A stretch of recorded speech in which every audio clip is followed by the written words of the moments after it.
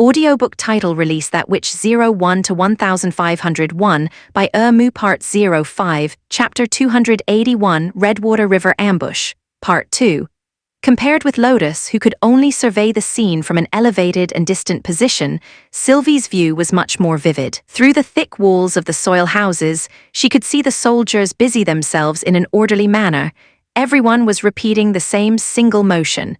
But all 7 to 8 people became one complex whole and moved like clouds and flowing water. The paper bags and iron balls stacked at the back of the compartment were continuously fed into a thick and robust iron pipe, which then erupted with the sound of thunder. Taking a closer look, Sylvie noticed that the soldiers first lit a rope that was at the end of the iron pipe. The jumping sparks then entered the interior of the pipe and directly ignited the previously loaded paper bag. In the following split second, the light became so bright that she was unable to bear keeping her eyes open.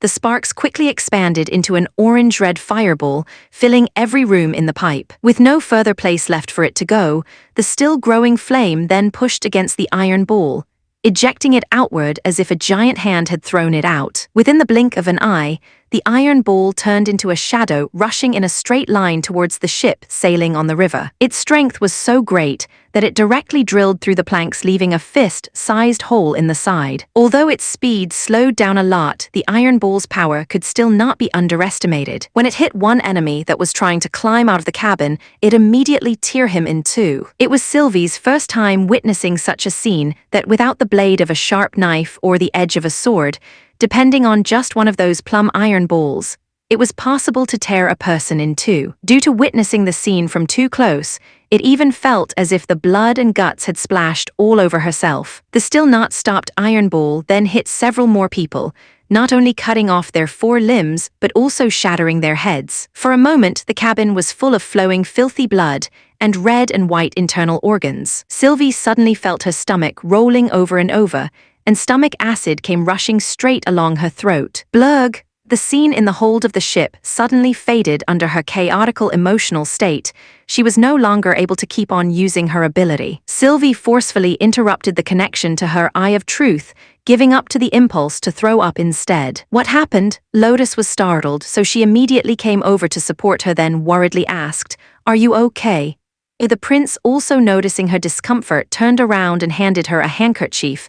"If you think it is too bloody, then don't look at it. At least don't use your ability to look at it from a close range. For now, first go and take a break." "Thank you." Sylvie took the handkerchief and wiped her mouth. "I'm all right." This is probably the incredible invention Maggie and Lightning had spoken of, but back then we hadn't listened enough to it, or we didn't pay any attention to it. After all, without personally witnessing it, such an incredible weapon is really hard to imagine. She once more looked towards the battlefield, to see that Timothy's fleet had begun approaching both shores. Apparently, they have already noticed by now that this kind of violent wind and rainstorm is coming from the soil houses at the shores that are disguised as earth slopes. However, the other side still isn't aware that the military fortification arranged by His Highness Roland has far more to offer than that. Comparatively far away from the V-shaped line of defense were some more bunkers that were hidden with vines and weeds, which had a length exactly the same as the length of the fleet column. If they landed at any point,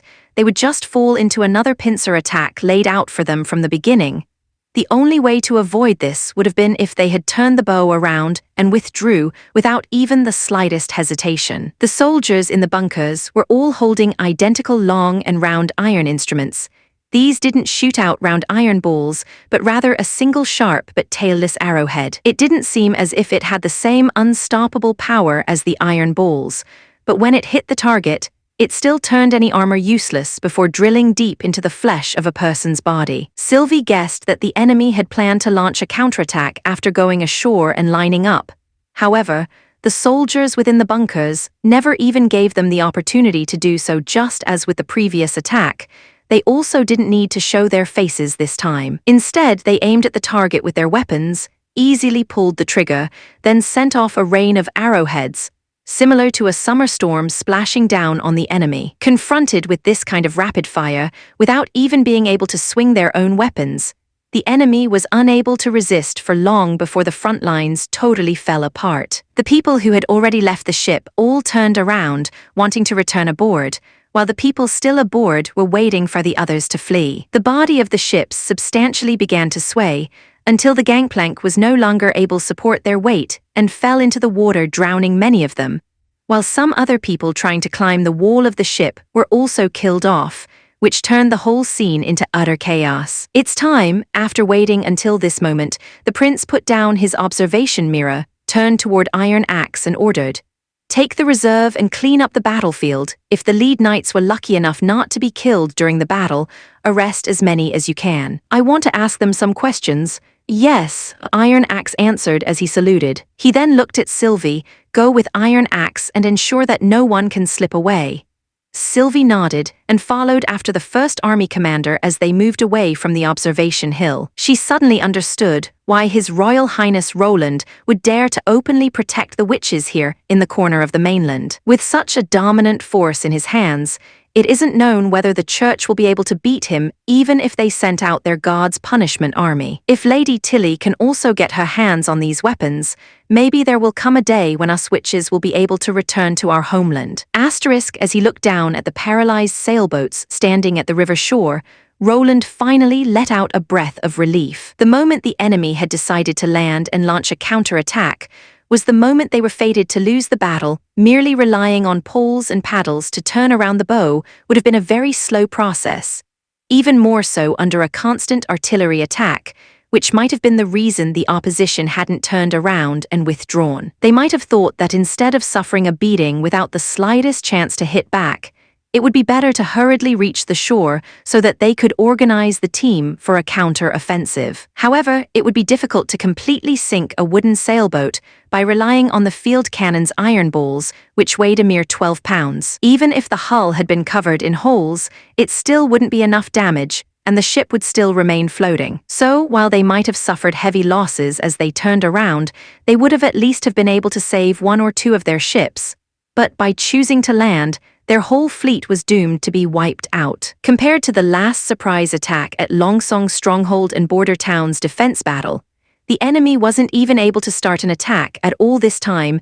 The pills were usually controlled and held onto by the commander until it was time to attack. Therefore, they were unable to respond quickly enough when the ambush began. It was not until evening that the work of cleaning up the battlefield finally came to an end. By that time, Iron Axe and a few personal guards had already entered the camp with 2 captives. Even before Roland had the time to ask, one of them had already started shouting out loud, "I'm Knight Schnack. Your Highness, please allow me to write a letter to my family. They will certainly offer a rich ransom. I am the second son of the Shield family from the northern border, Elven Shield. Your distinguished Highness," the other immediately followed, "I am also willing to pay the ransom." "So, the present attack was led by you?" Roland asked as he raised his brow. "Well, no. The captain was Sir Vincent, but he is dead now." Knight Schnack twisted his body. "Your Highness, could you let your man untie my hands? I hope to receive the traditional treatment during the redeeming period."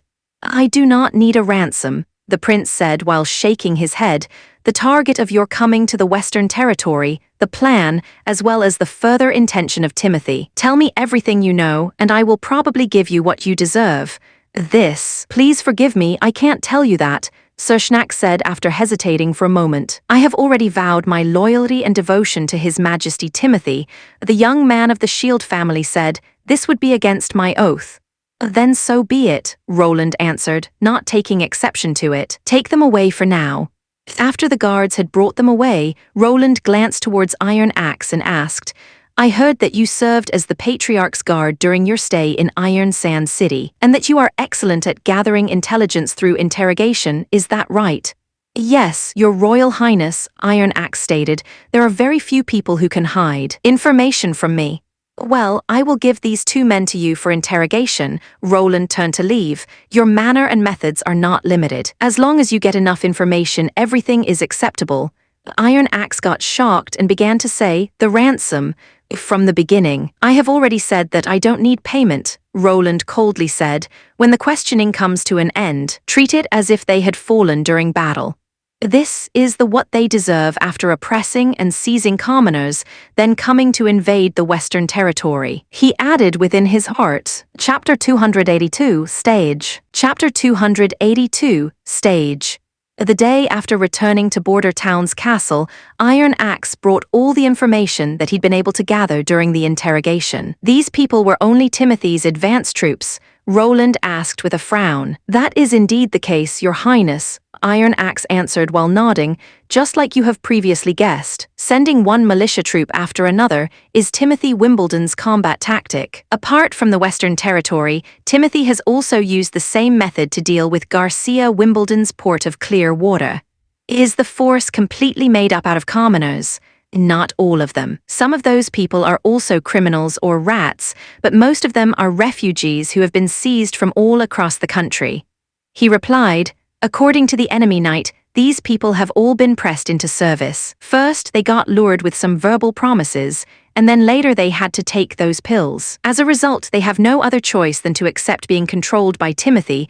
Only in that way will they get further pills to ease their pain and longing. But they do not know that once they swallowed the pill, there is no possibility of treatment, Roland sighed. Taking more pills just delays their death. Yes, Your Royal Highness. Timothy didn't inform the people about the side effect of the drugs. Instead, they believed that the new king would fulfill his promises after the war and give them remuneration and a new identity. What is the target of this force? Roland asked. Border Town, Iron Axe quickly replied. According to what they had heard from Knight Vincent, who had fallen during battle, they believe that Border Town doesn't possess a city wall, which would make it easier for him to achieve his goal of a war of attrition. He'd expected that with a force of 1,000 drugged militia, he would be able to cause about 3,000 casualties, which would be a severe blow for Border Town, but what? Knight Schnack confessed that Timothy has also handed them another mission. They were to divide the militia into several small groups intending to attack Border Town in waves. In this way, they could ensure their safety, while it would also be possible for them to observe your response pattern and combat effectiveness. I think, by now, he should already have received the answer to this question, since there was no report from the lead knight who was meant to command the previous attack. This time, there will once again be no one returning, the prince said nonchalantly. Since the advance army was used as consumables, did the two knights know anything about the plans of the follow-up troops? Not much, only that its scale would be much larger than that of the previous two attacks. Hearing this, Roland's gritted his teeth, and his mind immediately flooded with hatred. Not only are you forcing people into labor, but now you are also sending one wave after another to me as cannon fodder. Even if I'm able to prevail over my enemy without any loss, it will still be a tragic victory. Compared to resisting Timothy's invasion, it was even more important for me to put a stop to this insignificant war otherwise. After I finally managed to unify Grey Castle, how long will I have to wait for the population to prosper again? After the arrival of the months of demons, all of the Western Territory land routes between the cities will be sealed off by snow. Thus a large armed force won't be able to move even a single step. However, if they try to come over with ships, the whole process would take a very long time. Not to mention the tremendous cost, it is also quite easy to intercept it en route, he said. So, if he still wants to launch another campaign this year, he will have to act before the first snow of winter. And he will have to rake in the population even earlier than that. He would have to completely enlist the militia before winter starts. You intend to?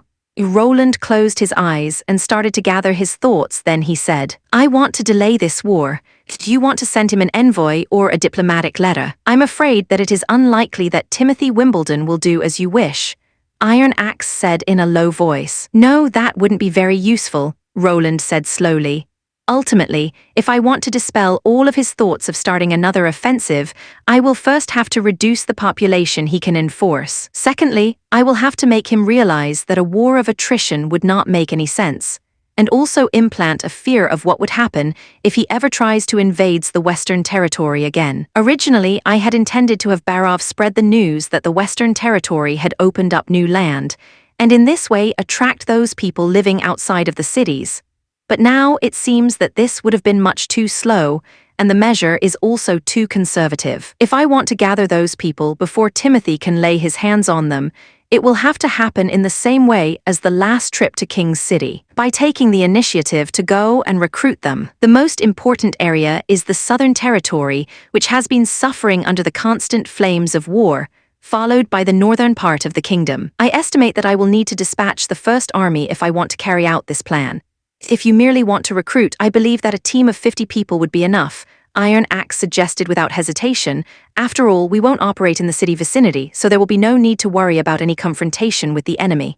First, let me think of a plan. After I'm done, I'll call you to see me again, Roland nodded. The main force needs to remain inside of Border Town as a defensive measure. Furthermore, the team which will be sent out has to be back before the Months of Demons begins. Furthermore, there is also the issue of whether we have enough gold royals and food. A more active attraction policy will naturally pull in more people, but at the same time, it will also increase the costs. The previous program was relatively good cost-effective, but now with an important objective, it is even more necessary to carefully consider how it should be implemented. Regarding the second point you mentioned, what do you plan to do? First, we have to let off the news by sending the captive commoners back to King's City. This way Timothy will be able to become aware of the course of the battle, telling him that something like this is to no avail, so he should never try and do it again. However, by doing this, our artillery warfare will also be exposed. Iron Axe interjected in worry. We didn't reveal anything of value, Roland said, while tapping on the table. Besides learning about the long striking range and the incredible power, he won't be able to learn the principle, so he won't be able to manufacture it for himself. As long as the level of industrialization remains at the current eras, he won't be able to resist even if he's already aware of it. Hot weapons are just too overwhelmingly superior to cold weapons. Even with a strong will, good tactics, and a large number of people, it will still be nearly impossible to reverse the situation. Also, those people will also send him a warning letter. Warning letter? That's right, the letter will be a notice containing the date and time of an attack. I plan to attack King's City on that day, the prince calmly said, thoroughly emphasizing each word. For a long time Iron Axe merely kept on staring at Roland, his mouth hanging wide open in shock. Then by the time he came back to himself, he solemnly and respectfully stood at attention, gave a salute and said, "As long as you order it, I will give my life for victory." "Relax, I'm not thinking about sending you out to die," Roland gave a reassuring smile. "My plan does not need the first army to participate. The witches will do it on their own."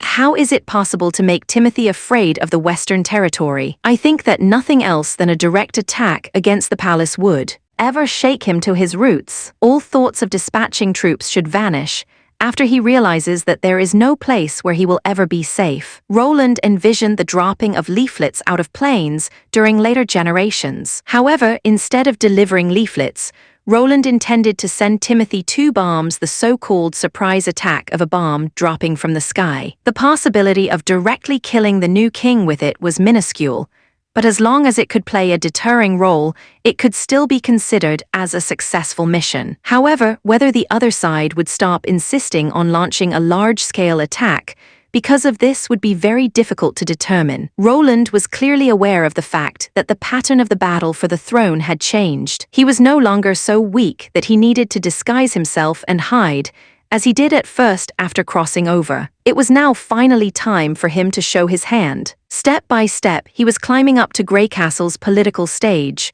finally making the people of the kingdom pay attention to his existence. This had nothing to do with any desire to show off.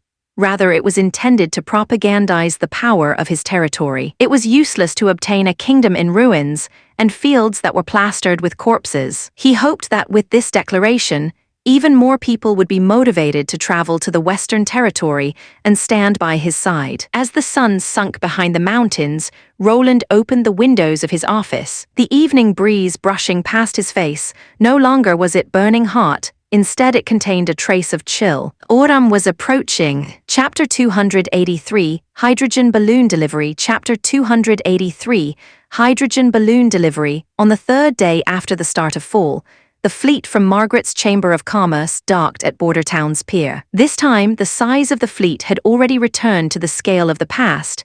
10 sailboats laid in a row, firmly docked at the side of the pier. "Most honorable prince, we meet once again," Gammon the merchant from the Crescent Moon Bay said while he bowed in greeting. "According to Miss Margaret, the transformation of the first steam-powered ship has been completed." "That's true," Roland acknowledged laughingly. "However, in order to ensure the quality of the goods, it is still required to go through a 3 to 4 days sea trial, so that we can test its reliability and power of the system."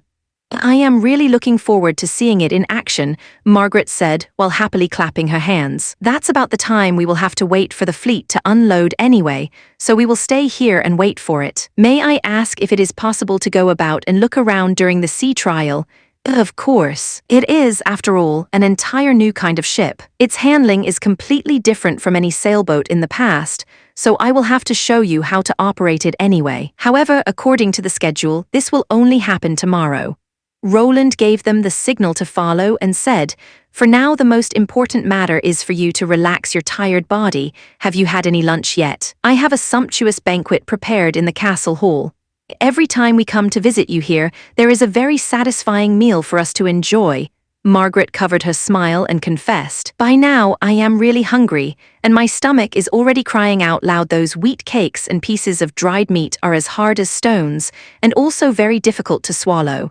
During this era, there was still not any reliable food-preserving technology, therefore, if it was called dry food, it would be very dry and hard, which inevitably had made Roland think of canned food. When the light industry was fully developed, manufacturing all kinds of delicious and convenient canned food, which was suitable for long-distance traveling and sailing merchants, would absolutely be the best choice.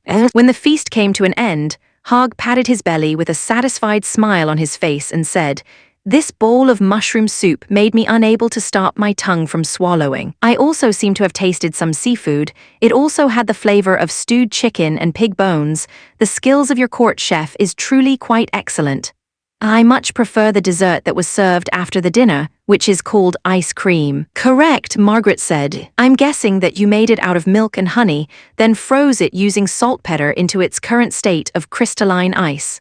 You also have to add some butter and egg white. Otherwise, you won't be able to get the soft and waxy texture," Roland added. "How much saltpeter is there this time?" "Still only one vessel," the businesswoman shook her head. "The Alchemist Association is still wantonly purchasing saltpeter. The Imperial Prime Minister even sent out the patrol to help plunder the saltpeter fields. Even though that group is carrying the mighty name of Sage, there is still no difference between them, and a gang of robbers. This one ship of saltpeter also came from Redwater City. So, this month's goods are for the largest part washing stones." "That's right." Hogg drained the cup of white spirit in one gulp and then poured himself another before saying, "Although the amount may be a little too much this time, it is still deeply engraved within my heart that you told me to get as many as possible last time. In addition to washing stones, there are also the best iron ingots and lead ingots. Recently, apart from you here, there are very few cities and towns which need this stuff." He sighed. "The mining business is getting worse and worse." This is the effect brought on by the Civil War, Roland thought to himself. The purchasing power is progressively declining in all parts of the country. In case that this continues for the next 2 to 3 years, the food price will go up tremendous, and there will be starving people everywhere. "Oh, that's right. What kind of problems have recently occurred in the Western Territory?" Margaret suddenly asked. "What happened? When the fleet was on its way to Border Town, we met a lot of—" Well, she paused for a moment, considering the words she should use, "a lot of floating corpses. They were dressed in rags and were mushy from rotting. Furthermore, there were so many of them floating that they covered the whole river channel from one side to the other. Apart from the corpse, there were also some broken planks and ropes that were floating on the water surface. It looked as if a ship had hit a reef, sunk, and thus ceased to exist. However, there is no reef in the river, so I thought, well, those were the remains of Timothy's fleet which he used to try and invade the Western Territory with." Roland put on a look of indignation and told the story of the fight a week ago. "They have gotten the punishment they deserved. In order to avoid blocking the ship channel and spreading a contagious plague, he had transferred Anna and Lily from Border Town after cleaning the battlefield. One was responsible for burning all the remains of the ships, while the other was responsible for purifying the water. But since Margaret still saw the floating corpses, She mustn't have been far away from the actual fight to have passed the place so soon after the end of the battle. So that's the reason, the merchant said with a smile. It seems as if Timothy has hit a wall on both sides. On both sides? There was also Garcia's port of Clearwater. The latest news I received was that the looters who attacked the cities of the Eastern Territory were actually Garcia's men. After looting everything from the Seawind region and Valencia, the Black Sail fleet went further north along the coastline instead of returning to the harbor. Who knows where she finally landed? North? Roland asked in surprise. Did she leave Grey Castle? For now that seems to be the case. Timothy's troops have already thrown themselves against an already evacuated port of Clearwater, which left it as a ghost city. Margaret stated, there were a lot of rats within the force he brought along, so that's why all of these are well-known secrets within the streets. No matter what, you are the only thorn left remaining in his side. Thus in the future, it is quite possible that his attempts to invade the Western Territory will become even more and more frequent. If you ever want to leave Grey Castle, Crescent Half Moon Bay will welcome you at any time, Marlon offered. That's right, Gammon agreed while patting his chest. The island is sufficient enough to contain 10 border towns, and we are even willing to provide for you and your people free of charge. You merely want me to hand over the technology for the steam engine and steam paddler, right? Roland rolled his eyes in his mind. Even if I couldn't stay in Grey Castle any longer, the first person I would seek shelter from would be Tilly Wimbledon. On the surface, however, he still smiled and replied, all right if such a day ever come about. Oh, by the way, he turned towards Margaret. Last time you placed an order for the investigation balloon, I've already succeeded to fabricate two. So fast, the latter was pleasantly surprised. Can you take me to see it? Of course, please, come with me, Roland said and then got up to leave. Arriving at the castle backyard, they saw an already completely inflated hydrogen balloon. The balloon had a water drop-like shape. It was wide at the top and narrow at the bottom. It had a diameter of 5 meters at the top, and in accordance with the size of the test sample, it could carry one grown man and lift off. The air sac and ropes were coated with a sky-like camouflage. So if that were paired with the observer also wearing camouflage, it would reduce the chance of it being detected to the minimum. It doesn't seem to be the same as the balloon we rode on last time, right? Margaret carefully sized up the new product. That's because you can use it even without witches. Roland cleared his throat and then began to introduce how to use the investigation balloon. At the end of the air sac is a movable valve through which gas can enter and come out of it is precisely this alchemical gas filling, which allows the balloon rise up and fly. The inflation method is very simple. As long as the matching hose and gas tank are connected, you merely have to open the valve on both ends. After finishing the verbal exploration, he went through the demonstration of the deflation and inflation process in front of everyone. How many bottles are needed to fill a balloon? Margaret quickly caught the key point. 5 bottles or 6 bottles? This question made Roland slightly embarrassed. Definitely no more than 7 bottles. The main reason for the variation laid in the problem that the density of the diluted sulfuric acid, which was necessary to produce hydrogen in the bottle, is hard to control. It would be a waste of valuable human resources to first purify the sulfuric acid to 98%, only to later dilute it with water again. Is this alchemical gas very expensive? It is indeed. It is also hard to conserve and full of dangers. That is, when it is carelessly handled. Roland coughed twice. Therefore, you can only store the gas tanks for a year at most, and it should neither be knocked over, disassembled, or burned. Otherwise, it could have serious consequences. He paused for a moment to let his words settle, then continued, although the price is somewhat expensive, rest assured. When purchasing the investigation balloon for the first time, the first batch of gas tanks ordered from Border Town will be free of charge. In addition, you can also get an extra set of sky camouflaged investigator clothes. Chapter 284 Companion Chapter 284 Companion.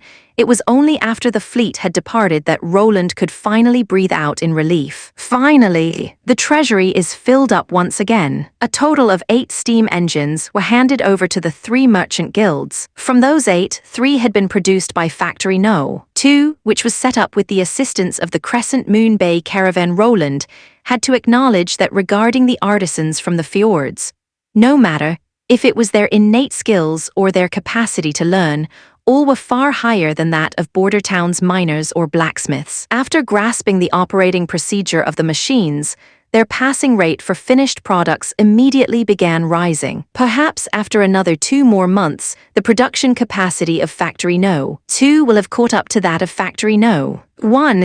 Fortunately, according to the signed contract, the income from the sale of those machines would entirely be owned by Roland. In addition, he has also received a new purchasing order for the hydrogen balloon from the Crescent Moon Bay Caravan. Marlon had been especially interested in this greatly the vision expanding thing. In addition to a single-person detection balloon, he also specially asked for a custom-made giant balloon with the capacity to carry 3 to 4 people, which he intended to use for the exploration of the fjord's new islands. Including with the delivery of the first steam paddler, all 3 items had brought Border Town an income of close to 7,000 gold royals. After deducting the costs for buying goods such as metal ingots, washing stones, grain, and other commodities, the remaining 6,000 gold royals should be sufficient to support his population expansion plan. Thus, Roland called Barov and Iron Axe into his office. Now that the treasury is full again, it is time to recruit more foreign citizens. He looked at the 2 able men. This task will be carried out by a cooperation of the City Hall and First Army. Which specific personnel you assign will be your decision. I will merely brief you with the rough details of the mission. Please speak, the Prime Minister said with a nod. Recruitment will be split into 2 areas, the north and the south.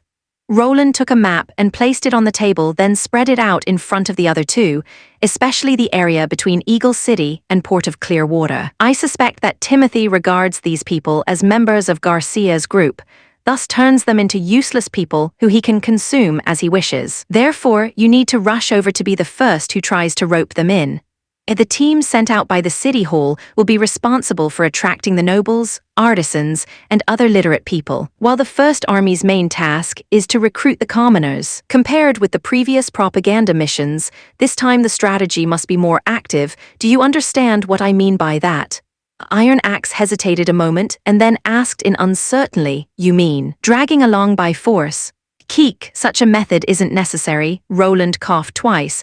The Sand People's style was really straightforward and cruel, for example by giving away food for free, taking the initiative to convince them using advance payment of living expenses, etc. He turned his view to Barov. You should be very clear about this kind of stuff. Of course, Your Royal Highness. Previously as a cabinet minister, I have aided the patrol to suppress or pacify riots of refugees several times. The latter said. This request is quite simple. Sometimes it's already enough to merely feed them until they are full. Therefore, there is no need to use money to rope them in. Don't even start talking about remuneration with them. If the conditions seem too generous, they will become suspicious. However, the arrogant aristocrats will prove troublesome. Although they are currently hard-pressed for money and no longer so well off, they are still experienced and knowledgeable, so their demands will also be higher. It's unlikely that they will go on a long-distance trek simply to receive a steamed bun. To lure them, it's required that we coerce them with money and promises. Roland clapped twice. It is a pity that there are so many responsibilities for you here in Border Town that you can't go out in person. Otherwise, the success of this mission would be guaranteed. Please rest assured, Your Royal Highness, I shall dispatch the disciple whom I'm the most pleased with, Barov said with a smile, to establish Border Town as a city next year. It'd be nice if both sides of the Redwater River could be covered with houses. It's possible that such a day will come. After the 2 men asked for leave, Roland leaned back against his chair to rest for a short period. He decided to go to the yard at the north slope to see Anna. Stepping through the door, the first thing to enter his view was a pile of metal cubes. Roland picked up one piece and held it in his hand. They were basically all of the same size, about 5 centimeters long and wide. The surface wasn't smooth at all. It looked as if they all come out of a press. There was also a number engraved on one side. For example, on top of the piece in his hand was written the number 256. How was it? Were you able to discover any better one? No. 1057 and no. 2284 are exceptionally hard compared to the others, regardless of their hardness or toughness. Both are excellent. Anna answered after coming over to greet him with a bright smile. Were you already able to climb over 2,000? Roland asked in astonishment, and took the record handed over by Lucia. It was completely filled with data. Seeing no, 2,284, he discovered that there were several numbers written on it: carbon content of 0, 8%, 15, 2% of unknown elements. Well, this is more satisfying than cutting gun barrels, Anna confessed with a wink. Whether it is unexpectedly possible to create such earth-shaking changes to its characteristics by mixing iron pieces together with other metals is something I really look forward to finding out. I want to know how these metal pieces work. Anna and Lucia's current exploration was a far-reaching task. Roland let the little girl first break down the ore into its raw materials before Anna then mixed and melted them together according to the different mass ratios. Afterward, they would then test the performance of these pieces by stretching and squeezing it under the heat of Anna's black flame. Through observing the actual time taken and amount of magic power it took, Anna could distinguish between its strength and toughness. The first material to add had obviously been carbon, even though Roland knew that the essence of steel was a type of iron and carbon alloy. With too much carbon, it would become pig iron, and without any carbon, it was pure iron. When the carbon content was within a certain range, would turn into steel, etc. However, even with just a small fluctuation, it could already greatly change the metal's properties. So the first thing they needed to measure would be the size of that range. Within the history records he had seen, before 1500, they had only used mixtures made out of pure iron and carbon for smelting. But after 1500, they began adding new elements on top of a steel foundation. Roland thoroughly understood that every additional element in the sequence could potentially increase the results many times over, which would turn into a very long process. Therefore, he only allowed Anna to advance her exploration if she had finished all the important manufacturing tasks. He encouraged the two witches with a few words, then sat to the side, quietly enjoying the rear view of the busy Anna. After entering autumn, the sun was still shining brightly, but it was already no longer as cruelly hot as during the last month of summer. Instead, his body now felt nice and warm, and a long-lost feeling of calmness spread throughout his heart. He didn't know how much time had passed, but the yard gradually quieted down. He felt a soft hand being placed on his forehead when he narrowly opened his eyes. He saw that Lucia had already disappeared and that Anna was sitting in front of him. "You have something you want to say to me?" "It was your eyes which told me," she said while leaning forward, letting her hair fall down naturally, resembling strands of translucent gold silk. Roland hesitated, but then shook his head and helplessly replied, "I'm just a little confused." He told her about his population expansion plan before continuing, "Compared with my original intention of free choice, now in order to seize time, I have to use a combination of half luring and half forcing. Although I'm doing this to avoid Timothy pressing them into his army, to die under the eroding effect of the pills. However, if I think seriously about this, my way of handling things isn't that different from his. The only difference would be the purpose." "Can't you explain your purpose to them?" she asked softly. "But I know what you want to say." Anna covered the prince's mouth. "You are worried that they won't appreciate your act of kindness. Furthermore, you also can't guarantee that your objective will forever stay so proper in the future being misunderstood, because you used the wrong method while trying to achieve a good goal, or using the right methods, but committing an irrevocable mistake. In the end, you do not know if it is more important for you to use the correct method or to hold on to the right objective. Am I right? Be at ease." Anna immediately answered her own question, not even giving him the chance to say anything. She put her hands on his cheeks, softly whispering into his ear, "I'm here. I'll always make sure that you look good."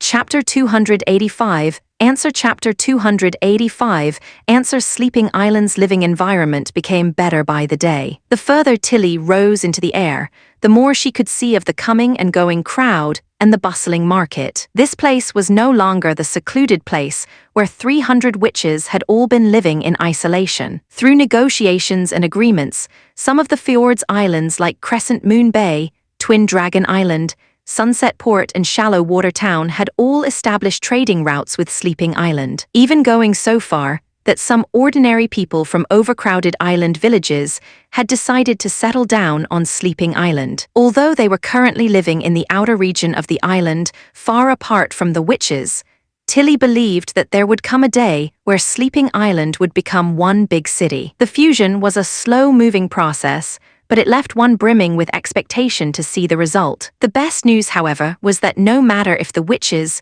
were living on other islands or were already locals when they awakened, they would all become members of Sleeping Island, which meant that Tilly and her migrants would be able to regularly obtain new supporters. "Come down, the wind is rising," Ashes shouted from below, "and be careful not to fall."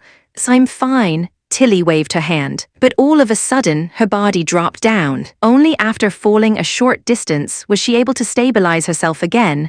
"Oh, it is still a bit hard for me to control. I knew that your control isn't good enough to fly so high." Ashes stamped with her foot.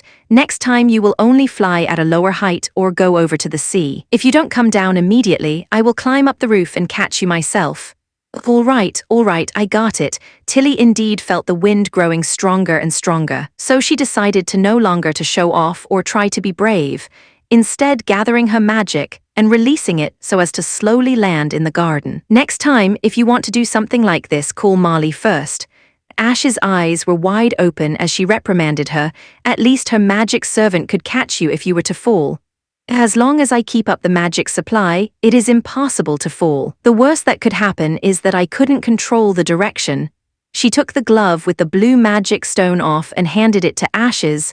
"You also have to try it next. The feeling of flying is simply incredible. When you overlook Sleeping Island from up high in the sky, it will feel as if the whole world has become something entirely new." "I'd rather not," Ashes waved dismissively. "From the beginning, I have always been unable to activate the lightning magic stone, so don't even mention continuously providing the stone with magic. Furthermore, there is also only one. Even if I'm able to grasp the control skill, there is no way for me to fly with you." "Then let it be," Tilly regrettably said, taking the gloves back. "I always believed that if we could figure out the principle behind it, there is the possibility that we can manufacture similar magic stones. Do you think those stones are man-made?" "Without a doubt," she nodded without hesitation. "No matter if it is their polished exterior appearance or their particular applications, it is unlikely that those stones were formed naturally. It seems that the group who inhabited the ruins had a much deeper understanding of magic than we did. It's just a pity that they didn't leave any more clues than a bunch of incomprehensible scrolls." At this moment, a huge white figure suddenly fell from the sky. Due to the speed at which it fell being too fast, it practically smashed into the ground with a thud, lifting out a circle of dust. "Maggie," Ashes lifted her eyebrows. "Azulu, that's extremely painful, Goo," the little girl that was lying on the ground said as she rubbed her head and stood up. "Just now were my eyes playing tricks on me. Lady Tilly can actually fly in the sky. If it wasn't that you had the wrong color of hair, I would have believed you were lightning." "You were not mistaken, I just flew in the air," Tilly said while rubbing her cheek with a smile. "How about? Are the witches who went to live in Border Town doing well?" "All fine, Goo. They asked me to deliver a letter to you," Maggie said, flipping her bag over to find some letters. "This is Lotus's, this is Evelyn's, and this one is from His Highness." For a moment, Tilly could only stare dumbfounded when she saw the 1.5-finger-thick letter which had been sent by the prince. It was wrapped so tightly that it resembled a parcel more than it did a letter. It was even so heavy that it caused her hands to drop down a bit, which made it obvious that this wasn't just a simple letter. "You've worked hard." Ashes took out one half of a wheat cake, broke it into small pieces and handed it over to Maggie. However, the latter merely shook her head, put a dried fish into her mouth and vaguely said, "I'm off to play with Molly." Then she turned back into the large white pigeon, flapped her wings and flew out of the flower garden. "Why do I get the feeling that after 1 month she's somehow become bigger?" "I have the same feeling," Tilly laughed. "Perhaps the life in Border Town is quite good." Back at her house, she tore open Roland Wimbledon's letter. Within, she discovered that besides a sheet full of written content, the more than a dozen remaining pages were unexpectedly some vivid and lifelike pictures. "What are those?" Ash's question exactly reflected Tilly's own puzzlement. She shook her head, took out one of those painted sheets, and spread it out. The content on top was somewhat hard for her to believe. The background resembled a wasteland in the evening. Under the bloody red light of the setting sun, 2 atrocious-shaped monsters could be seen in a close-quarter fight against a group of witches. The witches were clearly in a disadvantageous position. their best abilities didn't seem to show any impact. No matter if it were vipers or fireballs, none were able to stop this enemy. When she came to the last picture, she saw that several witches had fallen, forming pools of blood. Tilly frowned. The scene was undoubtedly drawn by a witch. Only magic would be able to create such a lifelike image. But, in the end, were these merely simple pictures, or were they a reminiscent of something which had happened in the past? With a feeling of being on a knife edge, she immediately snatched the letter and quickly skimmed over its content. Soon, Tilly felt her stomach tighten and her hands began to shake as she saw one word appear in the letter again and again: devil. What happened? Ashes asked in concern, grasping Tilly's tight to support her. What did the letter say? It's the past of the Witch Cooperation Association. She patted the back of Ash's hands, indicating that she was all right. They were looking for the Holy Mountain in the wilderness. You should remember the Holy Mountain, right? Yeah, it's the legendary destination of all witches. At the Holy Mountain, they can find real peace and serenity, but this is merely a vague rumor. There's nothing genuine about it. Ashes couldn't accept it as correct. Here on Sleeping Island, we can also live in peace. Moreover, the demon bite is nothing more than a lie of the church. But Kara was convinced that the Holy Mountain did indeed exist. In addition, she had also found an ancient book within the ruins inside a forest of the eastern region, fully believing that it could lead her to the gate of an uninhabited land in the Forbidden Area. She went so far as to lead the Witch Cooperation Association over the impassable mountain range. However, after entering the wilderness, they didn't discover the Holy Mountain, but instead met with a terrible monster.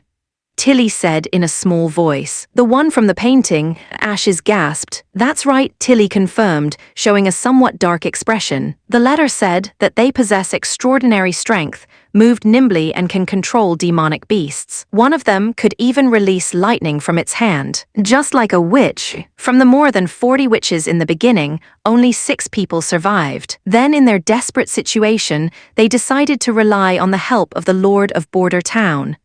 Unexpectedly, it was originally like this. Furthermore, the point that puzzles me the most is that the ancient book contained one paragraph which looked like a slovenly written essay. However, it was written in the language of the 4 kingdoms. Tilly turned her attention back to the letter. Within, it mentions the holy city, a fight with the devils, and Alice's experiments of a god's punishment army. It should be the story of what happened 400 years ago, but since they know the language of the 4 kingdoms, why should they use a very different language to record the documents and books? As she was still unable to get any results after thinking about it for a long time, the 5th princess just put all these things aside and instead took out Sylvie's letter, intending to learn what the examination of the Lord of Border Town has shown. In the end, the first sentence of the letter had already left her dumbstruck, even more so than the shock when she had seen the word devil. Lady Tilly, I was unable to find any sign of camouflage or magic on Roland Wimbledon's body. Also, besides the witches of the Witch Alliance, there are no other witches hidden in the town. So I think he may be your genuine older brother. Chapter 286, Change. Chapter 286, Change, Genuine Older Brother. Genuine. Older brother, how can this be? Tilly held the letter in a startled fashion with both hands, her mind not able to focus in the least. All the thoughts in her mind were tumbling up and down like the tide. Her father, King Wimbledon Roman III, had 5 children. Gerald, Timothy, and Garcia, due to their earlier birth, could be considered as the first circle. By the time Roland had been born, the previous youngest Garcia was already 6 years old and would naturally not take him along to play with her. By this reasoning, she and Roland should have formed another circle, but this hadn't been the case. Her brother was always yearning for their 2 elder brothers' approval and tried to integrate into their circle, but the only result was that they would often bully him. In the end, this caused Roland's character to become twisted and irritable. Of course, he never dared to release his anger at Gerald or the others, and instead had come to vent his anger on her. For example, he had once tried to persuade her to steal father's crown with him, and when he was met with rejection, he inevitably flew into a rage out of humiliation and began insulting her. It would sometimes even go so far that they exchanged blows. Later, when their father found out about this, Roland had been taught a ferocious lesson. After this incident, however, he restrained himself a lot, but his bad habit of threatening her in all different kinds of ways was still as strong as before. At that time, she had still been unable to understand these matters, but in retrospection, Tilly only felt that it was rather ridiculous and childish. The year she became 10 years old, she discovered some cut-in-half earthworms had been placed into her favorite shoes. It finally became unbearable for her, and so she finally decided to fight back. She called Roland to come over, and as he opened his mouth to threaten her once more, she directly threw one of those earthworms into it. Ever since then, he'd never dared to provoke her again, and she in turn had stopped talking to him. After becoming an adult, Roland still hadn't changed. Instead, it had even become more severe. She often heard about his dandy deeds, and among the nobles, he was always referred as being violent, mean, and without any learning or skills. To sum it up, he was the worst image of a noble among all nobles. Except for his identity as a member of the royal family, he had nothing at all. Regarding this evaluation, Tilly fully agreed with it. Furthermore, she also knew that the reason he had the outward appearance of being violent and irritable was because he was doing everything to cover his greatest weakness, being timid and afraid. However, can such a person unexpectedly stand up and side with us witches, giving asylum to a group who are known as the devil's minions, in the end even becoming an enemy of the church without any hesitation? For a moment, Tilly didn't know what to say. Tilly. Only after Ashes had shaken her 2 times was she finally able to come back to herself. I'm all right, everything is just a little hard to believe. She shook her head. Sylvie said that the Lord of Border Town is very probably the real Roland Wimbledon, and not a puppet controlled by a witch or replacement. Oh, that stupid one who tried to grope me in vain, Keek, that animal. Ashes coughed twice. After not meeting for a year, he truly changed astonishingly. Apart from his appearance and impression, which was still almost the same, I felt like I met someone completely different. Can you speak a bit more clearly? Ashes crooked her head and thought for a long time before she found the right words. I think the biggest difference was that he appeared to be clean, no matter if it was his style of dressing or the feeling he gave to other people. None of it resembled a noble. He didn't wear any ornament, no matter if it was gold or jewels, there weren't any on him. Ashes recalled, even his clothes were all utterly of common style. They seemed to be relatively simple, without lace, added decoration, or golden threads. If not for his hair color, which was too eye-catching, there was almost no difference between him or a commoner, and yet at the same time he didn't seem to be an ordinary person. He resembled a nobleman, Tilly asked. No, not like a nobleman. Ashes curled her lips. Those aristocrats are unclean. Not like a pool of stagnant water, but unclean like the muddy silt underneath the pool of stagnant water. As for him, I'm unable to come up with a precise description. In short, he let people feel good. It's quite difficult to believe that you can say something like this. I merely want to answer your questions seriously, nothing more. Tilly breathed out deeply. It seems that brother has changed quite a lot, but in the end, what might have led to his transformation? Or is it because of a reason he himself isn't aware of, and thus unconsciously caused him to change into such a different person? The 5th princes suddenly remembered the content of Roland's first letter. Therefore, I have to destroy the entire church and turn their statement that the witches are the devil's messenger into dust. However, rescuing the people from their ignorance and stupidity will be a long and slow process. For this, I will need even more help from you. Concerning what would lead to this decision, what caused me to no longer be as indifferent to everything as in the past, are all trivialities that can slowly be elaborated on when we have the time. The ability to express oneself in a letter is limited, so I won't say any more than necessary. Perhaps only by meeting him in person will I be able to discover the real cause. To regain her train of thought, Tilly turned her sight back to the letter. The latter half reported on what Sylvie had seen and heard during her stay in Border Town. Originally, Roland had chosen her for the purpose of verifying the natural mineral resources in the North Slope mine. However, in the end, they had instead discovered an enormous amount of God's stones of retaliation. It turns out that the stones with the ability to suppress a witch's ability comes out of the ground, just like any other mineral. So, in conclusion, the new holy city at Hermes must also be in control of such a vein, which allows the church to continue to produce the God's stone of retaliation. Once again, further down, she came across another piece of news which attracted her attention, that he possessed a type of weapon which could release iron balls and arrowheads from an iron tube, which contained a great deal of power, and was accompanied by a deafening roar. Even though Maggie and Ashes had already mentioned this kind of thing, but it was the first time that she had ever seen such a detailed description. Sylvie had even attached a hand-painted diagram to the paragraph. So, as it turns out, that thing which caused my injuries looked the same. Ashes, reading the letter by looking over Tilly's shoulder, remarked, "Since we are allies now, you can ask him to send a large batch of weapons to Sleeping Island with your next letter, and tell him that we need them to guard against the church. If he doesn't want to, Humph, this ally might not be as reliable as you thought. Being allies doesn't mean that you won't guard against each other at all," Tilly said laughingly. "This weapon is clearly the foundation he used to build his home, so how could it be so quickly handed over to others? This kind of test would only destroy the trust we worked so hard to build." I also excluded Molly and Wind Reader from the list. I gave him about our witches. "And this winter, we will go and visit Border Town anyway. At that time, we will be able to speak from face to face. Don't you think that that would be a better time for it?" "Well," Ashes spread her arms out and said, "you have the final say in this." Tilly showed her a smile and then continued to read the letter. When the line of sight turned to the last paragraph of the letter, she couldn't help but feel shocked once more. Roland unexpectedly invented an undergarment which was used to wrap up the woman's chest.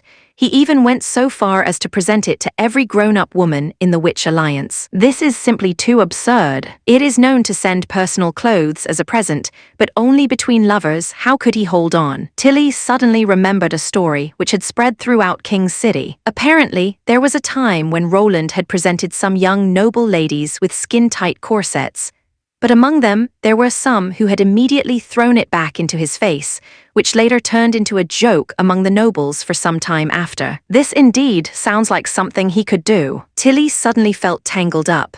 On one hand, this brought him more in line with the image she had in her memory.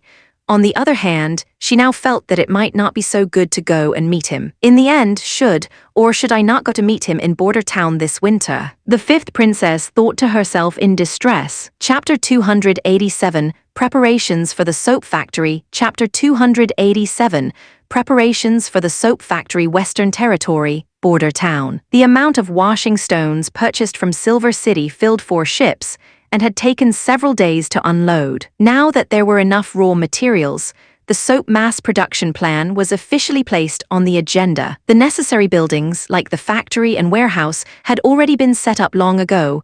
The soap factory was located beside the industrial park, next to Steam Engine Factory No. 2, built in exactly the same style as the former. Since the roof, supporting beams, and planks for the walls were all made out of wood, and it had the same measurements as before, the task of wood cutting and transportation was placed in the hands of the witches, and the whole construction period ended up being very short. Manufacturing soap needed a series of chemical reaction. Washing stones, which was a natural soda, could be used for this. The other raw materials required were also very common.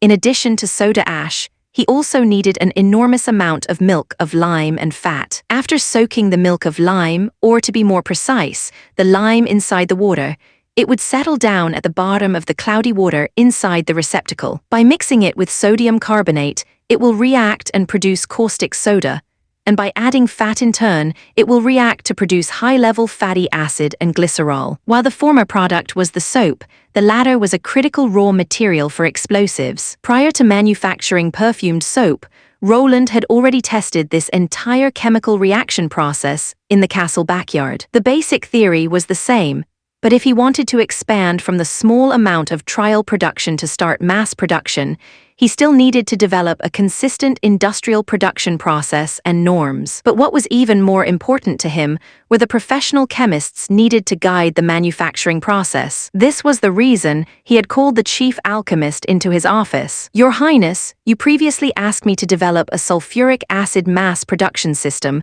I believe that I finally found a feasible plan," Kyle Sitchai immediately shouted after he had opened the door. "However, it will demand we use a large amount of lead. We will also need a blacksmith who can to make a vessel from the lead. I heard that some of your witches could accurately cut metal. One of them made those lumps of steel which make those rumbling and banging noises. Is it possible that I—" "Of course, just give me a report with the shape and size of the vessel you require, and I will instruct the Witch Alliance to make it."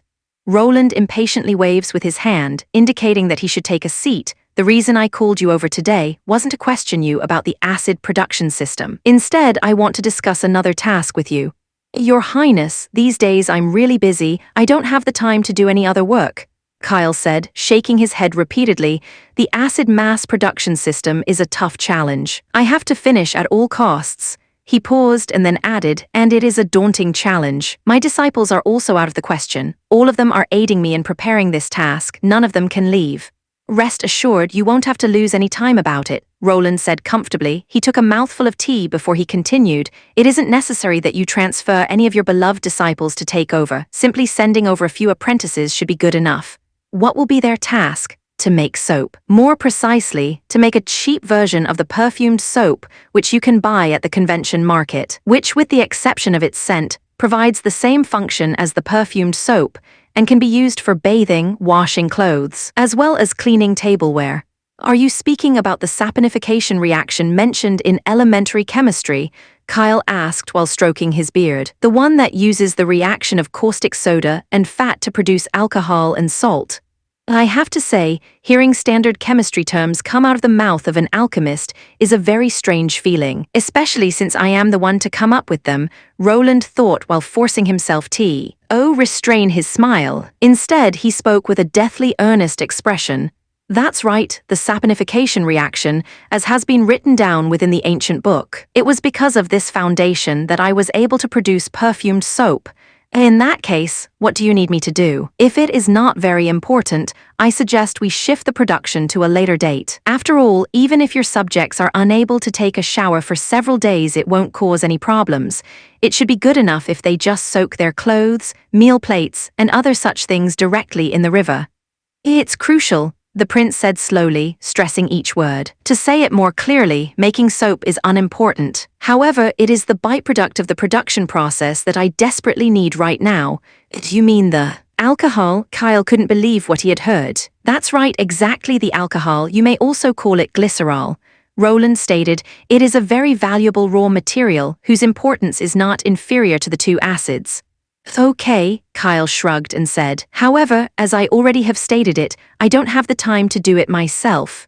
Roland exhaled slightly, once more starting to learn how tiring it was to deal with the chief alchemist. As long as you pick out several talented apprentices and demonstrate the process one time in front of them, it will already be enough. I will recruit some of my subjects to carry out the production process. However, in the end, none of them even understands a word about chemistry.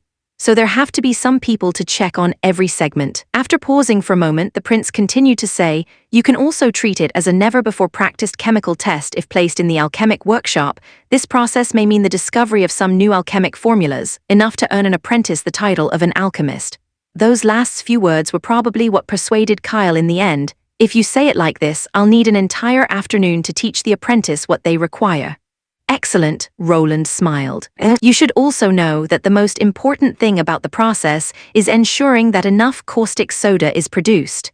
He wrote down the reaction formula on a piece of paper. Before the invention of the syntactic alkali production, natural soda was the most important alkali raw material. The latter was mainly composed of sodium bicarbonate, which when heated would break down into sodium carbonate, carbon dioxide, and water. Because it was accessible in great amount and also quite simple to process, it was still in use even in modern times. By decomposing the washing stones with heat, followed by dissolving them in water and afterward filtering the water, you can obtain a relatively pure solution of sodium carbonate solution. Followed by heating it together with milk of lime, you can get a sodium hydroxide solution, for which you should easily be able to come up with a purifying method for yourself, Roland explained. To clarify, first distill, then mix, repeating these steps until the concentration is high enough. Then, after it has cooled down, the concentrated solution will have formed a huge amount of crystals.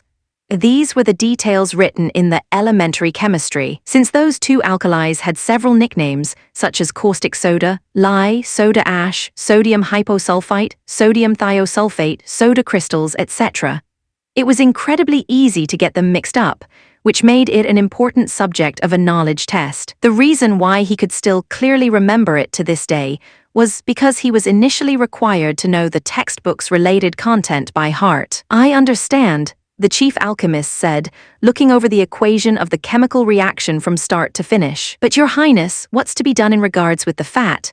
I will arrange people who will send it to you.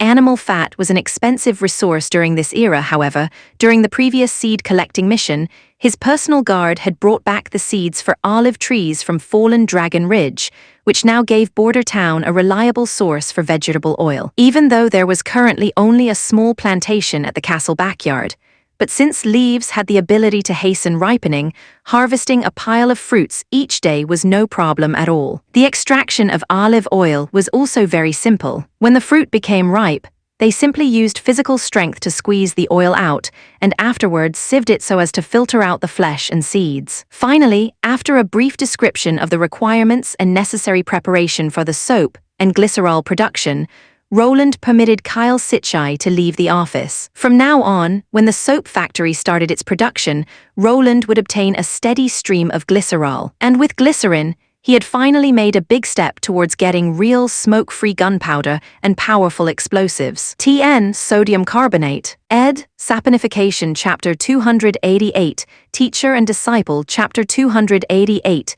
Teacher and disciple, Kyle Sitchai, passed through Border Town into the direction of the Redwater River. By now, Border Town had become a flourishing place.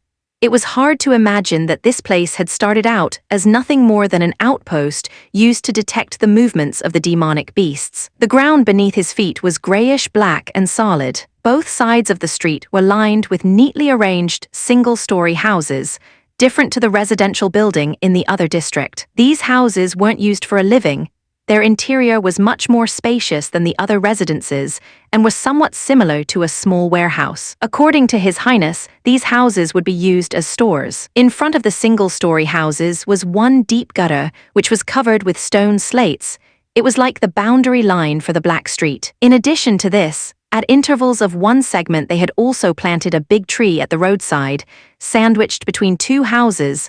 The branches grew close to the center of the road. Not only did it offer protection from the sun and rain, but it also warmed the people's hearts and delighted their eyes. Kyle had no choice but to say that in the end, it was the regularity that gave him the greatest impression. No matter if it were the buildings, roads, sewers, or trees, they were all located at the right place according to a previous plan.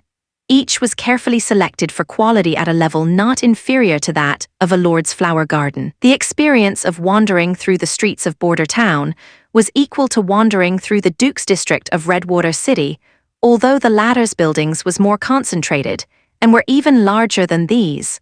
The harmonious arrangement of these ordinary and mediocre houses exude their own unique sense of beauty. This kind of feeling surpassed that of individual greatness, showing a higher level of grandeur since it was part of a whole. Just like those chemistry formulas that are adjusted to a uniform system, he thought, this is a beauty brought forth by order. Nowadays, Kyle had a lot of reputation in Border Town. The passers-by who were coming and going all greeted him with a nod and respectfully addressed him as sage. However, compared with the title of a sage, he still preferred the title of the Master of Chemistry. It was just a pity that His Highness had made it clear that he had to understand intermediate chemistry before he could receive this special glory. Walking away from the central district, Kyle could see the Redwater River flowing along the western edge of Border Town. The laboratory that was situated at the riverside had already increased to 4 buildings.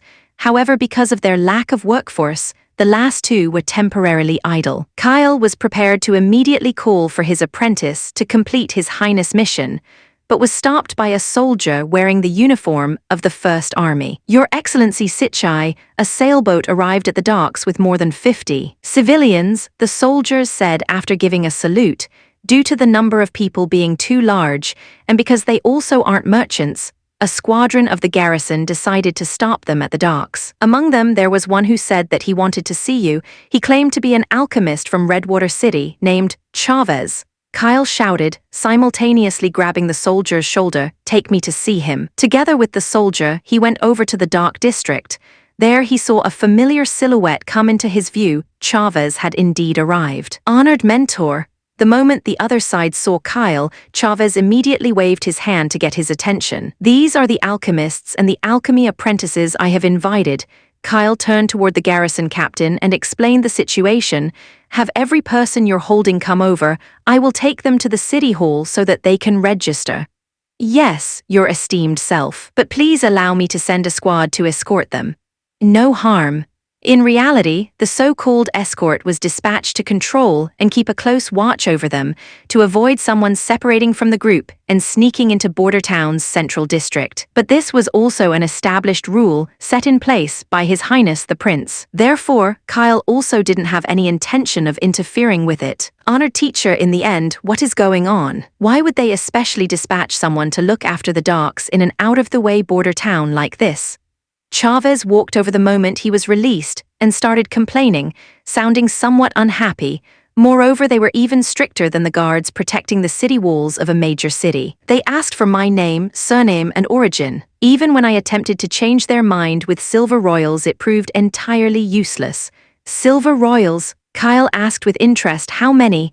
Of course, just one, Chavez answered, looking somewhat perplexed. Ha ha ha. Hearing his response, Kyle stroked his beard and started to chuckle.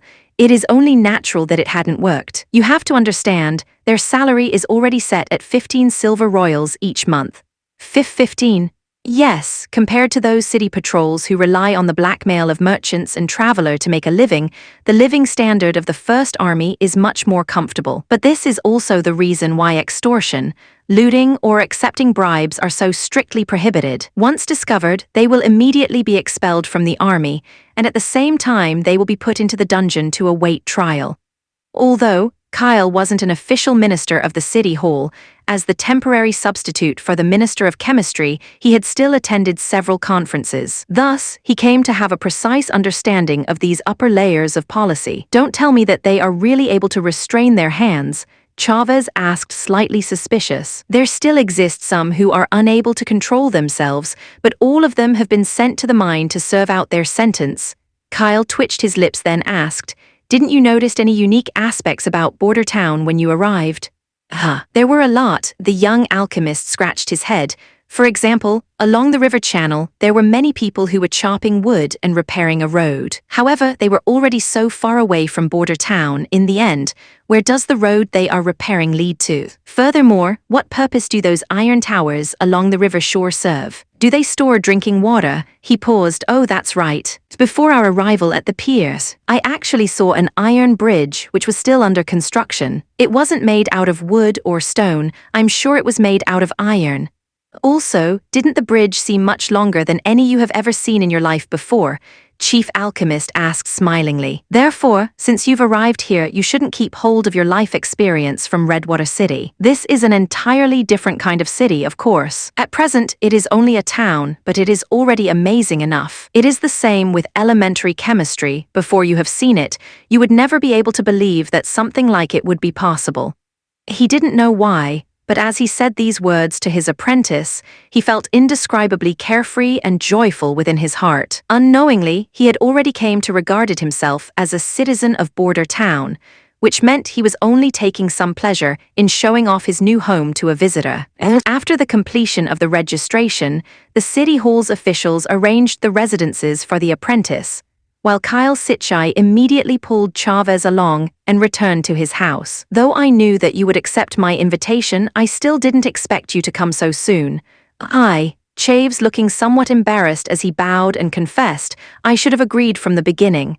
Hearing this, the chief alchemist smiled, even though he was engrossed in alchemy, but that didn't mean he didn't understand a word about the affairs of life. The reason why Chavez didn't choose to leave from the beginning was that due to his discovery of the two acids method, he had hoped that Redwater City's lord would give him the position of the chief alchemist. Only after Cabora, who'd already held some prejudice towards him, became the new chief did he decide to leave Redwater City. But Kyle didn't really care about such small matters.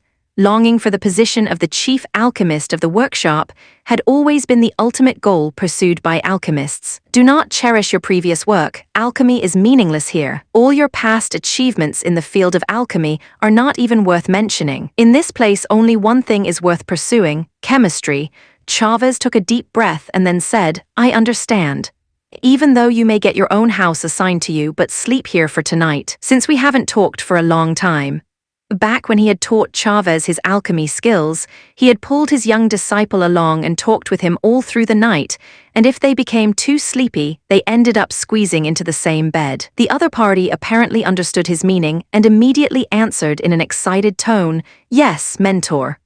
After eating dinner, the two went to the study, where Kyle Sitchai carefully handed Chavez the elementary chemistry. "Is this the praised ancient book?" Chavez solemnly opened the first page and earnestly started to read. Kyle stood to the side. He was there in case Chavez came across some points he couldn't understand. Looking at this scene, it seemed as if they had stepped back some years. The other party was being taught by him once again. Now, with the addition of Chavez and the 50 new apprentices, I finally have more than enough people to test the large-scale production of sulfuric acid, while at the same time, the other two laboratories can also begin their work. But the most important part of this is that I have fulfilled His Highness' task, and now it's up to him to fulfill his promise and to give me the book on intermediate chemistry, Kyle proudly thought. Chapter 289, West of the Western Border. Chapter 289, West of the Western Border. Lightning, in charge of her own adventure equipment, checked it over once more. Flint and tinder, bandages, daggers, maps, as well as a bag full of rations stuffed with dried beef. "What about you?" She looked at Maggie. "Check it again." "Goo." Maggie put her hand into her bag. This cloth was usually hidden in her fluffy hair. In the end, it was hard to determine just how many things she could actually put into it. Since the moment she turned into a bird, all her clothes and bags seemed to disappear without a trace. Even though Lightning's ability to fly was restricted by a weight limit, Maggie, however, didn't seem to be affected in the least. The best proof of this was that she pulled far more out of her bag than Lightning. Jerky, shredded dried pork, drumsticks, fish, eggs, all were piled up in front of Lightning. "Oh my God," Lightning shouted in disbelief. "We are going on an adventure and not on a barbecue in the wilderness. At least take some weapons along with you." "Goo goo," Macy pointed at her mouth. "Do you want to say that your beak is your weapon?" Lightning sighed. "If you encounter a judge dressed like a can, it'd be a wonder if you could ever peck open his armor." "Hey, forget it. It's only a one-day trip anyway. We shouldn't encounter any danger, so let's get started." "I see." Goo. Maggie immediately turned into a pigeon, ran 2 steps, and started flying close above the ground before slowly rising. Maybe the weight did have an impact on her. Lightning pulled her windproof glasses down, gently leaped into the air, and then flew to the front. I can still clearly remember when I had seen Maggie for the first time. It was just south of here, in the woods, that we started our air chase. Even though she couldn't escape my hands in the end, but I still had to spend a lot of effort before I was able to jump on her. Nowadays, I'm afraid I would be able to catch her in the blink of an eye. This cannot go on. It's already so rare to find a partner to fly. In the future, I have to bear the responsibility for the adventure equipment alone, the little girl thought. But it does seem she is in need of a good exercise. Goo goo. Lightning reduced her speed and flew over to Maggie's side. "All right, let's speak. So I want to ask, what area are we going to explore, Goo?"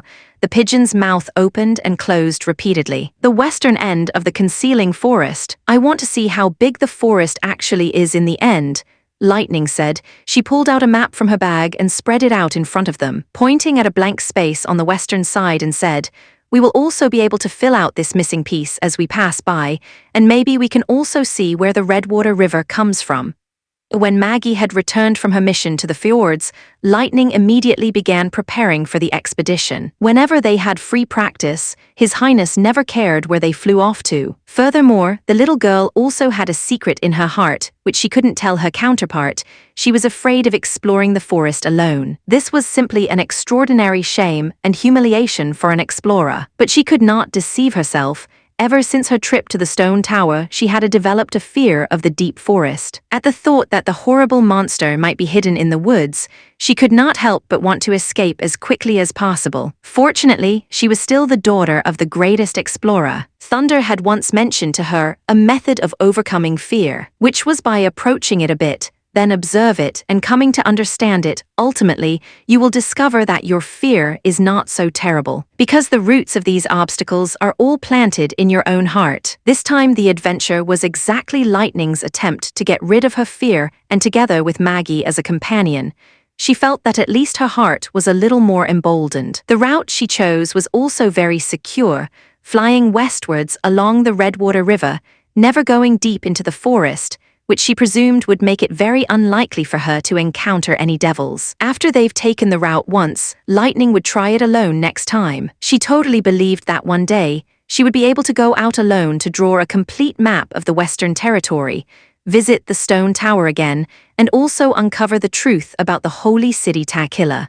All along the road, Lightning contained their speed at around 60 kilometers per hour. Nowadays, she was already fully able to accurately control her speed through the amount of magic power she released. And according to the current consumption, she could continue to fly all day. Also, flying along the river, and only at the edge of the forest, made it a lot more relaxed compared to the last search for the Stone Tower. At that time, her entire field of vision had been filled with dark green, giving off a gloomy and depressed feeling, and making it impossible for her to distinguish direction and height. Today, however, under the waves of bright sunlight, the Redwater River has turned into crystalline silver belt.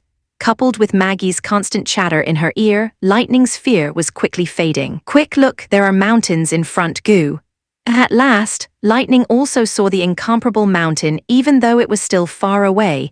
Its dusky body already showed its majestic appearance. The mountain peak was next to the ocean, as if the land had crept over to the water. The closer they came to the Redwater River, the more the hills close to the river's waters rapidly shrank away, until they finally became one with the silver belt. This mountain is just a bit too big. She could not help but sigh in sorrow with the shortening of the distance. The contours of the mountain also became increasingly evident. Its peak was snow-white, appearing to go straight into the clouds, even though it wasn't like the impassable mountain range, which with its ups and downs went on for thousands of miles. But regarding height, it was even higher than 3 to 4 mountains put together. The hillside south of it was only one extending part of its mountain ridges. The source of the Redwater River also came from this magnificent high mountain. It's the end of the concealing forest, Maggie screamed excitedly. Just like Maggie had said, the piece of dark green finally came to an end under their feet. The earth was also restored to a light green, which should be a slice of grassland. Further ahead, however, at the edge of their line of sight, it unexpectedly changed into a pitch black, which covered the whole area up till the foot of the mountain. "Let's go down and take a look," Lightning shouted, and pointed down before she dived towards the dark earth. She quickly discovered that the ground was entirely formed out of black stone. "What is this?" After landing, Maggie immediately pecked twice at it. "It looks like it isn't something to eat, Goo." "Of course, you cannot eat it," Lightning said, and picked up a black stone to take a closer look. It had a sharp and clear-cut look, and even though it had a pitch-black outward appearance, Lightning could still see a metallic sheen when she turned it in the sun. And this kind of stone was everywhere, together with a few patches of mud. At first glance, it looked like the earth has been soaked in ink. "It might be some kind of ore. Take 2 pieces along and we'll let His Highness take a look." It was then time for drawing work, so she returned to the air and began to record the terrain in the vicinity. It had taken them almost half the morning to arrive from the edge of Border Town to the foot of the mountain. In other words, this place was close to 240 kilometers away from Border Town, much further than Longsong's stronghold. And this mountain, within Lightning's mind an idea suddenly emerged. With such a gigantic mountain, how would the scenery look like? Is it a vast jungle or undulating hills and mountains? After her fear disappeared, it became hard for her to suppress this idea once it had appeared. Crossing the mountains would obviously be somewhat challenging. Just the peak covered in white snow was enough to make people shrink back. But there was also one other route: bypass it by sea. By doing this, she wouldn't even need to fly to the back of the mountain. She would only need to travel onwards to the middle of the sea, and she could put the rear of the mountain in her line of sight. Lightning called Maggie over, then repeatedly warned her not to move about randomly. She put on her windproof glasses and raised her speed to the limit. The next instant, her magic power quickly drained, and the oncoming wind swept her short hair to the back of her head. The land beneath her continually receded, and the blue ocean filled her entire field of vision. After about half an hour's flight, she was finally able to faintly see the scene behind the mountain. Behind it, it seemed that there was a succession of mountains that separated the sea from the land. But then, Lightning saw something which made her blood freeze inside of her veins. At the end of the horizon, there was a layer of reddish-brown fog which covered the mountains, looking just like blood. The fog extended all along to the west, making it almost impossible for her to see its boundary. Chapter 290, Investigation Plan. Chapter 290, Investigation Plan. While Roland was sitting at his desk, in the middle of pondering how to attack the imperial palace from the air, a pounding sound suddenly came from the French window at his back. Looking back, he saw Lightning pressing against the window, her face stricken with panic, while Maggie, squatting on her head, was quickly pecking at the window. The moment Nightingale opened the window, the little girl immediately flew into Roland's arms. "What happened?" Roland asked, confused. "What made you become like this?" "A black stone, goo. An enormous snow-capped mountain, goo." Maggie dropped on the table, wildly flapping her wings as she reported. "What? No, that's not all," Lightning corrected with a muffled voice. "The devils. I saw the devils." "What?" Roland's expression turned serious. He stroked her head, trying to give her some emotional support. "Don't panic, just explain it to me slowly."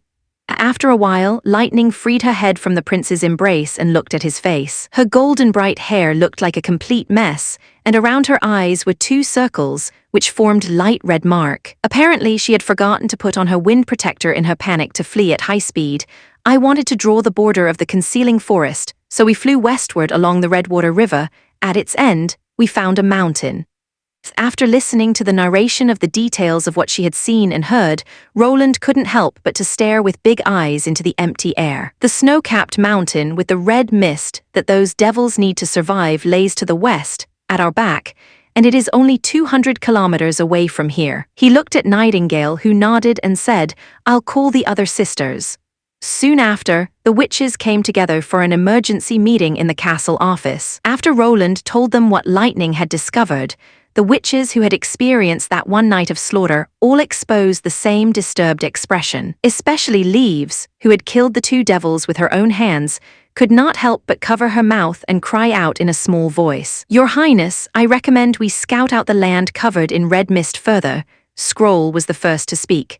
After all, Lightning was only able to take a short glance from very far away, thus we cannot be certain that the devils indeed live under the red mist. Also, it is necessary to investigate whether they will cross the mountain range that's next to the ocean and travel along the coastline to reach the mainland.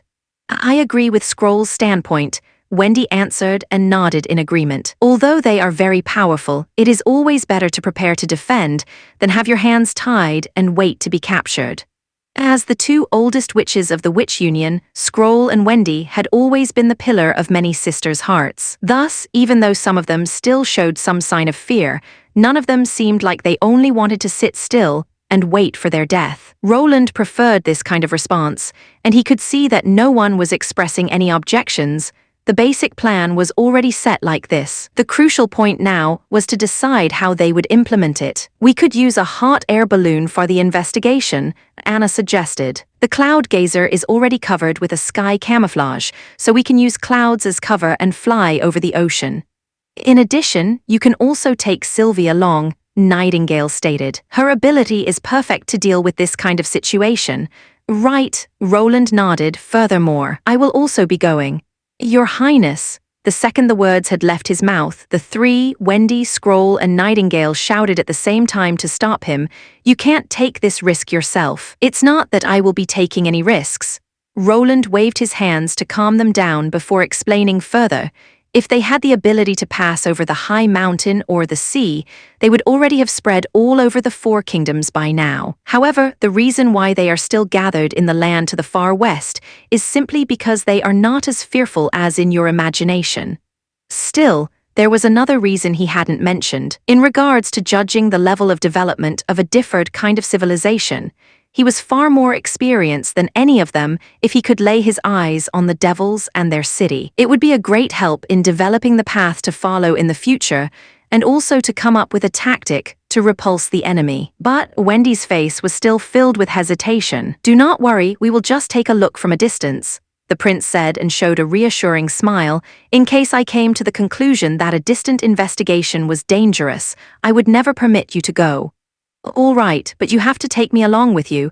As she saw that their attempt to dissuade him was in vain, Nightingale was the first to change her tact. Seeing his counterpart's serious gaze as she declared her demands, Roland knew that it was impossible for him to reject her. So after thinking about it for a moment, he announced, "In that case, the people who will come along on this trip besides me are Anna, Wendy, Soraya, Sylvie, Nightingale, Lightning, and Maggie. The mission will be in 1 week. In addition to the necessary food reserves, I also will give each of you a revolver. Use the week to practice, so that even if you are a non-combat witch, you will still be able to fight back if you are facing an enemy."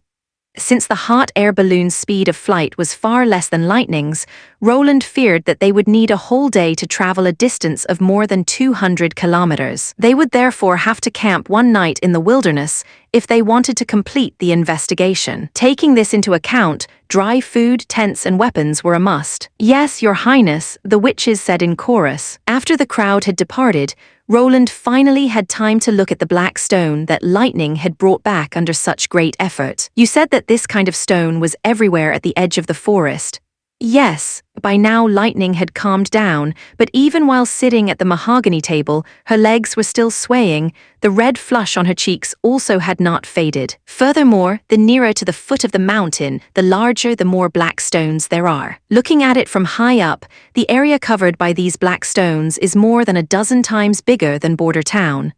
When Roland picked it up to estimate its weight, his heart jumped slightly. With regards to its weight, it is much lighter than an ordinary stone, which makes it unlikely that it's ore. Its external appearance is hard and lithe, and under the sunlight, it reflects with a metallic luster. Furthermore, it lays bare on the surface. Is it possible that this could be a coal mine? Thinking of this, he quickly called Anna back. As it burned down under her black flame, the black stone soon became bright red, looking just like an iron ore in the smelting furnace, but it soon began to dissolve. Even after Anna had taken her black flame back, the orange light exuded by the stone didn't weaken in the slightest degree. Instead, they could even see how a blue flame was slightly rising from its surface. With this, Roland had confirmed his guess that it was indeed a piece of anthracite with excellent quality. "So this is the original look of a coal mine," Lighting said in surprise. "I always thought it would resemble fragile charcoal and be covered with dust,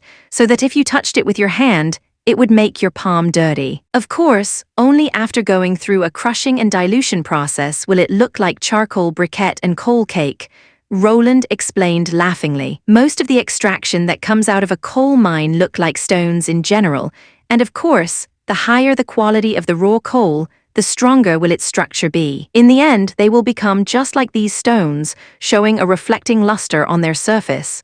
This unexpected discovery made him exceptionally happy. Coal wasn't a rarity in the kingdom of Grey Castle. Both Fallen Dragon Ridge and Silver City had coal mines.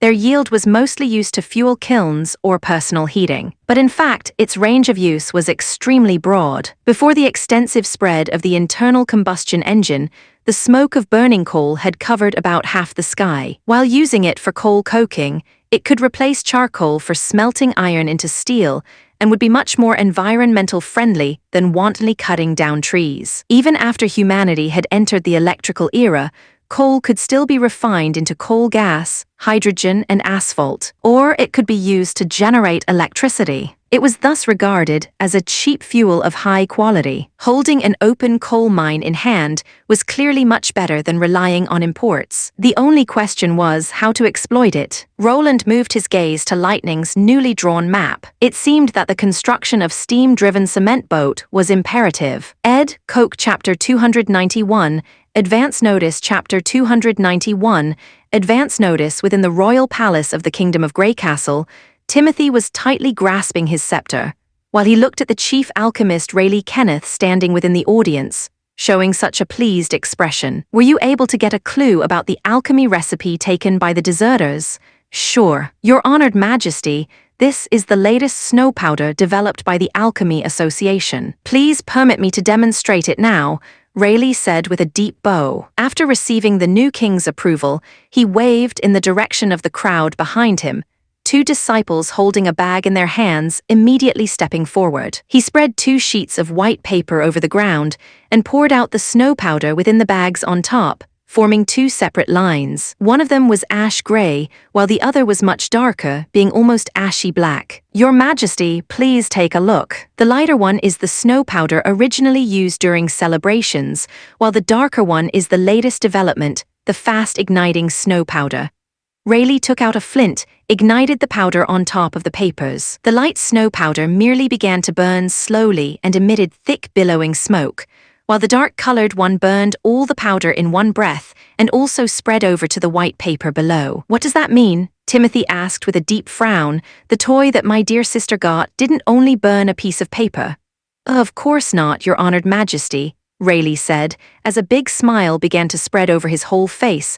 I do not know if you had noticed the amount of smoke it released when I ignited it. The faster the snow powder burns, the more smoke is released in a short period of time, and this is the cause of its extreme power. I will prove this with another experiment. This time it were two fist-sized parchment bags, which were wrapped up tightly. Each of the disciples ignited a thin rope, which was put into the paper bag, then covered each with a copper bowl. The sparks moved along the rope, gradually crawling into the copper bowls. Attention, Your Majesty, this time the sound will be louder, so please cover your ears. The chief alchemist's voice had just faded as a loud bang ringed out. One copper bowl flipped upside down, while the other actually flew straight towards the ceiling. After falling back to the floor, it still bounced several times on the granite slate, issuing a crisp sound every time. Damn it! Timothy unconsciously swallowed. He had nearly let go of his scepter. Why didn't this old fool mention it earlier? One of the disciples gathered the second bowl and placed it back in front of the new king, whereas he suppressed his fury to the bottom of his heart and focused his attention on those bowls. This man was still the chief alchemist of King's City Alchemy Workshop. If he wanted to study the new alchemic weapon, he couldn't do so without his help. At this moment, it became apparent that it had changed its form. It just looked as if someone had resolutely hit it on the inside of the bowl with a hammer, deforming the rim of the bowl. I have repeatedly verified that the power of the snow powder doesn't lie in its burning, but in this gas. This is also the truth hidden in the receipt the deserters had stolen. Rayleigh stood in the middle of the hall and spoke frankly with assurance. If you increase the amount of snow powder and tightly compress it into a ball, it will become powerful enough to break armor and tear bodies apart. I believe that sooner or later, this new type of snow powder will inevitably replace swords and arrows. Even if they are well-trained knights, they won't be a match for a civilian equipped with these bags of snow powder. This sentence caused a great outburst from within the crowd. Many of Timothy's knights' faces gathered within the hall showed gloomy expressions. Even Knight Steelheart Weimer looked as if wanted to step forward and argue with the alchemist, so Timothy quickly knocked with his scepter against the floor and shouted, "Quiet." After the crowd bowed in unison, Timothy turned his gaze back to Rayleigh. Is your formula exactly the same as the recipe the deserters took away? No, Your Majesty. Rayleigh shook his head, and then put a lot of disdain in his words. Although saltpeter is one of the alchemic workshop's stock items, however, the stock won't be too big usually. At the time of mixing the snow powder, he just happened to find this formula. Even if he wanted to run more tests, the amount of saltpeter wasn't enough to use it several times. However, the formula for my fast-igniting snow powder was developed after going through a large number of tests. It is the optimal method, and its power is much greater than a product produced by chance. That's good to know, Timothy said in a relaxed voice. Although he had known that Garcia had arranged many of her people within all ranks, but he had never thought that she even had some henchmen within the Alchemy Association. The scheme of the deserters was well planned, and at the time he fled, he had taken a dozen apprentices along. Usually something like this wouldn't be a big deal. After all, even though alchemists were relatively rare in other cities, King's City had more than 20 of them. So, if one had left, its impact would normally be something insignificant.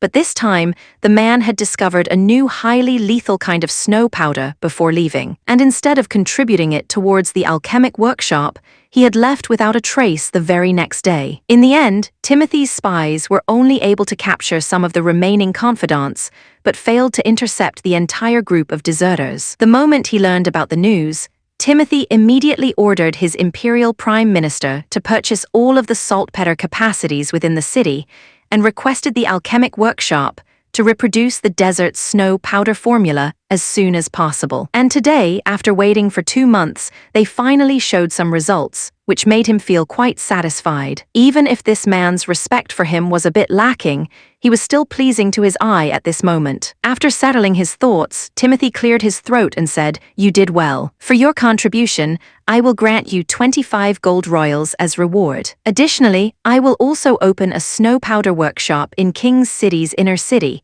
which will be responsible for the mass production of the fast-igniting snow powder. However, you cannot become lax and have to further study its usage. If it actually turns out, like you said, that civilians would become able to defeat knights, rewarding you with a title and territory won't be a problem." "Thank you very much, Your Majesty." After the chief alchemist had left the hall, Sir Weimer, no longer able to hold himself back, stood up and said, "Your Majesty, even though this stuff looked a bit scary, but wanting to use it to defeat a knight is absolutely not possible. As you can see, it needs to be ignited to trigger.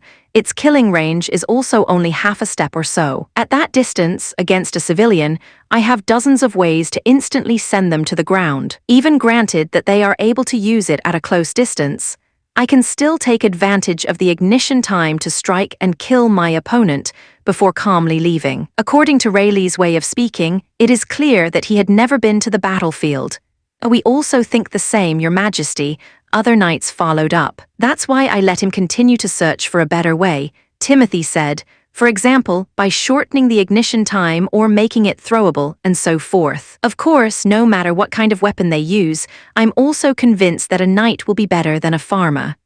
Although he spoke like this, within his heart, he also had some traces of disagreement. Civilians indeed completely lacked any usage.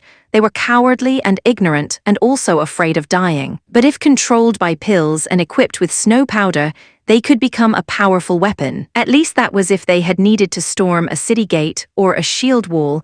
They would only have to send out a few militia holding snow powder, and it would be enough to tear a hole in a solid line of defense. At this moment, some footsteps could suddenly be heard coming from beyond doors, soon followed by an anxious personal guard who came running into the hall and fell onto his knees and announced, "Your Majesty, it seems that the militia team you had sent to the Western Territory got attacked, and now the defeated soldiers have come back to King's City. I even heard that they brought back a letter of reprimand. By now many people have heard about it." "What?" Timothy's eyes became wide. "Make sure that they keep their mouths shut and bring all who are still alive to me here in the castle." In the castle courtyard, a ragged militia group could be seen kneeling on the ground and pleading, "Your Majesty, be merciful. Please give us some pills. We cannot stand it any longer." "You group of wastes, in addition to consuming the enemy, there is basically nothing else you can be used for. Since you are alive, you're already wasting food, and now you even dare to ask me for pills." Timothy looked with cold eyes at the group of people and said in a low voice, "In the end, how was it possible for the enemy to defeat you? Who can tell me something about the course of the battle? Whoever can give me a clear answer will receive the antidote." All the people suddenly began to speak at the same time. "We were attacked while we were still on board, which turned the fleet into chaos. The lead knight gave the command to go ashore and get in order. However, the moment we landed, we were attacked by unending crossbow bolts, so dense that we didn't even get the chance to fight back. It was the knights who took the lead and surrendered. We merely followed them and kneeled. What about the group of knights and the lead knight?" "No, I don't know. They escorted us back to the camp, but we didn't see any knight." Timothy frowned and his voice became even colder. "How were you able to come back?" "It was Prince Roland who let us go," one of them said hurriedly. "Also, he gave us a letter that we are supposed to pass on to you." "To all of you?" "That's right, I also have one. Your Majesty, I also have a letter." The group of people shouted at once and stood up, pulling Roland's letter out of their pockets. "To hell with it. He actually gave it to everyone." Timothy gathered the letters, only to discover that they all contained the same message. "Your stupid act makes me feel sorry for you, Timothy Wimbledon. The repeated invasion of the Western Territory was a grave mistake for which you will have to pay the price. I will attack King's City at the beginning of the second month of autumn. I will make you learn that your place is far from being as secure as you imagine. When the day comes, all of King's City's people will see your kingship is already on the verge of collapse." Roland Wimbledon.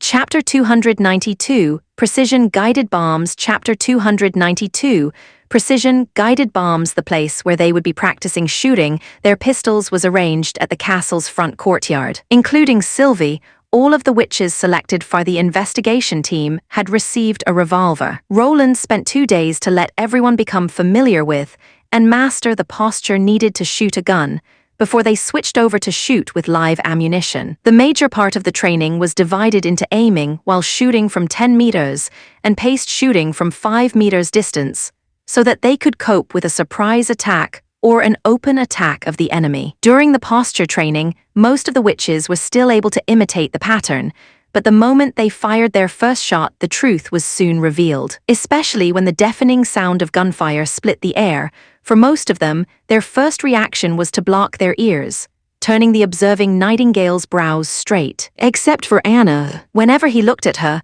both her hands seemed to remain motionless even as she continuously pulled the trigger, completely disregarding the gunfire and smoke. Regardless of the accuracy of her aim, just this posture alone was already absolutely efficient. Can it be, in addition to learning new knowledge, Anna is just as highly talented in other areas? Roland thought to himself, secretly surprised.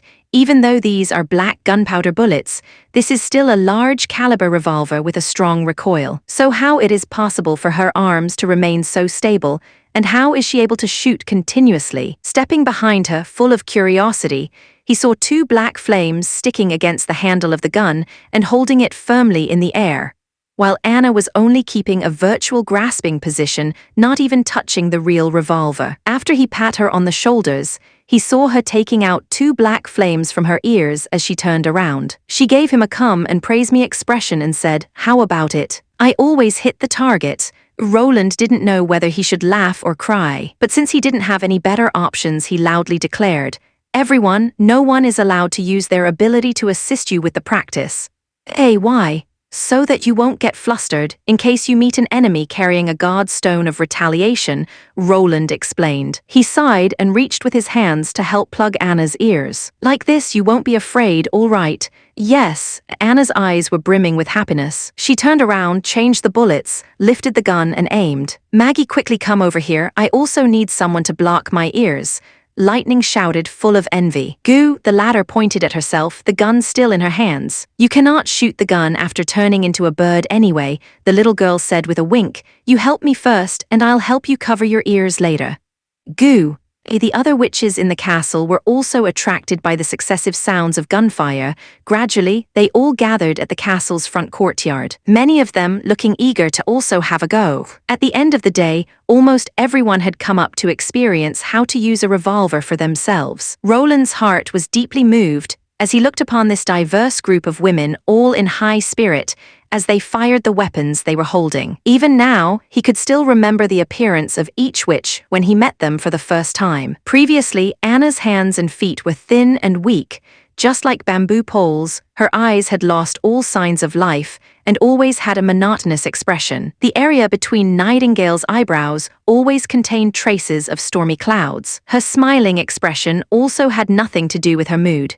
In other words, its only use was to cover the true state of her mind, so there was always a false smile which was hanging at the corner of her lips. And Wendy, usually speaking in a low voice, was unable to conceal her exhaustion. Leaves, someone who had thrown away all thoughts of a healthy future and accepted all the misfortunes decreed upon her by fate.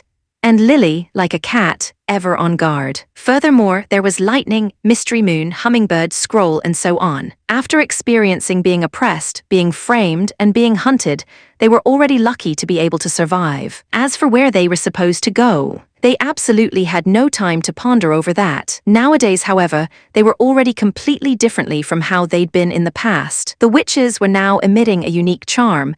Their eyes were flashing with rays of intelligence. They no longer seemed unsure about their fate. In addition to being able to live, they now had some effort to spare pursuing some other things, something that was just as beautiful as life itself. And whenever he came face to face with one of the witches, their eyes would be filled with gratefulness and trust, making Roland's heart feel as if it was filled with strength. After lunch and in the afternoon, it was time for the specially developed high-altitude throwing exercise in preparation for the autumn offensive. The number of witches participating in the exercise had been reduced to half, leaving only Anna, Wendy, and Lightning. This was also the minimum amount of people required to complete the air raid. Setting the attack time at the beginning of the second month of autumn was what he came up with after some careful deliberations. If the time was too short, they would be unable to carry out the missions safely. And if they took too long, Roland feared they wouldn't be able to stop Timothy from attacking again. As long as he decided to launch a large-scale attack on the western region and forcefully fed the recruited civilians with the pills, the air raid wouldn't be able to achieve its desired effect. Therefore, the autumn offensive had to be completed before Timothy could complete the recruitment. To realize his promise, Roland planned to drop a 250-kilogram bomb at the top of the castle. That bomb, which was about 5 times Nightingale's weight, would be dropped from a height of 2 kilometers, directly smash through the dome of the palace, then detonate inside. As the hot air balloon slowly lifted off, it also took a basket that was transporting a solid imitation of the bomb into the sky as Roland was riding in the basket. The solid iron projectile was a number smaller, probably only around 4 times Nightingale's weight. However, its shape was completely the same as the aviation bomb they would be using in the future. It had a streamlined form with a thin front and a thick rear, together with stable tail wings and a speed-reducing parasol. It would ensure that it remained perpendicular to the ground and that it would control its maximum speed. The basket they would throw the bomb from had been especially remodeled. They set up an iron trestle so that the projectile could stand upright in the middle of the basket, with one half of it hanging out of the bottom. So as long as someone pulled the valve, the hook would loosen, and the bomb would separate from the basket to fall straight down. With the rising height, Border Town soon became as large as a fingernail, while the Redwater River had turned into a bright silver band. "This is the first time I've been at such a high place," Wendy said, as she looked out of the observation window. "It seems as if the whole Western Territory has become small." "That's because it is indeed very small," Roland said, and lightly chuckled. "Look at the wilderness in the north. That's the place where we should be going to later. Do you want to go even higher?" "I already can't see the target," Lightning shouted from outside the basket. "It is more or less right," he nodded toward Anna, then gave the little girl the ready signal. Although it was impossible to determine how far away they were from the ground in the end, it was more than 1,000 meters. This was an attack altitude that could be described as being entirely safe, while the enemy would also be unable to see the hot air balloon. However, a distance of more than 1,000 meters of empty air meant that the place the projectile hit in the end would depend entirely on fate. If they wanted to hit the target accurately, the bomb needed to have a guidance system, and it was the little girl, Lightning, who would take over this task. "Release the bomb," Roland commanded. Wendy pulled a valve, the bomb was released, and a stream of wind immediately came pouring into the basket. Anna used the cover plate, which had long since been prepared, to seal the dropping hole, then tighten the handle. They had repeatedly practiced this processes while they were on land, which meant that the 2 women were already very familiar with it. "Can she hit the target?" Wendy asked while looking through the window. "We will only know the answer after landing," Roland said and shrugged. As the bomb fell, Lightning would drop at the same speed as the bomb while applying a horizontal force against it. In this way, she could freely change its trajectory and turn it into a guided missile. By the time it closed in on the target, Lightning would pull on the mechanism at the tail end to separate the parachute from the missile. At the last hundreds meters, the bomb should then gather enough kinetic energy to break through the palace roof. As a result, the height of the drop-off would be sufficient, while the precise control on hitting the impact point would also be guaranteed. All they now had to do was unceasingly keep on practicing this routine, nothing more. Chapter 293, The Night Before. Chapter 293, The night before the week quickly passed, and now it was finally time for the investigation team to set out on their journey. Roland called Barov, Carter, and Iron Axe over to the castle and informed them that he would be leaving Border Town for 2 days. During his departure, they were to continue carrying out the affairs of the town in accordance with the general plans and regulation. Of course, his declaration was met with unanimous opposition from the 3 of them. Carter wanted to perform his duty as the chief knight and stand guard at the prince's side. Iron Axe asked that a team of 100 soldiers be dispatched as an escort. Barov used the excuse that Roland was needed to review and approve some important decrees that the city hall would be releasing, making it necessary that he remained in the castle. This went on until he finally felt he had no other alternative than to put out a lord's airs and command everyone to act in accordance with his orders. Your Highness, I do not understand. In the end, what is so important about these circumstances that you personally must go? Barov asked in confusion. This is a matter which concerns the Western Territory, so much that it might even decide the life or death of the Kingdom of Greycastle, Roland said, then was silent for a moment before opening his mouth once more, and only I have the ability to make the best judgment. You cannot. Tell us the particular cause. For the time being I can't, but there will come a day when you will understand. He shook his head. Also, this trip is a secret operation. You are not allowed to reveal this information to anyone. The fact that the Devil's headquarters was merely about 200 kilometers west of the western border, the very devils who had once destroyed the holy city of Takilla and forced the last defenders to the edge of the mainland, and turned the wildlands into a forbidden area no one even dared to set a foot, is all too frightening to say out loud. For me it is tolerable. After all, I got a lot out of all the extermination movies I saw. Even so, the thought still makes me feel numb.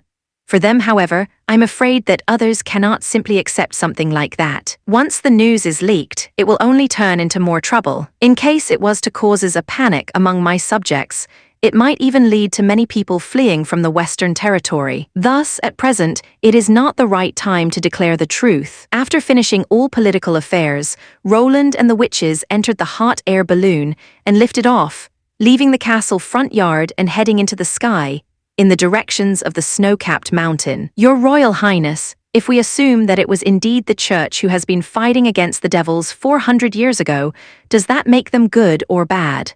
Since discovering the existence of the devils, it seemed that Sylvie had become preoccupied by some troubles. Of course they are still bad. Roland didn't even get to open his mouth before Nightingale gave her answer. Have you ever seen a good person hunting a witch for no reason? In the case that we really were the devil's minions, all of us sisters would know about it. But there isn't even a bit of relationship between us witches and the devils.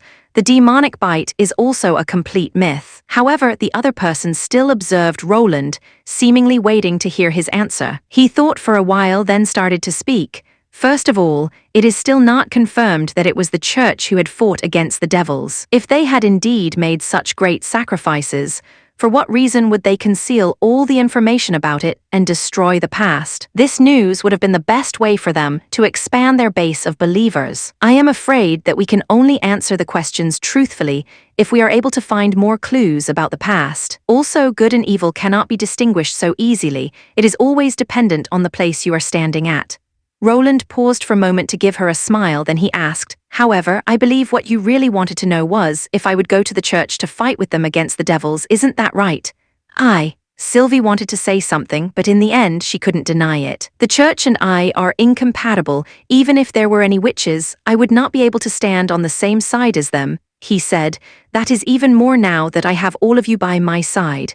I also want to speak, Nightingale said, showed a complacent smile. Even if it was the Church who had fought the devils before, they still lost, or might even have suffered some other kind of crushing defeat. In His Highness' words, if you do not know who is going to win or lose, for what reason would you want to rely on the losing side? I see, Sylvie nodded gently, and her uneasiness seeming to loosen up somewhat. Time passed, and when dusk fell, the group of people were vaguely able to see the contours of the snow-capped mountain. It is indeed incomparable huge, Roland thought. Even I have seldom seen such a towering peak with my own eyes. There doesn't exist any other similar mountains within the mountain range. It's as if the earth doesn't have any inclination to rise in general, leaving only one road leading to the skies. The overcast mountain wall occupied more than half of the horizon. If we'd wanted to bypass the mountains by land, I am afraid we would have to spend several months to do so. The selected camping site was located at the top of a mountain nearer to the sea, making it easy for them to observe the movement around them. Furthermore, it was also far enough from the concealing forest to ensure that it would be impossible for any beast to sneak up on the camp. After gnawing at their rations, everyone began to set up their tent. Due to the limited weight capacity of the hot air balloon, they were only able to take a single large tent with them. Therefore, Roland, showing a noble character and unquestionable integrity, offered the witches the use of the tent and decided that he would sleep in the basket while Maggie decided to take a tree since, if she turned into a bird, she was able to sleep while standing. He discovered that in the end, he was still too thin-skinned, making it impossible for him to crowd into the tent to sleep together with the witches. Even when Wendy and Soraya suggested that they would take the basket so that the prince could sleep in the tent, he still refused them. While they were arranging their accommodations, Sylvie was the only one who was warily staring at Roland. Her gaze was so intense that, in the end, he didn't know whether he was supposed to laugh or cry. After arranging the night vigil, every one of them entered the tent one after another. Due to the uneven bottom of the basket, Roland had some problems falling asleep. Thus he sat on a rock while facing the sea, stared blankly at the moonlight that was sparkling on the sea's surface. At this time, he heard some subtle footsteps coming from behind. When the prince turned around, he discovered that it was Anna. Previously, back when he had been attending school, he'd always had some anticipation that maybe something is going to happen within his heart when he went on social travel. And even though most of the endings ended with delusion, this never prevented him from looking forward to the next event. However, when it came true, Roland found out that contrary to his expectation, his heartbeat sped up even more. Feigning as if nothing was out of the ordinary, he lifted an eyebrow and asked, "What happened? Can't you fall asleep?" "No," Anna said bluntly, "I merely want to accompany you." "That's it." He coughed twice, "Thanks. It should be me thanking you," Anna said as she smiled. The silver moonlight sparkled on her face, emitting a faint radiance. Her peaceful blue eyes seemed to be deeper than the sea. "Those words you said to Sylvie." Although she did not thank you, I could still see that her mood had become a lot better. "Are you happy for her?" "No," she shook her head. "I'm happy about my choice." Roland asked, startled, "What choice?" Instead of answering, Anna closed her eyes and kissed him on the cheek. After a long time, she whispered, "Good night, Your Highness. This can be regarded as something has happened." "Right." Seeing her back disappear into the tent, Roland stretched his body to his heart's content, the moment he intended to return to the basket to sleep. A pair of invisible hands took hold of his face. The area in front of him was obviously empty, yet he once again felt a soft touch, but this time it was on the other side. "I also thank you, Your Highness, for doing so much for us witches." Chapter 290, For the Devil's Attack arrives. Chapter 290, For the Devil's Attack arrives in the early morning hours of the next day. Everyone packed up their camping belongings as they prepared to set out on their journey once again. Roland also discovered a new detail. Even if they slept in the wilderness, the witch's appearance wasn't affected in the slightest, something which obviously wasn't the case for himself. Even without taking a look in the mirror, he still guessed that his hair appeared to be a mess. And due to his insomnia, his face lacked color, and his skin was covered in a layer of semi-dry sweat, which felt sticky whenever he touched it. All this together most likely gave him a dispirited and downcast look in everyone's eyes. Only after he had washed his face and rinsed his mouth with some drinking water from his leather bag was he finally able to bring some relief to the ill feeling he was having. Roland was already beginning to miss the water system with its spacious shower in the castle. An hour later, having followed Lightning's directions, Cloudgazer arrived at the predetermined location, the side of the snow-capped mountain. As they hovered over the vast sea, the people in the group could all see the scene behind the mountain. It was just like Lightning had said. The landscape at the back of the snow-capped mountain was covered in a red mist, and with the atmospheric pressure of the fog being very low, its color became deeper the closer it was to the ground. In order to see farther, Roland had the hot air balloon continue to rise so that they could see a part of the flat and dry land, which was spread out at the end of the horizon. "Is there anything you could discover?" Roland asked into the direction of Sylvie. The latter shook her head and said, "No, it's too far away. It is beyond the scope of the Eye of Truth." "Then let's wait for Soraya to draw a picture of the scene before approaching it further," Roland ordered. While they were waiting for Soraya to draw the picture, Roland used an observation mirror to look at the coastal line. Aside from the cliffs and the rocky beach, there weren't any wharfs, docks, or other human-made buildings. It seemed that even though there were devils here, they weren't going to build ships to attack Greycastle from the sea. Observing this let him feel somewhat relieved. With the hot air balloon slowly approaching the land, Sylvie was finally able to see the actual situation and gave her report. Probably a bit more than 10 miles away from the sea, She could see a pile of black stone buildings, with a triangular form reminiscent of a spire. That's just like what we saw from the mirage at the barbarian wasteland. Wendy, unable to restrain her emotions any longer, exclaimed aloud, "This really is the devil's territory." "But the height is clearly wrong," Soraya said with a frown. "The spires in the mirage were as high as 100 feet. Furthermore, they weren't covered by a red mist. They are supposed to be higher than all the surrounding hills."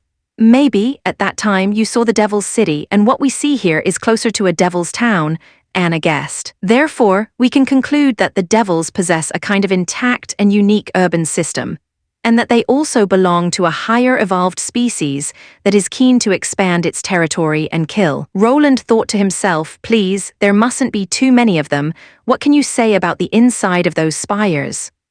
Most of those towers are empty, while some of them are filled with some kind of liquid. "Hold on," Sylvie became shocked, at first unable to believe what she was seeing before shouting, "Quickly leave, the devils found us. They discovered us." Roland once more raised his observation mirror, but everything was still dark red, making it impossible for him to see everything clearly. "They began to move," Sylvie yelled nervously. "Before, they were all buried in the ground, and only the pipe on their back was exposed. Over there are devils that began to fly up." "Wendy, retreat at full speed," Roland commanded. The wind began blowing strongly from the side. The sudden movement of the hot air balloon made the basket slant to one side, while the taut ropes all issued a creaking sound. However, Sylvie's following warning caused everyone's heart to turn cold. "Two devils are rushing in our direction, and they have mounts that can fly. To hell with it. These guys have flying mounts." Roland stared with wide eyes toward the red mist. "This is simply against common sense. If they are able to carry a tall and bulky person on your back, how large are these mounts?" Before long, however, he already caught sight of two black spots which came into his field of view. Looking at the demonic beasts through his observation mirror, he was only able to see the saddle at their hip, their sharp fangs, and their hairless body, with a basic form which was similar to birds. If he wasn't mistaken, then they were actually two mixed species of demonic beasts. "Head down to the ground, we are landing as soon as possible." Roland squeezed those few words through his gritted teeth. For now, this was the main idea. He had never thought that the devils possessed the ability to pursue them through the air, and furthermore, the only one who could fight while flying was Lightning. But when he looked at her pale face, he knew that there was no hope for her to win this battle. Once they caught up, even if the other side merely went for a collision attack against the balloon, they would still be able to take the lives of all of the witches, even if the coating would be robust enough to resist the impact and the bite of the demonic beasts.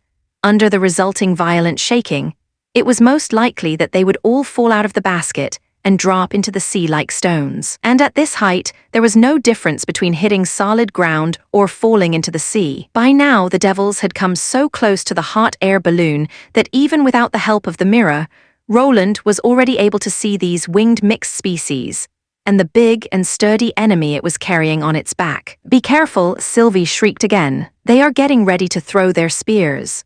When he heard the warning, his mind was suddenly flooded with the scenes of the previous battles which had been described by Leaves last time the enemy had acted in this way. They had taken Scarlet's life in a flash. He did not see the devil extend its arm, he didn't even see the incoming spear. However, the moment Sylvie had issued her warning, Anna had stretched out her hands and controlled her fire to form an extremely thin shield to block the front of the basket. A loud bang, bang sound rang out a moment later. Anna released a suppressed groan, took 2 steps back, while her black fire shattered like glass into numerous pieces. The spears turned into half-burned irons and dropped into the rolling sea. She'd used a dense black fire curtain to block the attack. The other witches sighed out in relief. Only Roland still kept worrying after all. He knew that when she used her ability like this, it would greatly consume her magic power. This was something Roland had already noticed when he saw her smelting steel. If she used it only for heating or cutting, her vast amount of magic power would almost never dry up. However, once she expanded her influence to the macro level and tried to form a dense body to influence the whole object all at once, the amount of magic power she needed multiplied exponentially. For example, when she used her black flame as a furnace, by keeping the molten steel from flowing over to the outside wall, it would increase her magic consumption. And if she wanted to lift up the entire black fire furnace, Even Anna could hold on for only a few minutes. So it was obviously that the barrier just now had consumed quite a lot of her power. If they were to throw their spears twice, Roland was afraid that even heating the air for the balloon would become impossible for her. It seemed as if the devils had been shocked by the scene they'd witnessed, because rather than following up with another attack, they instead chose to sweep past on both sides of the hot air balloon as if they were waiting for the right moment. By now they were so close. It was the first time that Roland could see the enemy's ferocious appearance. It was exactly the same as in the picture. They wore demonic beasts' skulls as their helmets, and their eyes were covered with scarlet red crystal pieces. They also had a leather pipe running from their chin, which went past their neck and to the carapace on their back. In the meantime, the other witches had already pulled out their revolvers. But since the basket was constantly swaying, it was almost impossible for them to hit an enemy that was moving at such high speed. Even after depleting 2 rounds of bullets, they still hadn't hit the target. At this moment, the devil's arms extended once again. Only this time, they had instead chosen to attack from the front and the back. There wasn't even enough time for Anna to see the enemy at her back, so when she summoned her black flame, all she could do was cover the one side. Roland, however, even though he was unable to follow the path of the spear, instinctively knew that the spear had been targeted at her. He almost subconsciously threw himself at Anna's back to push her out of the way before he felt an impact on his shoulder, as if someone had ferociously smashed it with a hammer. His whole body lifted into the air and crashed into the basket's wall. The burst of unbearable pain almost ripped him apart, followed by a strong sense of dizziness, as if his consciousness was leaving him. Roland tightly clenched his teeth and turned his head to the side, merely to see that at the place his shoulder should have been, only a huge gap now remained. The hole in the basket at his back was sufficient to show the power of this blow. This last round of attacks had completely ripped off the corner of the basket, while the blood which endlessly came pouring out dyed his clothes red. No! Nightingale's heart-wrenching cry was the last thing he could hear before he lost consciousness. Chapter 295. Wings spreading out. Chapter 295. Wings spreading out. The moment that Nightingale saw Roland get hit, she could suddenly feel her stomach tightening. The surrounding noises all became incomparably distant. When she tried to lift his body, she discovered that it had become stiff and cold. Only his hands were still slightly trembling. Apart from her subconscious frightened shout at the beginning, she realized that even taking a step forward felt like an incomparable challenge. She was afraid that Roland, lying in her bosom, was steadily losing his warmth. She was also afraid that he would never wake up again. Just thinking of these things made it hard for her to breathe. Never in her life had she ever felt so helpless. It was Anna who responded first. She crouched down and covered the wound with her black flame. White smoke immediately began to rise from the lightless flame while emitting zizzy sounds. When the black flame dissipated, the place where Roland's arm had been torn off had already become scorched black. However, the unceasingly flowing blood had stopped at least. That's right, this was the emergency measure he had taught us during the first aid class. But what was the rest? Wrap the wound and quickly go to the hospital to find Nana. Nightingale swallowed a mouthful of saliva, sweeping her gaze over the basket.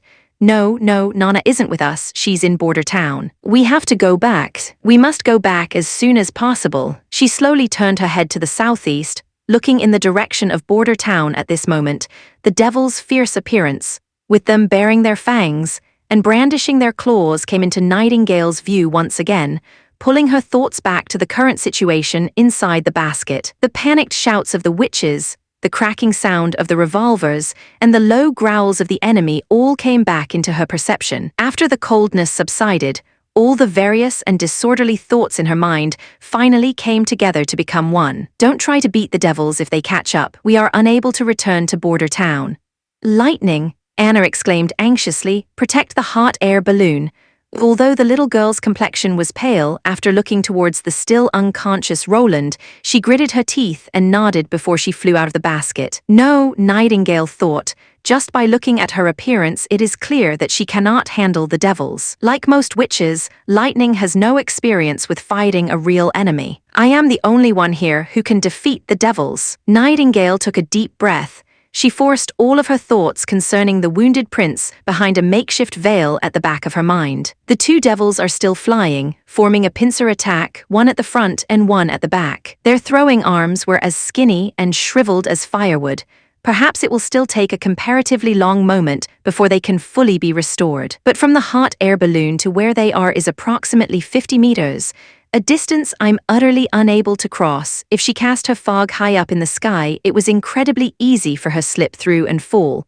The higher up off the ground she was, the rarer the lines she could travel along became. And if she remained on one line for an extended amount of time, the direction of the lines could begin to turn upside down, which could even result in her being torn into several pieces. Perhaps the devils were also aware that once the hot air balloon landed, their situation could become tricky. Thus, one devil waved his three-fingered left hand and shouted something out loud, then pulled at the reins of his mount and came rushing straight at the balloon. At the same time, the other fiercely pounced toward lightning. Flapping its immense wings, the demonic beast just looked like a falcon seizing a fledgling, taking its time to wear it out. Just like Nightingale had expected, Lightning was already hard-pressed to protect herself by relying on her nimble movement, making it impossible for her to aim and fire at the enemy. Also, the other witches, now afraid of accidentally hitting the little girl, had also stopped shooting. Meanwhile, the other mount randomly bit and clawed at the balloon's sack, but fortunately, Soraya's coating was tough enough to fend off the demonic beast's claws and tooth. Realizing that its action was in vain, the demon roared and flew far away, seemingly wanting to use the force of an impact to throw the balloon off balance. Nightingale realized that this would be her best opportunity. She released her fog, and the moment a slightly glowing thread appeared on top of her head, she stepped on it without hesitation. She took advantage of the quickly changing outline of the balloon and was standing on top of the air sac a moment later. Although her body was parallel with the ground, it seemed as if she was walking on level ground, thus she was quickly able to run her way to the balloon's peak. At this moment, the devil was also rushing toward them. In her world of black and white, Nightingale was surprised to discover that the devil also had a sparse and slowly rotating magic cyclone, and its thin arm was also inlaid with a sparkling stone. Do they also possess magic? But this wasn't the time to be paying attention to this. For her, a dash of 10 meters was nothing more than the blink of an eye. So, the moment the devil was about to hit the hot air balloon, Nightingale had also came out of her fog and appeared behind the devil. Because of the sudden increase of the weight, the giant winged demonic beast suddenly dropped. The devil, as if it was aware that something was amiss, turned around, only to be greeted with the roar coming from Nightingale's 12mm revolver. Go to hell! The bullet, together with a flame and smoke, rushed out of its cartridge, and then entered and pierced through the devil's head with a great force, opening a bowl-like hole at the back of its head. Sticky blood splashed out the next instant, and a pungent smell assaulted her nose. The enemy twitched before toppling over, which deflected the demonic beast's movement and caused it to pass by the side of the hot air balloon. Just as Nightingale was about to leap back to the top of the airbag, an accident happened. The falling corpse pulled at the reins, and the beast abruptly rolled over and threw her off. Before she even had the chance to react,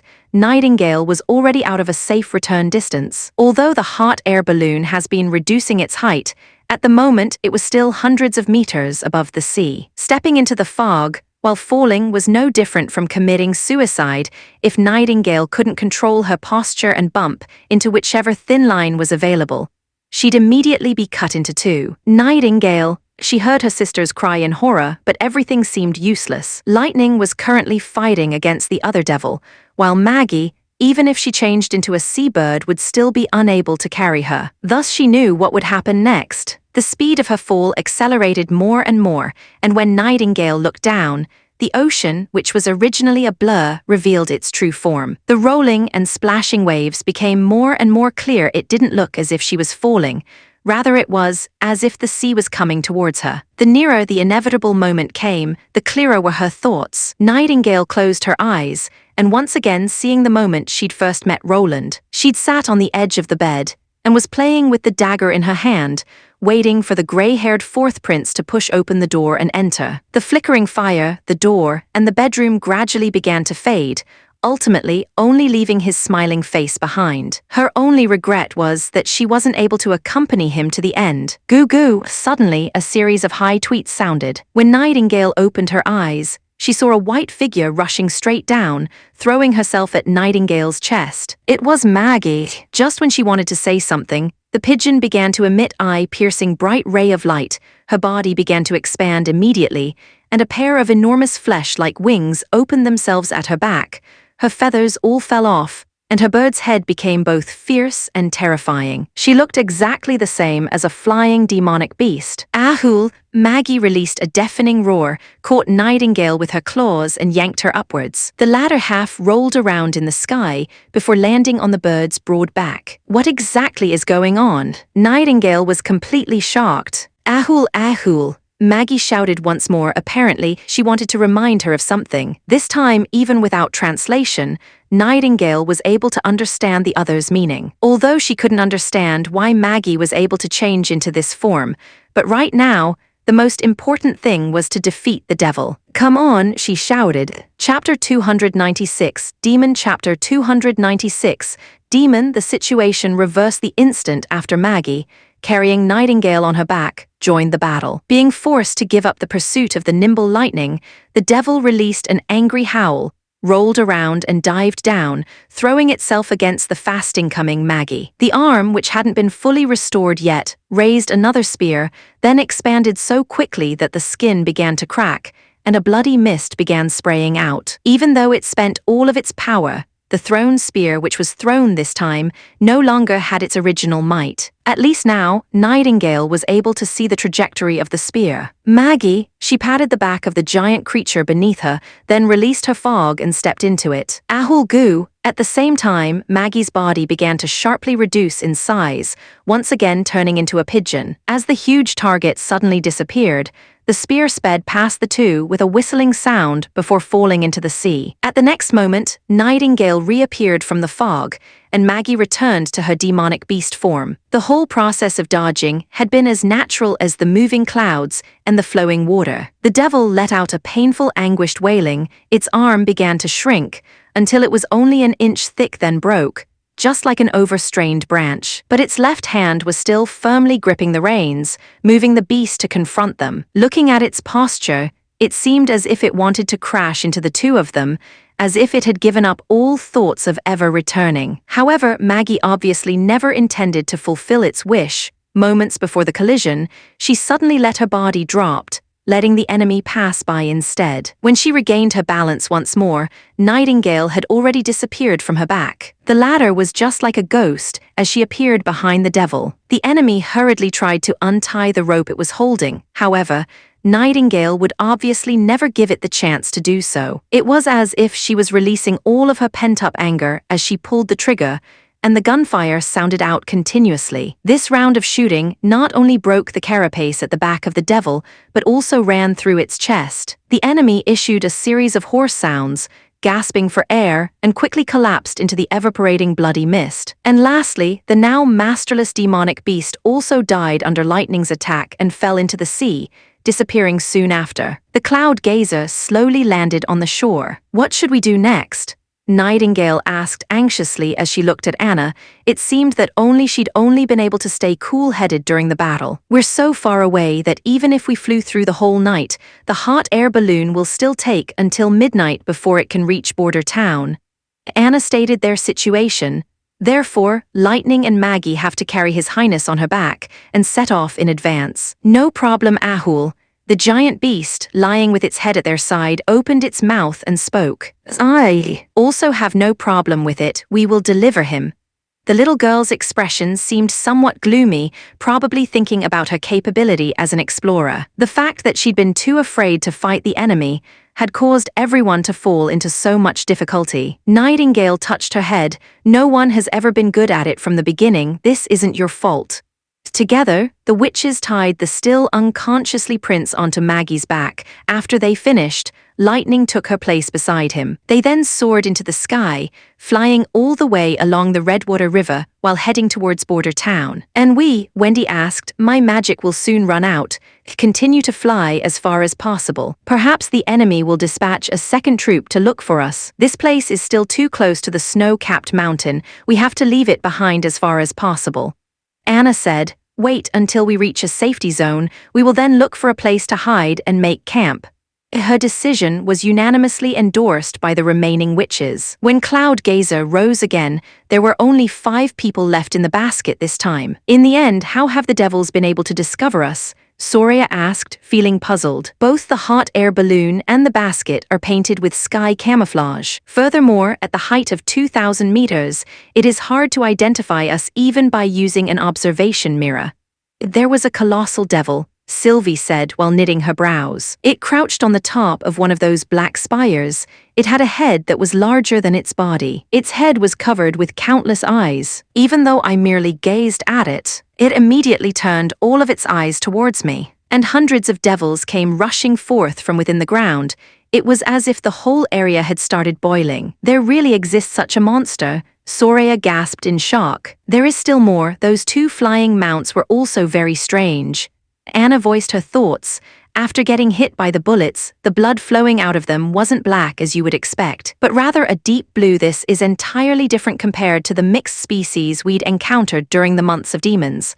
But on the contrary, it is similar to the devils," Soraya replied. "I saw that the first devil Nightingale shot also had blue blood coming out of its wounds.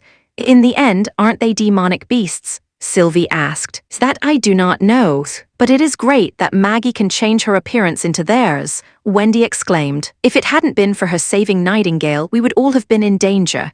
Her ability has evolved." Nightingale, having stayed silent until now, suddenly opened her mouth. "I saw that the magic source inside her body no longer had the form of turning cyclone.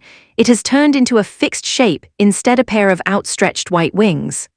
Asterisk, while holding His Highness' arm, Lightning's heart was filled with endless guilt. The devil merely has a malevolent appearance.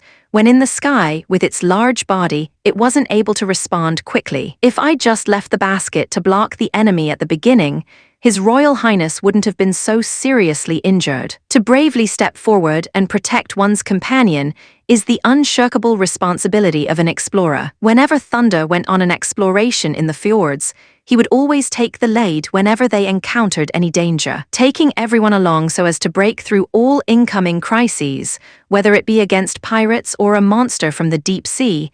He never took a step back. For the first time, Lightning realized that she had still a huge distance to go before she could call herself a great explorer. But her father had also mentioned that, while fear can be fought off by acknowledging and becoming familiar with it, skills could be mastered through repeated training. She made a firm resolution that she would wait until His Highness' injury was fully healed, and would then beg him to give her a specialized pistol and request older sister Nightingale to teach her how to shoot and fight. "How is His Highness, Ahul?" Maggie muttered. Compared with the pigeon's voice, her voice was now rough and muddy, like the wind blowing out of a stone cave. "I felt that his body has become colder, Ahul."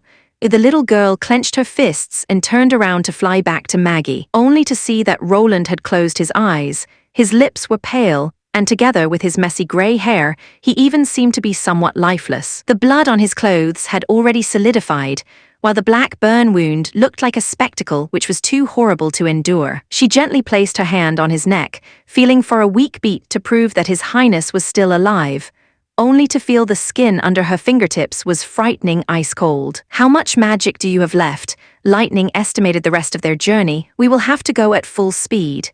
Ahul. When the 2 witches arrived at Border Town, the little girl's vision already became faint and blurred. Flying at high speed not only quickly deplete her magic, but it also put a great burden on her body. She gritted her teeth, using the last bit of her strength to directly fly into the castle front courtyard, while shouting to the guards who had come over to investigate the noise, "Quickly call Miss Nana, the prince has been wounded."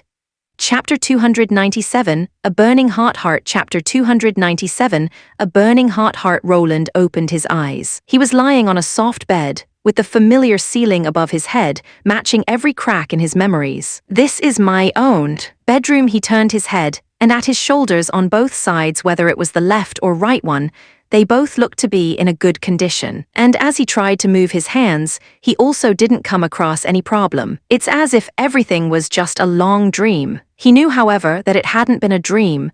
The investigation of the devils and the attacks they had faced was indeed something which had happened. However, the fact that he was lying safely in the bedroom meant that they had managed to escape the devil's pursuit and had successfully returned to the castle. However, did all of the witches make it back safely? Thinking of this, Roland couldn't stop his heart from becoming heavy. He tried to prop himself up, but from the direction of his injured arm, a burst of powerlessness spread throughout his body. Just when he wanted to open his mouth to call someone, he saw a row of witches leaning against the wall next to his bed. They were Anna, Nightingale, Lightning, Maggie, and Nana. They leaned against each other's shoulders and were breathing steadily, with their eyes slightly closed, looking as if they were fast asleep. Roland quietly opened the corner of the window curtains. He was greeted by the first rays of the morning sun, which came pouring in from the direction of the Redwater River like dazzling golden threads across the earth. You woke up, turning around, he didn't know when, but Anna, rubbing her tired eyes, had already woken up and step by step had come to stand by his side. Yes, I'm up. The other witches, they all safely made it back to Border Town. In fact, you were the only one who was injured. Is that so? Roland said, relieved. That's really good, fool. He didn't even have a chance to refute before the other side was already nervously hugging him with so much force that it felt like she wanted to embed herself into his flesh. Due to Anna's commotion, the other witches also started waking up. Your Highness, they stood up in surprise and then began to circle around him one after another. Lightning was the second to cling to Roland, followed by Nana and Maggie. Nightingale hesitated, but also wrapped her arms around him. In this way, everyone was embracing each other in a group hug. All were reluctant to let go. For a moment, it seemed time had come to a stop. After breakfast, Roland went back to his office and listened to details of what had happened after his collapse, trying to understand what had occurred in the end. The witches, working hand in hand, had been able to defeat their pursuers, then had Lightning and Maggie carry him back in advance. After coming back to the castle, Nana Pine immediately treated his injuries, healed his torn-off arm back to its previous state. However, due to his severe blood loss, he'd fallen into a deep sleep for a day afterward. Thus, this was already the fourth day since their departure. Thinking back to his actions, he had to admit that he had been somewhat careless. He had never expected that the devils would actually be able to discover a hot air balloon painted in sky camouflage more than 10 kilometers away. Listening to Sylvie's explanation, it seemed that the massive, multi-eyed devil hadn't detected anything abnormal in the beginning and had been observing all direction with its eyes. However, the moment she moved her focus to the body of the multi-eyed devil, the other side immediately responded, instantly turning all of its eyes towards her. This kind of detection, contrary to what one might expect, was unheard of. It was important to know that at this distance, apart from Sylvie's eye of truth, even when using an observation mirror, the view would still be fuzzy. In addition, there was also the red mist covering the spires, making it even more difficult to clearly see the happenings within the devil's town. Accordingly, it should also have been difficult for the other side to discover their whereabouts. That said, even though they had met with great danger during this trip, the harvest of information was just as bountiful. The devils were no longer those mysterious and unknown messengers of hell. Instead, they also had cities and towns, an organized structure, and thus can be classified as a higher evolved civilization, just like humans were. Furthermore, the other side's air force wasn't powerful at all. At least this was the case for the group of devils behind the snow-capped mountain. Even though there had been hundreds of devils which had come out of the ground, in the end, there were only 2 who had pursued them with flying mounts. This indicated that they could safely assume that flying was still a rare ability among them. Whether it was the mounts or the riders that was rare was still unknown. But to sum it up, this was some good news for Border Town. At least he didn't have to worry about a group of devils bypassing the southern hills and mountains to go straight for the hinterlands of the Western Territory to burn, kill, and loot from them. Also, the news that the devils possessed magic was an important discovery. According to Nightingale's report, even though the amount of magic power within the devils coming after them was sparse, it was still enough to form a cyclone, and was also very eye-catching while in its foggy state. However, their way of arousing magic seemed to be entirely different from the witches. They didn't perform it by themselves, but instead used a certain kind of mechanism, for example, by using those shining stones to release their force. Therefore, it wasn't like the witch's ability, which could undergo constant changes, but more like a standard weapon which could be mass-produced. Of course, this was merely his own speculation. Unfortunately, both of those devil's bodies had fallen into the sea, making it impossible for Roland to verify it further. The last point was their buildings. Those small and slender black stone spires were not the devil's dwelling places. Furthermore, their construction material was also very strange, since it didn't show any traces of corrosion from the red mist. While the inside of some of the stone towers was empty, others were filled with a red liquid, which let them unexpectedly appear to be storage tanks. Could it be that the red mist in the sky is actually the gaseous state of that liquid? And could the reason why the devils aren't further spread over the wilderness, or even further, expanded toward the Four Kingdoms be because of the limited amount of this gas? In any case, after comprehending all of the gathered information, I can conclude that for now, they won't be a threat to the security of Border Town. But Roland also knew that since they had already driven humanity out of the wilderness more than 400 years ago, there might come a day where they would attack again, which he would need to make preparation for. Due to his severe blood loss, when night fell, Roland decided to leave the unfinished government task for another day and left for bed quite early. As he was sitting on the bedside looking through a history book and preparing to blow the candle out to sleep, a knock came from the other side of the door and resounded through the room. After a short hesitation, he still climbed out of bed to open the door, to see Anna standing before him. This time she wasn't holding a thick book in her hands like she had been in the past, neither intermediate physics or the theoretical foundation of natural science. Instead, she'd come empty-handed and wore only a white robe. She stepped into the room. She wasn't even wearing shoes, so whenever her delicate foot kissed the floor, there wasn't any trace of sound to be heard. Stepping aside, Roland swallowed a mouthful of saliva. After stepping through the door, Anna turned around, closed it, and shut the bolt. Then she took Roland's hand and went to the bed. He could see that she had recently washed her hair, and within the candlelight, her let-down hair also had a golden luster to it. Being so close, an intoxicating fragrance filled his nose. This enchanting fragrance wasn't originating from perfumed rose soap, but came from herself. Her long eyelashes trembled slightly, her cheeks were flushed, and her blue eyes were as clear as limpid autumn waters. Although she appeared to be somewhat nervous, there wasn't any trace of hesitation in her. Instead, her eyes, looking straight at Roland, were filled with resolution. Even someone as he who'd never weathered such a great battle, at this moment, he clearly understood her meaning. "Cough this. I do not want to wait any longer," Anna whispered, "especially after what we'd experienced."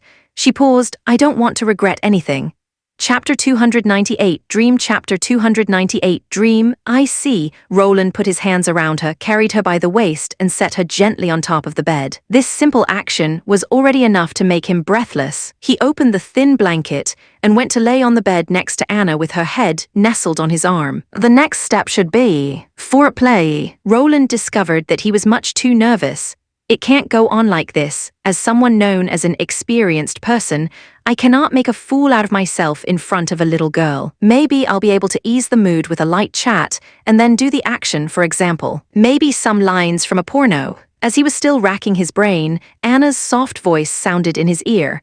"That time in the hot air balloon when you pushed me out of the way. Did you ever think about the possibility that you might die?" Roland felt shocked. He'd never expected that she would ask him this question. "I just did it without thinking.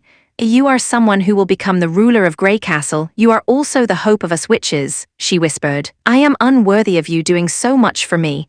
This isn't a question of worth," Roland murmured. "I cannot just stand by the side and watch indifferently as you suffer an attack. As a matter of fact, even now, after waking up and thinking about it carefully, I can tell you that in case it hadn't happened so suddenly, and if I had the time to think it over, I would still have acted in the same way.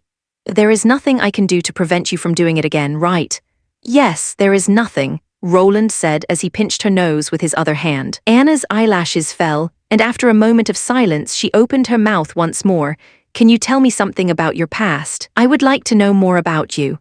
Oh, the past, Roland said. He took a deep breath, then searched through the fourth prince's memories, while preparing to tell one or two entertaining anecdotes of his life in the palace. But before the words could leave his mouth, he swallowed them back down. His past wasn't the life he had here, but the life he'd lived in another, very different world. So instead he said, I used to live in a big city, in a tremendously big city.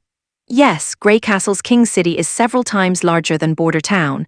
When I was born, I wasn't any different from any other ordinary person. I was somewhat clever in trivial matters, but not so intelligent that I could do everything at ease. In regards to studying, I could be considered as hardworking, thus I would often receive praise from the teacher. But he didn't know that I was the one who had drawn the hard to erase graffiti on the classroom walls.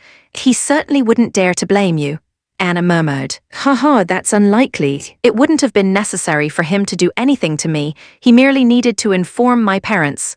Roland smiled, then shook his head. At that time, they taught me to never start off leniently. Then, as I grew older, my teachers kept changing from primary school teachers to academic advisors, until I finally completed my studies having had neither good nor bad grades. Of course, compared to other people's children in the end, I still fell short by a bit.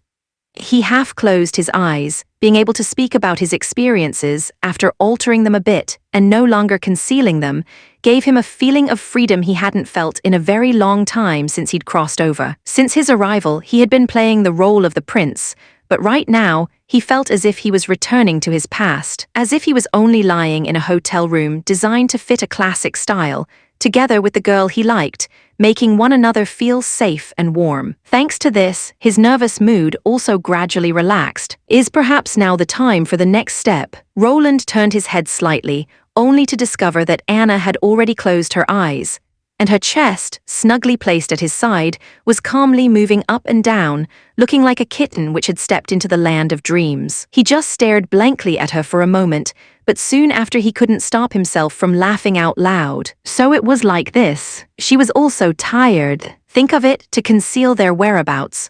The witches had looked for a small hidden place within the mountain ridge 2 nights ago, but they still needed to guard against any possible beast or devil attacks during the night, which had meant that they'd almost gotten no sleep during the night. And then, the next morning, even as the sun had only just lightened up the sky, they'd already continued their race on Cloudgazer while heading back towards Border Town. At the castle, Anna had also spent the last night in his bedroom, constantly keeping watch over him. Thus, during the last 2 days and nights, she hadn't even had one moment of rest, making it very easy for her tiredness to overwhelm her the moment she let herself relax. It would be a wonder if she weren't exhausted right now. The other side's reason for coming this day might be because she was too anxious to wait any longer. Although it was a pity, Roland did not care about this opportunity passing. After all, there were still many days ahead of them. He moved closer, kissed Anna's eyelashes, then whispered, "Good night." Asterisk, when the morning light fell through the window curtains into the room, Sylvie climbed out of bed unable to suppress her yawn. The experiences of the last days seemed just like a dream, from the discovery of the devils to the fight in the air. And lastly, their escape back to Border Town gave her the thought that even if they had been encircled and chased by the church's army of judges, she wouldn't feel as tense and exhausted like now. Good morning. Wendy, having changed her clothes long ago, was now carrying a basin of water prepared for washing their face and rinsing their mouth. Good morning, she nodded. You got up quite early. I'm old, Wendy smiled, so the time I need to sleep has also become less and less. Oh, it is already dawn, Nightingale said sleepily as she rubbed her eyes. It seems I have to take a nap at noon. Didn't you sleep well last night? Yes, I had many dreams. Sylvie curled her lips disapprovingly. She had clearly seen that the other side had stealthily went off to the 3rd floor of the castle, moving back and forth in front of the Lord's door for a long time. However, because of Nightingale's unique ability, she couldn't see what Nightingale was doing. Anyway, it had already been late by the time she'd come back. Last night you didn't. The moment she began to speak, Nightingale suddenly turned around, staring straight at Sylvie. Her slightly narrowed eyes made her meaning self-evident. Thus, the latter had immediately closed her mouth. Everyone with eyes had been able to see the strength of the #1 combat, Witch in the Witch Alliance. The image of her swiftly moving through the sky and killing the devils like a wraith was still vivid in her mind. If she ever came to Sleeping Island, Sylvie feared that even Lady Ash wouldn't be her opponent. So when she received the silent warning, Sylvie felt that it would be better if she didn't act too curious. "What happened last night?" Wendy asked in wonder. "Keek," she said, "I heard her snore last night. It must be because of the large amount of energy she'd used up in the past few days." "That must be it," Nightingale agreed while shrugging her shoulders. She took off her nightgown, revealing her well-proportioned and harmonious body, and began to put on the undergarment which had been gifted by His Highness. That said, by now, even Wendy had fully accepted this clothing, even going so far as recommending it to her. Sylvie had no choice but to say, His Highness Roland was indeed a very fearful man. But when she thought of him, Sylvie's heart was also filled with warmth. There actually exists a noble who willingly sustain injuries for a witch. When she had seen Roland bravely dashing forward, with no thought to his personal safety, and push Anna's body out of harm's way, at the bottom of her heart, she felt touched. All the witches of the Witch Alliance weren't some tools he intended to control, but they are important people to him, even companions. His reaction at that moment couldn't have been a lie. He is indeed standing on the side of us witches, just like Tilly Wimbledon. If Roland and Tilly can stand together hand in hand and unite the strengths of both cities, they might truly be able to create a new country. A place where witches and ordinary people make no distinction between what's theirs and what belongs to the other. She decided to write a letter to Lady Tilly. "Your older brother, His Highness Roland, is truly a good person." Chapter 299, Information and Messenger. Chapter 299, Information and Messenger. Grey Castle, within a garden of a mansion inside King's City's inner city. Today was the scheduled day for the exchange of information. While sitting on a soft chair in the living room, Theo was waiting for the arrival of the members of the acrobatic group, Pigeons and Hat. Since the beginning of autumn, the closing of the inner gates had shifted to an earlier time in the evening, so the time for their secret meeting also needed to be changed to the afternoon. Like always, the first to arrive at the mansion was Hill Fawkes. On his upper body, he wore a blue collarless jacket made of velvet, and around his neck he was wearing a white tie, while on his lower body he was also wearing shallow grey leggings and moccasins. He was dressed remarkably similar to an aristocrat. After giving his salute, he took the book, The Kingdom's History of Social Custom, which was clipped between his armpit, and returned it to Theo. The latter took the book, glanced at Hill, and asked with interest, "Done with reading?"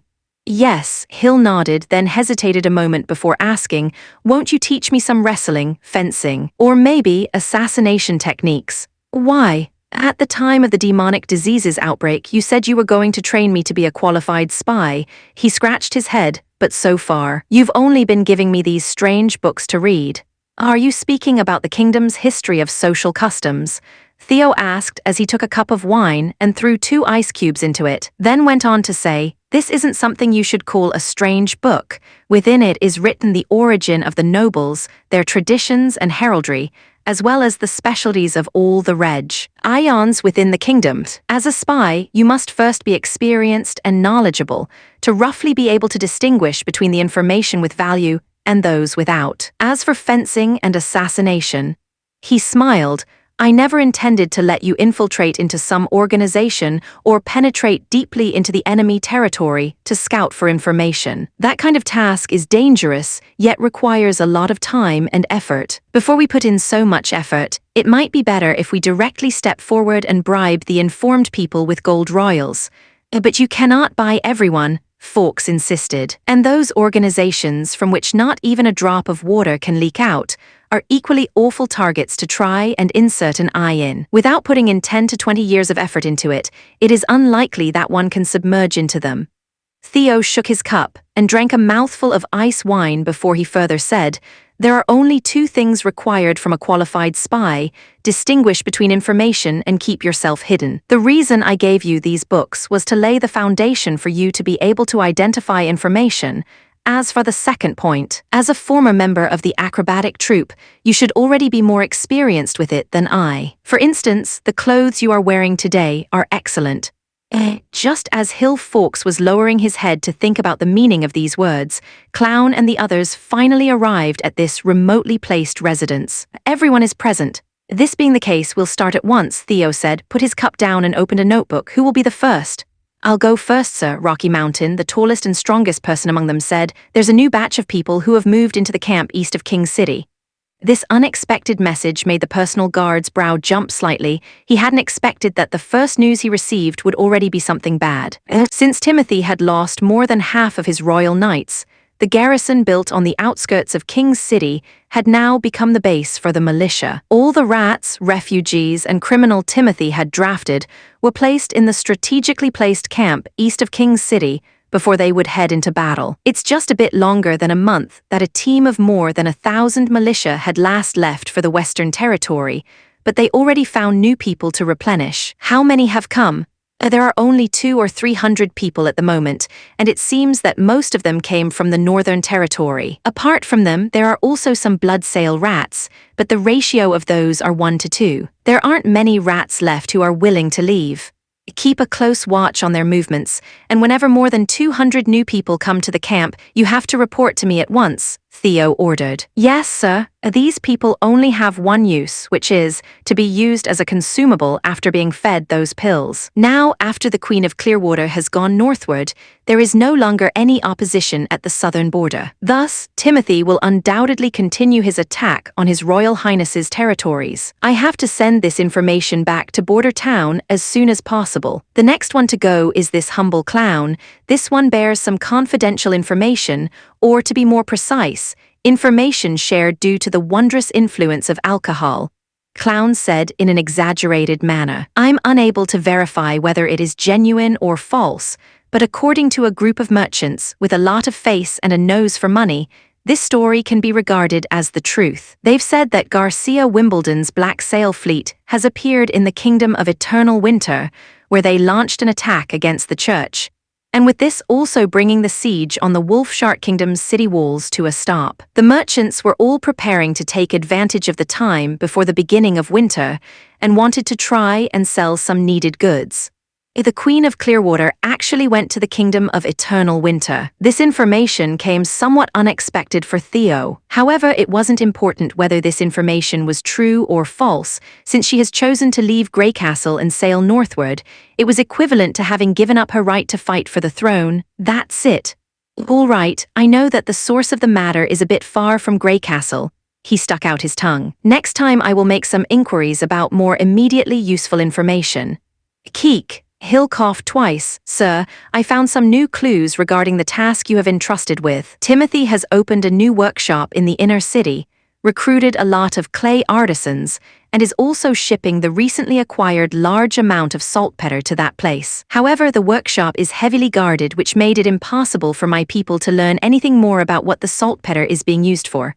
Oh, Theo's spirit was lifted. They brought the saltpeter towards the workshop. That's right, Hill confirmed. I have personally tracked one of those carts to the workshop. This was a very valuable information. Since Theo had been at His Highness Roland's side for such a long time, he naturally knew that the all-conquering gunpowder was a type of alchemic good, the main ingredient of which was saltpeter. Thus, when he noticed that the king began to acquire the saltpeter from the surrounding tanning fields in large amounts, he'd arranged Hill folks to go and inquire about its whereabouts and use. Now, after the other side had transferred it to a workshop of the Alchemy Association, their intentions have become very apparent, taking the next step from alchemic experiments to workshop manufacturing, indicated that they have now grasped the prescription of gunpowder. The priority of this intelligence was even higher than the need to gather new people in the eastern camp. Well done, Theo praised. After the end of the secret meeting, everyone left the mansion in batches. The moment before Hill left, he suddenly turned around and asked, Sir, by doing all of this, will we really be able to topple Timothy from his throne? Of course, the personal guard answered. Haven't you seen the letter sent by His Highness? Timothy's throne is already shaking. Later in the evening, when he returned to the tavern covert trumpeter, Theo was greeted by an unexpected acquaintance, Sean. Just like himself, he was also one of the fourth prince's personal guards. After arriving at his room on the second floor, they exchanged some greeting for a moment before Theo closed the curtains and whispered, How did you know where I was staying? His Highness gave me a letter and told me to look for Miss Margaret, who already knows about your whereabouts. Sean took out a sparkling, pure red gem and waved it around. Does he have a new task? It's not a task, it's a gift, Sean said and smiled as he walked to the window. He opened it to a slit and blew a whistle. Soon Theo saw 3 beige-colored birds come flying into the room and drop on the table, then immediately call out, "Goo-goo." After feeding each of the birds with some wheat, they finally settled down. It was Theo's first time to see such intelligent birds. These are a witch's trained messengers, Sean explained while he stroked one of those beige-colored birds' neck. The difference between them and a carrier pigeon is that they can independently travel back and forth between 2 places without needing a person to take them away. So they can fly home on their own afterward. You only have to say a specific keyword to the birds, and they will deliver the message right into His Royal Highness' hands. If everything goes well, you'd only have to wait a day before you'd receive a reply. Chapter 300 Witch House Chapter 300 Witch House Ahul.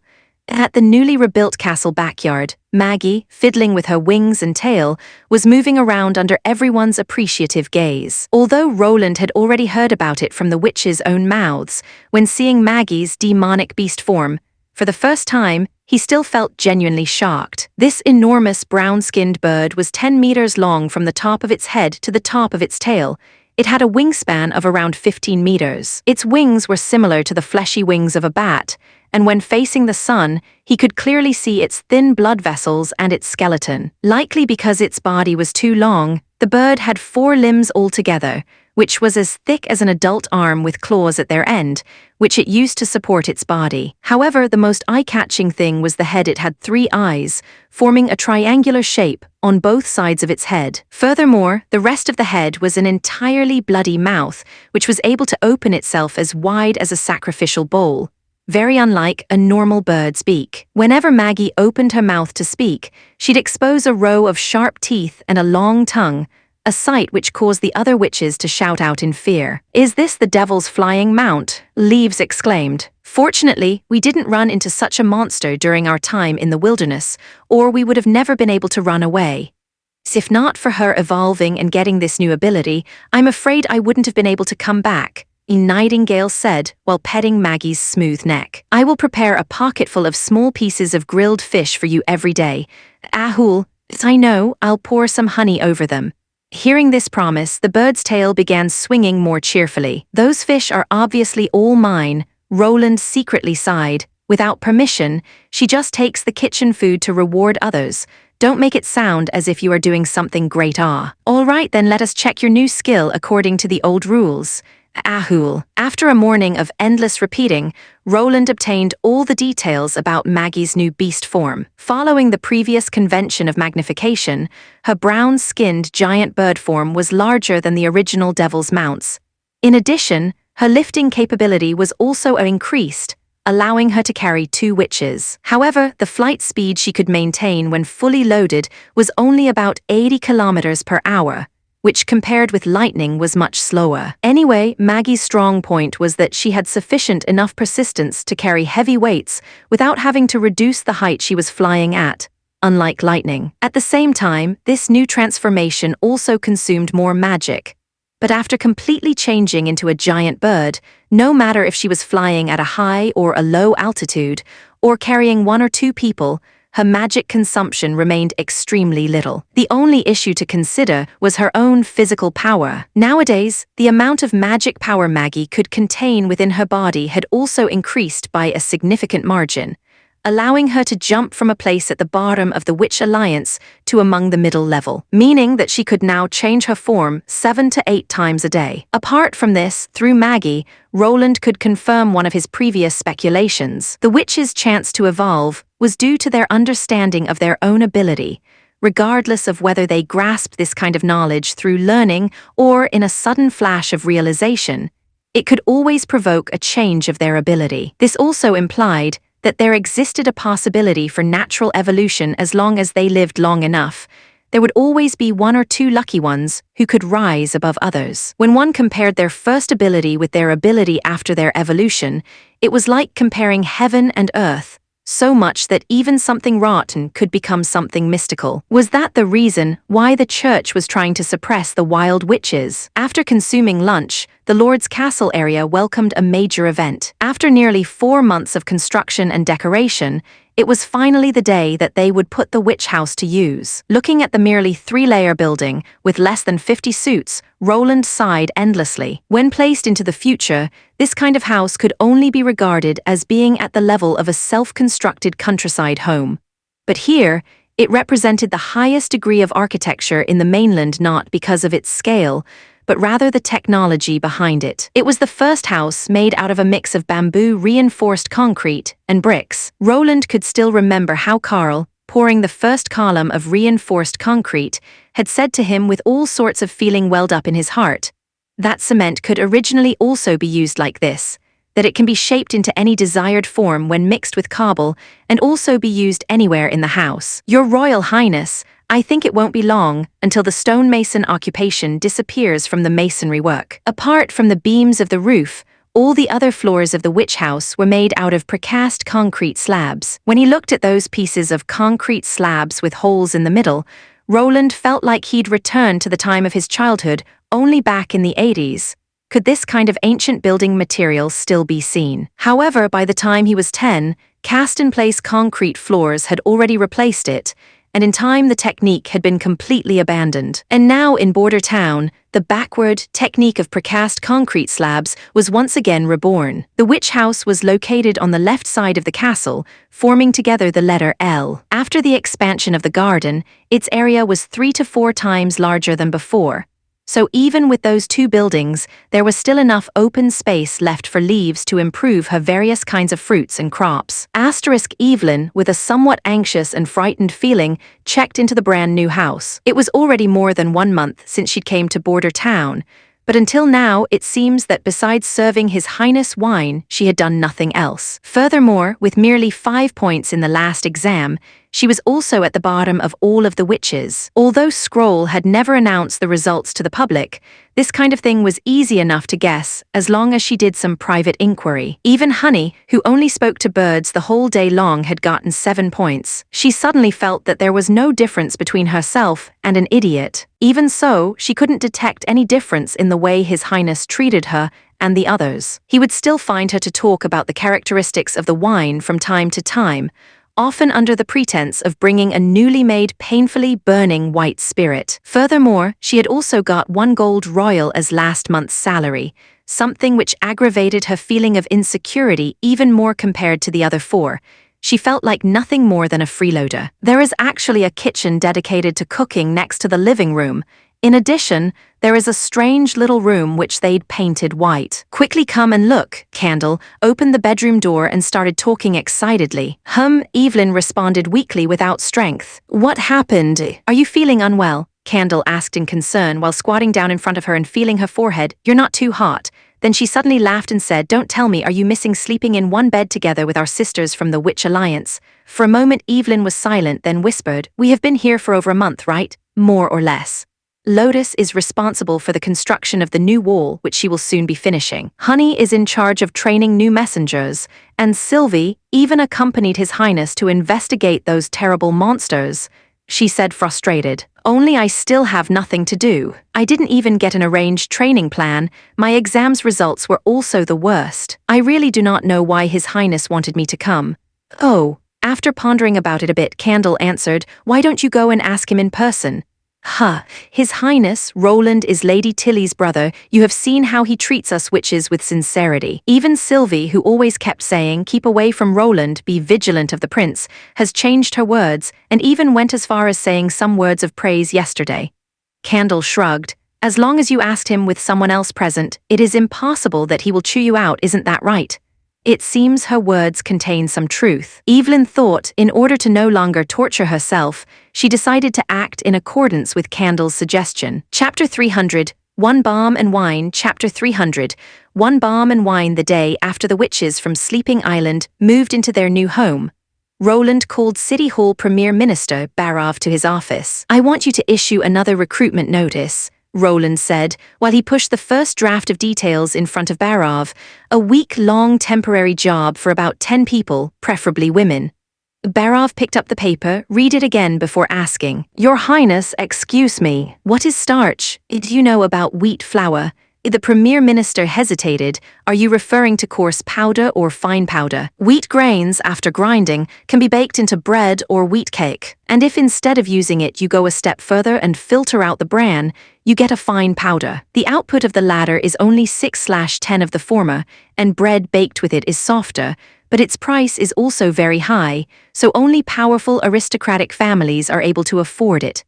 The thing Roland liked the most about Barov was that he had a comprehensive understanding concerning goods from all categories. Food shortage as a result of the lagging agriculture could mean something completely different depending on the consumer's social class. For example, with the frequently seen wheat, civilians would often put the wheat grains directly into their pot and cook congee, this way making the most out of their limited food. However, sometimes wheat shells and sand would also land in the boiling pot, which results in crackling sounds and cause tooth pains whenever they ate. Small aristocrats paid particular attention to this and would order people to sieve the sand and stones out of the wheat grain. Then they would grind it into a coarse powder and bake it into bread or pancake before eating. And at the top of the hierarchy, the wealthy families and powerful aristocrats who didn't look at food as a mere way to fill their stomachs, but rather as something to be enjoyed. The wheat would be further sieved in the kitchen, removing the bran to get fine white powder. The resulting baked bread was of yellowish cream color,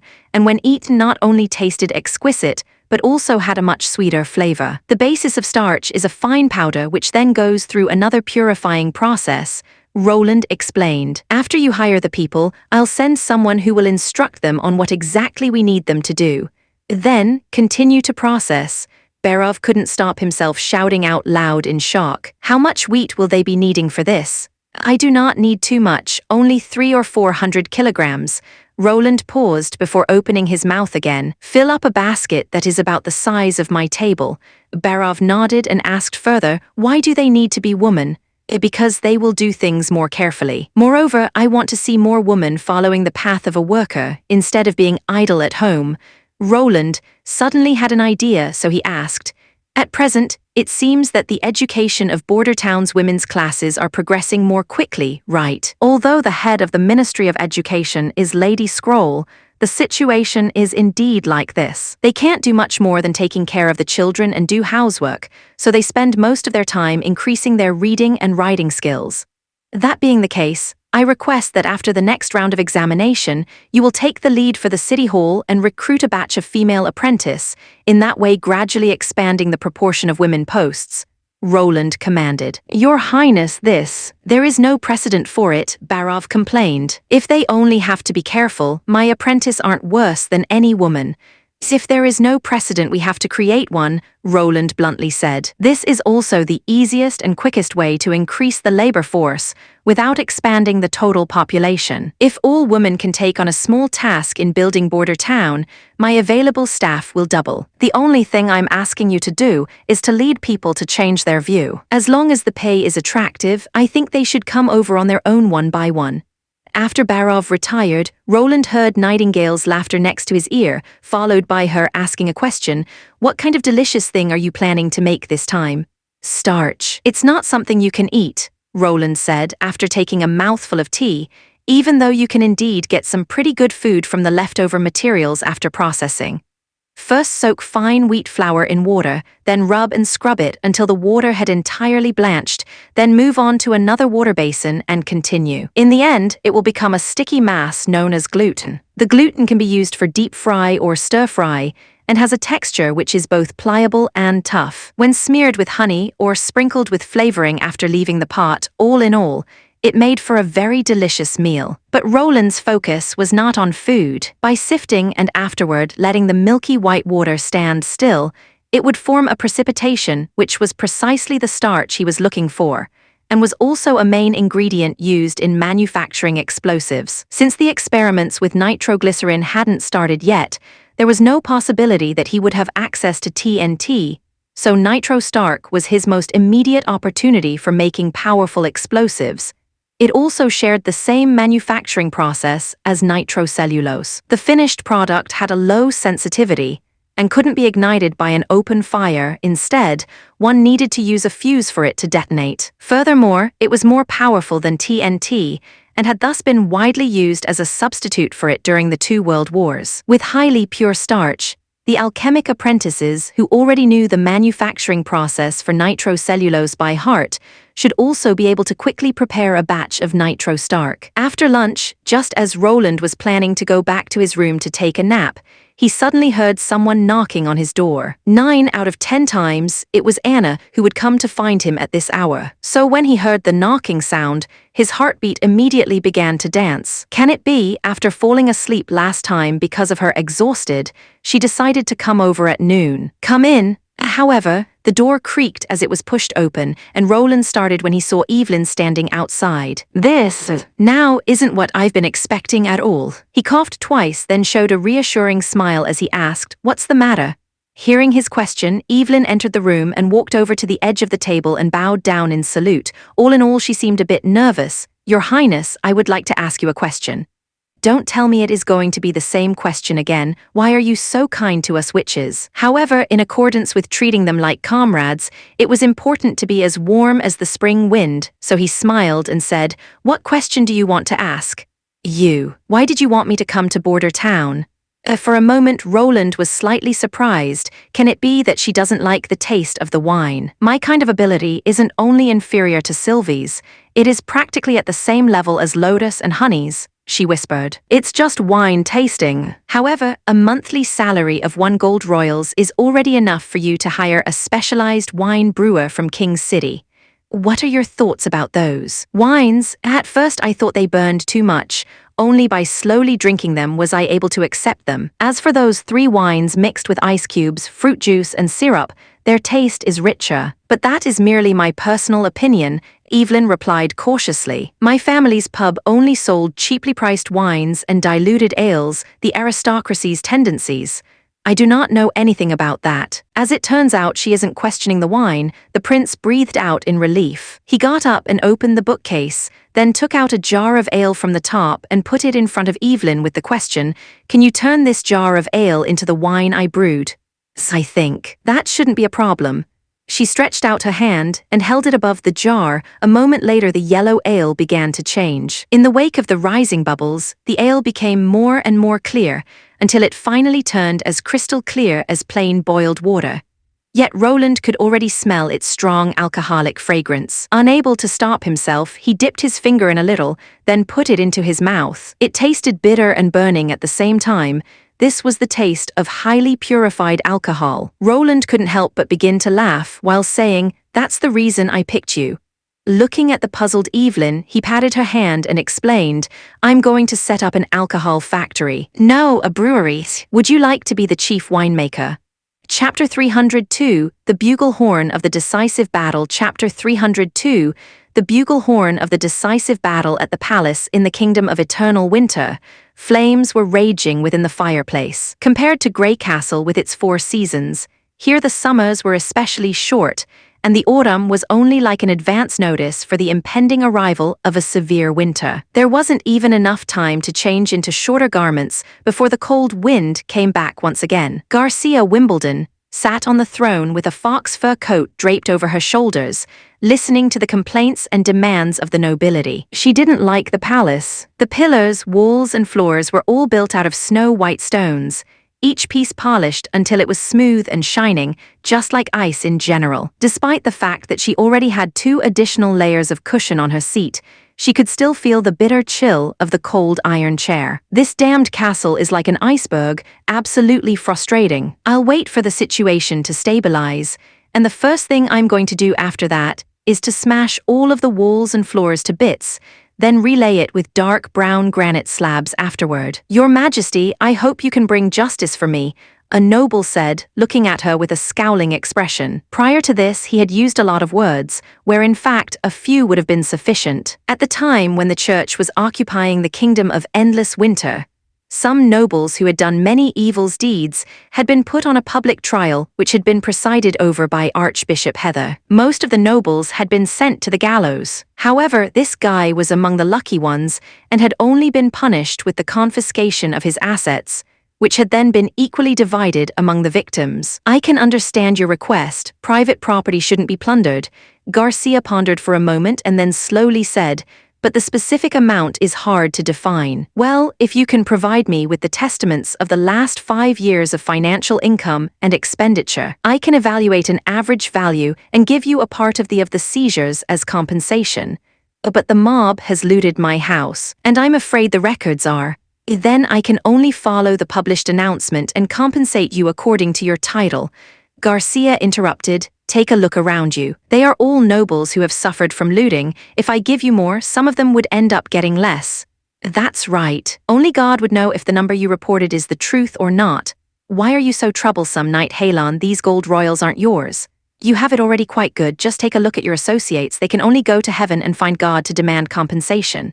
Seeing all of the surrounding nobles glare at him, he was forced to shrink back, bow deep in salute, and say, "In that case, please compensate me according to the standard." "Thank you for your kindness, Your Majesty." "Excellent." Garcia smiled and then ordered, "Next." "My regards to you, Your Majesty."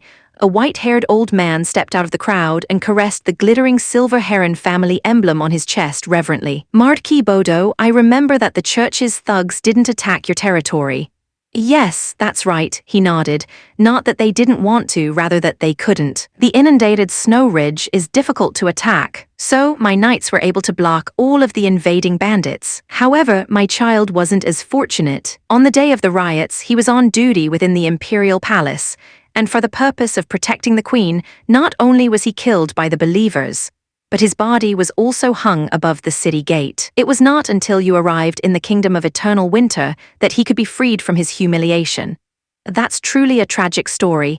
Garcia assumed a grieving expression and sighed before asking, "So, what is your request?" "The name of the man who killed him is the Butcher. Nowadays he is the leader of the remaining rebels. That group of people are hiding within the impassable mountain range north of us. I want revenge for my child," the Marquis calmly declared. "From the beginning, I didn't have that many troops under my control. They are already keeping the peace during the day, patrol, guard the city wall as well as the granary. It would be quite difficult to split my men and dispatch the troop to the barren mountains and wild hills just to go find a group of 100 exiled thugs." She shook her head and said in regret, "Furthermore, when the winter comes, the heavy snowfall will also close off the mountains, thus making it impossible for them to get any supplies. So they will freeze to death sooner or later. There is no need for you to be so impatient." "Your Majesty, I'll only be able to find peace if it's me wielding the sword that kills my child's murderer. I also don't need you to send any warriors to search for the thugs. There are many natural caves at the foot of the mountain. They surely will be hidden within one of them. But most of the cave's entrances are very narrow, and if they use stones to block the entrance, it would even be difficult for the knights to attack them. I hope you can provide me with the alchemical creation that had been able to blow up the city gates. I'll do the rest by myself." "Does he want to get his hands on the snow powder?" Garcia frowned. "That stuff has a large power, and it's strong enough to be the trump card in a hopeless war and alter the outcome. It absolutely cannot be allowed to spread out." At the time she was about to declare her refusal, the other opened his mouth again. "If you grant me this request, I am willing to return to court and serve you. The Silver Heron family will fully support your ruling over the kingdom of eternal winter."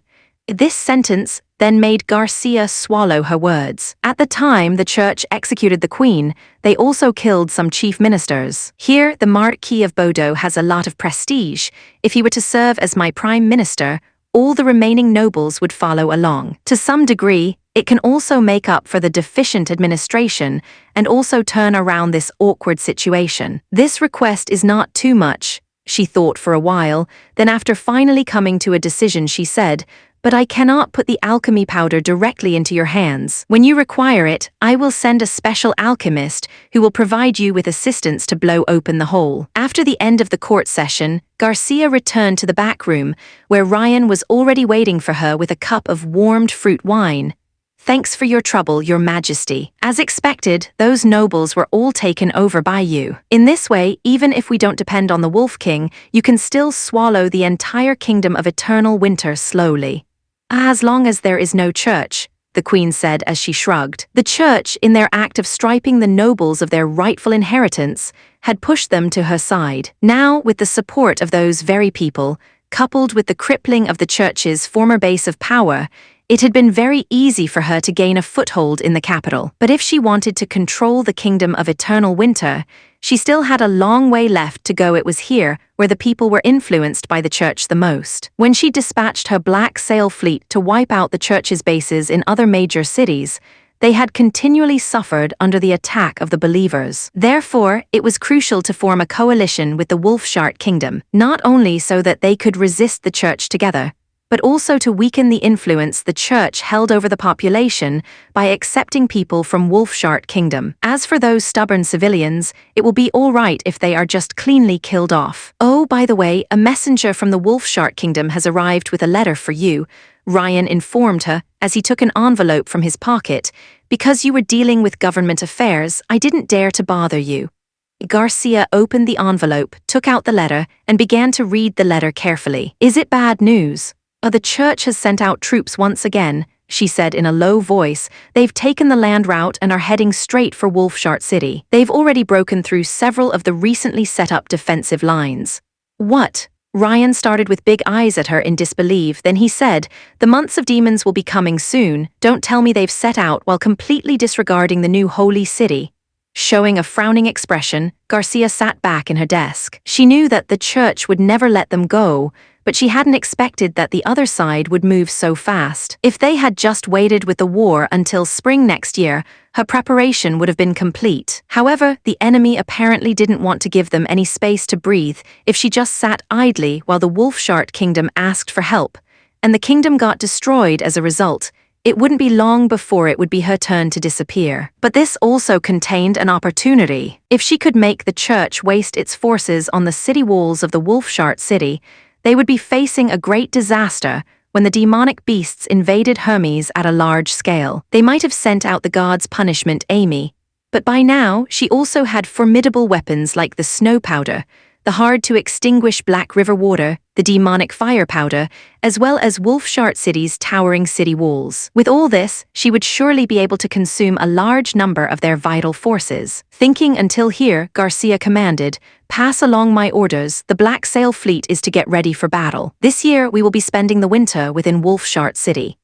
Chapter 303, Preparation for the Air Raid. Chapter 303, Preparation for the Air Raid. After going through a week of assembling and testing, Roland and Anna together completed the development of an impact detonator. Compared to the fuse of the artillery shells, it does not need to withstand high temperature and pressure, and there was also no high G overload when it left the chamber, so the structure was very simple. However, due to the necessary precise constitution of the firing pin and the spring, the two had to test many variations before they finally succeeded. The main problem was that no one knew how much elasticity the spring needed to make sure that it wouldn't go off if it accidentally fell, while they also needed to guarantee that it would always trigger when it was launched normally. He and Anna only changed the thickness and hardness of the spring a little before testing it once again. Fortunately, Anna and Lucia had done a lot of the required work in advance. As a result, Roland had more and more high-quality materials available at hand. Ultimately, after a lot of testing, they'd chosen to use steel alloy No. 1365, which had a relatively high hardness but a toughness that was on the lower side. Even if the bomb fell from 1 meter, it wouldn't be compressed to the end. After the selection of an appropriate spring, the rest was easy. Just like the saying, where water flows, a canal would form. Even though Roland had never seen the look of a real detonator before, he could still rely on his work's experience to come up with a design by himself. Compared to modern ones, it was certainly lacking, but for the current crude big black bombs, this would be enough. The finished version of the impact detonator was in the form of a cylinder 12 centimeters long, about 5 centimeters in diameter, with a spiral pattern on the underside which could be screwed into the opening at the top of the bomb. The interior looked like a downwards convex groove, while the firing pin shared a similar appearance so that it could also fit into the groove. In its normal state, the spring would lock the upper part within the indentation, while the striker would land right inside the indentation, only 1 finger apart from the primer. For the purpose of taking precautions, Roland had also made a hole in the head of the firing pin so that a bolt could be fixed on top of the ammunition case. Thus, before the bombing, they first had to pull out the bolt. Only then could the strike move up and down. The simulation test was held on a sunny afternoon. Because this bomb, which filled with a padding of gravels instead of black gunpowder, had already reached 5 times Nightingale's weight, Roland decided not to board the hot air balloon, and instead watch the process with an observation mirror from 300 meters away from the impact location. Apart from himself, there was also the commander of the Fist Army Iron Axe and the Chief Knight Carter Lannies, who were here to watch this first test. Are you planning to use a hot air balloon to throw the giant explosive packages into the heart of the Imperial Palace? After listening to Roland's battle plan, Carter struggled to believe his ears. To attack from an altitude of 2 kilometers above the ground, while simultaneously completely disregarding the city walls and the forces of the garrison, ultimately overturned his former concept of what defined combat and, of course, living in Border Town during this last year. His view had already gone through changes many times before. As long as the controlling system is fully functioning, it really isn't impossible to achieve. Roland nodded. Right now, Timothy is pressing people into service once more to build up his new militia force. If we cannot stop him, the Western Territory will inevitably suffer another attack from his drugged forces. And even if we force him back again, it won't give us even one bit of benefit. The secret letter that Theo had sent had indicated that Timothy was currently still using the same old routine of trying to consume his strength. However, Roland didn't know if the team dispatched by Barov could overtake their counterparts and rope in the people and make them come to Border Town. Supposing that you can really release Heaven's fury thunder above Timothy's head, he absolutely will be frightened, not knowing what to do. Iron Axe said excitedly, "This is absolutely a Heaven's punishment which no one can resist." "That's what I'm hoping for," Roland said with a smile. Although Theo had mentioned in the letter that Timothy had most likely figured out the method for making black gunpowder and opened a workshop in the inner city to try and mass-produce the dangerous product. After thinking it over repeatedly, Roland still decided that the roof of the Imperial Palace should be the target of the bombing. The reason was simple: the palace was the only place which was eye-catching enough. When looking from a height of 2,000 meters, even the most magnificent city of Greycastle was only the size of half a palm. Therefore, they also had to find a good target point to throw off the bomb in advance, and the palace was located at the midpoint of the inner city district and was surrounded by a red tile wall. Furthermore, pure white stones covered the roof of the palace, would be particularly eye-catching while they were aiming, which meant it would almost be impossible for them to miss their target. But the workshop was different. Roland didn't possess a layout plan of King's City, and the ground was also unmanned, and if he only relied on spoken words, it would be quite difficult to describe the position of the selected target. Plus, the workshop's area wasn't large. If the bomb were to fall on top of a civilian's house, the gains of their plan wouldn't make up for the losses they would face. Suddenly, a white shadow fell straight to the ground, causing a smoke pillar to rise from the test field, followed by the muffling sound of something smashing into the ground a moment later. It seems as if the bomb has hit the ground. Roland put away the mirror. "Let's go and take a look at the results." After a week of training, Lightning had significantly improved her bombing technique. This time, the bomb had hit the ground 5 meters away from the center of the target. It had drilled its whole body into the earth, and the outer shell had been substantially deformed due to the force of the impact. After Cloud Gazer had landed, Anna used her black flame to cut open the bomb so that everyone could see that the soil near the detonator has been charred black. This proved that the primer's temperature was high enough to ignite the gas sprinkled on top of the gravel, which was what they had used in place of black gunpowder. And this showed that the detonator itself was working fine. If they instead filled the interior of the bomb with nitrated starch, it could easily create a 4 to 6 meters deep hole and kill all of the people who hadn't taken shelter that were within the vicinity of 50 meters. Now, after having fully trained the airdrop, the next step was to organize their combat plan. Roland let his gaze wander over everyone surrounding him, then opened his mouth and slowly said, "We will execute the surprise raid on King's City next Monday. First, Iron Axe will lead a group of 50 firearms and escort the witches to the outskirts of Silver City. There is a mountain ridge in the area which can shelter you from detection, and it should be perfect if you want to set up camp or send off a balloon." I hear and obey, your majesty, Iron Axe agreed. Why can't we just fly directly from Border Town? Wendy asked. No, that would be too far. Roland shook his head. From the Western Territory to King's City it took at least a week. When traveling with Cloud Gazer or flying directly there, it would still take them around 3 days.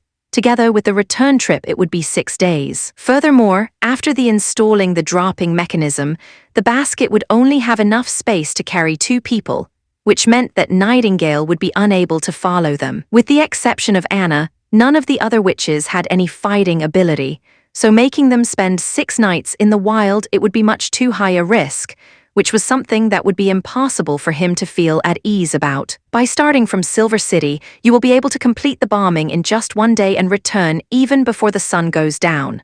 Secondly, the witches assigned to the mission are Anna, Wendy, Lightning, Maggie, Nightingale, and Sylvie. The latter 2 are responsible for monitoring the surroundings of the camp, while the attack will be carried out by the first 4 people according to the training method, especially Lightning. He looked towards the little girl. Whether we succeed or not all depends on you. You can leave it to me. The latter patted her chest. In that case, the last thing I wanted to mention was that you should all pay attention to your safety, Roland said while stressing each word. I will be waiting for your return here in Border Town. 4 days later, the first bomb, Easterly Wind one was loaded on top of a cart, and under the escort of the First Army, it boarded a cargo ship to Silver City. Chapter 300. For an unexpected but pleasant surprise. Chapter 300. For an unexpected but pleasant surprise, May would never have thought that by the time she was about to set foot on the road back to Border Town, her heart would once again be filled with so much expectation. The woods along the Redwater River had already begun to turn yellow, and the breeze blowing directly in one's face brought along a trace of chill. The waves of the shimmering river were rolling under her feet, and from time to time she was able to see the fallen tree leaves floating past the side of the ship. Now, without all of the anxiety and restlessness she had felt on her last trip, the exuberant surrounding autumn landscape seemed like it was something which came out of a poem or painting. Miss May, a voice full of respect came from behind. Your play of The Witch Diary, is it true that His Highness wrote the play for you personally? When May turned around, she saw that a group of actresses had gathered behind her. The person standing in front looked at her with a tense expression. She recalled that this one's name was Swallow. Sorry, Irene waved at her, then bowed and said with an apologizing smile. I wasn't able to answer this question, so without any better option I had to let them come and ask you. This fool, May thought and gave her a supercilious look. If it had been her from the past, she would have only dumped them with a sneer. But now, after having spent so much time together with Irene, her patience had unexpectedly grown stronger day by day, and thus she dared to answer, No, His Highness didn't write it for me. Rather, it was the City Hall's Minister of Education, Lady Scroll, who had written The Witch Diary. Is that so? Swallow blinked in wonder. At the time you argued with Bella, we all thought it was the truth. His Highness wrote it personally, and His Highness wrote it personally for me. The meaning of those 2 wordings were poles apart. How could these people grasp the first half of the sentence but totally dismiss the second half? Thinking of this, she then said to them, But His Highness endorsed both the script writing and the theatrical performance. Therefore, when Bella ridiculed the script, it was indeed equivalent to mocking His Highness. Regarding that point, I haven't fooled her. Have you ever seen His Royal Highness? I heard that he has the royal family's mark of long grey hairs and looks extraordinary handsome, is that right? I also heard that he was born with the natural disposition of a romantic and has many lovers. Was it really like that? Looking at this group of lively little girls, May couldn't help but knit her brows. Cursed! I should never have responded to their curiosity. All right, that's enough. Don't you girls bother Miss May, Roja said and began shooing the group of females away while showing an apologizing expression towards May. No harm, she shrugged, and then continued to enjoy the scenery along the coastal area. After all, I was the one who sought out trouble.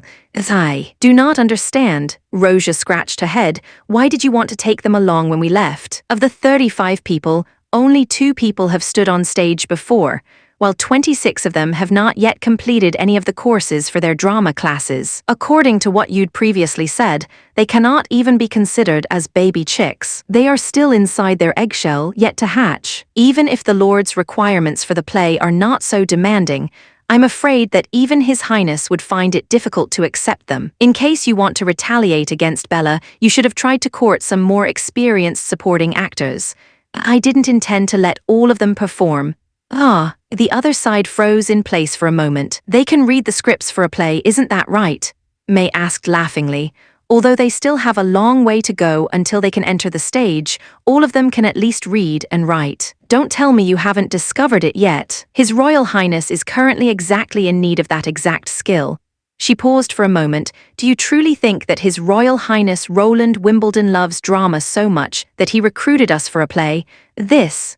In case it was Lord Petrov, then the answer would be yes. Before he had taken over Longsong's stronghold, he had the habit of going to the theater once a week. However, His Highness Roland, apart from viewing the first play of a new theatrical work, he didn't appear in the town square for the rest of the time, so he never promoted the drama for his own enjoyment. Instead, he intends to spread his views to the masses through the drama. May paused before going on to say, compared to the first shows, which emphasized resisting oppression and the message that witches aren't evil, the new play, The Dawn of a New Era and New City, have moved towards recruiting people, and one becoming rich through one's own efforts as the message. I'm merely following along with his idea and using the small amount of power I currently have. So, it was originally like this. I never thought about that. Roja seemed to be speechless. To polish and refine the script for a play, in addition to putting yourself into the character you are playing, it is also important to try and understand the overall story as much as possible if you want to express its true meaning. This is also a quality that a good actor needs to possess. Yes, thank you for your guidance, she bowed. Be at ease, May said as she showed her a reassuring smile. Even in the case that you don't want to perform any longer, you should still be able to find a pretty good job inside Border Town. Maybe you can enter the city hall and become an administrative officer. After all, His Highness does not require you to have any sort of status, and he also doesn't look at your family background. This road would be much easier than going on stage. When the vessel arrived at the town, May saw Ferlin Eltek waiting to greet them at the pier. Naturally, he was here to see Irene. When she saw the girl dash forward and happily throw herself in his arms, she could only gently sigh. Isn't that man Morning Light? He hadn't been exiled by His Royal Highness. The first night of the Western Territory is magnificent, Swallow said. I thought he and the theater star would be. Who's talking such nonsense? May's cold voice made everyone suddenly close their mouths. Hurry up with your luggage and disembark. Ghent and Roja will take you to the city hall so that you can register your identity. Everything else will be arranged by them. Yes, came everyone's respectful reply. Walking down the pier, Ferlin, with his arm around his wife, came over to greet her and spoke to her. Miss May, Irene just told me about the clash in the theater. Thank you for the kindness you showed her. There is no need for you to thank me. May couldn't accept it, even though it looked like the other party was looking for trouble with her, but in fact, their target was me. Even so, I still want to thank you. The knight laughed brightly and continued to say, if it weren't for you stepping forward, she would have cried right on the spot. After the two had left, May curled her lips, and alone she began carrying her luggage toward the residential district. Although she had already let go of her feelings, but seeing such a scene still had her feeling some regret. Furthermore, that familiar figure also did not appear, which was contrary to the vow in his letter that he would be waiting for her with a pleasant surprise. Well, the other side, after all, is an important man to His Highness. Unlike Morning Light, who can walk around as he wishes, right? Back home, May put away her luggage and was hit by a sense of relaxation that she hadn't felt for quite a long time. She took a long breath, took out the white wine from the cupboard, and was about to pour herself a drink when a knocking sound came from the door. When she opened the door, Carter Lanny's awe-inspiring figure appeared before her. I did not expect you to be half an hour early. He wiped the sweat from his forehead. The moment I heard that the boat from Longsong's stronghold has arrived, I immediately rushed over from the barracks. So I don't know why, I definitely didn't catch sight of him at the pier, and he obviously didn't go to receive me, but the moment I see him, my mood immediately lifts up. Do you want to drink a cup? No, I still have to work this afternoon. Carter waved his hand. Well, she nodded, the matters of His Highness are more important. I came because I want to give you a present. The chief knight took a white wooden box from his pocket and handed it to her. Is this the latest product of the convenience market? May asked, full of curiosity as she took the wooden box. When she opened the lid, she saw a yellow-orange ring quietly stand at the bottom of the box. Its top was inlaid with a bright and transparent stone. It reflected the autumn sunlight falling through the window with a colorful light. There is no doubt that this ring is worth a lot of money, which makes it unlikely for it to be a selling item for the convenience market. And when nobles give a ring, it means. She couldn't help but cover her mouth. "Miss May, are you willing to marry me?" Carter asked her earnestly. Chapter 305, Chemical Breakthrough. Chapter 305, Chemical Breakthrough. 4 days had already passed since the witches, and the first army had set off. According to the plan, they should arrive at the outskirts of Silver City by tomorrow afternoon. Equipped with Honey's flying messengers, Roland received letters sent by the team every day. The letters were from Iron Axe, Anna, and Nightingale. Even though they weren't as fast as mobile phones, it was basically the same as a wireless telegraphing, in case there were several winged messengers on the same road. And if there existed birds who would always go to and from the same two places, it might have the same effect as text messaging. In the absence of Nightingale, the chief knight took over the responsibility of defending the castle. However, Roland couldn't understand why Carter always wore a happy expression these days. It seems like he's encountered something especially pleasing these past few days. Could it be that returning to his former task and acting as my personal guard is something that's worth being so happy about? He shook his head and focused his attention back on the report from his Minister of Construction, Karl Van Bate. With the help of the witches from Sleeping Island, Border Town's construction projects were progressing at an amazingly rapid pace these past few months. First, there was the steel bridge across the Redwater River, which had been successfully completed compared to the traditional stone bridges and wooden bridges. The structure of the steel bridge had been made in advance. Only afterwards had it been hoisted into place. The 2 floating islands Lotus had raised within the river course had further simplified the former difficult task, and also shortened the time needed to construct the main bridge to an amazing 1 month's time. Although when one looked at it with eyes of a person in the future, the bridge did indeed seem short and narrow, and the architecture simple and crude, the theoretical capacity very low, turning it into a project which was purely a waste of material. But within this era, it could be regarded as a magnificent super bridge. Its total length carrying on for more than 100 meters, the bridge's surface was smooth and offered enough space for 2 carriages to move side by side. Furthermore, even its lowest part still met the requirements to let an upriver sailboat pass through, something which a cumbersome stone bridge could never accomplish. Secondly, Lotus had also completed the construction of the new city wall. Those walls, made purely out of earth, had increased the town's area by more than 2 times. If they'd been placed in a modern area, the original town would be considered the veritable inner city. Roland, however, was more inclined towards the 2-ring system. Perhaps someday in the future, this place could expand into a giant city which even had 7 rings, and could then be formally crowned as the imperial capital. Lastly, regarding the construction of the Kingdom Avenue, Lotus had already leveled out some of the impassable mountain ranges extensions. So now the road could go straight through instead of going around, which had thus significantly reduced the overall length of the journey. "Your Highness, what do you want Lotus to construct next?" Carl asked after he reported on the progress. Roland was able to tell that he was brimming with admiration for her ability to transform the terrain, because not only had he proposed that she be integrated into the Ministry of Construction, he'd even put forth a request to appoint her as the vice minister. Well, Roland was also already thinking about this question. There were 3 major construction projects he wanted to implement next. The first was the Seaport project, looking for small openings in the southern mountain ridge before caving in a path to the beach, was a task he would have to rely on Lotus to achieve. Once they completed the transformation, the Western Territory would gain access to a seaward harbor. The second project was the residential expansion.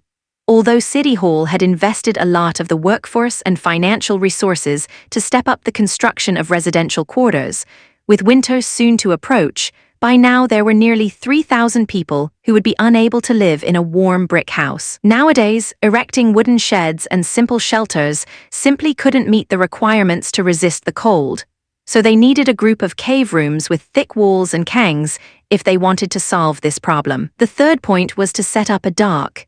If he wanted to produce shallow water gunboats, he first had to arrange for a large dock, which at the same time would also affect the passage of the Redwater River. Roland intended to reduce the height of the riverbank on the western side of Border Town, to form a dry dock, and install a lift gate at the side of the Redwater River so that they can control the water intake and runoff. The scale of the necessary earthwork was immense, and he would also have to rely on Lotus' ability to complete it. After considering for a moment, he finally decided to place the residential expansion as the first priority. Since they had invited the refugees from the eastern region to Border Town, they were going to have to take responsibility and provide them with the basic necessities of life. If they were to freeze or starve to death, then not only would it be a loss for the Western Territory, but it would also reduce the people's attachment toward this place. So where is the place we should build the temporary residences? Carl asked. The best place would be at the place of the current surf shantytown.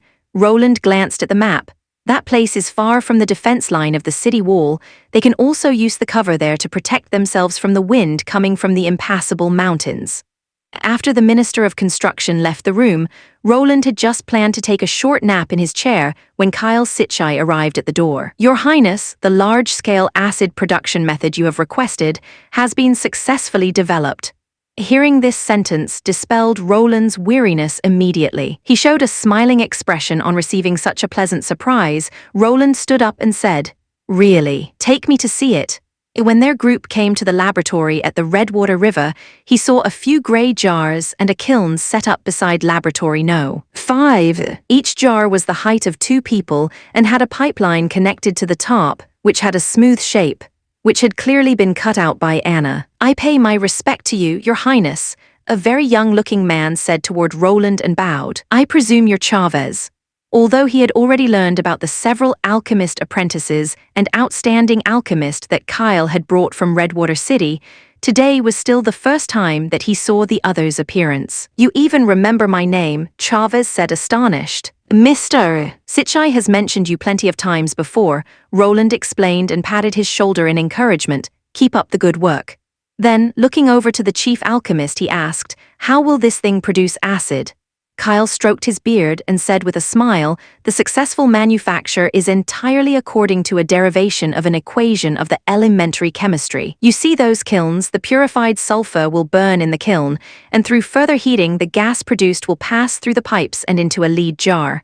"Are all those devices made of lead?" "That's right, only lead can resist acid's corrosion." Kyle nodded. "The nitrosulfuric acid will unceasingly sprinkle down from the lead pipe at the top of the jar. And, together with the hot sulfur dioxide below, the heated nitric acid will decompose into nitrogen oxide. Finally, the water and sulfur dioxide together will generate a sulfuric acid solution. This solution will flow out of a hole at the bottom. The smart thing about this reaction is that nitrogen oxide only acts as oxygen carriers, but by itself, it can't be consumed. Therefore, the amount of nitric acids used is small, and once the reaction has started up, it can carry on working continuously. "How is the output?" Roland asked while agitatedly patting against a lead jar. Functioning large-scale acid production was the premise needed for mass production of smokeless gunpowder. As long as he could solve this problem, there was hope for the rise of a new generation of weapons and ammunition. "This is the 4th device I've tested. The daily output may be as much as the weight of using the laboratory's dry distillation method for an entire week." The chief alchemist proudly said, "Because it is a testing device, the volume isn't large. However, the capacity could be further improved if you could build lead jars with a larger capacity." "That's good news," Roland said laughingly.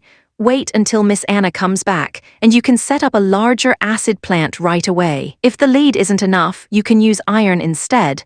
Miss Soria's coating can make it resistant against the corrosion of the acid." Kyle nodded in agreement, but his next sentence made the bright smile on the prince's face turn stiff. "Now that I accomplished the large-scale acid production, and all the 5 laboratories are also filled with apprentices, Your Highness, can you reward me with the intermediate chemistry like you've promised?" TN. Once again, Kang Chapter 306, Inside the Garden Chapter 306, Inside the Garden scroll stood behind His Highness Roland, attentively watching as he wrote out the manuscript. Autumn sunshine was falling in through the window onto her back, which made it feel like her whole body was being bathed in warmth. In addition to electronic gains and losses, what further content are? Online class, very urgent.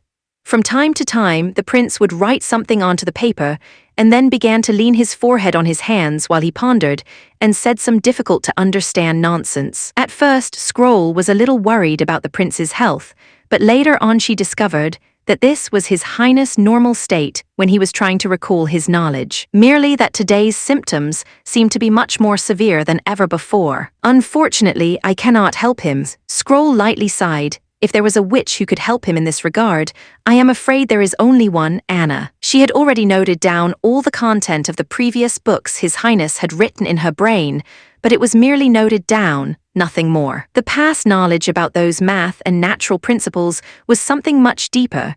Just reading it is already enough to make people's head turn muddle-headed. No wonder His Royal Highness feels so embarrassed. How about ending it here for today? Scroll couldn't stand it any longer, and so she opened her mouth. Roland decided to give up and put down his pen, leaning his back against the chair, then said, I really envy you for your highly retentive memory. If I could be like you, why would I ever need to worry about exams? I would have been admitted to a famous school and walked to the pinnacle of life. She automatically ignored the others' later half of words as nonsense. Your Royal Highness, did they also demand you take those exams at the palace?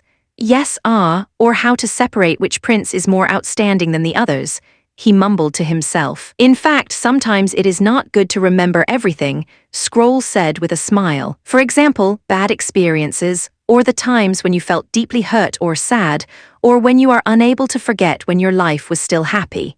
At the time when she lived in the Seawind region, due to her identity of being poor, she had to suffer bullying and beatings countless times already. Until today, she could clearly remember the location of every hit, the faces of the perpetrators twisted in anger, and the pain of each kick. Only after finding shelter by the old captain with the broken leg did her life become slightly better. In fact, living in slums-like places, with each of them pillaging, fighting, and killing each other, was not much different from freezing or starving to death. For a long time, she had hated herself very much. Why were all her suffering still vivid in her mind? Because the memory of those scenes was still so clear, the nightmares she suffered during the nights were repetitions of her unbearable past. Later on, during her day of adulthood, when she awakened her branch ability, Magic Book, she finally understood that her extraordinary memory was actually something that came along with her identity as a witch. Probably Roland could guess what she wanted to say, so he revealed an apologizing smile and said, You might be right. Scroll suddenly felt warmth flowing through her heart. There were only very few people who cared about a witch's thoughts, not to mention, this person was even an illustrious member of the royal family. It doesn't matter, those times have already passed, Your Highness. Roland Wimbledon compared with other nobles she had seen. No, he was very different compared to all of the people she had met. He possessed a lot of learned knowledge, but all day long he only thought about how he could teach it to other people. His identity was that of a noble, however he didn't reject people that were below his rank. He enjoyed the praise of the crowd, he could act recklessly, but this was not everything to him. Instead, he also took care of other people's feelings. A desolate and impoverished town had undergone earth-shaking changes within 1 year. The freedom and peace that witches had longed for was actually granted to them by His Highness Roland. If she hadn't personally experienced it, she would never have believed that there could exist such a ruler in the world. Nowadays, Scroll had discovered that her own way of thinking had undergone some changes. Before this, she hadn't approved of His Highness wanting to take a witch as his wife at all. But now she felt that regardless of who His Royal Highness married, he would take over the throne of Grey Castle. He wasn't like the others who kept with the routine of favoring those power-hungry and corrupt nobles. Rather, he preferred to make a better life for his people. She faintly felt that this surge of strength seemed to be stronger than any previous force. Let it be, all of a sudden Roland said while rubbing his head, This is the last page. Will you continue to record tomorrow? No, just give it to him like this. Together with the physics teaching material, it should be enough for him to study for a while. His Royal Highness took a new paper and quickly wrote down a few characters on it before he continued. After all, it is a copy of a book from ancient times, so it should be normal to be missing most of it, right? Scroll took the paper and saw the name of the book, Intermediate Chemistry, Remnant. After finishing her memorizing task, Scroll left the office and was preparing to go back to the city hall when the magnificent scenery of the back garden attracted her attention. After the completion of the castle wall expansion, the castle's backyard had almost reached the size of the town square. And now, less than a week after, it was already covered by all kinds of plants. There was no doubt that this must be a masterpiece of leaves. Scroll followed the paths formed by 2 rows of olive trees, step by step going towards the depths of the garden. After passing by a row of dense sugar cane, she saw leaves sitting on the shore of a pond. The other side hadn't bound her hair into the braided pigtails she usually wore during the daytime. Instead, today she had draped her head full of green long hair over one shoulder. Her spotless white feet were lightly splashing around within the water. She was holding some wheat grains in her hands, and from time to time, she would throw them towards the fishes swimming around her feet. Unable to stop herself from chuckling out loud whenever one of those fishes approached her and gently brushed against her toes. "Are your feet completely healed?" Scroll asked as she sat next to her. "Oh, it's you, Teacher Scroll." She blinked for a moment in confusion, then nodded happily and said, "Yes, Miss Nana has restored them to their original forms. Like this, I finally don't need to endure the pain in my toes during winter." "Are all these plants you planted in the garden your improved versions?" "Well," Leaves said as she began to point happily towards each of them, "over there is the vine shed, here are the fruit trees, and there are the crops. I also asked His Royal Highness to bring me a batch of compost, just so that I could test the absorption quality of the new crops. In addition, there are dozens of birds' nests in the fruit trees, and the messengers honey raised are all sleeping on top of the trees."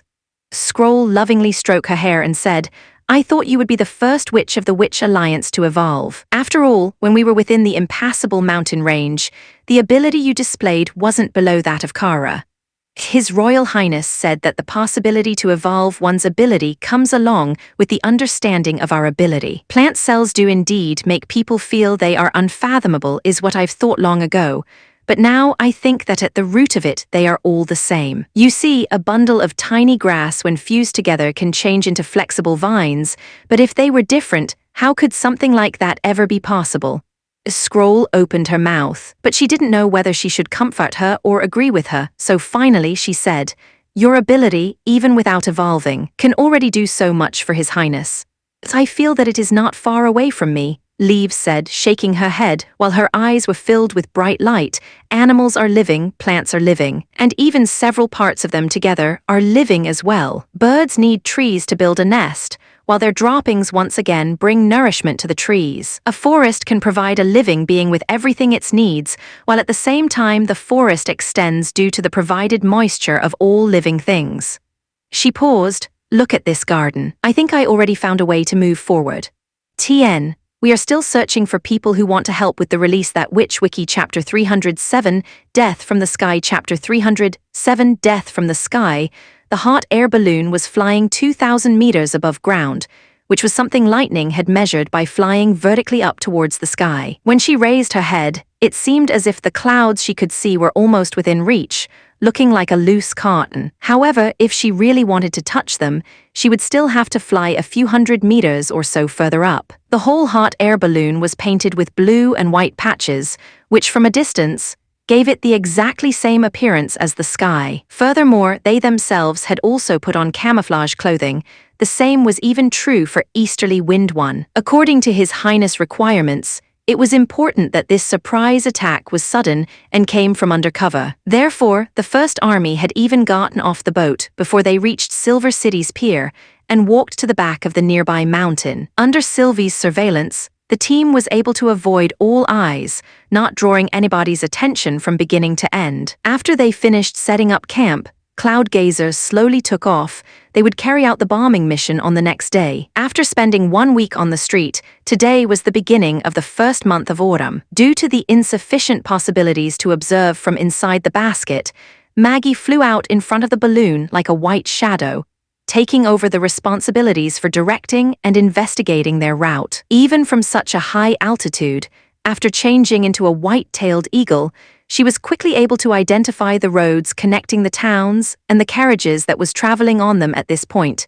The eagle's eyes were much better than an observation mirror. Fortunately, the other side cannot change the place at which the bomb will drop, Lightning thought, otherwise I really wouldn't have anything to do. Are you tired? Anna asked, leaning over the side of the basket. Come in and take a rest. We won't come across any devil here anyway. The little girl shook her head. At this speed, I can fly the whole day long. Aren't you a little nervous? Wendy asked as she came and leaned over the side. I'm not, she said, curling her lips. I have practiced the course of event many times, and the palace is so big it'll be impossible for me to miss. Is that so? Wendy smiled. Anyway, do not try to be brave. His Highness said that the most important thing is our safety. Also, the incident at the Devil's Town during the investigation mission wasn't your fault. What Wendy interrupted her in a gentle tone. Anyone could see that you've been frustrated these last few days, but you weren't too cowardly to fight, rather, you just haven't gained enough battle experience yet. If it had been me in your place, I definitely couldn't have done any better.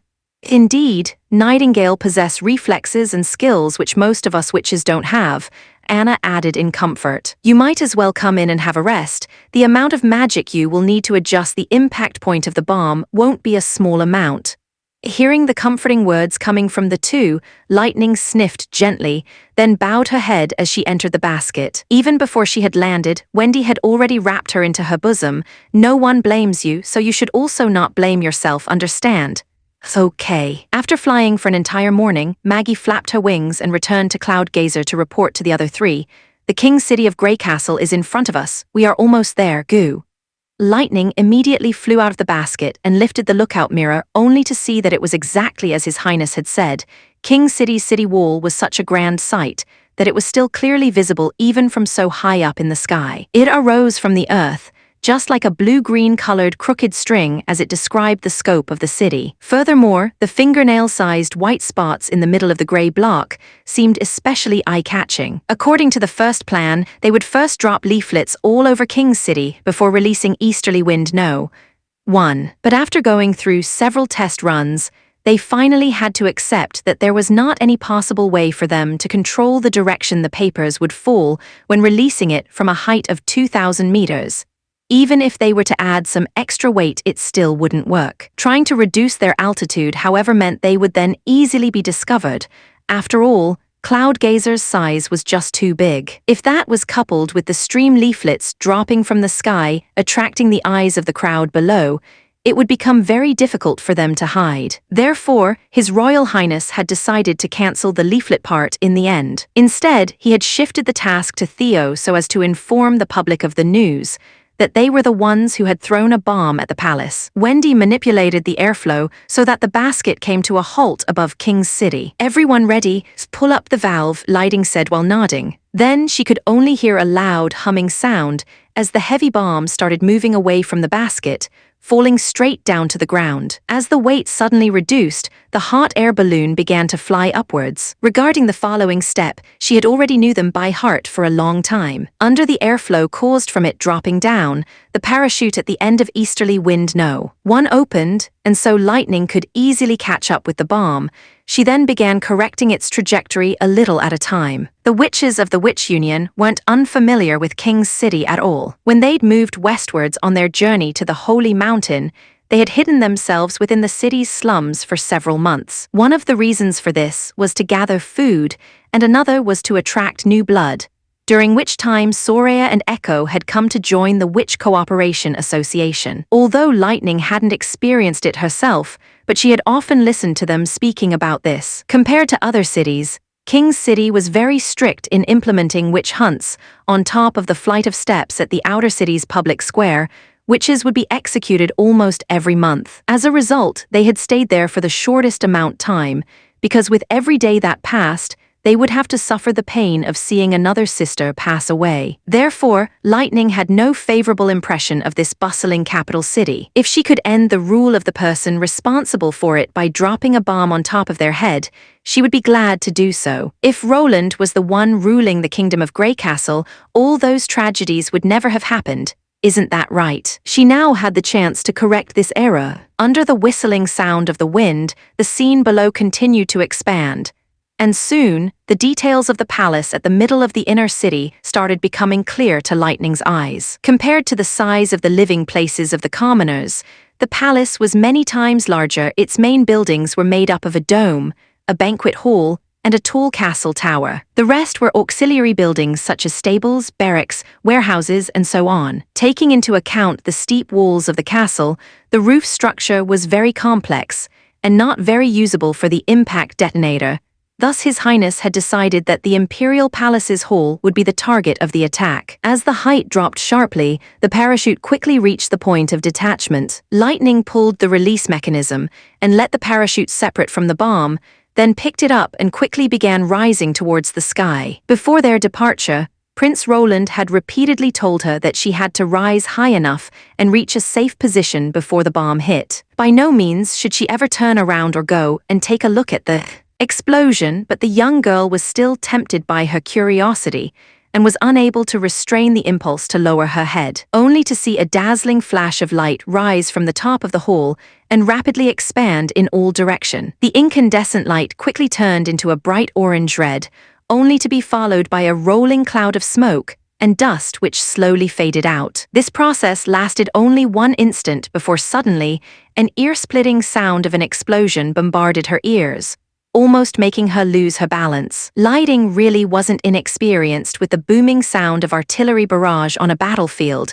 but compared to those terrible weapons which could shoot iron balls, the sound of easterly wind one's explosion would be 10 times louder. Smoke spurt out of the windows and between the pillars of the palace hall, engulfing the surrounding garden and gallery. Soon, several cracks appeared on the round dome which had been at the center of the impact. Lightning couldn't help but stop and hold her breath as she took in the last moments of the hall. Those countless black cracks wantonly flowed in all directions like ink and instantly covered the entire roof. Then, as the roof was no longer able to support itself, it came crashing down and raised an even stronger cloud of smoke. Under easterly wind one's amazing might, the palace hall finally collapsed. Chapter 308 Fear. Chapter 308 Fear. In recent days, Theo had kept in daily contact with Prince Roland. In spite of the many incredible things he had seen during the last year he had worked for His Royal Highness, this new order felt a bit inconceivable and had also left him feeling puzzled. Announced the attack on the Imperial Palace as Roland Wimbledon's punishment on Timothy Wimbledon. At the time the militia which had attacked the Western Territory returned to King's City, he had naturally also heard of the warning that they had brought along with them. However, Theo had merely thought that it was His Highness' bluff, or perhaps a plan to threaten the East and strike the West, getting Timothy to increase the defenses while he sent out troops to attack other cities. Just like Garcia had done, going out to loot one of the enemy's cities before the approaching winter. But the following orders sent from Border Town gave him the impression that he'd been mistaken. In fact, it seemed that His Highness really did intend to attack King's City, and had thus asked him to be ready to spread some propaganda. This latest command had made it clear that the attack would be launched on the first day of autumn, at exactly the same time as announced in the warning message. Taking a look at this sentence, the attack on the Imperial Palace could be considered as punishment. In other words, His Highness would forcefully enter the King's City inner city, but how could that be possible? King's City possessed Grey Castle's mightiest city walls, with a thickness that could accommodate 2 houses set side by side, which even for His Highness's artillery would be difficult to destroy. Furthermore, with the kingdom's best knights, personal guards, as well as the enlisted militia as defenders, it would be hard to set even one step into the city without already having an army that was more than 10,000 people strong. Even using witches to initiate surprise attacks would have a similar outcome. Within the Imperial Palace, there were as many God's stone of retaliation as there were hairs on an ox. In addition, in the palace's grand hall and in the other parts of the palace, all had giant God's stones of retaliation installed in them. So as soon as a witch set even 1 foot inside the room, she would immediately be stripped of all her powers. This was also the reason why Timothy could hunt and kill witches wantonly, while being fearless of any retaliation wishing to ever assassinate a member of the royal family, was simply an unattainable dream. Furthermore, even if there was a method, it still held some hidden dangers to it. If Timothy Wimbledon really was to die under a witch's hand, most likely the church would be the party to receive the greatest benefit. With only a little bit of guidance, they could start to claim that the 4th prince, a pawn of the devil's minions, would sit on the throne, which would result in all of the other nobles unifying against him. But Theo believed that a person like His Royal Highness already possessed enough intelligence to see hidden dangers such as that. So in the end, how will His Highness get into and attack the inner city? Sir, what kind of instruction do you have for me to come over? Opening the half-closed door, Hill Fawkes walked into the living room. We are waiting for a new order, Theo said and spread out his hands, so go and take a seat first. Yes. Theo could only smile helplessly when he saw the flabbergasted expression on the former member of the acrobatic group. Usually he would only inform these people when he had received precise orders. But this time, it would be inconvenient for him to inform them of His Highness' mission ahead of time in case they were unable to launch the attack on the Imperial Palace. This seemingly absurd instruction could easily reduce the other party's level of trust. But on the contrary, if His Royal Highness was able to be true to his claim, it would become an unprecedented shock to them, which could also greatly enhance the confidence of these people, especially if they could see with their own eyes that His Highness was able to shake Timothy's throne even from 1,000 miles away, and thus cause a real threat to the throne. Compared to spreading propaganda from mouth to mouth, this kind of action would be several times more effective. So Theo chose to go with a compromise and called Hill over to the house in the inner city before waiting for His Highness to fulfill his warning. If they were successful, it would naturally be to everyone's delight, but if they failed, he just had to lie and say that the messenger had been delayed during the journey. Have some tea, Theo offered laughingly. Don't always show your doubt all over your face. As an intelligence officer, the most important thing is to mask yourself, sir. He took the cup in response. Oh, by the way, recently there have been much more patrols visible on the streets. Even the guards defending the city wall have been doubled. Don't tell me. Do these maneuvers have something to do with His Highness' order? Indeed, Timothy. Just half of Theo's words had left his mouth as a sudden clap of thunder from above rolled over the mansion, a sound that was so loud and clear that the glass in the windows began to tremble. At the same time, the ground also began to faintly shake with distinct tremors for a short duration. As he was caught off guard, Hill's hands began to shake. The teacup fell to the ground, breaking into several pieces. I'm sorry, sir. But Hill stuttered, stupefied. This is... What just happened? Come with me, Theo ordered, wearing an earnest expression. The moment they ran out of the residence and entered the garden, their gazes was immediately attracted to a pillar of black smoke that was rising from the palace. Apparently, that was where the thunder had come from. Theo had experienced when cannons and firearms released their might. He naturally knew that only the alchemist's fine powder could give rise to this sound of heaven's anger. What's more, such a violent tremor was unlike anything that an artillery bombardment could have caused. Instead, it was more like those explosive packages they had originally used to deal with the heavy armored demonic beasts. Hill stood beside him, his mouth opened wide, and unable to believe what his eyes were telling him. Could it be that His Highness' declared warning was real? That's right. Theo was finally able to control his racing heart. He turned, pretending to be profound as he stated, "This is the new order His Highness wants me to give you." Timothy could only look on with an ashen face as the chandelier fell in front of his eyes and was struck speechless for a long time. Your Majesty, Keek. Are you all right, sire? The Imperial Prime Minister said coughingly from somewhere from within the dust that had flew up and was filling the whole sky. What the hell just happened outside? Timothy didn't answer, he merely felt a terrible pain in his throat. The chandelier just now had fallen on top of a silver-armored knight. At that time, the man had still been in the process of giving a report of the refugees that were enlisting, yet his neck had been broken by the chandelier. If I had gone one step further, I am afraid I would. Thinking until here, all the hair on his back stood up straight. Is this an earthquake? The finance minister said, still locked in a panic state. We have to get out of the castle and reach an open place. That's right, Your Majesty, it isn't safe here. Everyone shut up, Timothy shouted. The moment he opened his mouth, however, he discovered that his voice had turned hoarse, becoming difficult to understand, as if he was speaking while pinching his own throat. Sir Weimer, take me to the basement immediately. Yes, Your Majesty. Although he looked a bit nervous, but compared to the performance of several other ministers, he could still be regarded as very calm. He immediately walked over and helped Timothy up. Then they walked together the stairs leading further down. Along the way, the new king saw that the aisle was covered with pieces of shattered glass, and also that the blue dome of heaven behind the damaged windows had ceased to exist. In the midst of the still soaring smoke and dust, only a few pillars from this former magnificent building could still be seen. This wasn't caused by an earthquake, but by an explosion caused by a large amount of snow powder. If I leave the castle now, I would undoubtedly step on my own path of doom. Only God knows where Roland has buried snow powder. I'm only safe behind the thick walls of the basement. Damn it, Timothy thought hateful. How on earth can my brother be in possession of such an alchemic weapon? Could it be, before her departure of Clearwater, Garcia had given him the formula, so that he could use the snow powder to make both sides suffer? But even then, how was he able to bring the snow powder inside of the palace? Even with the ability of an extraordinary, which it still wouldn't have been possible. Take some nights along with you and thoroughly search the whole palace, especially the sewers, gardens, and warehouses, anywhere that it would be easy to hide snow powder.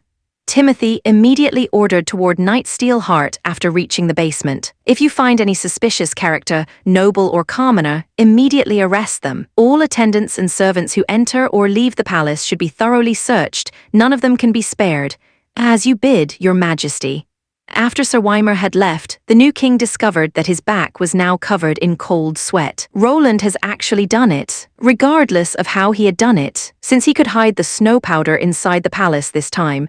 Does that mean that he can reach the castle as easily as turning his hand the next time he comes? Your position is not as safe as you think. Everyone will see that your throne is already crumbling. Recalling the words of the warning, Timothy could not help but shudder. As his anger gradually subsided, he felt fear come rising from the soles of his feet. Bit by bit it was taking hold of his heart. Chapter 309, The Exploration of Knowledge. Chapter 309, The Exploration of Knowledge. On the second day of autumn, Roland finally received a letter from King's City. Since the letter sent came via a flying messenger, it was most likely written by his personal guard Theo. Freeing the paper from the bird's claw, Roland stepped over to the window, using the radiant and enchanting sunshine to carefully read through it. Because the palace was quickly blocked, and no one was allowed to enter or leave, I wasn't able to scout out the damage caused by the explosion. But within the evening, almost all of King's City's inhabitants knew of the attack on the palace. Whether it be in the pub, the inn, or the city squares, wherever people gathered there was only one topic of discussion. Even the death of the former king hadn't caused such a sensational impact. In addition, since you've given a warning beforehand, there are now many people who believe that Timothy has already died from this attack, and they believe you will soon start ruling over King's City from there becoming the new king of the Kingdom of Grey Castle. This paragraph allowed Roland to feel thoroughly relieved. There could be no better news for him than to hear that the bombing mission had been successfully carried out, and that the witches would be safely returning soon. He made himself a cup of tea before returning to the side of the mahogany table and continuing to read the letter. However, according to the collected information, at present, there isn't any sign of activity from the several big nobles outside King's City. Furthermore, the royal palace has also responded very quickly, so I speculate that Timothy Wimbledon is still likely to be alive. In addition, there are some people who swear that this attack had come from the sky. In the end, there seems to be some residents who have witnessed an unremarkable colored object drop from the sky, falling with utmost speed onto the imperial palace. Therefore, I have already come up with an initial plan regarding the task you've handed me if I could actually embellish this matter into heaven's punishment against the fake king. I think that many of the people will believe it to be the truth. Regarding this, the hands under my control are full of enthusiasm. During daytime, they've collected information concerning all of Timothy's tyrannical practices. If this was to be mixed in with the story, it would surely become even more effective. I believe that it won't even be a month before the street rats spread this news to the ears of all of the citizens. In addition, I will continue to closely monitor the movements of the Eastern barracks. But looking at the current situation, Timothy still doesn't seem to have come up with any countermeasures to resist the attack, so it seems that he doesn't have any time to care about anyone else. But the letter was again not signed at the end. After reaching its end, Roland folded the letter and put it into the drawer before releasing a deep and long breath. In case easterly wind no. one really has stopped Timothy from dispatching troops, the result would already be very good. After all, the large number of drugged people consumed during a fight was indeed too wasteful. The later the other side launched its battle of attrition, the more opportunities Roland could get to win over the population. Roland raised the cup and drank a mouthful of fragrant black tea. For now, the next thing he needed to do was to rest and wait for the witches to return. It was already several days since he had last seen Anna, and there was also nobody who stole any of the dried fish out of the drawer. All in all, this made him feel a bit uncomfortable. At this moment, Carter opened the door to the office. "Your Royal Highness, 2 fleets have arrived at the pier. Has Margaret's Chamber of Commerce finally arrived?" Taking into account the time she had spent on the road, she must have missed a good show. "Hold on," Roland stopped for a moment, feeling slightly surprised. "You said there were 2 fleets." "Yes," Carter said laughingly. "You remember the messenger group you had sent to the Southern Territory to recruit staff? A batch of troops has already come back. The number of refugees that they brought along with them is already enough to crowd the pier to its bursting point. Currently the City Hall is carrying out your plan and Miss Lily is executing the quarantine operation."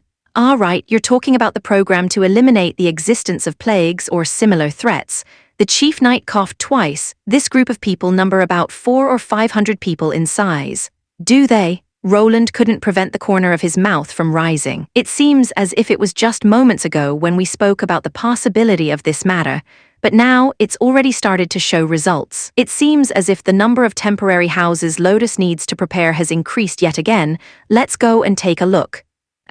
Kyle Sitchai put down the extremely thin remaining section of the intermediate chemistry while repeatedly muttering, "So that is what it is."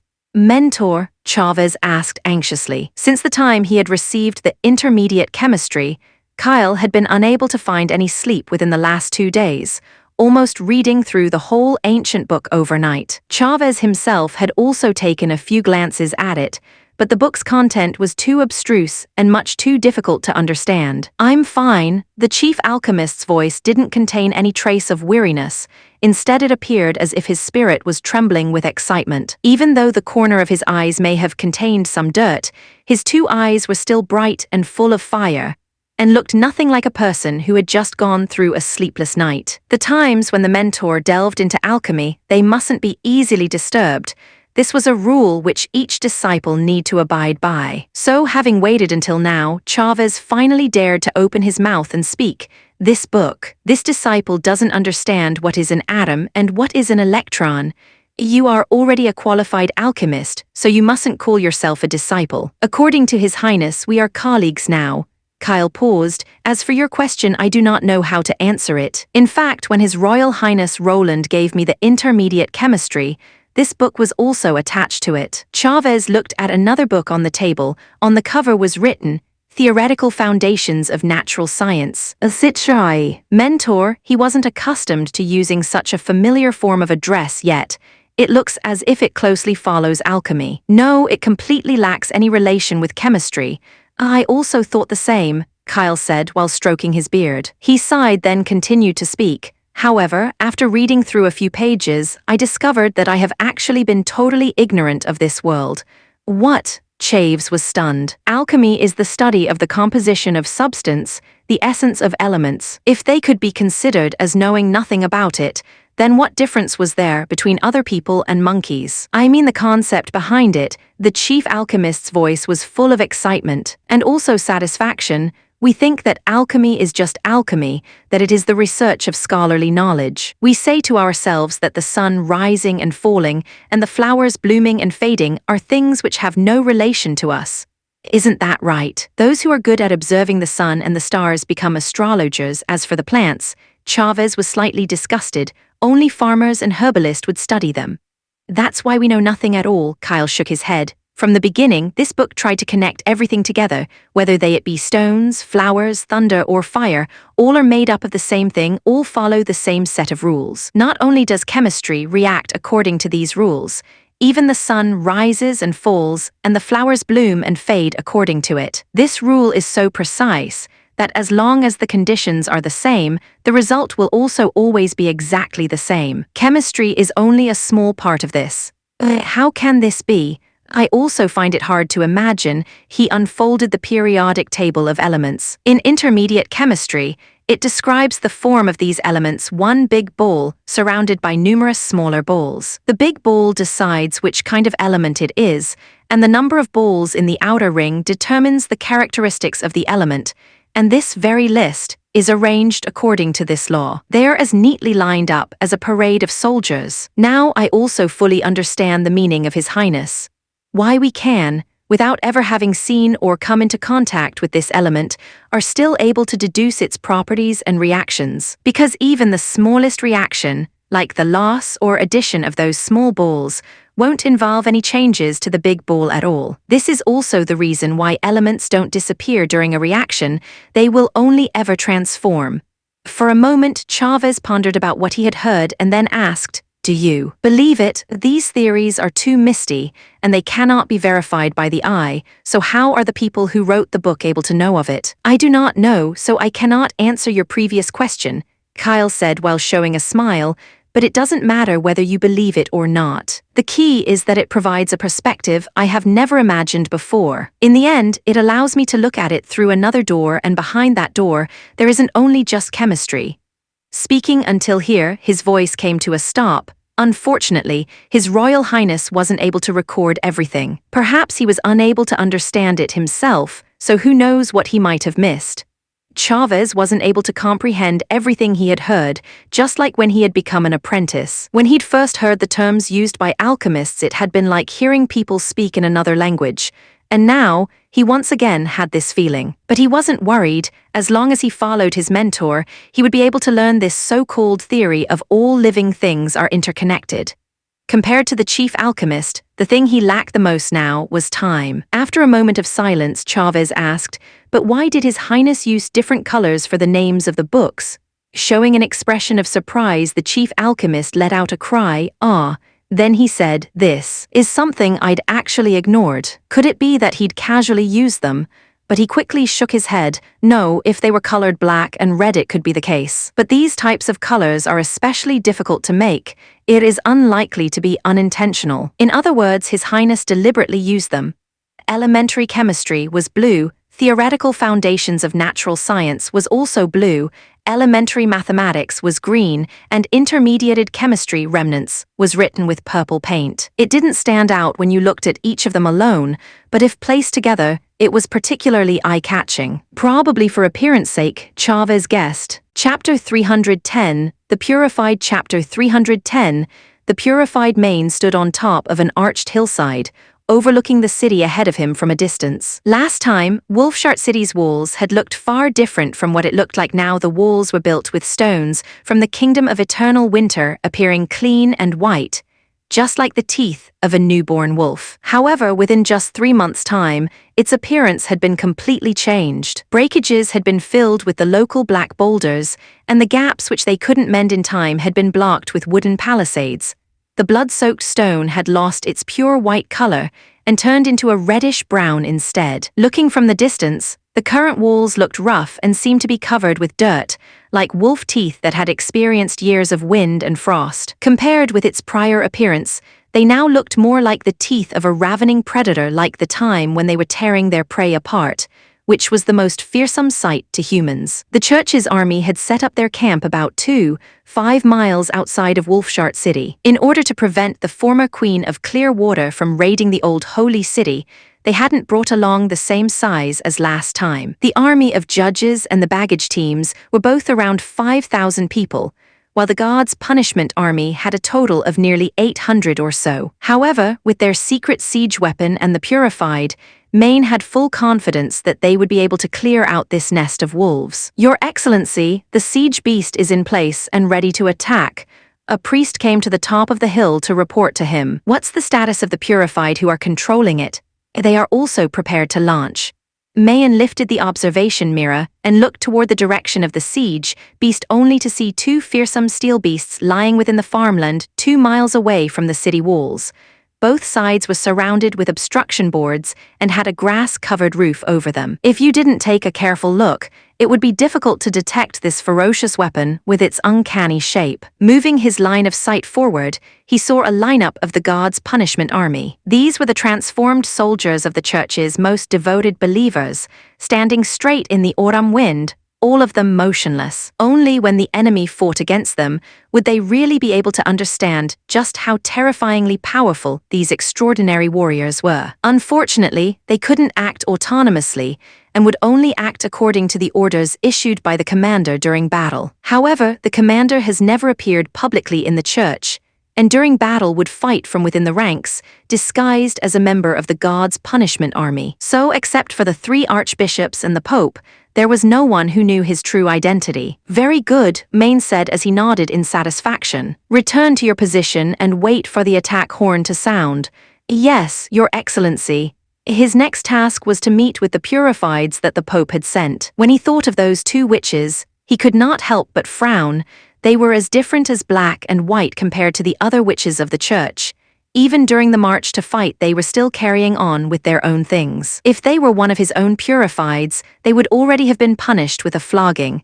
But the position of these 2 and Archbishop Maine were on equal footing, so he wasn't allowed to direct them. His Holiness had only sent these 2 purifieds to provide assistance during the battle, not to obey his orders. But he also knew, if he wanted to completely eradicate all of the hidden dangers, he was going to have to depend on their powers. The Archbishop went down the hill and stopped in front of a tent outside the camp. But when he opened the curtain, the bed straws were unsurprisingly empty. "Zero and Isabella," he asked the judge standing at the entrance. "The 2 ladies are currently interrogating the captives. They should be at the east side of the camp now," the judge said. "There is a flat open space there. You can see it immediately when you get there. Or do you want me to go and call them back?"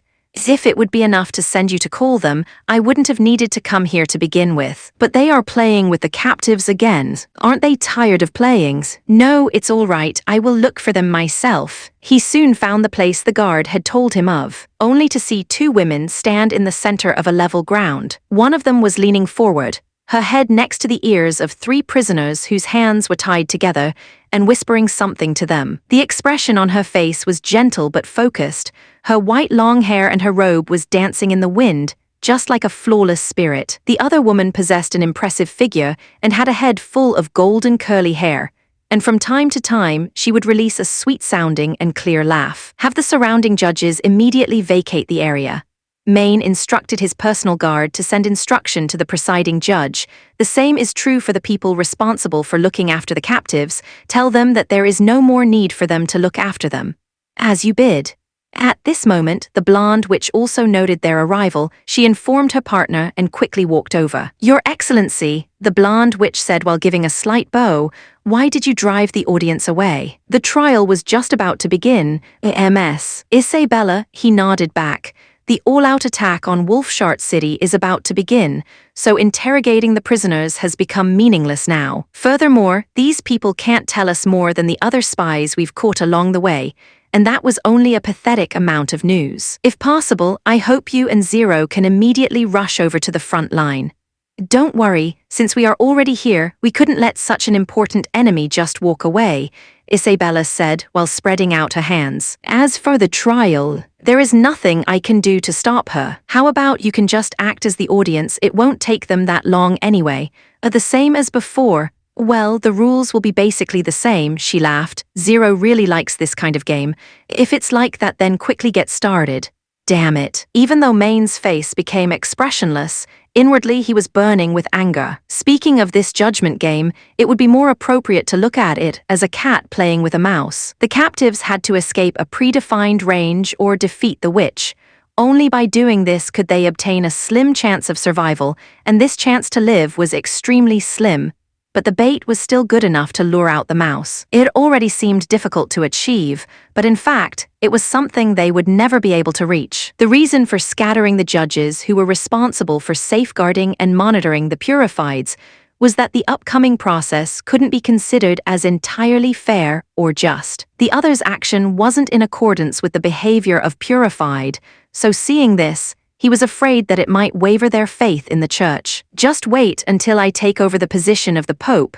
At that time, I will have to teach them the importance of obediently following orders." At this moment, Zero had already freed the prisoners from the ropes and spread out her hands to show that she wasn't wearing any weapon on her body. While in front of the prisoners, there laid a sword, a machete, and a light crossbow. "Come on, fight or run, just follow your hearts," Zero said with a gentle tone. "Only God can issue a ruling." One of them clenched his teeth, then suddenly picked up the crossbow from the ground and directly shot an arrow at the purified, not even looking whether he had hit. His other hand had already taken hold of the sword as he tried to seize the opportunity to rush forward and chop out horizontally. This whole set of actions were executed in one smooth movement, clearly a skill that was impossible for militia. However, the captive cut through nothing but empty air. The purified had simply taken 2 steps back and easily avoided the surprise attack. When the captive came to a stop and raised his head, he couldn't suppress a short flicker of surprise when he saw that the other was holding the arrow with her teeth, as if she was chewing on a harmless branch. Zero spit out the arrow, waved at the captive, and with a smile she said, "Please carry on."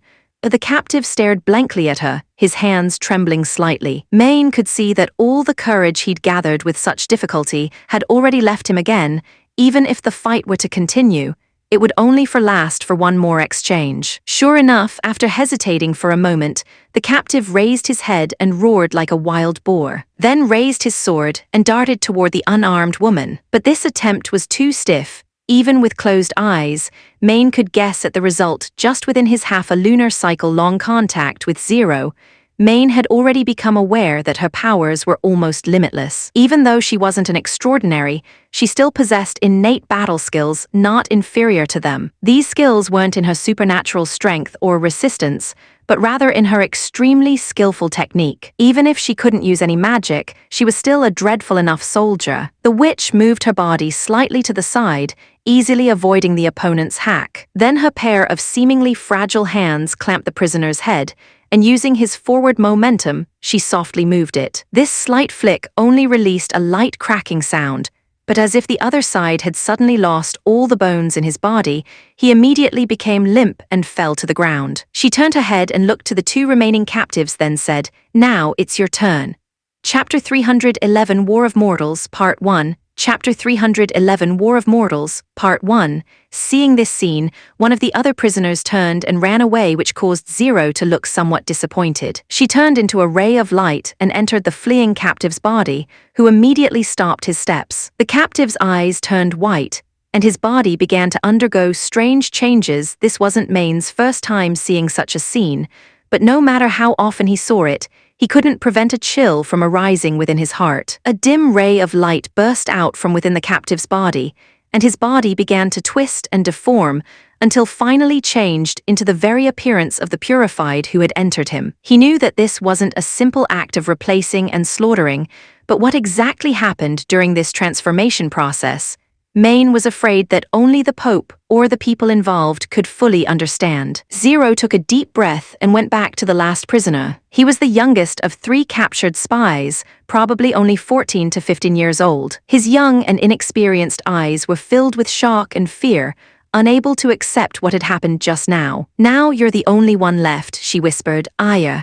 Hearing these words, the trembling boy who had originally wanted to pick up the machete froze in shock and started to stammer, "How? God told me everything. Actually, you were merely a farmer's child living in the outskirts, but because of the Wolf King's order, you and the other village people were forced to move into the city and became responsible for repairing the city walls, creating the military supplies, transporting the army's provision, and so on. In other words, forced labor. Instead of letting you go because of your young age, they rather decided to recruit you into the investigation troops. In reality, they've planned for you to emerge and perish on your own." She reached out and touched his cheeks. "The best evidence for this is that, at the time you sent back the intelligence about the large military operation of the church, the captain of the guards didn't even let you enter the camp. Instead, after listening to your report, he immediately sent you back to us, right?" Ire opened his mouth but couldn't find any words. Of course, they couldn't let you enter because your family had already ceased to exist. Your parents were accepted while your brother was the same as you, merely consumables for the Wolf King. So if you were allowed to return, wouldn't it make all the other scouts know about it? Zero said, your father fell to his death while trying to fill a gap in the wall. Your mother, trying to find the workplace overseer, had to suffer punishment with a whip and is now on the verge of death. In a world where God doesn't examine everything, evil always wantonly flows around like sewage. Are you sure you really want to fight for such a ruler? The young boy stared with wide eyes at her, unable to mask his sorrow. This is impossible, you're lying to me. God never lies, the purified shook her head. And in the bottom of your heart, you know that I'm telling the truth. The root of all this evil is the nobility. They never regarded you as one of their own kind, they merely see you as livestock. What the church is trying to do is to put an end to all this evil and injustice. They want to build a new world under the care and watchful eyes of God. With a plopping sound, Ire sank to his knees, lowered his head and began to cry bitterly. What should I do? Follow your heart, only God can issue the ruling.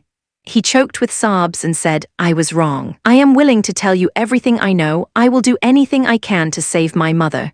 Such a clever child. Zero patted his head, then took out a plant with slender leaves from her pocket and held it in front of him. Eat this, and you will have a good sleep. It will also help you stabilize your mood. She tore off half a leaf, put it into her mouth, and began to chew before saying, just like me. Wait until tomorrow. After breaking through the walls of Wolfshart City, you might be able to see your mother again.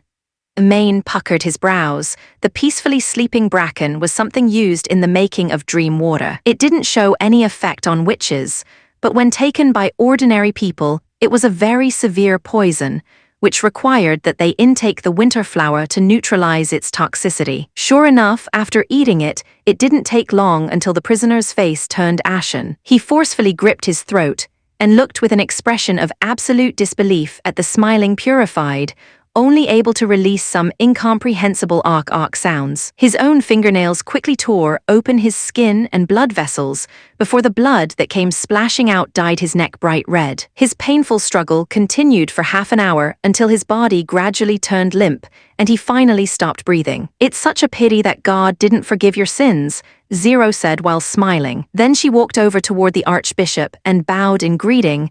Your Excellency, how do you feel about the trial? Did it have the same elegant manner of Excellency Heather? Why must you deceive him into eating the peacefully sleeping bracken? Mayan asked with a heavy tone. If it had been Heather, we could have added one devout believer to our ranks, rather than making him kill himself while thinking he is moving back on the right path. If the situation of the captive's loved ones were like I had said, I would naturally have recruited him as a believer, but unfortunately I do not know what really happened to his parents. Those words of mine were nothing more than me talking nonsense. She said in a carefree voice while shrugging, the moment he discovers that my words were all lies, he would obviously turn against the church. Believe me, I serve the church wholeheartedly. If you served the church wholeheartedly, you would have properly waited for my orders in the tent, Maine thought while impatiently turning his head and stating, the attack will begin soon. You must immediately prepare yourself and move according to the plan. The Wolf King and the Queen of Clearwater must die, Your Excellency, the Purified said. If it was me alone, I might not have been able to do it. But since even Isabella has come with me, they absolutely won't be able to run away. Asterisk, woo-woo, the bugle horn's trumpet, which was the signal to attack, rolled across the horizon. Under the pressuring dark clouds, and in the middle of the rustling autumn wind, it raised the curtain to the second act of the siege against Wolfshart City. 1 mile away, the frame of the siege beast that launched the spears gave out rays of magical light. The moment the light was as bright as the sun, the iron spear suddenly burst straight toward the walls. Flying as though it had been thrown by a giant's hand, it reached a speed that made it difficult to sight, and a moment later was followed by an ear-splitting roar. After crossing such a long distance, the spear had hardly lost any of its might. The moment it hit the wall, it crushed the stone into powder. Even the house-sized boulders were easily pulverized, and the soldiers standing behind the wall were coincidentally also shot dead. After merely 3 rounds of fire, the city gate was completely smashed, and the surrounding walls utterly broken. Even though the firing rate of the devil's siege weapon was equivalent to an ordinary catapult, Its range was several times further. Against this kind of offensive, it was absolutely impossible for the garrison force to try and strike back. Unable to see the trajectory of the launch, they weren't even able to determine where the next attack would be hitting. The church's army hadn't moved, yet the defensive line was already in imminent danger. Just then, a world-shaking loud boom suddenly sounded behind the wall. Seeing a massive fireball soar into the sky, the people on the battlefield all felt the earth starting to shake beneath their feet. Then, accompanied by black smoke and fire, the wall collapsed with a loud rumble, finally creating an opening in this mottled wolf's tooth. The sharp horn sounded again. The mixed forces composed of the army of judges and God's punishment army initiated their charge against the city wall. Looking at it from afar, they looked like a flowing reddish-gold ocean, mercilessly swallowing everyone who even dared to stand against it. Now Wolfshart's defenders would have to rely on their own flesh and blood in order to withstand these soldiers who stood apart from the mortal world. Chapter 312, War of Mortals, Part 2. Chapter 312, War of Mortals, Part 2. Mortals cannot defeat the devils, Isabella thought to herself, therefore the church created the God's punishment army. They possess considerable strength, feel no pain, and know no fear, making them the best weapon against the devils. Although they don't possess the ability to act on their own, that isn't necessarily a disadvantage in battles between armies. Against such a powerful force, a garrison of mortals naturally would never be able to resist, especially after losing the backing of their city wall. Seeking to beat the church's elite force in a melee fight is nothing less than a wishful dream. Like a powerful golden current, the army of judges dashed through the main gate of Wolfshart City's wall, entering hand-to-hand combat against all of the assembled defenders. The red-colored God's punishment army looked as if they were walking on level ground as they climbed over the collapsed city wall and started to massacre those who attempted to stop the flood of enemies. "Do you want to go and help them?" Isabella asked after turning towards Zero. The latter yawned and then said uninterested, "No, my magic is limited, so I have to save it for the important targets." "You could just use the sword, hammer, or crossbow to fight." Isabella said, feeling displeased. "No matter what, they wouldn't be able to beat you." Zero shook her head. "If I go, they will easily win. If I don't go, they will still easily win. There is no point in doing it, so I don't want to." "All right," she changed the subject. "Why did you do that before?" "Why? While you were playing with the prisoners, the bishop's face was stiff for the whole time," said Isabella. "It seems that he doesn't appreciate your kind of trial, and also he is the most likely candidate to be the next pope. When that time comes, you might suffer a lot." The reason why Excellency Maine becomes angry is only because he hasn't become the pope yet," Zero said carelessly. "When he goes into the library at the top of the pivotal secret temple, he will come to understand that my way of handling things is exactly the way in which to please God." "What way of handling? Playing with?" The purified ran her hands through her hair to tidy the mess created by the wind. "God has never descended on the world. He also doesn't protect his people. Only by having a single illusory objective can we guarantee to take over when someone else fails to reach it, in hopes of receiving his favor. Doesn't this concept resemble the trial I just held? I at least provided him with a real objective, something that God never will. It isn't even guaranteed that his objective is realistic, or whether everything is our own crazy raving. Yet even with so much uncertainty, we still dash onward with no thought to our personal safety. Tusk, it is truly the most thorough play. What's this woman talking about? Why can't I understand one word?" Isabella knitted her brows and asked confused, "Have you ever been to the library?" "No," she shrugged her shoulders. "These were words His Holiness O'Brien had said to me. He isn't a witch, and his lifespan is already approaching its end. I heard that when mortals reach their end, they will start to reminisce on their life and will always hope to find someone to talk to about it. He even wants to let me swallow him before his death." "You can't." "Of course I mustn't. That would make Excellency Maine furious," Zero interrupted. "Rest assured, I know what I'm allowed to do and what not." A mysterious smile played around her lips. "There is another possibility. What will happen if I lose? Can't I then offer up my body as a present to him?" "I don't think so. If you lose, chances are that nothing is going to happen." Isabella sighed. This woman is a strange one. probably because of her ability after swallowing so many people. It's very hard for her to find something she hadn't experienced yet, which leads to her seldom being interested in anything and instead is simply doing everything for the sake of pleasure.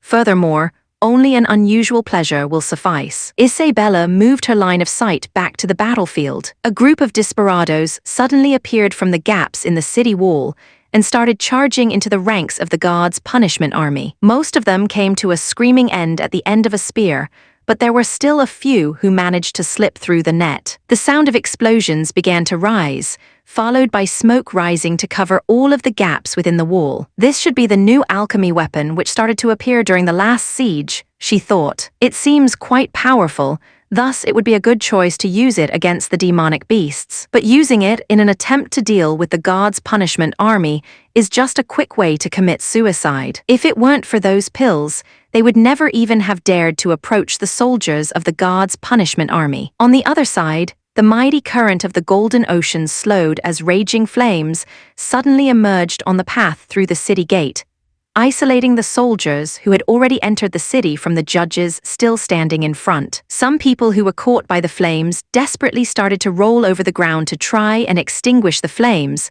but it was to no avail. The amount of the god's stone of retaliation has increased exponentially behind the gates. There are even 2 high-quality stones present. It seems as if someone important has come. Isabella opened her mouth. That being the case, let's go and end it, Zero said, and leisurely stretched her waist. But those 2 are neither the Wolf King nor the Queen of Clear Water, Isabella informed while glancing at the city. The most intense reaction is still inside the castle. Are you sure you want to go? Isn't the army in trouble? Winning easily and winning miserably isn't the same. I still have to help His Holiness O'Brien reduce the losses. Zero tilted her head and continued in an earnest tone. Just like I said before, I served the church wholeheartedly. It was already afternoon when Wolfshart City's defensive line finally broke under the siege warfare. After the soldier of the gods' punishment army got control over the city gate, the army of judges began to chase the enemy's soldiers through the streets to clear up all the resistance. The targets have started to move, Isabella said after looking toward the direction of the castle. It seems they intend to go to the river dock. Those 2 people who had come to organize the resistance at the wall and city gates were the Wolf King's sons. And now, through the information she gathered after swallowing both of them, Zero further confirmed that the 2 moving god stones of retaliation with the highest reaction were indeed the primary targets of this mission. In addition, they had also taken care of a fallen witch who looked and dressed as if she was of a different tribe. After the death of the witch, the militia forces who dared to go against the gods' punishment army suddenly reduced by a lot. They probably want to leave by ship, Zero said with a blooming smile. Let's go and complete the mission given to us by His Holiness.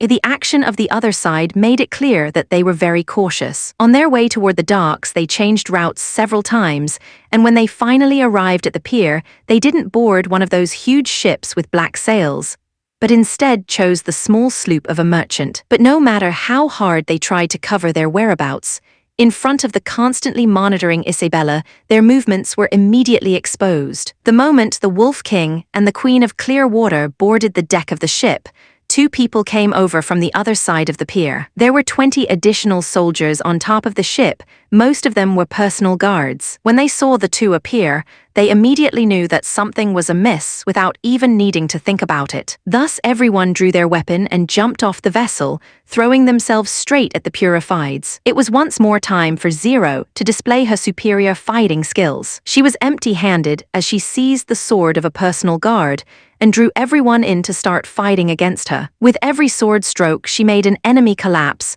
her footsteps lithe and quick, with only a few people able to anticipate her next move. Whether it was a poke, strike, chop, or block, Zero always used the appropriate amount of strength and the trickiest angle to strike. And soon, more than a dozen personal guards were lying on the ground, everyone having been killed by one sword. The Wolf King pulled out the sword at his waist, ready to throw himself into a desperate fight. Isabella, Zero cried. I know. The latter immediately launched her ability, forming a circle of light that was only visible to the magic eye. Within Isabella's field of vision, the lightless domains formed by the god's stone of retaliation appeared, Each of them was trembling at a different frequency, like ripples on the surface of water. She controlled her field until it trembled at the same frequency, then connected it with the domain of the god stone of retaliation. Both sides of ripples immediately cancelled each other out, leading to the domain becoming level and smooth. At that moment, Zero immediately turned into a beam of light and drilled herself into the Wolf King's body. The Wolf King began to twist before changing into the form of the purified. After seeing this, the Queen of Clear Water revealed an incredulous look. How can this be possible? Why are you able to use your power around the god stones of retaliation? Because the god stones of retaliation isn't what you believe, Isabella said while still smoothing out the ripples of her opponent's domain, but there isn't really a reason for you to know this because your end has come. The moment her voice had fallen, Zero threw herself directly at Garcia. Chapter 313, The Battle of the Soul. Chapter 313, The Battle of the Soul. She hadn't felt such a warm sunshine in a long time. Garcia stood in the garden and took in a deep breath, inhaling the smell of rosemary coming along the breeze. This was no longer the kingdom of eternal winter. Besides the forever frozen soil and the non-aromatic winter flower, that country in the extreme north really had nothing to offer. Within that castle's backyard, lumps of meat and pig guts would always be hung out to dry in the open air, making it impossible to get rid of the awful smell. This place was also not the port of clear water, with its familiar taste of salt and its moist air, where if she closed her eyes, she could hear waves breaking over the beach. This is the Palace of Grey Castle, she thought. But its appearance was somewhat different from what she remembered. Garcia sat down at the central flowered pond, gently caressing the slightly rough rocks back in her childhood. While playing hide-and-seek, she had fallen to the ground and fiercely hit her head against the stones on the side of the flower pond. Since then, her father had ordered for all the stones to be broken into small pebbles. As a result, it was then impossible to hurt oneself when stumbling, but it had also become impossible to hide oneself behind them. At that time, she remembered that besides herself, Gerald and Timothy had also been present. Seeing their younger sister fall down, both of them had become very frightened. To coax her to stop her sobbing, one by one they'd made themselves fall and deliberately knocked their head against the stones at the side of the pond. Of course, afterward, they were ruthlessly beaten up by their father. It was a period in her life that Garcia thought she would never recall again. It was like a secret hidden beneath a tree, deeply buried in the earth. But now that she's returned to this familiar place, she discovered that the scenery hasn't faded in the slightest. After digging it out of the earth, it still appeared just as vivid and lifelike as in the past. It seemed as if everything has returned back to the time in her childhood. As it turns out, this is your world. An unknown voice sounded from behind her. As a resting place, it's a pretty good choice. Garcia turned around and saw a woman dressed in white coming from the direction of the flowered pond. She had a pair of light red eyes and long, snow-white hair. Her facial features were so delicate that they seemed to have been carved, and her voice was ethereal and melodious. All in all, she was like a god who had fallen into the mortal world. The face of the Queen of Clearwater completely darkened as she stated, "You are the church's witch." "My name is Zero, the word which doesn't suit me," she laughed. "I'm called a purified. My blood and that of those fallen is entirely different. So purified. That's just the term the church uses for the toys they've raised." Garcia said coldly, "What kind of trick is this scenery? Does your ability allows you to create illusions?" She suddenly picked up a stone and squeezed it in her hand. "It's just an illusion. None of this will fool me." The Queen's cry traveled far, but the scenery remained entirely unaffected. When she opened her hand, she saw that the stone in her hand wasn't crushed. Instead, her skin was cut by its hard edges and corners. The pain bursting from the wound seemed clear and real. "It appears that you aren't completely unaware of witch abilities. That makes things much easier." Zero grasped the hem of her skirt and gave a slight bow.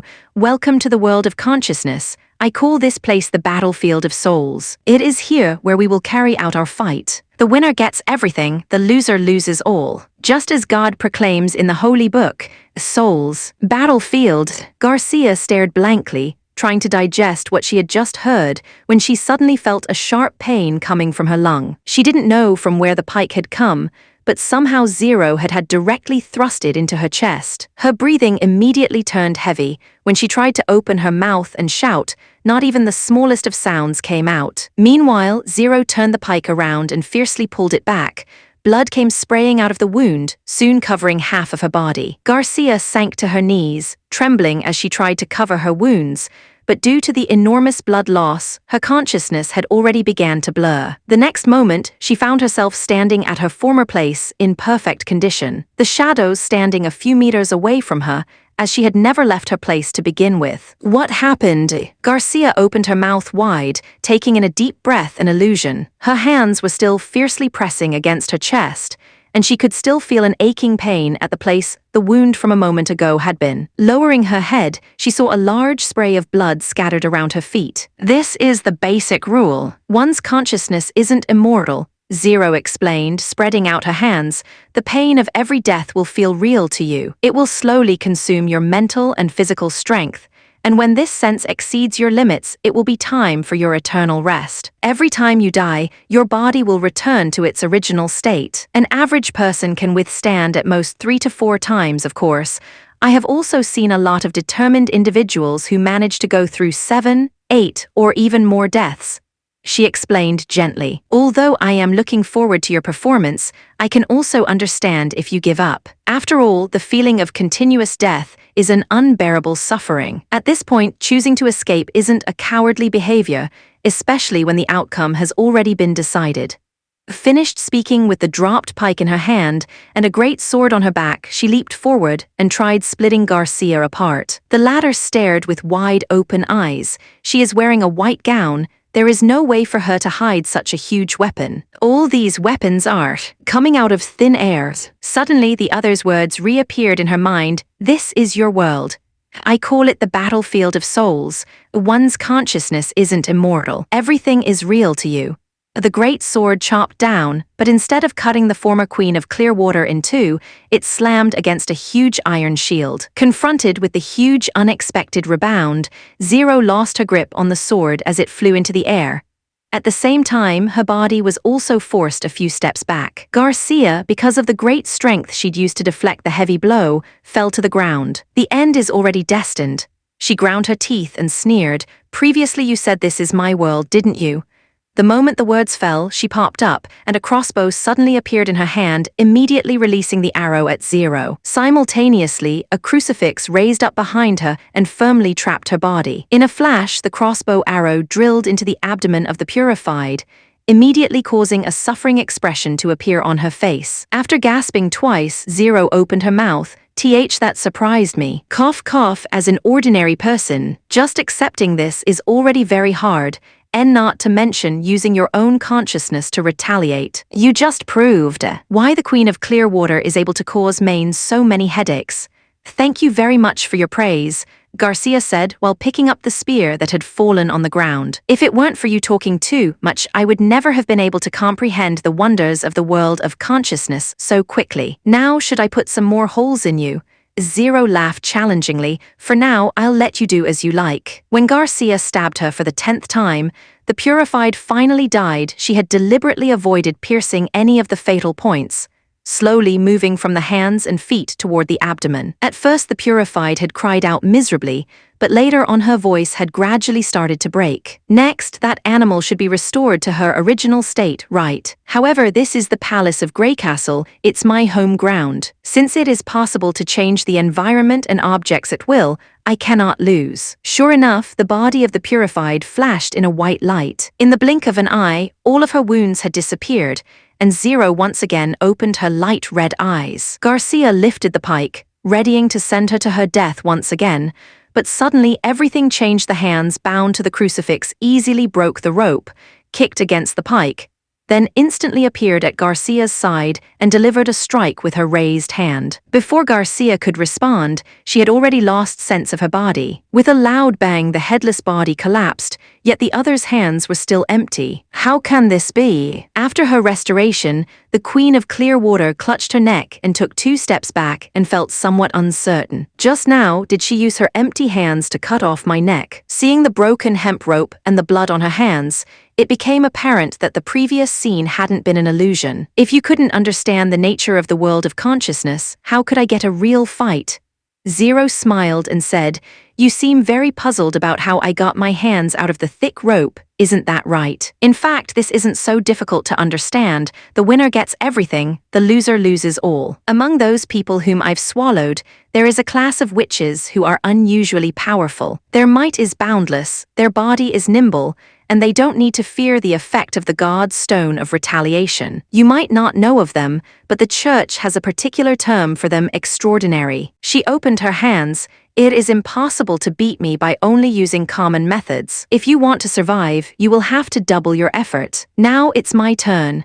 TN, many thanks to Zaccarado for creating the full list of characters. Chapter 314, Annihilation. Chapter 314, Annihilation. It was Garcia's first time experiencing the horror of an extraordinary. The weapon in her hand was obviously only an ordinary one-handed sword, but the burst of pressure from her every move seemed to absorb parts of her soul. Each blow that came raining down on her shield was as heavy as a strike from a two-handed sword. 2 or 3 blows later, Garcia could no longer even lift her arm and was hit on her chin by an upwards moving strike. After her restoration, the Queen of Clear Water thoroughly abandoned defense, and before she could second-guess herself, a ballista had already appeared in front of her body. She pulled the trigger. It wasn't an iron spear that she released, but several jars of black water. Reacting instinctively, Zero cut the jars apart, only to get showered in the black water. When the pieces of fire crystal hidden inside the jars came in contact with the air, they quickly began burning and turned the whole area into a pillar of fire. However, it was still not guaranteed that this would work. After all, Zero could still use her speed, which far surpassed everything an ordinary person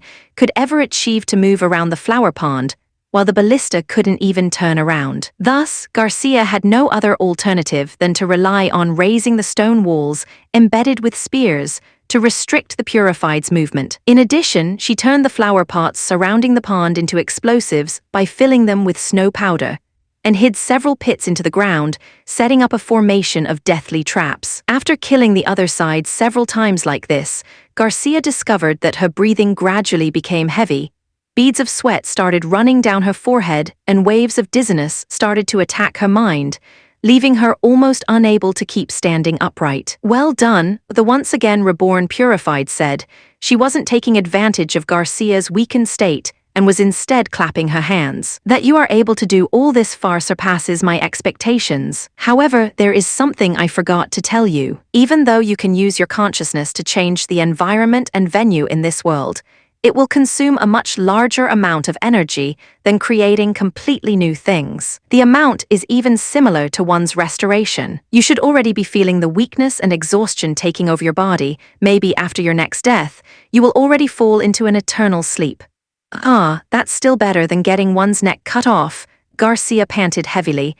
"But you seem to forget the screams you made when being burned by the evil fire. I do not think you'll be able to hold on any longer than me." After a moment of silence, Zero said, "Ever since I've become a purified, the church has given me a lot of support to improve my abilities. From increasing my knowledge to teaching me fighting skill, to feeding me with judges to improve my ability. Those judges, even knowing that they would be sacrificing themselves, were still glad to enter the battlefield of souls. Here in the world of conscious, they honed my skills in life and death struggles, reassuring me that they accept their death before transmitting all of their insight and experiences to me." Garcia did not interrupt her words. Even if the other was stalling for time, she also needed a break. "I have swallowed up an extraordinary, and her strength was impressive. I nearly lost a battle of souls. But in the end, I relied on the devil's weapons to prevail over her and then got everything from her. Due to the different characteristics of magic, I can't actually turn into an extraordinary or use the abilities of the witches I swallow. However, here in the world of consciousness, these differences don't matter to me. In the last 200 years, I can't even remember the number of people I have swallowed, but there have only ever been a few individuals who could threaten me. All their pain, happiness, sadness, and delights they've had in their life became part of my own personal experience." She paused, "Including their death. What exactly do you want to tell me?" Garcia cautiously asked. The difference between you and me, replied Zero calmly. The assimilation of so many souls has made my will matchless. In case you want to know the number of death I can survive, I think I can bear at least hundreds of death by now. In that case, I will have to help you to verify it.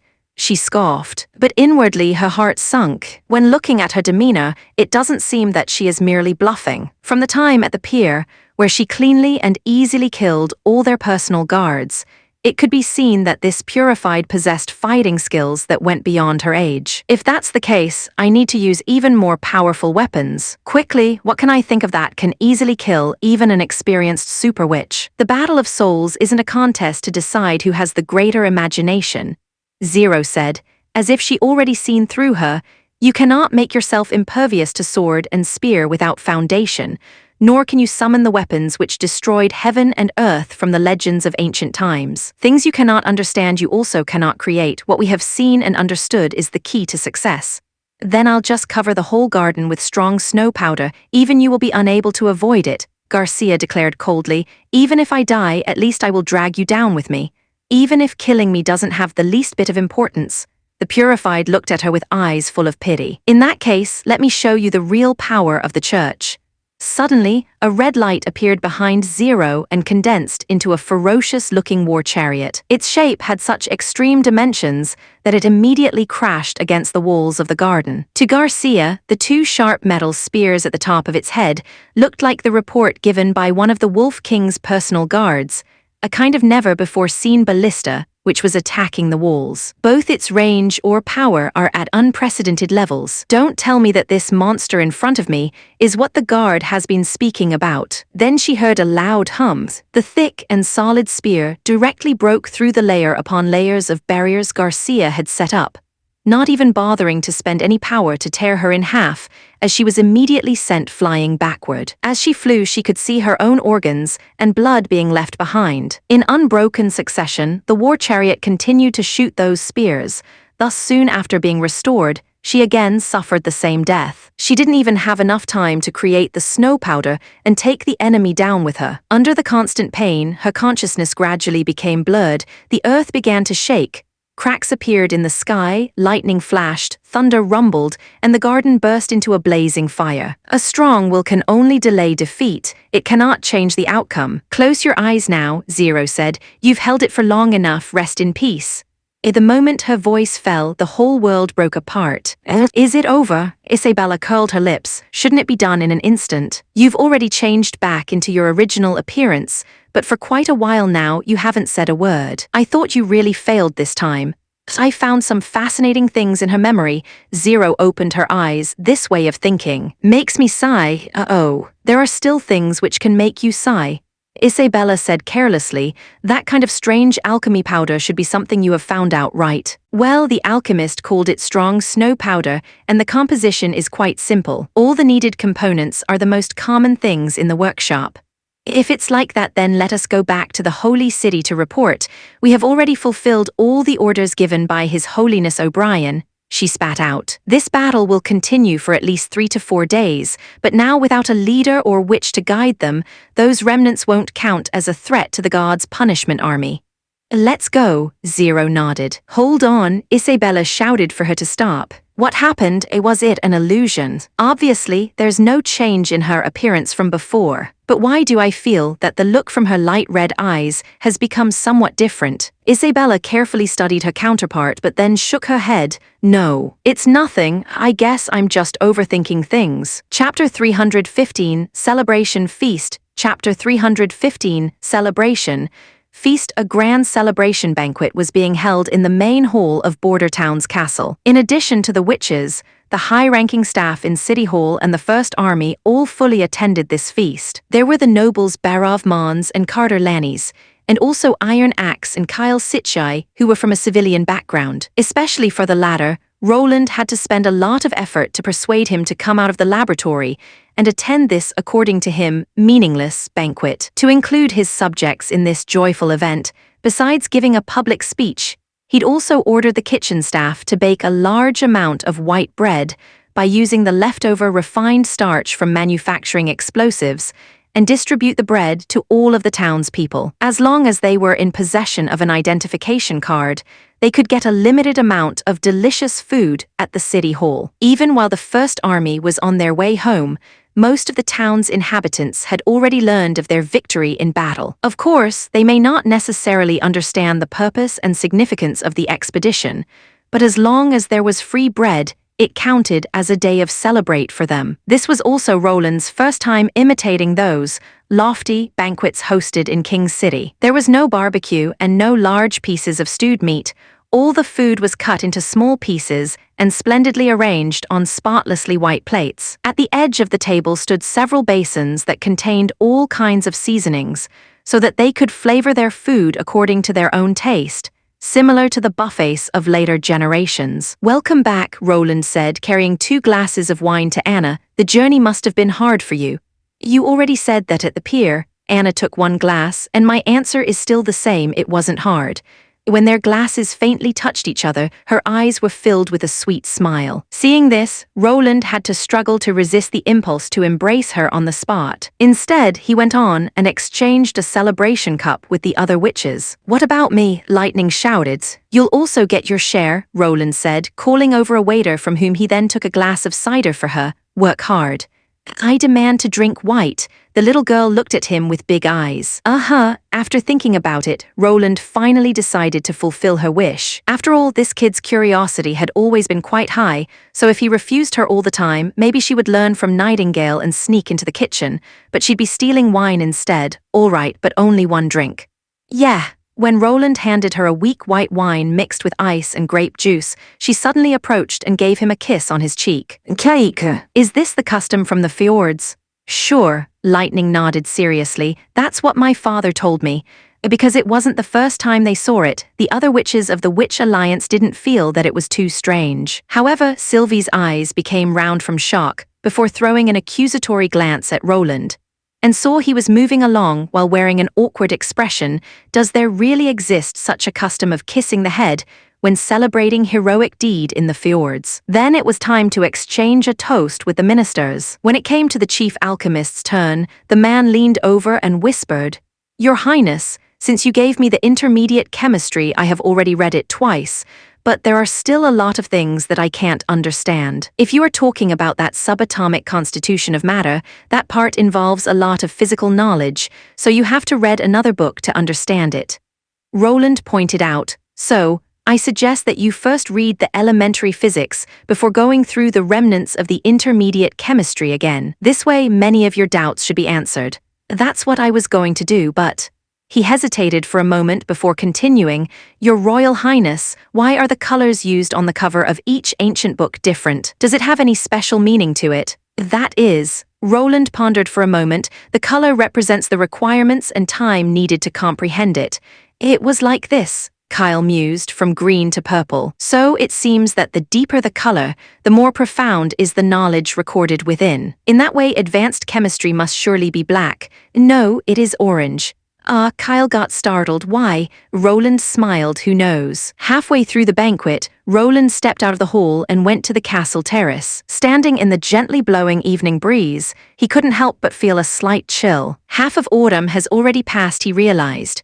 So in other words, it wouldn't be long before the lengthy winter would cover the whole Western Territory with snow and bring about the months of demons. But the situation during this year and the previous year had become as different as black and white. The trade with Margaret's Chamber of Commerce had brought in a lot of floating amount of money, and in exchange for food and materials, many of these gold royals were paid to the people in the form of a salary. According to statistics from the convenience market, the recent sales of products has shown a lot of growth, from which some of the goods would significantly improve the people's quality of life. Sales for products such as steak and eggs was growing especially quickly. There was no doubt that this was a sign of the gradual improvement in the living standards for the people. In particular, the indigenous population had all received new free housing, while their salary, compared to before, had also increased a lot. Nowadays, they had even started to buy food, which they usually could only enjoy during festivals. The newly introduced population was still at the stage where they were busy saving money in order to purchase a house, But when they managed to settle down, the market was bound to usher for a new peak in sales. What exactly do people need? Sometimes, eating and drinking one's fill was already enough to be grateful to their lord and follow him until their death. During this era, most civilians were easy to please. "Your Highness, beware of catching a cold," Nightingale said, and appeared behind him with a thin coat in hand. She threw the cloth to Roland, took out a piece of dried fish from a bag and came to stand beside him. "What's going on here?"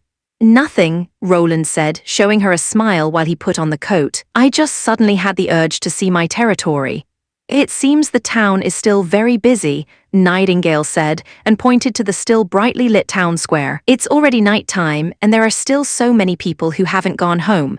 "That's because today was the first time they were showing the new drama, Dawn," Roland explained happily. "Furthermore, it was also the first show after the troops' several months of departure from border town. So the villagers have probably been full of anticipation to see Miss May and Mrs. Irene again."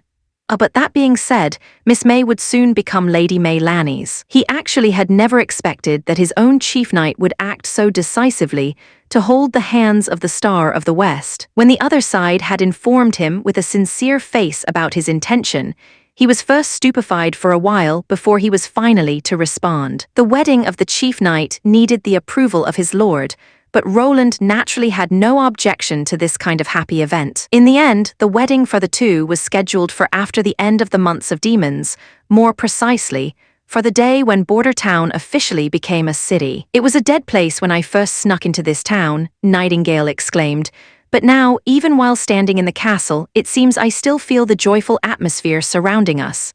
"Life will improve day by day." Roland looked up, looking at the cloudless night sky as he took in a deep breath. There were still many things left to be done, such as expanding the scope of education, setting up a public health care, increasing the amount of cultural constructions, encouraging birth rate, and so forth. All these things would transform the Western Territory into a stable force and lay out the foundation for the unification of Grey Castle. Nightingale tilted her head and looked at him with keen eyes as she asked, "So what about us?" "Of course, the same is also true for you," Roland said as he patted her head. "I promise." Chapter 316, Re-exploration of the Stone Tower. Chapter 316, Re-exploration of the Stone Tower. When Lightning saw His Highness leave, she pulled Maggie to the corner of the hall. Maggie's hair was almost hanging to the floor, giving her the appearance of a floating ghost whenever she moved. Pushing aside the white hair covering her cheeks, Maggie's high puffed-up cheeks and the half-swallowed crisp pork chop dangling in her small mouth became visible. "I found a fascinating place," Lightning whispered. "It's hidden inside the concealing forest. I intend to go and explore it tomorrow. Would you like to come with me on an adventure?" "Guru," Maggie swallowed the food in her mouth and nodded again and again. I want. What should we prepare?" "To go on an adventure, you need 3 items." "Wrong, 3 of the most commonly used things." Lightning discovered that from time to time she has started to use His Highness' strange vocabulary. "You need a flint, dry food, and a dagger. The place isn't far from here, so it will be fine if you just take along enough food for a day. Don't fill your whole pocket with it like you did last time." "Okay, Goo." Maggie patted her chest, ready to leave, but Lightning stopped her once again. "Remember that this adventure is our secret. Don't tell anyone else about it," the little girl said. "We'll start early tomorrow morning."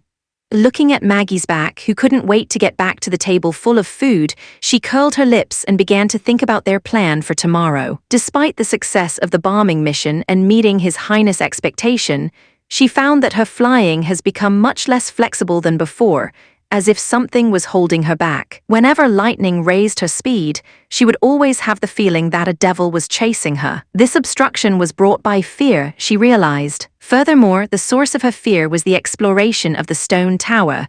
When she saw the horrible figure in the basement doorway, she had lost her cool and calm. At that time, her only thought had been to flee from that place as quickly as she could. Ever since then, she had started to question her identity as an explorer. Fear is not terrible, terrible is the unknown. If you want to overcome it, you must approach it first.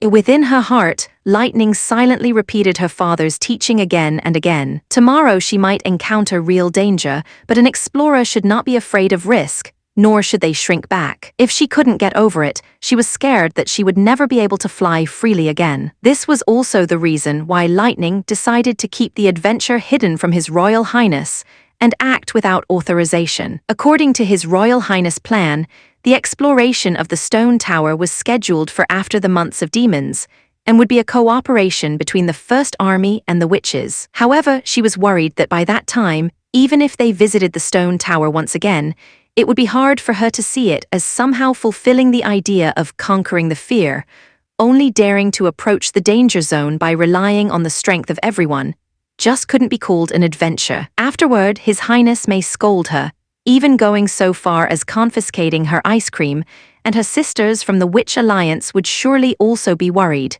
but she was still determined to go through with it. As the daughter of the fjord's greatest explorer Thunder, Lightning just couldn't accept her cowardly self. But it didn't mean that her decision was a reckless act. Compared with her unprepared attempt a few months ago, she now had a revolver, a gift from His Highness, possessed a greater understanding of the devils, and lastly, she was being accompanied by Maggie. Especially the last point. If they really did encounter a group of devils in the stone tower, and even if Maggie couldn't change into her demonic beast's appearance to drive them away, they would at least still be able to flee on their own. An explorer doesn't need a brigade of troops to increase their courage, she thought, but they can still have a few trusted teammates. After dinner, Lightning gathered some pieces of honeyed meat and put it into a cloth bag. She then added torches, weapons, and water bags. The successful completion of the bombing mission gave her some confidence. Together with His Highness's encouragement and her slightly cheeky reputation, let her feel doubly courageous. And just like the blacksmith saying went, "It's best to strike while the iron is hot. Tomorrow would be the best time for them to depart." At first light, Lightning flew to the top of the castle, where Maggie was already sitting on the wall and waiting for her. "Let me check your package." "I got everything you told me, Goo." She changed back to her original form, opened her backpack and held it in front so that the little girl could confirm its content. This time she had reduced the amount of food to half, but at least had also added a dagger and a flint. "All right, this can be counted as qualified. Let's set off," Lightning said, rising into the air, flying together with the pigeon toward the concealing forest. In her mind, Lightning had already repeated the journey many times, reaching a point where she could find her way there even with her eyes closed. The weather was a bit overcast today, but it was still much better than the dark clouds that had been there last time. As the color of earth slowly fell away behind them, the closer they came to the stone tower, the greater became Lightning's nervousness. "Did you say you found an interesting place last night? Was it a new eagle nest?" Maggie asked after a while. "No, it's much more interesting than that." Lightning shook her head. "The target we want to explore is an ancient relict, a stone tower that has been left behind for more than 400 years. Since the basement hasn't collapsed yet, we might be able to find some ancient books if we are lucky." "Ancient books?" Maggie shook her wings. "That doesn't sound as if it's more exciting than digging for eagle eggs, Goo." "An eagle nest has at most 2 to 3 eggs, something which you finish up in a flash," the little girl said. "But if you actually can find such a book and bring it back to His Royal Highness, he will surely reward you with a basket full of eggs. Whether you cook or steam them, you'll be able to eat 3 eggs every day for a long time to come." "Really?" Maggie was full of spirit immediately. "Then let's hurry up and look for ancient books." Goo, around noon, the two successfully arrived at their destination. The remaining half of the stone tower was still hidden within the woods covered in moss and vines. Everything around them looked the same as a few months ago. It didn't seem as if anything had changed. Yet Lightning still lowered her height and flew a few rounds around the tower to confirm their safety before landing gently. "Have we arrived, Goo?" the pigeon shouted from above her head. "Hush!" Lightning signaled her to be silent. Within the silence of the forest, their voices seemed particularly noisy. "Speak softly. There could be devils nearby." "The devil?" Maggie's tail immediately erected. "You wait for me at the top," Lightning said with a lowered voice, pointing to the upper part of the broken tower. "I will go and take a look at the situation first." When she walked over the gradually withered grass, she could hear a slight rustling sound coming from her foot. Reaching the entrance of the tower, she saw that it hadn't been covered by plants, and that the small cluster of vines cut off by her dagger last time was still there. Holding her breath, she moved forward along the former road and entered the tower. Taking one step after another, she slowly neared the center of the tower with its passage to the basement. At the time she saw the stair leading into the darkness in front of her, she even heard her heart loudly pounding. Fear comes from the unknown. To overcome the fear, you have to approach the unknown. The little girl constantly encouraged herself, then lit a torch and climbed the stairs leading down. Reaching the corner of the channel, she quietly shot out a probing glance. Only fragments were left from the collapsed wooden door. The basement entrance also wasn't blocked by the devil. The only thing left behind at the door was a thick darkness, like an open mouth waiting to swallow the people who enter. At this moment, she suddenly heard traces of a voice floating over from the darkness, only faintly discernible, but still feeling very familiar. Immediately all of her hairs were fully erected. Her body was grasped by shivers, and the almost uncontrollable urge to turn around and flee came up once again. She grit her teeth and struggled to suppress the boiling fear at the bottom of her heart. Then, covering her mouth, she bent an ear and listened attentively one more time. This time the call was much clearer, the tone exactly the same as last time. "Help me, Chapter 317, Ice Coffin, Chapter 317, Ice Coffin." Lightning felt goosebumps roll over her body. She suddenly remembered all the stories that were spread among explorers, demons crawling from the abyss, the vengeful ghosts still bearing a grudge at the end of their life, or the wandering undead. These were the nightmares of every explorer. Even if they were already dead, they were still able to take someone's life. They were exceptionally good at using illusions and deception, so could it be that one of these monsters were hidden within this ruin? Although Thunder had said that these stories were just some nonsense made up by third-rate explorers, but at this moment, she still felt shaken to her core. Otherwise, who would ever be able to keep shouting under the devil's siege, even holding the same tone and interval after several months have passed? She was now facing a dilemma. If they were indeed one of these evil things from folklore, they would have killed all devils. But then it would become difficult for her to escape after having trespassed into their domain. But if the other party was still able to hold on until now, shouldn't those devils still be inside then? What should we do? After hesitating for a moment, in the end, she decided to fly back to Maggie to discuss the next step with her. After hearing a short narration about the current situation, Maggie raised her head and said, "We could extinguish the torch and stealthily find our way in goo. This way those devils won't be able to see us." But then we won't be able to see them either." "I can turn into an owl," said the pigeon, rubbing her face. "The dark of night isn't a big problem for me, goo." Lightning's eyes lit up. "That's a good idea, but those legendary evil creatures, they live in the dark all their lives. Doesn't that mean they might have a way to find their prey? Otherwise, they should have died from starvation long ago, right? Didn't you say that they were all made-up stories meant to frighten people?" "It wasn't me who said that, it was my father," the little girl corrected. "That's all the same. Anyway, living in Grey Castle, I have never heard of those undead monsters. If they were indeed so horrible, they shouldn't only remain in a little place like the fjords, right?" Rays of light suddenly broke out of Maggie, and the pigeon suddenly began to swell, turning into a grey-brown owl, her eyes full of eagerness. "I thought you would be interested in these legends." "That's right, if I want to qualify as an explorer, I should never let go of an opportunity to verify a legend. Not to mention that I still have to defeat my heart demons. If I flee now, I will waste all of my previous efforts." After hesitating for a moment, Lightning decided to go along with Maggie's suggestion. "But wait, the reason why I want to explore the ruins at all cost is so that I can overcome my fear. But why is Maggie so interested in exploring them? Could it be? It can't be that you're so impatient because of the basket of eggs, right?" Hearing the question, the owl blinked her two big eyes before turning her head away. Once again, standing in front of the entrance to the basement, Lightning took a deep breath, tightly gripped her revolver as she silently entered into the deep darkness. She felt much calmer compared to before.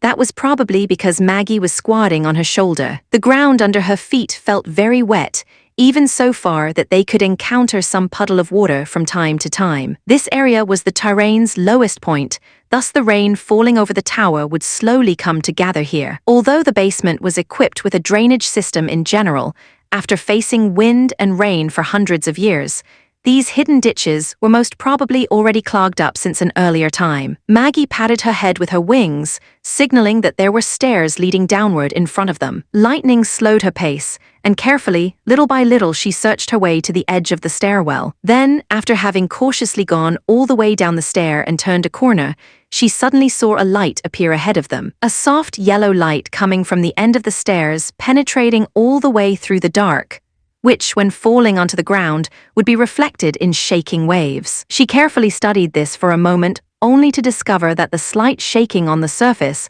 was actually a piece of sewage. By looking at the lower half of the door, which was buried in the water, it could be seen that the water level in the basement was about knee-deep. She slowly walked to the point between the staircase and the water, lifted both her feet from the ground, then slowly floated over to the door and throwing a probing glance to the inside, and saw that the area behind the door was spacious and empty. The stone tower's basement was unbelievably huge, offering far more space than the area it had covered on the ground. She couldn't detect any burning torch which created the yellow light. Instead, it seemed that the light came directly from the stones that were embedded in the walls. It roughly outlined the contours of the basement, while at the same time allowing Lightning to see everything within the room. A stone platform was erected in the middle of the chamber, with several figures standing on top of it. According to their burly size and the carapace on their back, it seemed that they were all devils. Luckily, the enemy hadn't yet noticed any movement coming from the door. Instead, each of them were holding a spear in one hand and a large shield in the other, surrounding a blue stone erected on top of the platform. At this moment, the cry for help was becoming clearer and clearer, as if someone was shouting directly into her ear. Save me, a Lightning had to swallow. What should I do next? Go and save her, Goo, Maggie whispered into her ear. The little girl got startled, but there are several devils. We cannot win against them. She felt her hand that was firmly gripping the revolver begin to sweat. It wouldn't be a problem if it was Sister Nightingale instead of me, but I alone cannot do it. Are they the demons you spoke of? Maggie inquired. It seems as if they are already dead, Goo.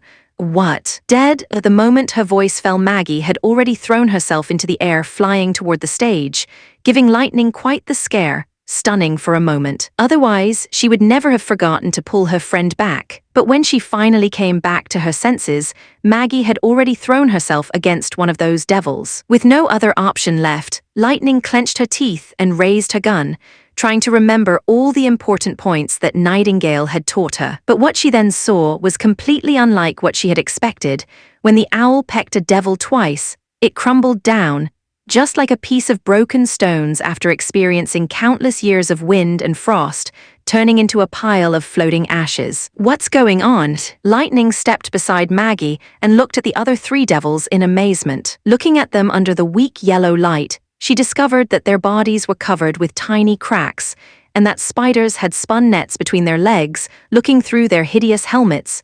She could see that their eyes and skin had turned pale, showing no traces of vitality. It was like this, she thought, within the dark light, an owl's eyes are indeed several times better than mine, which allowed Maggie to be able to speak so confidently. But before she could relax, Lightning's gaze was already completely attracted by something else. On the high platform surrounded by the devils stood a huge cube. What had looked like a stone column from a distance actually turned out to be transparent crystal when seen from up close. Wrapped within the crystal cube was a woman who wore a gorgeous robe. Her eyes were closed, her hands stretched open, and her hair spread out behind her as if it was still fluttering in the wind. Is she a witch, Goo?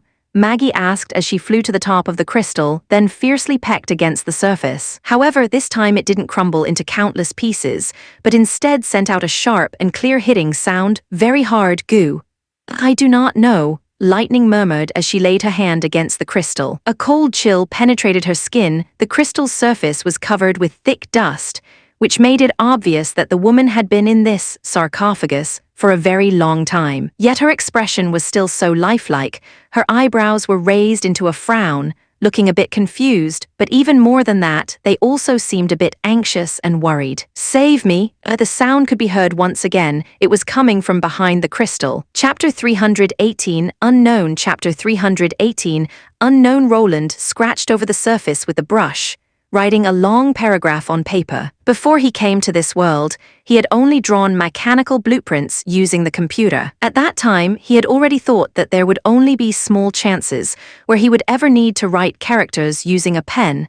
Never did he expect to have to use this kind of ancient form of recording ever again. 2 papers filled with text laid next to his hand, containing the next plans for what he wanted to implement. One plan was the large-scale production of sulfuric acid and the new equipment that was needed, made by the hands of Anna and Soraya. Instead of using lead for the reaction vessel, they would use the more robust and reliable iron together with an anti-corrosion coating. Furthermore, the vessels would be made 3 times larger than the previous trial versions. Considering that at the present stage, there was fundamentally no way to collect or purify the produced industrial waste gas, mainly used from combustion of sulfur and leakage of nitrogen oxides, Roland decided to place it at the southern end of the industrial park, far enough away from the residential area and the Redwater River. Furthermore, he planned to use stones so as to better isolate the building and also erect a chimney to raise the altitude at which the emissions would be released. Increasing the output of sulfuric acid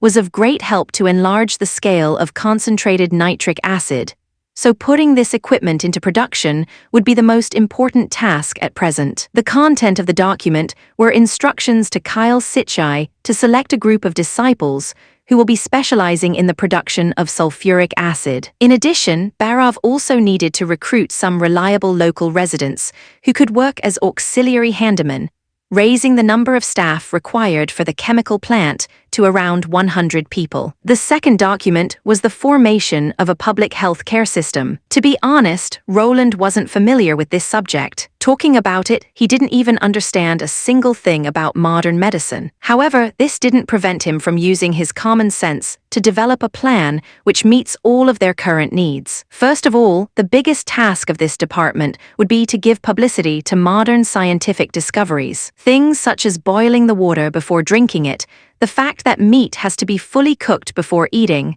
the cause of illnesses and how they manage to spread, the difference between parasites and microbes, and so forth. Thanks to his growing prestige, it wouldn't be difficult for him to get people to do what he wants.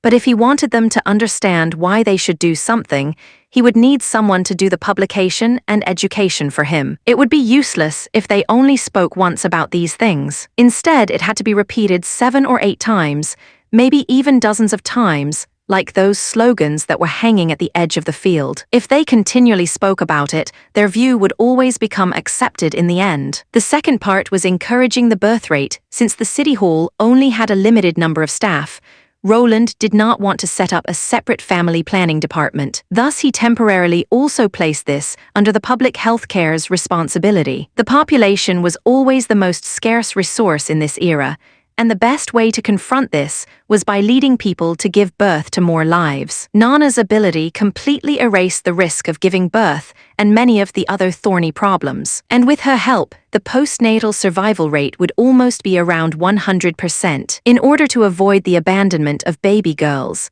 as well as restricting any changes of something like that happening in future, Roland developed a full subsidy and punishment policy. For example, the subsidy for baby girls was slightly higher than for baby boys. Subsidies would be given in installments, and the abandonment of babies would be punished with fines or imprisonment, and so on. The last point was the regulation of payment. Except for fertility treatment, the hospital would charge a fee in accordance with the amount of magic that Nana needed to use. This way, it would reduce the little girl's burden, as well as lay the foundation for the future hospital system. Roland had also already found the first person he wanted in charge of this department, Viscount Teague Pine, Nana's father. The third document was currently in the state of being written, and was the most complex and far-reaching plan. It was the plan to establish Border Town as a city. It was related to the problems created by the expansion of Border Town and the later merger with Longsong Stronghold. When that time came about, there would definitely be a demand for new laws concerning the governance of these two places, and both the judicial system and the public security system would have to be implemented. However, if he wanted to make these points watertight, merely relying on his own knowledge wouldn't be enough.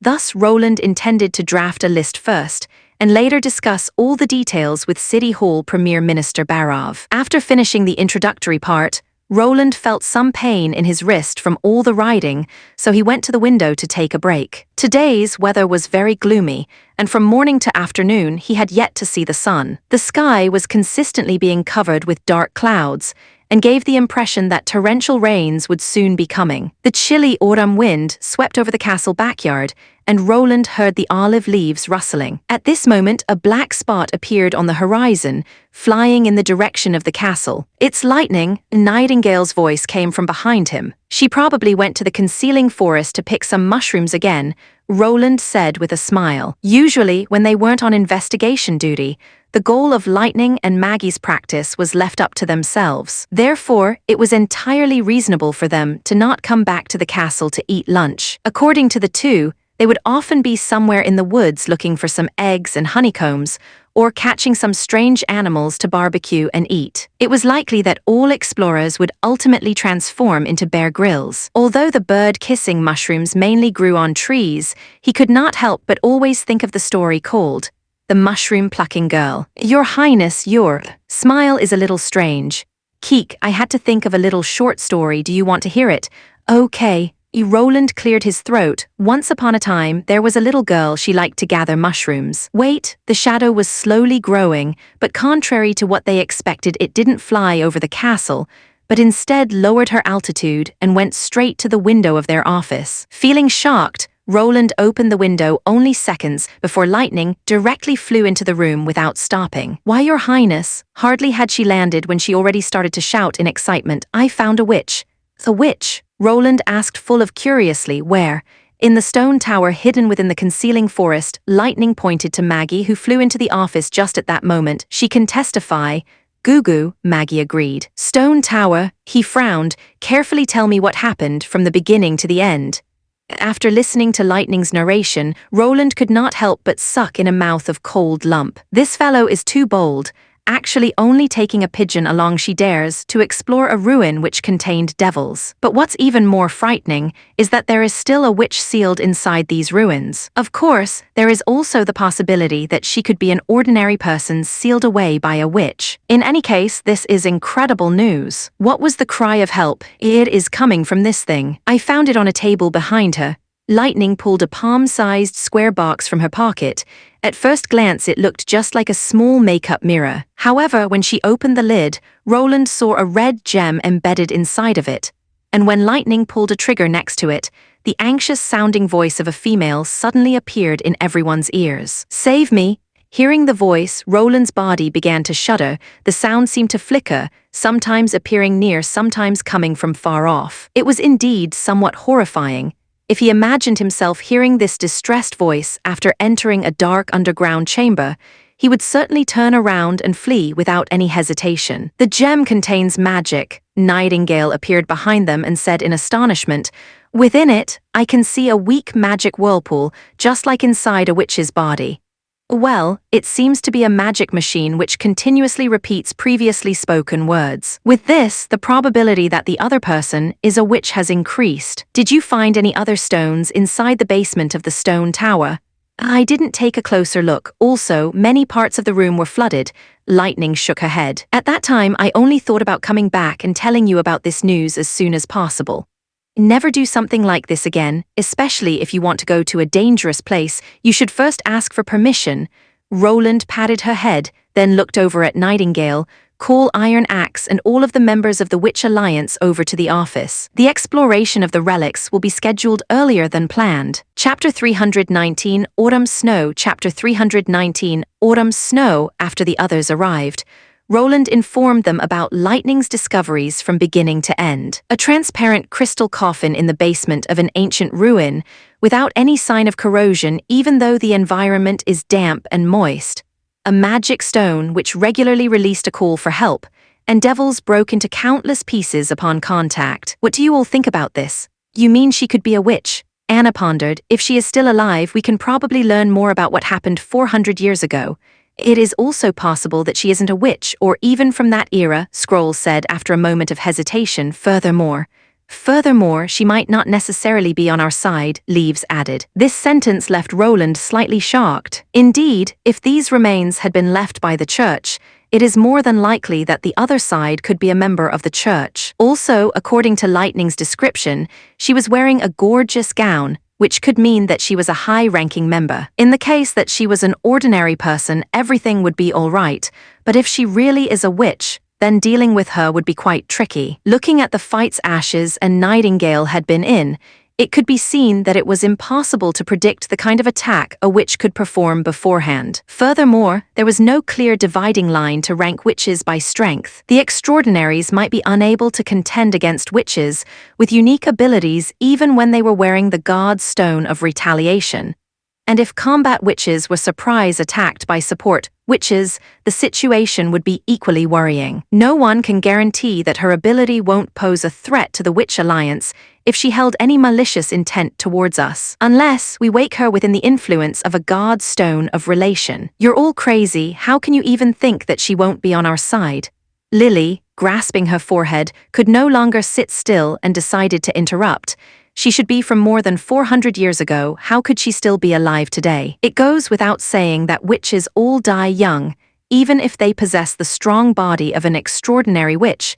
They might never exceed 100 years of age. All of you are thinking too much. Most likely it's just like I said, the moment we free her, the person inside will be just like the devils and turn into dust. The reason why most witches die young is because of the so-called demonic bite, Roland corrected. A witch's physical fitness is generally much greater than the average person, thus their actual lifespan should also be longer. The average person's lifespan is 40 to 50 years. Lily grunted. Do you think everyone can live as long as a turtle can? The reason why the average lifespan is merely 40 to 50 years is because of an inadequate food supply and the low level of medical care. As long as the standard of daily living is increased, it should quickly increase by another 20 years. However, what she said is by no means utterly unjustified. Roland conceded, even if I add those 20 years, there still remains a gap to reach 400 years. Even if we were turtles, I'm afraid we could never live for that long. But she is still alive, really. Lightning cried aloud. If you could have seen her, you'd immediately understand why I say so. Compared with the dead devils, she looks entirely different. Her skin is smooth, and her lips are full of color. Tell them Maggie, goo. What Lightning said is true. All right, don't fight. Wendy stood up and interrupted. No matter if she is still alive or already dead, it's worth a try. Are you sure? Scroll asked, unsure while knitting her brows. If she really is one of those church's witches, as long as we hang a God's Stone of Relation around her before she wakes up, it should be all right. Moreover, we also have Anna and Nightingale, so I believe she won't be able to cause much of a problem. Wendy calmly said. The key point is, it is possible that she might know about the incident that occurred more than 400 years ago. The possibility that she can bring light into the darkness is worth the risk of rescuing her. Indeed, gathering more information about the devils is very critical for the survival of Border Town. Moreover, any news the church desired to hide so much will surely be extremely unfavorable for them. Thus, if we can take hold of this knowledge ahead of time, there's a chance that it might help us take the initiative in the future battle. Soon after, Anna and Nightingale also agreed to Wendy's view, so even though she still thought that it was wrong, Scroll no longer opposed them, and the Witch Alliance came to a consensus. The First Army, Roland looked toward Iron Axe. At most, you can send up to 50 people.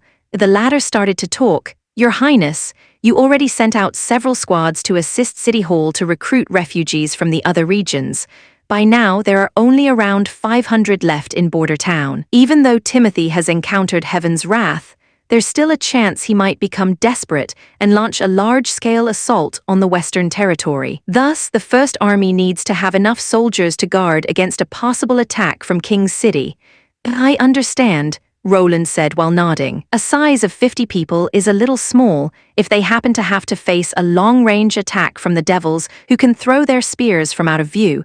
The damage caused could be quite serious. If I want to make up for this, in addition to Lightning's and Maggie's air surveillance, Sylvie's magic eye ability will also be essential. The ideal force to send out would be a ground force, supported by a team of witches stationed in a hot air balloon. The witches will be responsible for observation and close combat battles, while the first army will use their flintlocks to suppress the enemy over a long distance. But then, the witches from Sleeping Island will also learn about the existence of the deep sleeper in the ruin. Roland thought through all the possibilities again and again, but in the end, he still decided to bring Sylvie along. After all, during this rescue mission, their safety would still be the most important consideration. Just when he planned to arrange the rescue plan, Mystery Moon exhaled loudly before exclaiming, "Heavens, what is happening?" Hearing her cry, everyone followed her gaze and looked out of the window, only to freeze up immediately. Roland, not daring to believe what he saw open the window, then was finally forced to accept what he saw. Beyond any of their expectations, white flakes had begun to fall from the gloomy sky. They were hiding the sky and covering the earth, but completely lacked any sound. He stretched his hand out, catching a handful of white drops, which made an ice-cold sensation spread through his palm. "It's snow. This is not normal." According to his knowledge, it would only snow in the Western Territory during winter, but now it wasn't winter yet. It is normal for it to snow during the last month of autumn. He looked at Iron Axe, but the latter wore a serious expression and said, "I have been in Border Town for 7 or 8 years, and until now I have never experienced something like this." Once the snow began to descend from the heaven, it meant that the months of demons had arrived, and the sun would be buried behind a wall of clouds until its next brilliant bloom. During this time, the entire Western Territory would face the threat of demonic beasts, not to mention the First Army. Even when using a hot air balloon, the witches would still be in danger at this time. The concealing forest was full of savage demonic beasts, so leaving the protection of the wall was an incredibly risky matter. For now, he was forced to call a stop to the rescue mission and wait for the sky to clear up. At the bottom of his heart, he felt that the early snow was likely an accident and would soon end. After all, the temperature was still at the average level of autumn, and it also hadn't dropped by much. However, 3 days later, the town was wrapped in silver. The distant mountains and woods were covered by a layer of white gauze. A beautiful scenery like this was definitely a rare view in his past, but Roland wasn't in the mood to appreciate the landscape. Although the snowfall had weakened a lot, there were still some snowflakes falling from the sky. The First Army had also entered a state of full alertness and has established regular patrols along the new wall. Furthermore, they had also erected a temporary camp at the foot of the new city wall, so that the soldiers would be able to quickly enter into battle. The temperature had changed almost overnight, forcing Roland to change his clothes from his unlined garment to a knitted cotton coat. On the 4th day, hearing the news from the front made Roland's heart drop. The western city wall had suffered an attack from demonic beasts. The months of demons had arrived more than 1 month ahead of time. Chapter 320, Sleeping Spell. Chapter 320, Sleeping Spell, Fjord's Sleeping Island. "I never expected that the first guest of the sleeping spell would actually be you," Tilly smiled and said as she handed over a cup of boiling hot fish soup. "It was only due to your help that we could explore the Shadow Islands." "You are too polite," Thunder answered as he received the fish soup. "Regarding the mysterious sea, even if I don't receive any more commissions from you, I would still like to go there a few more times for myself. To be honest, without your witch's support, exploring the sea east of the Shadow Island would definitely be very dangerous for an explorer." He sipped his fish soup, then let out a sigh. "Ah, it's boiled black-tailed fish soup. It's really delicious." In the fjords, black tea and barley wine from black tea were considered to be unpopular. She was used to the custom of eating a bowl of ice-cold frozen fish during midsummer, while here they drank a bowl of boiling hot fish soup when it got cold. They used a different method to cook the fish, so the taste was not at all the same. This was something Tilly had gradually come to understand after arriving at Sleeping Island. "Therefore, you were impatient to come and visit the sleeping spell." The right thing to say would be that I can't wait to go on the next expedition," Thunder straightforwardly stated. "The scene I saw last time, when I looked through the observation mirror, left me stunned. What is there on the land? And for what reason is there a stone gate embedded inside that overhanging cliff? I wish I could fly there and go take a look." "Is that it?" Tilly also poured a cup of fish soup for herself. "You should already be aware that I'm planning to personally go to Border Town. One reason is to personally speak with the feudal lord and witch alliance. Another reason is so that I can increase my knowledge by experiencing the months of demons in Border Town." "Don't you want to come with us and take a look?" For a moment Thunder was silent, but then he said with a broad grin, "Not yet. She should be having quite a good time over there. The way it is right now is also good. After all, the thing with exploring is, an accident can always happen one day. I already lost her mother, I really don't want to also lose her. When that time comes, I ask you." "I will," Tilly nodded. "After all, she is also one of our members."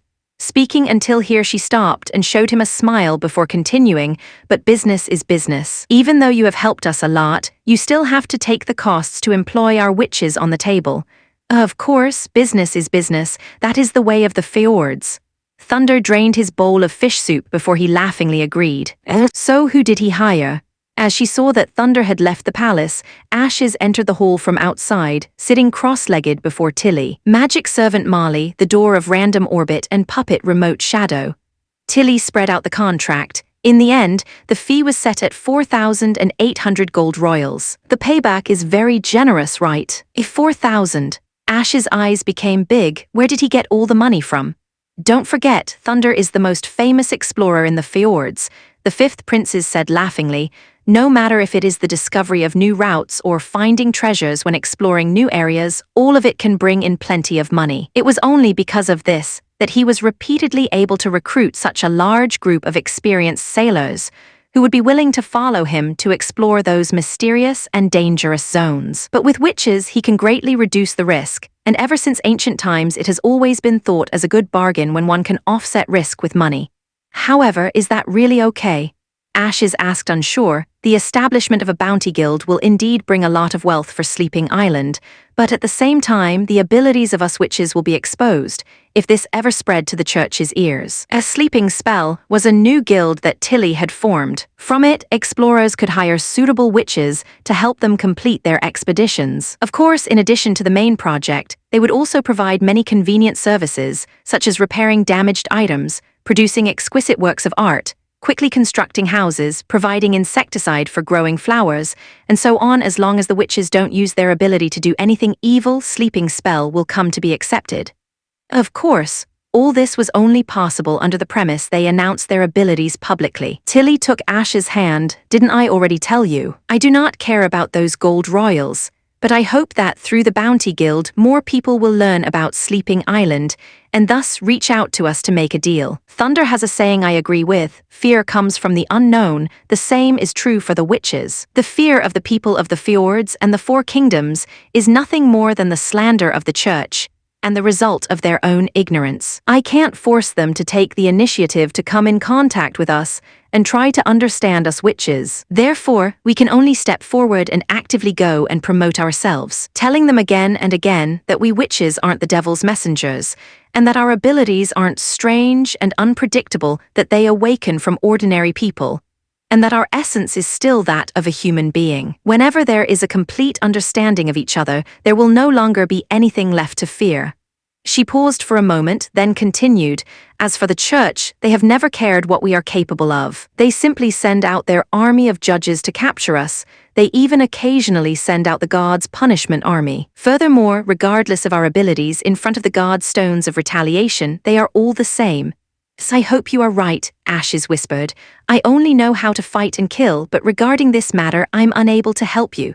"You have already helped me a lot," Tilly said, showing her a reassuring smile. "If we want to further develop Sleeping Island, the most important thing for us will be to associate the fjord's inhabitants with us witches from the island. The creation of mutual understanding will be a slow process, and I'm only doing all this in order to shorten the process as much as will be possible. In addition, the Bounty Guild can also play a special role in achieving our goal." She stuck out her tongue and revealed a sly smile before saying, "That's to find new uses for the seemingly useless abilities, so that support witches will no longer be discriminated against or think of their abilities as useless." Hearing her reasoning, Ashes began to laugh. "There are always so many reasons for your actions. Whenever you reveal so many layers one after another, it makes it hard for other people not to come to accept them." "That's because I'm always saying the correct thing," Tilly said before changing the topic. "Maggie has not returned to Sleeping Island yet. Could something have happened? Perhaps something has delayed her travel." Ashes pondered about her next words. "Or what? She might no longer want to come back." Ashes said, while shrugging. Compared to the fjords, the living condition in Border Town is much better. In the past, I already told you not to send witches there. What will we do if Honey or Lotus also don't want to come back? Then we should head over there at once, Tilly said. Oh well, I will immediately get ready. What? For a moment Ashes froze before she recovered enough to ask, We are going to travel to them. The fifth princess curled her lips. Didn't we reach an agreement that we will help them resist the demonic beasts, and while doing this, we can also conventionally pick up the other witches? If we don't have Lotus, the people coming with the Crescent Moon Bay immigration next year won't have any houses to live in. But right now, there is still 1 month left to the beginning of the winter. Do we really have to go so soon? We will have to spend a lot of time on the road. And if Border Town happens to encounter any trouble along the way, we might have to help the witches as soon as possible. And she winked at Ashes. I also want to go see what kind of person my disgusting older brother has turned into. Chapter 321, The Lore of Border Town. Chapter 321, The Lore of Border Town. Early in the morning, the cold woke Roland up. He climbed out from under his cold blanket, put on his wool coat, then immersed his feet into the warm water bucket. This was one of the corrupting privileges which he could only enjoy as a prince every morning.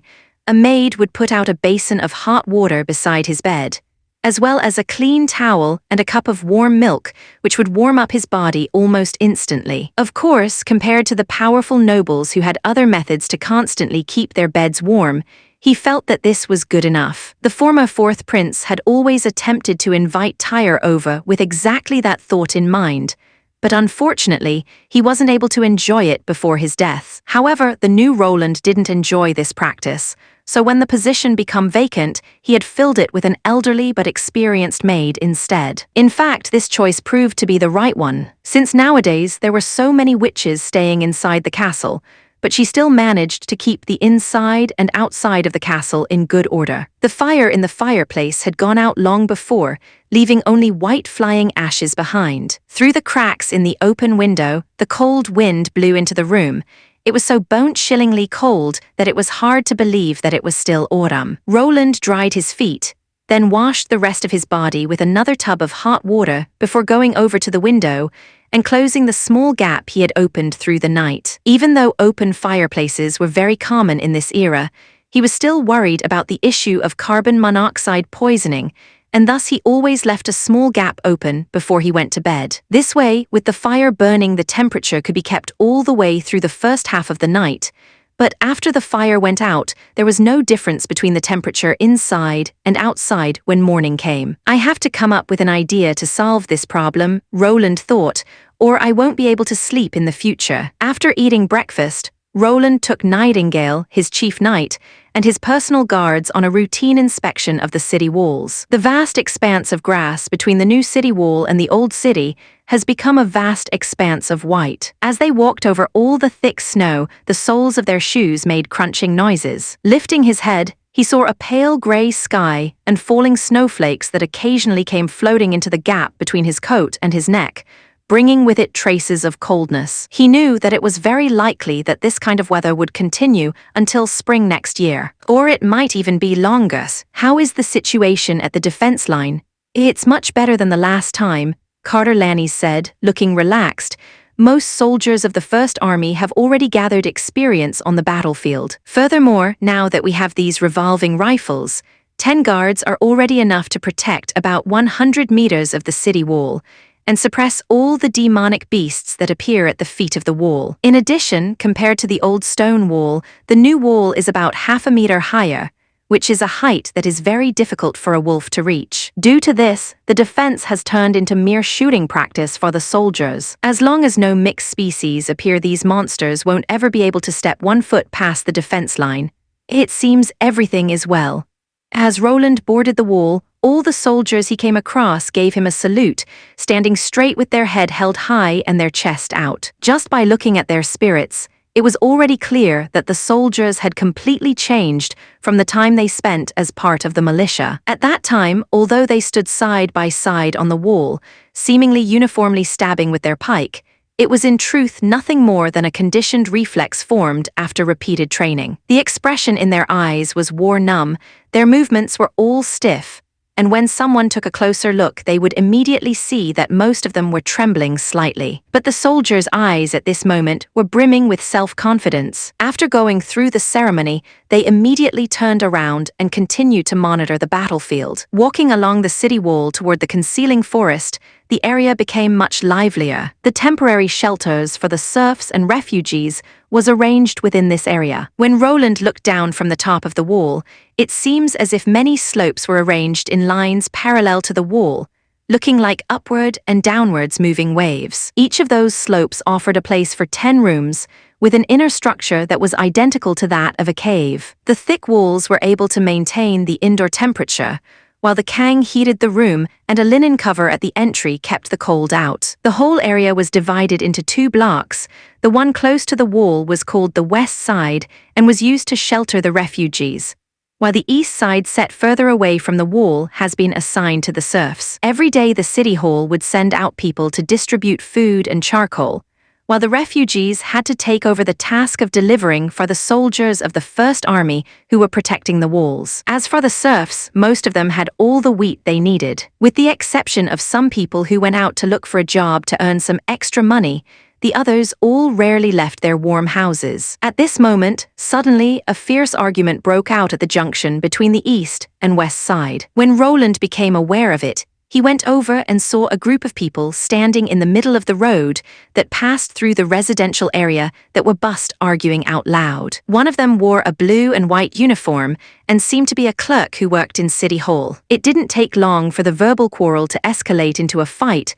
Both sides began to push each other and strike one another, turning the whole scene into a mess. "Your Highness," Carter asked. "Let's go take a look," Roland agreed. When they reached the place where the disruption was happening, the chief knight took the lead and went straight into the fighting crowd, immediately knocking down 2 or 3 of the troublemakers. And as Roland's personal guards, having already drawn their swords, shouted out for everyone to stop, the scene soon fell back under control. Discovering that the newly arrived people were actually the Lord's men, the 2 quarreling sides fell immediately on their knees, just like breaking waves. "What is your name?" Roland frowned as he asked the clerk, who had 2 punch marks on his face. "What's going on here? Who attacked you first?" "Your Highness, my name is Koya Harvey," he cried and hid his face with his hands. "It was that damned refugee who hit me first. It's the man dressed in brown linen. I was still busy distributing food when he rushed up to me like a dog who'd gone mad."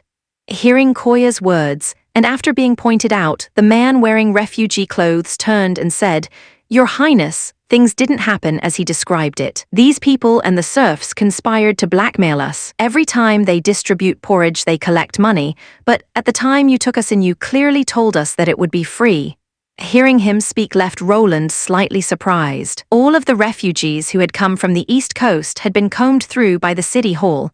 They'd already sorted out all of the craftsmen, people with special abilities, or those who were literate. Those were moved to the inner circle, so the remaining people here should supposedly be ordinary civilians. But judging by his tone of voice and his choice of words, it didn't resemble a civilian at all. In contrast, it was the man from the city hall who had used words like damned dog and other insults, which left a really disappointing appearance, since he had a well-known family name. In all likelihood, he was one of Duke Ryan's former people. "I have said that before you are officially incorporated into Border Town, the porridge and shelter will all be free of charge," Roland repeated once again in front of the refugees. "Today, those words are still valid. His Highness is merciful. Long live the Lord. Thank you, Your Highness." The refugees began to shout while kowtowing, but at the same time, Koya Harvey's face turned livid. However, fights within the inner territory resulting in injuries are a violation of the law. In particular, attacking a member of the city hall, Roland said, then ordered his personal guards, "Take all the refugees and serfs who started the fight and bring them to the castle. I will personally try this fight." He paused, and then looked at Koya with interest. "I would also like to ask you about this matter of charging for the porridge." Chapter 322, Western Territory Security Bureau. Chapter 322, Western Territory Security Bureau. Returning to the castle hall, Roland went to sit in the Lord's seat that was overlooking the subjects gathered within the hall beneath him. In his memory, The only time the fourth prince has ever used his right to exercise a trial was the first time he had come to border town. Later, after his fallout with the nobles and his dissatisfaction with his current lifestyle in general, he had thrown everything into the hands of Barav, never asking him anything about it. Seeing that everyone was present, Roland called for the trial to begin. At first, he let all sides state their case. Then he asked them questions of his own, with Nightingale there secretly assisting him. It wasn't necessary for him to determine who was deliberately lying and who spoke insincerely, nor did he need to have the meticulous mind of a grim reaper. Concluding who was responsible became effortless and simple. Soon the whole truth of the story was revealed. At heart, Koya Harvey was unwilling to accept that he was deprived of his identity as a knight.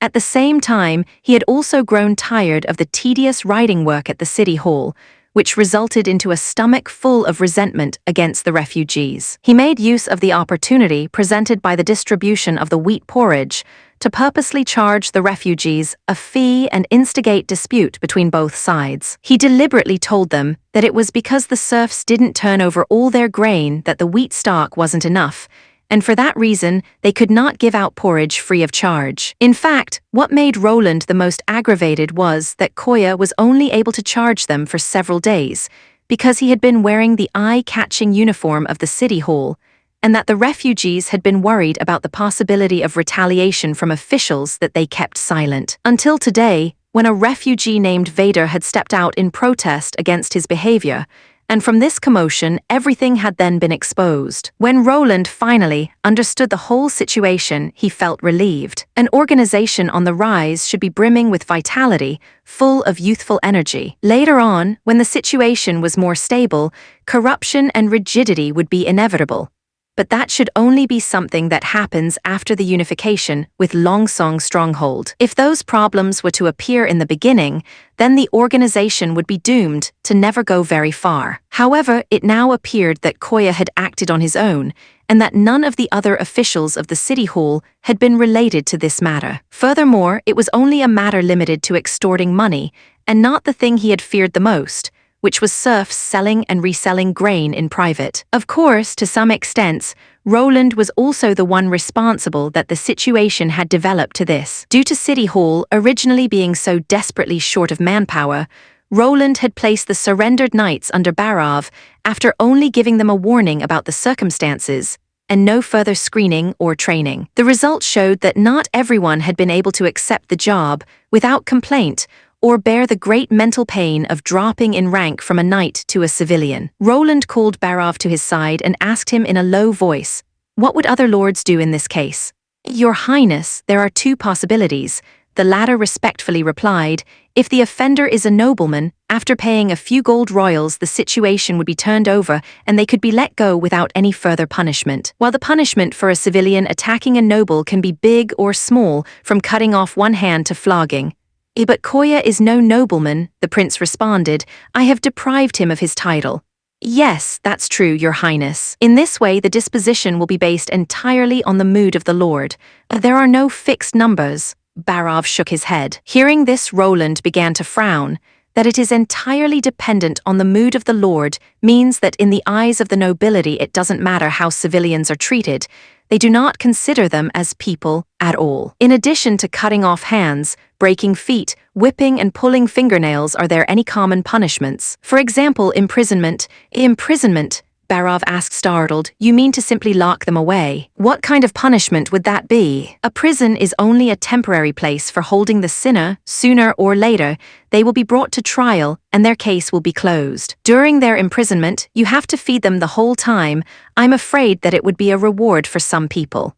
Well, it seems that the general term of imprisonment used in later generation won't be very useful here. After thinking about it for a moment, Roland decided to follow the rules of the castle. He stood up and let his gaze wander over the people gathered beneath him. "I'm ready to give my verdict now. Koya Harvey, because of dereliction of duty, extortion of refugees, you are abolished of your position within City Hall, sentenced to work in the mine for 10 years, and to be fined with 3 times the amount you have stolen. Vader, as the first to attack a City Hall officer, you will be sentenced to 10 lashes with the whip. All the other refugees and serfs involved in the fighting, are fined 2 silver royals or 5 lashes with a whip. The distribution of the wheat porridge will continue to be free of charge. All previous extorted money will be refunded. He looked to the Prime Minister of the City Hall. You will carry out the above ruling and also announce the result to the people in the temporary residential area.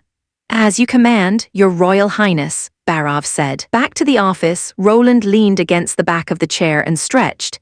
He then felt a pair of hands resting on his shoulders and gently massaged them. Closing his eyes, Roland enjoyed a moment of leisure. This matter had made Roland realize that with the increasing number of people in the city, the authority of the City Hall had also expanded rapidly, and that they might already have to face the problem of internal regulation by now. He did not want to set up an institution similar to the prosecutor's office, but he was also unwilling to set up an independent public security bureau of later generations. Not only would the former need a larger number of literacy personnel, they were also prone to attack each other, interfere in the commission of the policies, the appointing and expelling systems of government, and hinder the implementation of new policies. While the latter weakened the Lord's authority in disguise, it would still be better if he kept those powers, such as the formulation and interpretation of the law and holding a trial, in his own hands. What he needed was a simple yet effective system,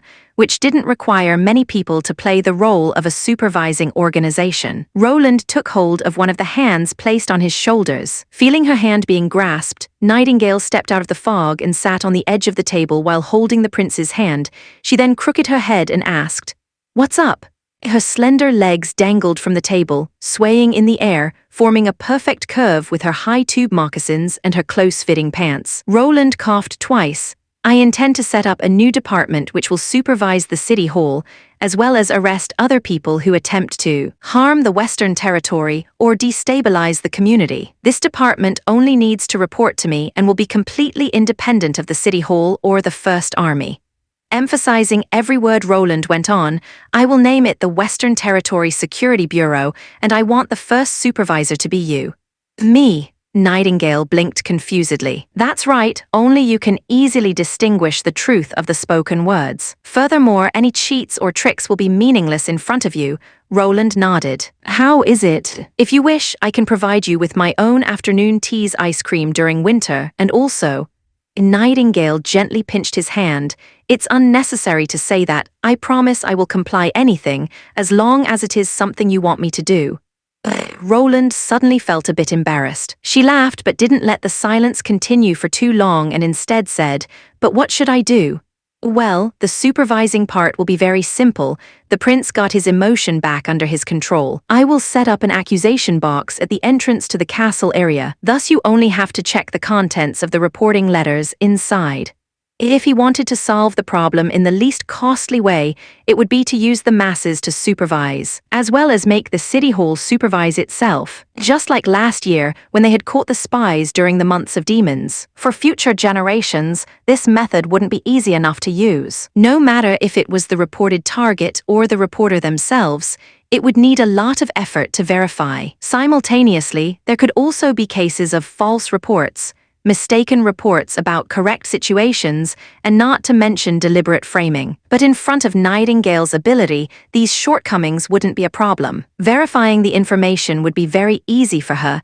She merely had to question the accuser in person. Truthful reports would be rewarded, while false accusations and false reports would be punished. Centering the implementation around these 2 points, the system was bound to be extremely efficient. As for maintaining the stability of the Western Territory and eliminating threats and hidden dangers, it will be more resemblant of a national intelligence system. However, for this, I will slowly extend your hands until your eyes are spread over the whole of the Western Territory.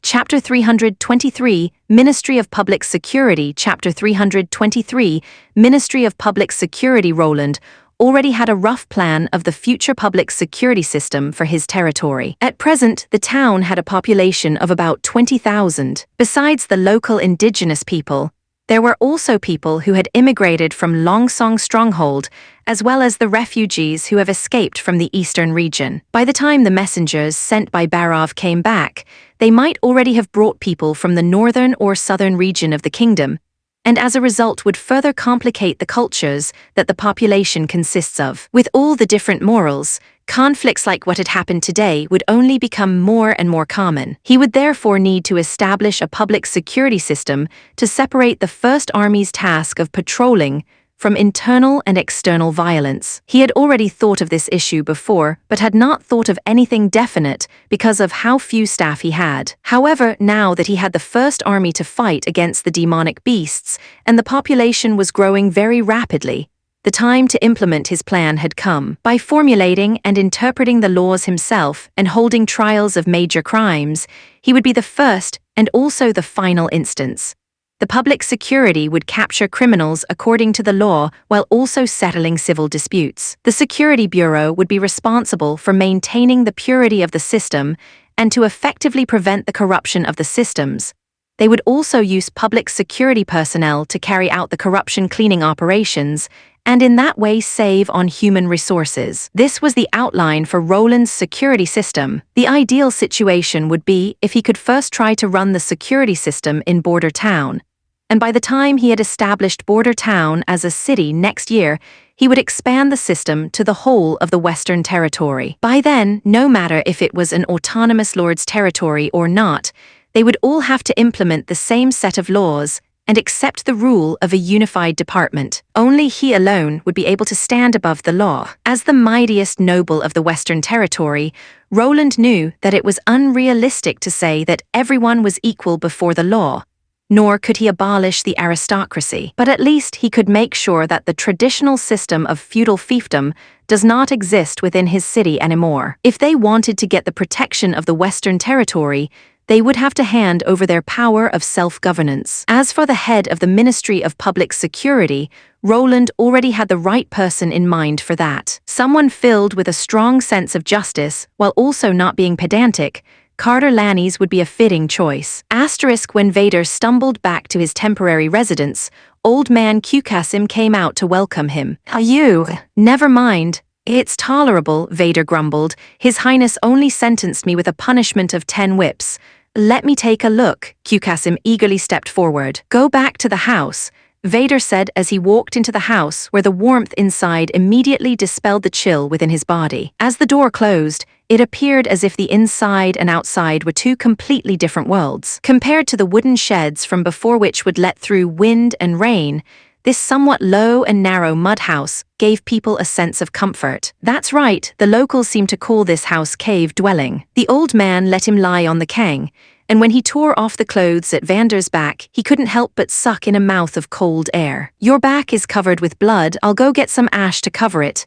Wait, there is no need. It's only dried blood left from after the torture. The blood has already stopped flowing long ago. He had to repeatedly pause as he spoke. Sir Knight has said that it would be best to keep it open like this and to wait for 2 or 3 days, by which time the wound will have already healed. 2 or 3 days. Qkasim shook his head in fear. No, son, by then you may have already fallen into a high fever and your back will swell up into a ball. Even if you might have a strong body, you will still need at least a week to recover. You of all people should be aware of what happens when a disease flares up. You may not believe it, he licked his dried lips, but I don't feel much pain from the wounds on my back. On the contrary, I feel a cool and itchy feeling, which is a sign that it's healing. After they finished the whipping, they splashed a bucket of water on my back. Salt water, the old man frowned. At the beginning, I had the same thought, but the scorch I expected did not come. Vader laughed twice. The knight executing the penalty said that this can eliminate all disease-causing microorganism. If I want to let my wounds heal quickly, I shouldn't do anything superfluous with it and allow it to dry. What are those disease-causing microorganism? He curled his lips. Who knows what they are? Most probably something related to those witches. The old man lowered his head, then after a long time he opened his mouth again. You shouldn't have stepped forward because of me. If it is only words, it's still bearable. If we were to keep on enduring it, we would have to suffer under an even more severe treatment. I know that kind of person. They have the morality and appearance similar to many of the nobles living in King's City. Vader spat. I've heard that in this area the snow will last for several months, but the money we have won't last until then. He paused, and I also deliberately picked that time to hit him. Caused deliberately. Qkasim asked disbelievingly. Oh yes. After all, the prince will always appear on the west side of the city wall at this time of the day. Since he had promised to give us free food, he must hate this kind of behavior which is damaging his reputation. Thus, this was also the most effective way. If we had merely caused a simple fight, it wouldn't be certain that it would ever reach His Highness' ear. After all, Koya Harvey might have received instructions from others. So if any of the city hall officers wanted to suppress news about this, it would become meaningless regardless of what we said. But he could also have been instructed by His Highness. The possibility that this was the case was very low. If His Royal Highness wanted to save his money, then the 3 meals he promised would be reduced to 2 meals. Furthermore, I have inquired about him in advance, and no matter whether it is the local residents or those serfs, all of them praise His Highness' kindness and wisdom. Vader said, smiling proudly. You see, I wasn't gambling or anything like that, right? Originally. So that's how it is. The old man sighed in relief. It seems you really have considered everything already. But there was also a part I hadn't guessed. Vader thought that was the penalty. Working for 10 years as a patrol officer in Valencia, he had a profound understanding of the ugliness hidden beneath the city's glamorous appearance. There were more than a dozen of nobles who have used their power to blackmail, even among the ranks of the patrols. Therefore, there wasn't much need for him to want to punish these nobles. His Royal Highness's reaction had been basically the same as what he had expected. It was only that the amount of punishment was beyond his expectation. In this kind of circumstances, the lords who mind their reputation would have ruled the suppressor as the innocent party, but he instead had punished everyone. It seemed that His Highness cared more about the system than of his reputation. For a lord, accustomed to doing as he pleased to care so much for his subjects, this was something that was rarely seen. What are you going to do next? The old man asked after a moment of silence. Just like Sir Knight had said, rest for 2 days, then continue as before, and help those guys carrying those strange weapons by delivering groceries. You could have lived a decent life together with the craftsmen in the inner city. But it would be impossible for you to get in, Qkasim. So stop talking about this, Vader said, shaking his head. I refuse to leave you behind. This old man was neither his family nor his elder. Half a year ago, the other had still been a prisoner kept in prison. Everyone knew that the old man had been pushed forward by the Black Street rats to act as a scapegoat. But this matter appeared too often that the patrol had become too lazy to take notice of it anymore. Later, when a group of pirates looted Valencia, Vader had believed that he would die within the turmoil. But in that critical juncture, the old man hidden within the prison had covered him with his stinking bed sheets, which in the end allowed him to luckily escape. Vader did not expect that he would be saved by one of those prisoners he was normally so unwilling to look at. But at that moment, he had finally come to understand that there was essential no difference between how they acted and the disgusting nobility. The other 2 people in the room were both aware of Qkasim's identity, but since he was looking after him, they didn't dare to touch him. However, in case he left, they would certainly try and make trouble for the old man. Don't worry, everything will be fine. Vader patted his counterpart's shoulders. 2 days later, he heard the news from the inner city that His Highness was recruiting for the positions in public security. Chapter 324 Signs of the Sea. Chapter 324 Signs of the Sea. Hey girls, do any of you want a bowl of fish soup? Captain Jack asked after stretching his head into the cabin, as smoke curled up from the pipe he held in the corner of his mouth. A lucky fellow caught a large tailless trout just a moment ago. Thank you, Tilly Wimbledon nodded. We'll come over right away. Is it fish soup again? Ashes said regretfully after the captain left. Where in the world is such tasteless fish soup even remotely tasty?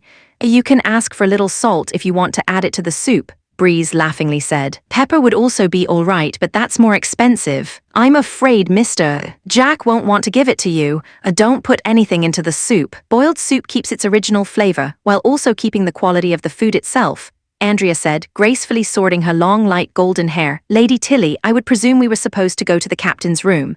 As long as it is something warm we should go over right away, Shavy, who had the shortest stature of all of them, muttered. My toes are stiff.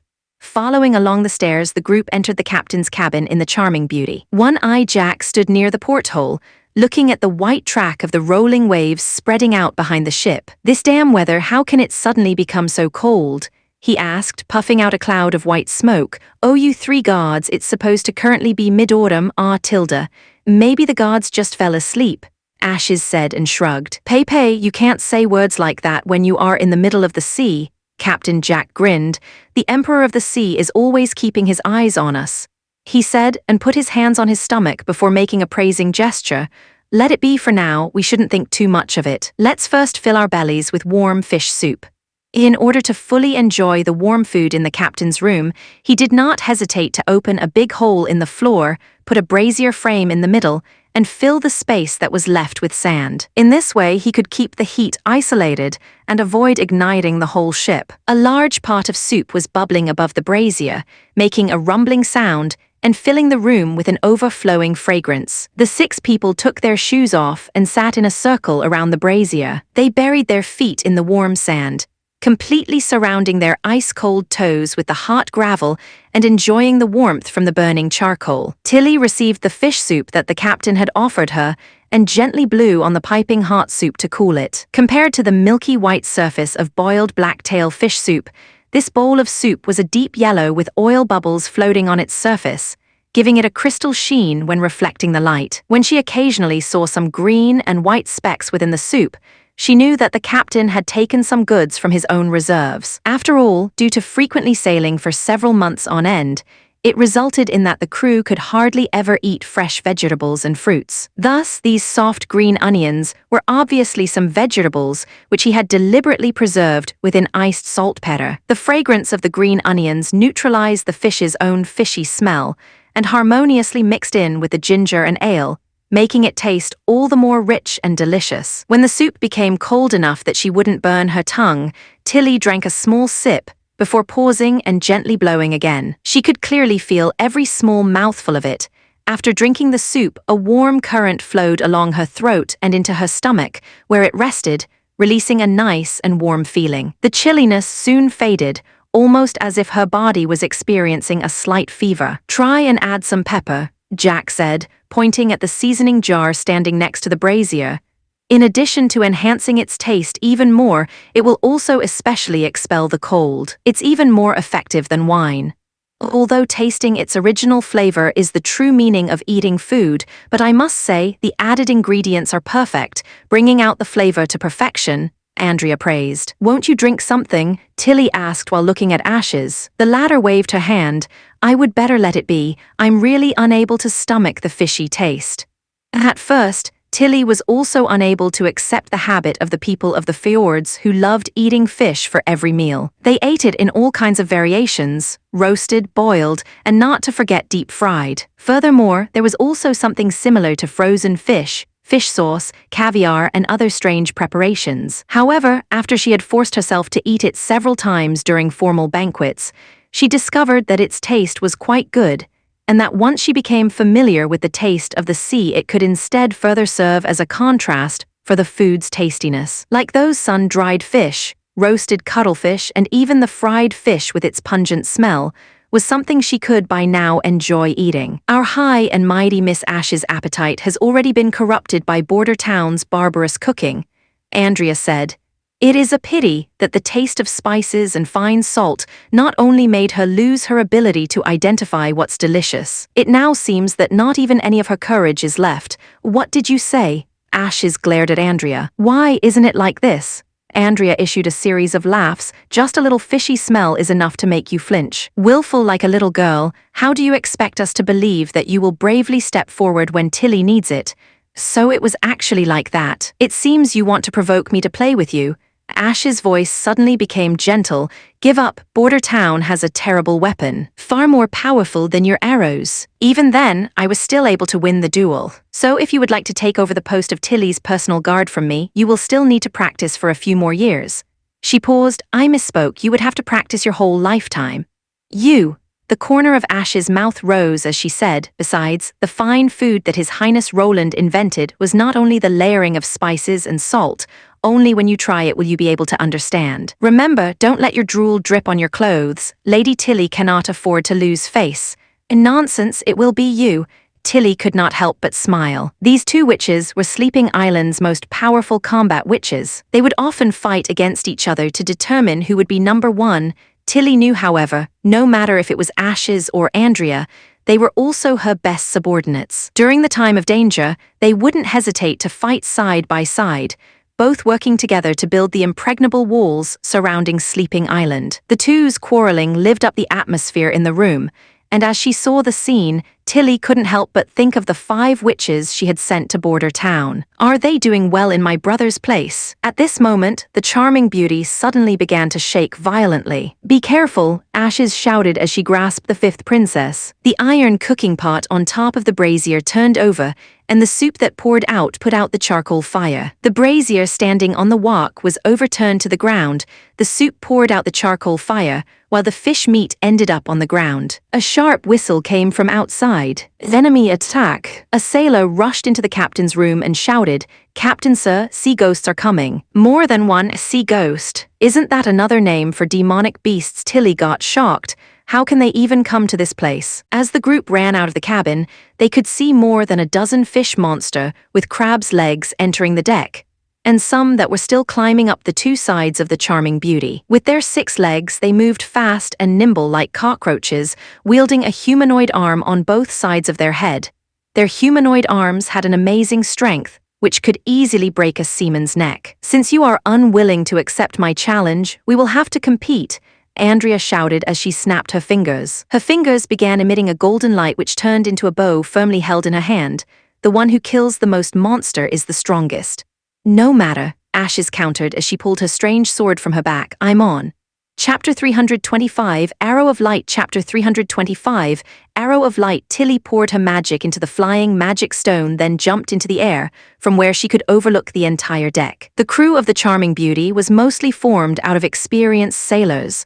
So after the initial panic subsided one after another, they picked up their weapons and grouped together to fight against the demonic beasts, to gradually guide them to the aft of the ship. It was obvious that it would be impossible for them to defeat such a large number of enemies with their strength alone, so their only hope lay in the witches that were together with them on board. When Ashes joined the battle, the situation quickly changed. She was like a gust of wind, causing all the monsters to cry and scream as she passed. Any demonic beasts daring to face her sword met with a clean cut, leaving with severed limbs scattered all across the deck. Unwilling to fall behind, Andrea released one arrow after another. Her magic longbow allowed her to use any object at hand as an arrow, and release it with an alarming power and accuracy. So she rarely prepared a conventional feather arrow, but rather a bag of glass beads. The glass beads were solid enough that it could cross a distance of 20 paces and penetrate the demonic beast's head,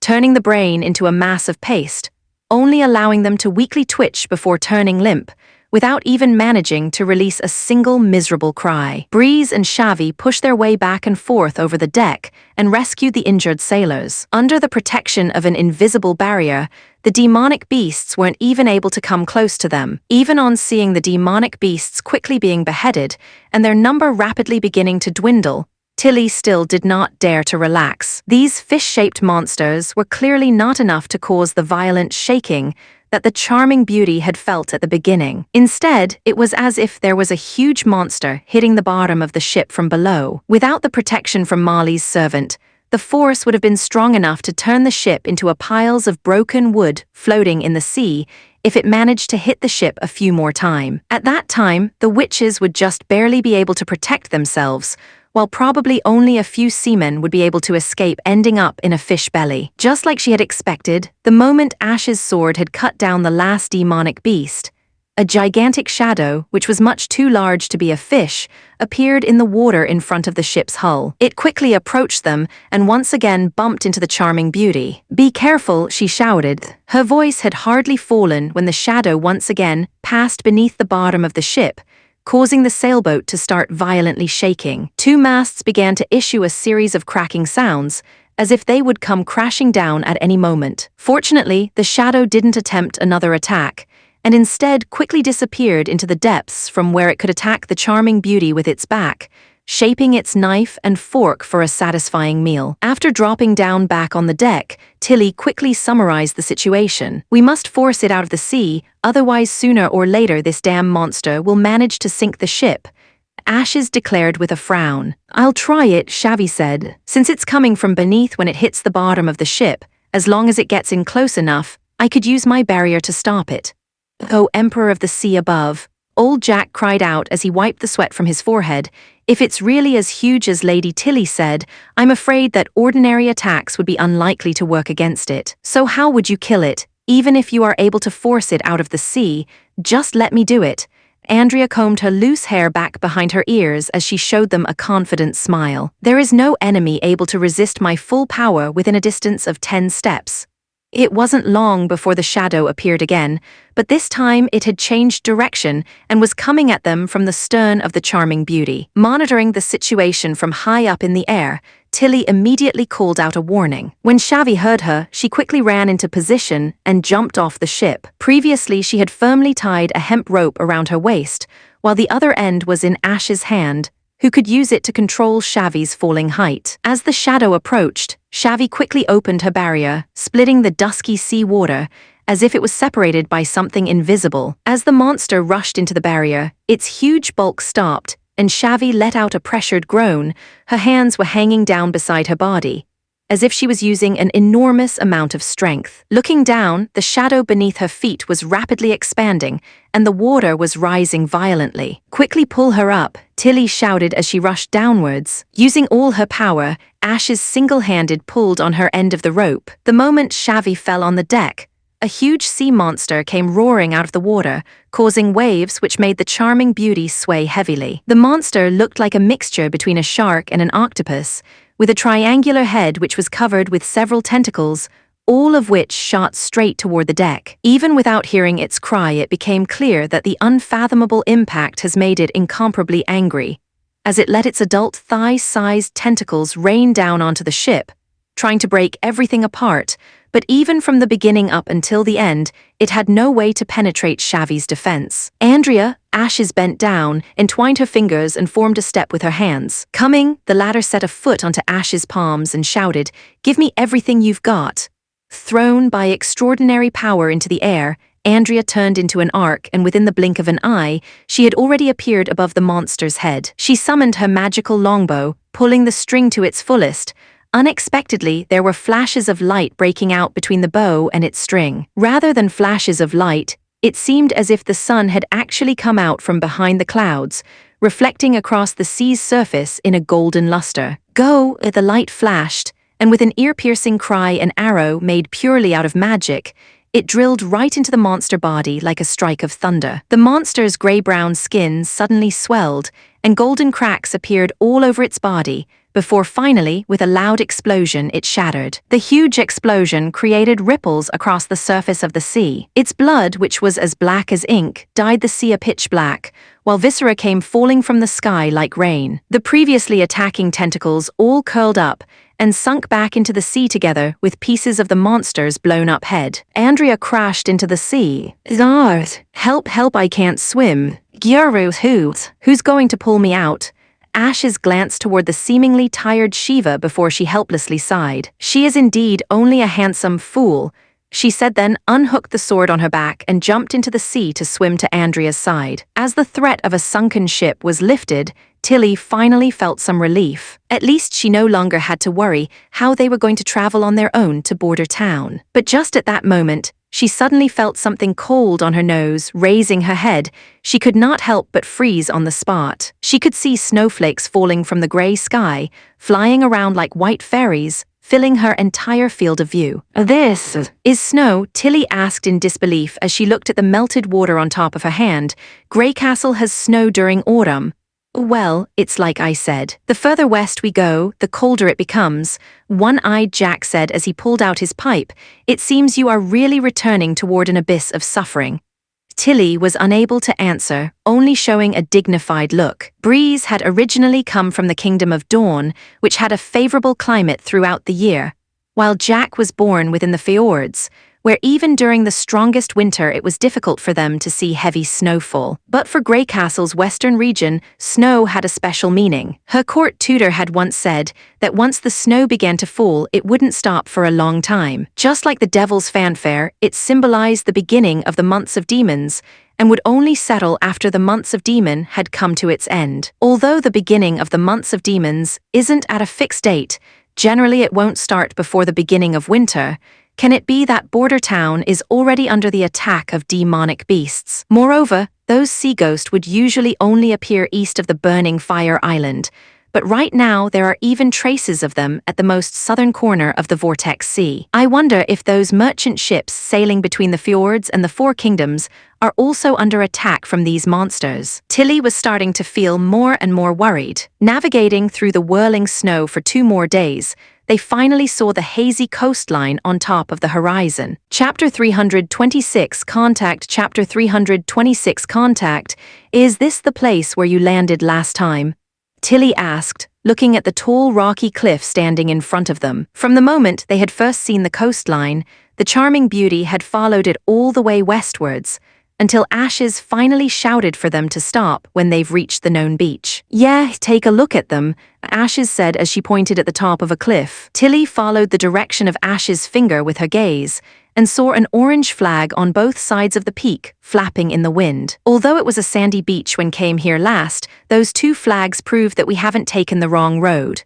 I also had the same impression, old Jack said, the pipe as always still in his mouth, but the last time they came, it was with a huge balloon which they had used to carry all the woman over the mountain. "So how are you planning to get over that? A huge balloon?" Tilly asked curiously. "That's right, it can fly when it is filled with hot air."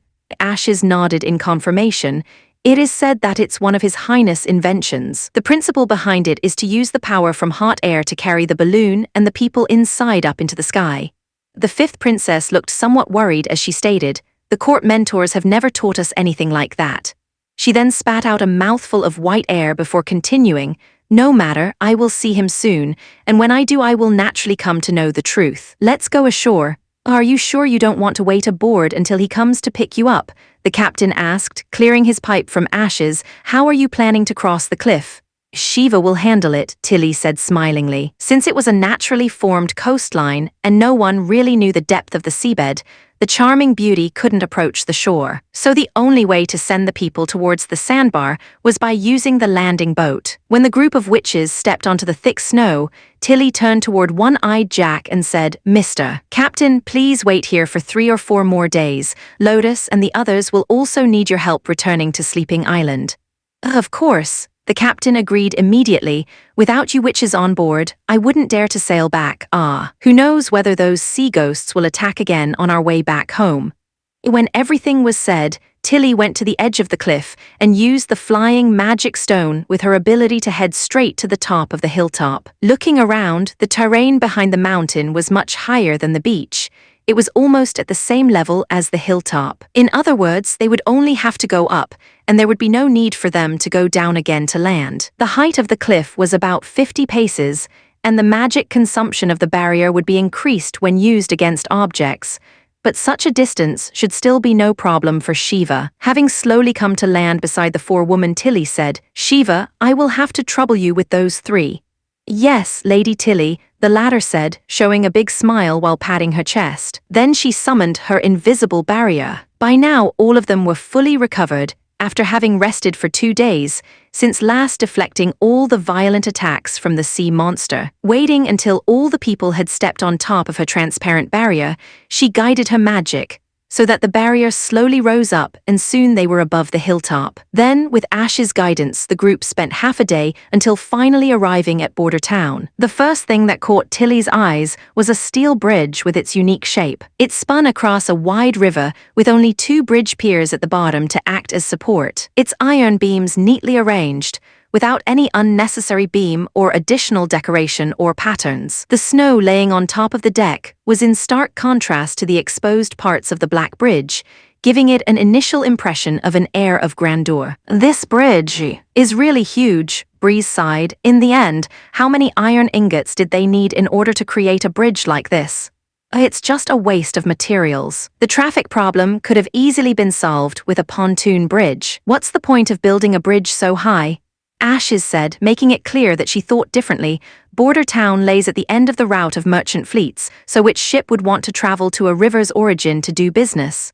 "That's the opinion of people who only have a superficial knowledge and experience," Andrea said, while elegantly shaking her index finger. Even though I'm not a citizen of Grey Castle, I can still see that the forest at the western side possesses a considerable value for reclamation. Even though there is no town there right now, that doesn't mean that there won't be one in the future. If you want to continue to expand your territory, it is a good choice to expand into an uninhabited area. At that time, the pontoon bridge would only become a hindrance for the trading route. Lady Tilly's brother can be considered as someone thinking more long-term than you are. Ashes raised her eyebrows. Previously you called him a vulgar nobleman who loved barbaric cooking, but now you've already changed how you address him to Lady Tilly's brother. The two words vulgar nobleman were added by you, the blonde witch stated as she flung her hair away in a disdainful gesture. In addition, thinking long-term and barbaric cooking doesn't conflict, you shouldn't try to stirring up enmity in front of Lady Tilly. Tilly, however, didn't care about this already common conflict between the two. Her gaze instead was directed to the other side of the river. There she had noticed an incredible phenomenon. At this time, the snow was still falling from the sky, the temperature no different than during the winter, so it was reasonable to say that it was a time the townspeople should be hiding in their own homes, either around the fire or rolled up beneath the quilt. Even in King's City, she had only ever seen a few people who had intensified their physical strength so as to elapse the bitter cold. If they wanted to keep their body warm, they would have to eat more than usual, not to mention the risk of catching a cold whenever they stepped out of the door. Therefore, apart from gathering the necessary food and drink, the overwhelming majority of civilians would always avoid any sort of action in the winter. However, on the town's riverside there were people constantly coming and going, some pushing carts, some carrying big bags on their back, all walking hurriedly as if they were working. Yet Tilly could not see a whip holding overseer anywhere among them. That was to say, these people were completely voluntary at their work. How can this be? After crossing the iron bridge, they were immediately stopped by two guards armed with peculiar spears. The guards were wearing uniform clothes and looked full of energy. Their demeanor completely different from the common patrols in the big cities. "Stop, why have you come from the south?" One of them looked at them for a moment before asking, "Wait, are you witches?" This question left Tilly slightly stumped for words. Even though she was already aware that witches were living openly within the town, when personally hearing ordinary people asking such a question in such a calm manner, it still set off a burst through her heart. "Yes, we are witches. It seems you want to join the Witch Alliance," the guard assumed laughingly. "Please wait here. I'll report to the higher-ups immediately." "Wait. No, this is." "That's right. Then we will stay here and wait." Tilly stretched out her hand to interrupt Ashes. "Furthermore, can you tell me what those people there are busy with?" "Oh, them, they are repairing the dock. Due to the abrupt snow, there were a lot of things which have gotten messed up, but in the end I really don't know much about what is going on over there." When the guard stepped back to his post, Ashes asked puzzled, "Why didn't you inform him about your identity?" "Aren't you curious? Aren't you wondering how he would receive a witch from another city?" Tilly told her with a wink. It didn't take long until a tall woman dressed completely in white to come over. She had long blonde hair and her looks were impeccable. Even without having seen her magic, Tilly could feel a piercing vigor coming from her body, just like a sharp, unsheathed blade. There was no doubt that the woman in front of them was a combat witch, and a very powerful one at that. "I really thought that you were new witches who want to join the Witch Alliance. Haven't you already gone back to Sleeping Island?" she first said as she looked at Ashes before sweeping her gaze over the rest of the crowd. When her eyes finally fell on Tilly, she showed an expression of surprise for a moment before the sharp feeling suddenly disappeared, to be replaced by water-like warmth. "Hello, my name Nightingale," she nodded in greeting. "I presume you must be Tilly Wimbledon, His Highness Roland's younger sister." Chapter 327, The Reason. Chapter 327, The Reason. Lady Tilly. Guided by Nightingale to the Lord's castle, the fifth princess never expected that the first person to greet her would be Sylvie. She ran over cheerfully, skipping the salute, and instead bent over to give her a hug. "How come you're here? It's still autumn." "It's no different from winter now," Tilly laughed. "Where are the others?" "Lotus is currently building houses for the refugees, Evelyn and Candle are still in the industrial area, and Honey is in the back garden busy training messengers." Sylvie counted on her fingers. "His Highness has already sent people to go inform them." "Don't worry, I think you'll be able to see them soon." A familiar, yet strange voice came from behind Sylvie. Tilly raised her head and saw a gray-haired man with a big smile on his face. His appearance was not much different from her memories. His smile and his demeanor, however, were completely unlike in the past. "Welcome to Border Town, my dear sister." Tilly's thoughts were in turmoil. There were too many suspicions she wanted to blurt out, but she kept a straight face as she followed Roland Wimbledon into a room that looked like a study. "Please sit," the other side said as he poured a glass of warm black tea and placed it in front of her. "A whole year has gone by since the last time we've seen each other. I know you've had a lot of things you want to talk to me about. It's the same with me, but there's no need to hurry." He looked at the falling snow outside the window and continued to say, "The winter is still very long." She grabbed the cup and wordlessly sat down by the mahogany table, quietly sizing up the fourth prince. Even with only the opening remarks, Tilly felt that it wasn't something she could ever imagine her timid and cowardly brother to say. He had always appeared strong on the outside, but was actually weak on the inside. He was always looking for the fastest way of escape, never wanting to face an issue directly. The Roland Wimbledon before her was completely different. He was trying to take the initiative of the conversation, and despite his soft and gentle tone, he completely showed the demeanor of a person fully comfortable in his place as a leader. "Nightingale," Roland tilted his head. "But your highness," the guiding witch's voice came from somewhere within the room. "It doesn't matter, she is my little sister." "Very well." Nightingale was silent for a moment, then her body appeared before she unhappily left the room. "Now the only people here is you and me." He laughed a little as he returned to the table. Tilly was silent for a while. "In the end, who are you really?" She thought that the other party would hesitate or pretend to be mysterious. Never would she expect that he would answer her so quickly. "I am your older brother, Roland Wimbledon, Grey Castle's fourth prince." Then he laughed. "I know I changed a lot, but I'm willing to explain it to you slowly." Tilly suddenly remembered what he had written in the latter. "As for what let me make this decision, and what made me no longer indifferent to this as I was in the past, these small trifling things can be slowly discussed at a later opportunity." It probably had been this sentence that prompted her to decide to come to this remote town. She couldn't help but open her mouth. "I'd be happy to hear what you have to say." The whole story wasn't complicated but was very exciting. After Roland told her of his experiences after being given Border Town, Tilly discovered that her cup had long since been emptied. She let out a long breath, then reviewed his story once again. Simply put, a witch named Anna moved Roland, and through the saved witch, he became aware of the evil acts of the church and the sinister lies they told the people. Then, with Garcia's assassination attempt, it brought him to realize the dark side of the royal power. Even when he hid in the corner of the kingdom, he still would not be able to evade their viciousness. So finally, he decided to change it all. Even though this sounded somewhat dramatic, but with some difficulty, it could count as an acceptable explanation. However, there still remained the question about the strange knowledge. Whether it's the steam engine or the guns, it's impossible that it came from a moment's perception and awareness. "So you are saying that the ultimate cause of all this is the memories which suddenly appeared in your head?" Tilly asked. "Indeed," Roland said honestly. "I know this is hard to believe, but it's a fact. After I luckily evaded third sister's assassination attempt, that was when I woke up from the coma and came to realize these things. If we say that meeting Anna was the impetus, then the content of the memories was the driving force behind my wish to change the status quo." Was it a witch? Tilly thought the possibility of either replacement or control are both slim. Sylvie has already confirmed that the Witch Alliance's abilities weren't unknown. Every day they would undergo a special practice.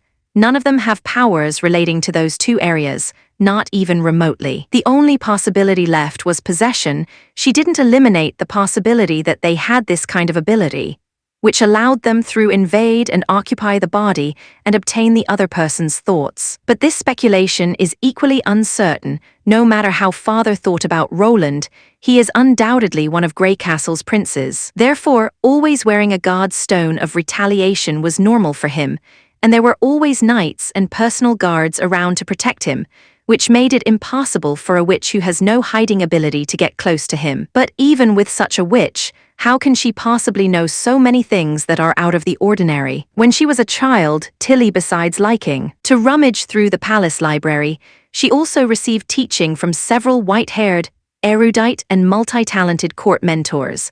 But even they had never talked about using the power of steam and snow powder to replace animal power and swords. So it seemed that his quirky knowledge had something to do with his bizarre encounters. How will you prove that you are indeed Roland Wimbledon and not just the part which appeared with those extra memories?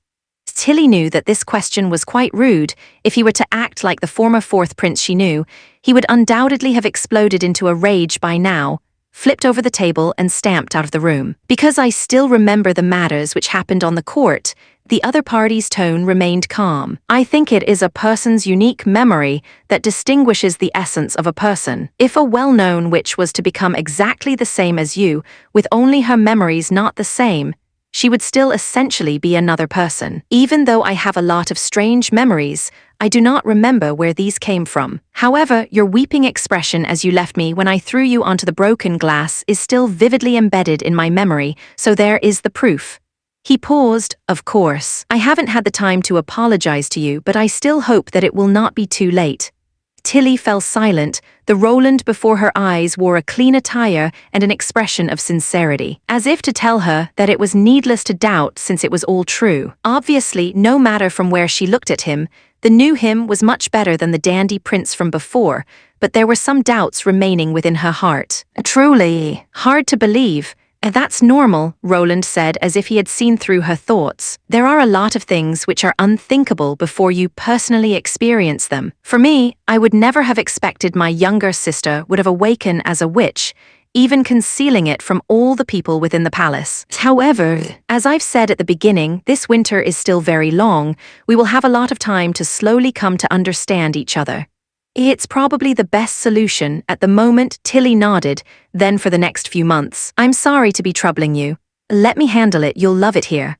Chapter 328, Formal Talk. Chapter 328, Formal Talk. After Tilly had left his office, Roland finally breathed out in relief. Obviously, when in front of a smart person, having to hold serious conversation while also talking complete nonsense created a lot of pressure, especially if you want to maintain a sincere and genuine expression. Fortunately, Nightingale's report allowed him to take a breather. Roland took the fact that the witches from Sleeping Island have all returned to the castle as an opportunity to end the conversation. How come you don't have any special feelings when facing your younger sister who's become a witch? Nightingale said as she turned around to sit on the table, occupying a high ground to overlook the prince. He rolled his eyes and ill-humoredly said, "Can't feeling strong pressure also be regarded as a special feeling?" "I thought it was a touching reunion," Nightingale said, curling her lips. "Previously I didn't have a good relationship with her," Roland sighed. "During the time we lived in the palace, I used to bully her. Later when we grew up we both became estranged from one another, so it was an unexpected pleasure for her to come here." "Oh," Nightingale said meaningfully, "it is unlike you to confront an unfamiliar witch alone, as I see it you are quite trusting of her." "That's because I didn't want you to see me lying." Roland decided it would be better not to answer. Instead he refilled his cup and leaned back in his chair, slowly sipping a mouthful. "In short, you will come to understand it later." Nightingale reached out, touching his lips. "You will tell me everything, won't you?" Yes. "I'll take that as a promise then," she laughed and disappeared. Roland leaned back against his chair, recalling his whole conversation with Tilly. Searching for any possible flaw, he had given her the most appropriate explanation that he could think of. Many years of work experience had told him the more exaggerated a lie, the lower the possibility that it would survive speculation. Therefore, deliberately hiding one's clumsiness during childhood to save face, accidentally finding ancient books, or meeting a hermit who taught him were the kinds of lies that would be easily exposed as long as the other side kept on asking. Furthermore, in addition to being his sister, the other side was also from a witch organization. Thus, every lie exposed before we form a stable relationship could bring on a heavy blow to our mutual trust. So he chose to tell the truth about the parts that could be uncovered and explained the additional from a sudden appearance of new memories, even though it sounded incredible. But in contrast to an even more incredible thought of crossing over it, at least did not have too many negative consequences, and also couldn't be claimed to be false. If the latter event was to take place, it wouldn't be certain whether or not she could come to accept a complete stranger from another world. As long as he insisted on his identity as Greycastle's fourth prince, there would be no way to deny it. Furthermore, Roland believed that all she had wanted was to hear an explanation personally from his mouth. Within his heart, he knew that a good leader shouldn't entangle themselves with the past. Instead, the most important thing would be to move towards the future. The winter would allow him to show her the vast prospects that the Western region held so as to ensure their cooperation. Only then would this be seen as a successful first meeting. As for the relationship between her and him, there would be a lot of time to repair it in the future. That evening, they hold a grand banquet in the castle hall. Not to mention the commonly seen pepper steak, fried egg, and white bread, there were also all kinds of liquor on display, sweet-smelling fried bird kiss mushrooms, steamed dumplings as well as ice cream. With the desire to bring the taste of the dishes to a new level, he simultaneously introduced the concept of fancily arranged sampler platter. Placing small pieces from the main dishes on top of a big china plate and sprinkle it with soy paste, creating an excellent visual effect that entices everyone who sees it to reach out for it. Crisscrossing their wine cups under the sparkling candle light, the dinner finally ended with a warm and lively atmosphere. That was when the more formal talk started. Within the living room in front of a burning fireplace, Roland and the members of the Witch Alliance sat in a long row of seats, while Tilly and the other witches of Sleeping Island sat in the opposite row. Maggie, however, because of her sensitive role, had simply turned into her pigeon form and squat down on the chandelier above their heads. Tilly took the lead and started the discussion. In addition to wanting to help Border Town resist the invasion of demonic beasts, also intend to send back the first batch of 5 witches. She summarized Sleeping Island's current situation. Next spring, Silver Moon Bay are going to send us a group of ordinary immigrants to the island, so we will have to rely on Lotus and Honey to prepare extra food and housing for them in advance. Roland got a headache. If he wanted to resist the invasion of the demonic beasts, the first army would be enough. With the exception of nimble and extremely fast types of mixed species, there was hardly any situation which demanded that they send out witches. But in the construction area, the role of the witch was irreplaceable. At the moment, the path through the mountains toward the new sea hasn't yet been opened. The dock was only halfway constructed, and he would still like to build additional cave dwellings for the newest batch of immigrants. Thus, he decided to ask, "Can you delay their journey for half a month?" "I wish I could agree, but circumstances have changed." Tilly reluctantly shook her head. "We have already met with sea ghosts in the southern part of the Vortex Sea, which are fish-type demonic beast. I suspect that this has to do with the advanced beginning of the months of demons. According to legends, the longer the months of demons is, the more aggressive and fearsome the demonic beasts will be. Therefore, they will have to travel as soon as possible if we want to guarantee a relatively safe trip. They are not fit to fight." "I know. That's also the reason why Breeze will escort the ship. Her ability is very effective against mentally inferior enemies. We also don't intend to return in the same way we came. Instead, we'll be sailing northward along the coastline until we can reach Port of Clear Water. From there, we will take the usual trade route to Sleeping Island. According to recently arrived messenger birds, there haven't been any demonic beasts detected on the routes between the fjords and the 4 kingdoms." Roland still had to make at least one final effort. So besides Lotus and Honey, would it be possible for the other 3 to stay? Currently, they are only halfway through their primary education, so leaving now would be the equivalent to them giving up halfway. "Puff ha ha," Tilly couldn't suppress her laughter. "It seems you are quite interested in them." He did not know how to respond to this statement. "I would like to know how you are planning to use Candles and Evelyn's ability. Curing metal parts and brewing, the former can greatly improve the efficiency of mechanical operation. The latter, well," Roland slightly paused, "wine is a very good thing. There are many other uses to it besides drinking." "Well, on Sleeping Island, they've always been worried that there wouldn't be an actual use for their ability. Furthermore, they were also often..." Tilly didn't elaborate further, but Roland could already speculate that she was actually talking about discrimination, the same experience Mystery Moon had to face during her time with the Witch Cooperation Association. "I am very happy to hear that you want them so urgently to stay. Sure enough, every witch has their own unique and unmatched role, and it doesn't make the least sense that their ability would be meaningless." She looked at Evelyn and the others and asked, "What do you think?" "I want to follow you, Lady Tilly," Sylvie stated.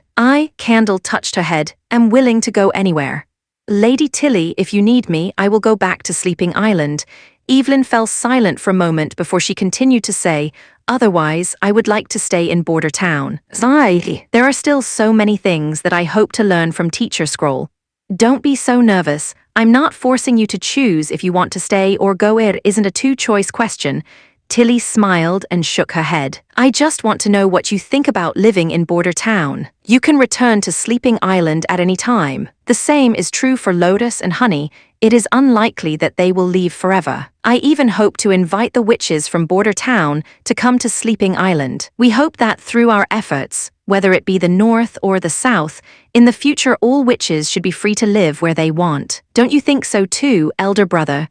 Roland was slightly shocked. This was the first time he had heard her addressing him like this. Even within the memories of the fourth prince, it was also more than a decade ago. He smiled and nodded. There will definitely be a day like this. Chapter 329, Clarion. Chapter 329, Clarion. After coming to an agreement, Roland cleared his throat and continued in a serious tone. Next, there is some news regarding the devils and the ruins. He informed Tilly about Border Town's recent discoveries within the concealing forest and behind the snow-capped mountain. I'd intended to send witches and soldiers of the First Army to bring the trapped person back to Border Town, but the heavy snow arriving more than a month ahead of time has messed up my plan. That the Devil's legendary army was in such close proximity and that there are still some people left within the ruins from more than 400 years ago. Tilly became dumbstruck in amazement. I'm slowly starting to believe what you've told me.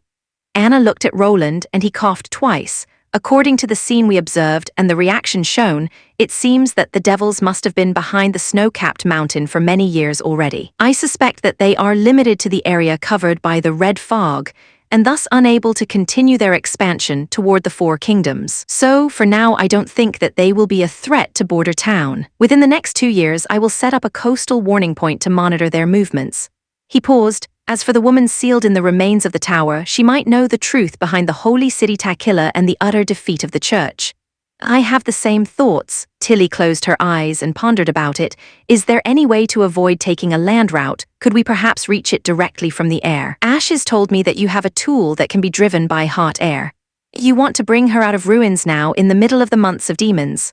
Roland asked, full of disbelief. The number of people which can board the hot air balloon is 10, or if we exchange it for a bigger one, we could perhaps expand the number of people to 15. However, no matter how many we are, if we encounter the devils, we are likely to suffer casualties. Furthermore, there is also the risk which comes from encountering roaming demonic beasts. It's too dangerous. If you only depend on the Witch Alliance, it will indeed be very dangerous. Tilly agreed.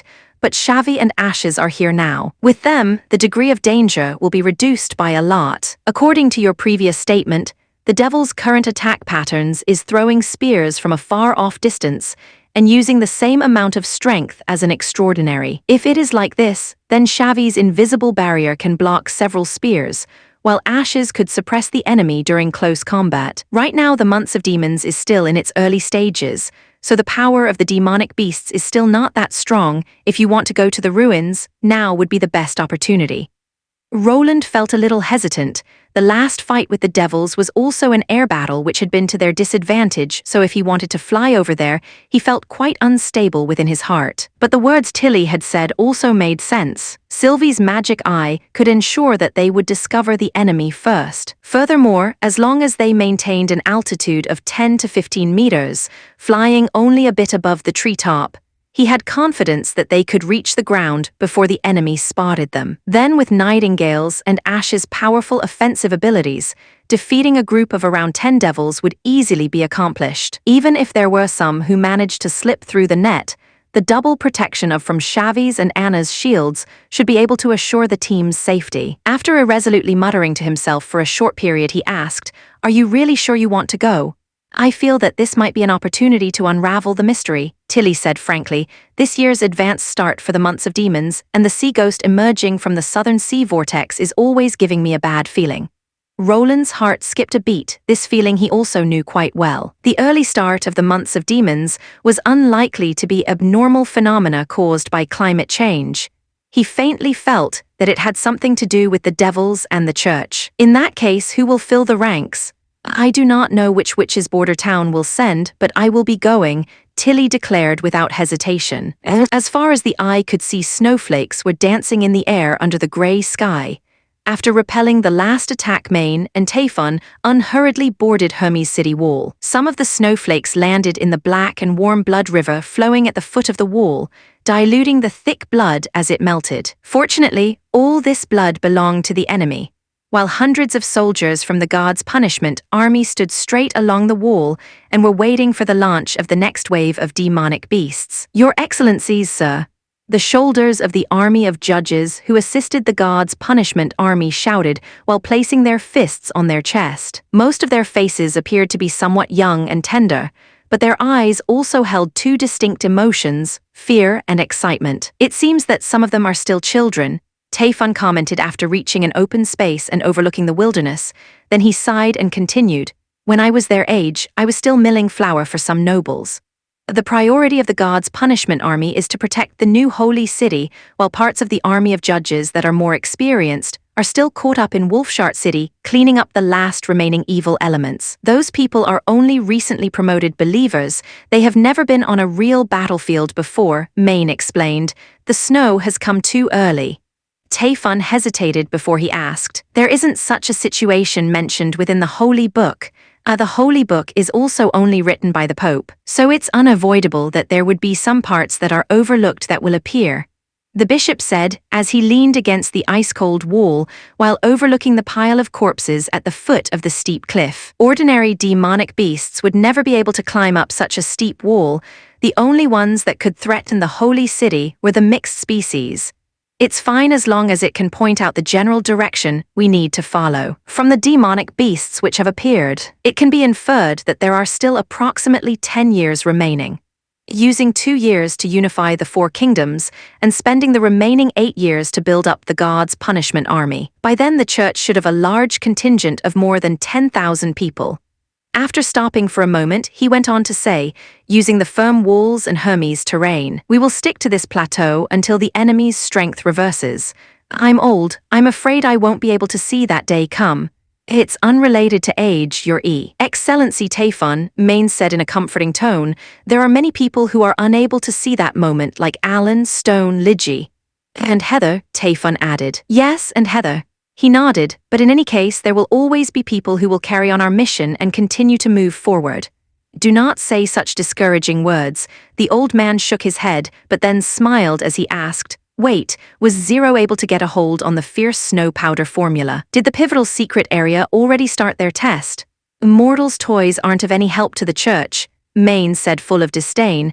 "It may be possible to use snow powder to clean up a group of demonic beasts, but our real enemies are the devils from hell. Used in an open area, its lethality will be greatly reduced.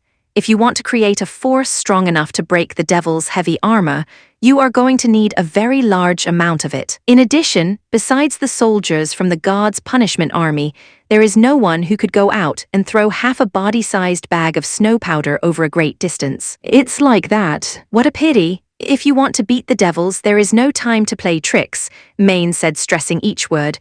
"Only by confronting them head-on will we be able to survive."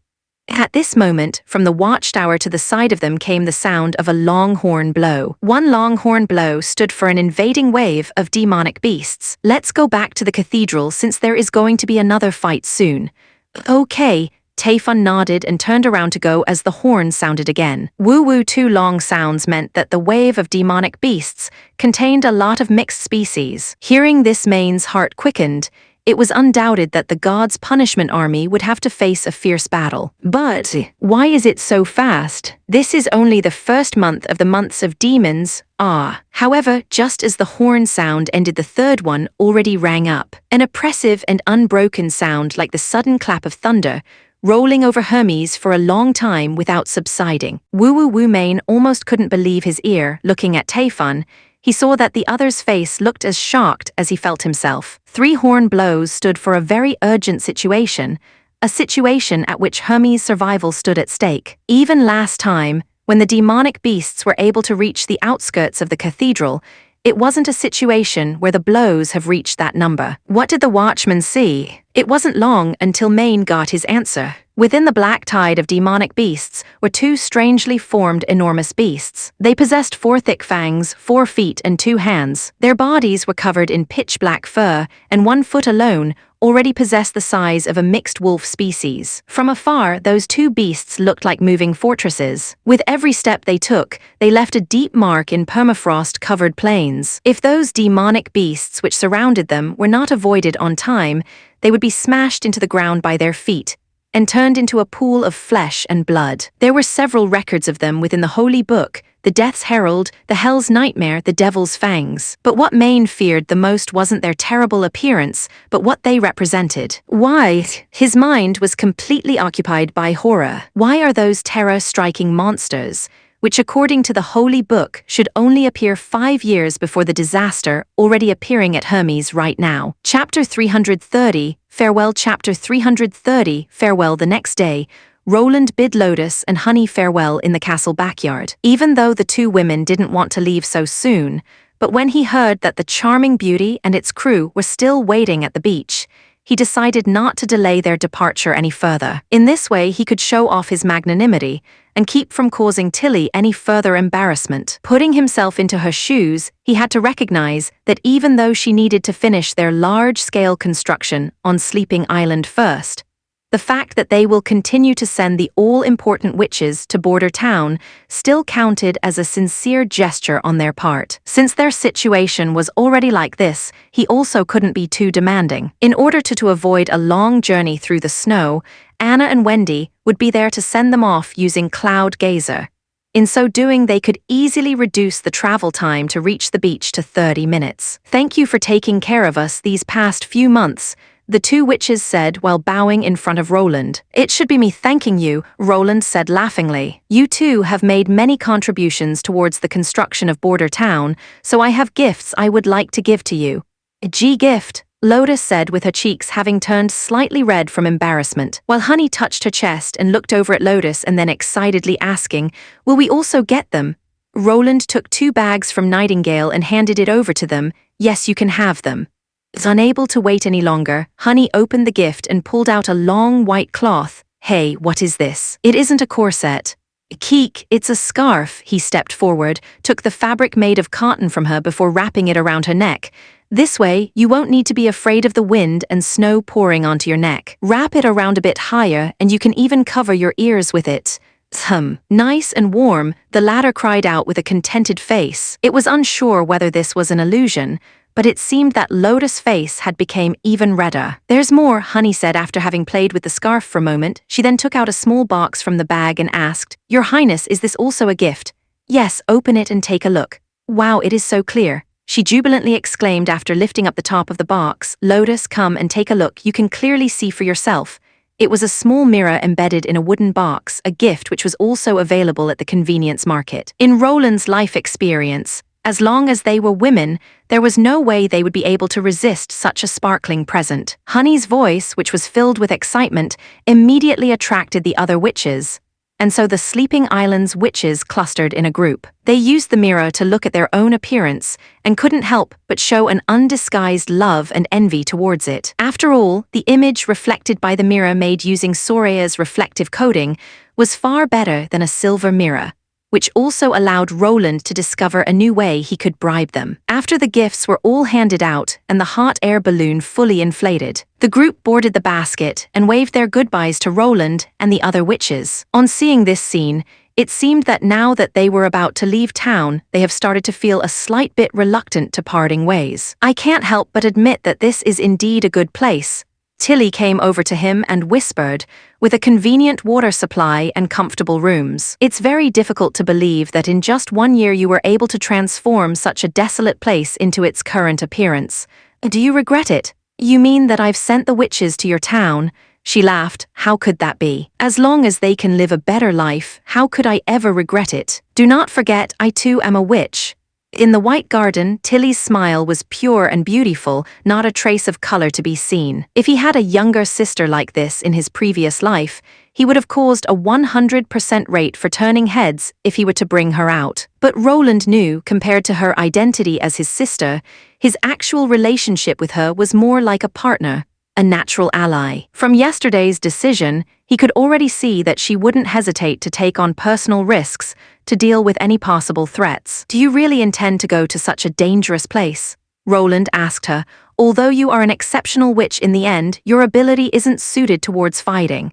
Do not worry, it isn't as if I don't have any self-protection ability, Tilly said as she stretched out her hands, showing him the ornaments she wore. On the ring finger of her left hand, she carried a blue crystal ring, while on her right hand, she wore a white silk glove with a red gem embedded in the back. To be honest, Roland had to acknowledge that this collection looked a bit strange. Clothing looked similar to the asymmetrical mix and match style of dress used by artists of the later generations. He had been very curious about this since yesterday, but out of courtesy had kept from asking. It is a magic stone. This one in particular is the magic stone we found within the ancient ruins, she explained. After putting your magic into it, it can display all kinds of abilities. For example, this ring allows me to fly like lightning.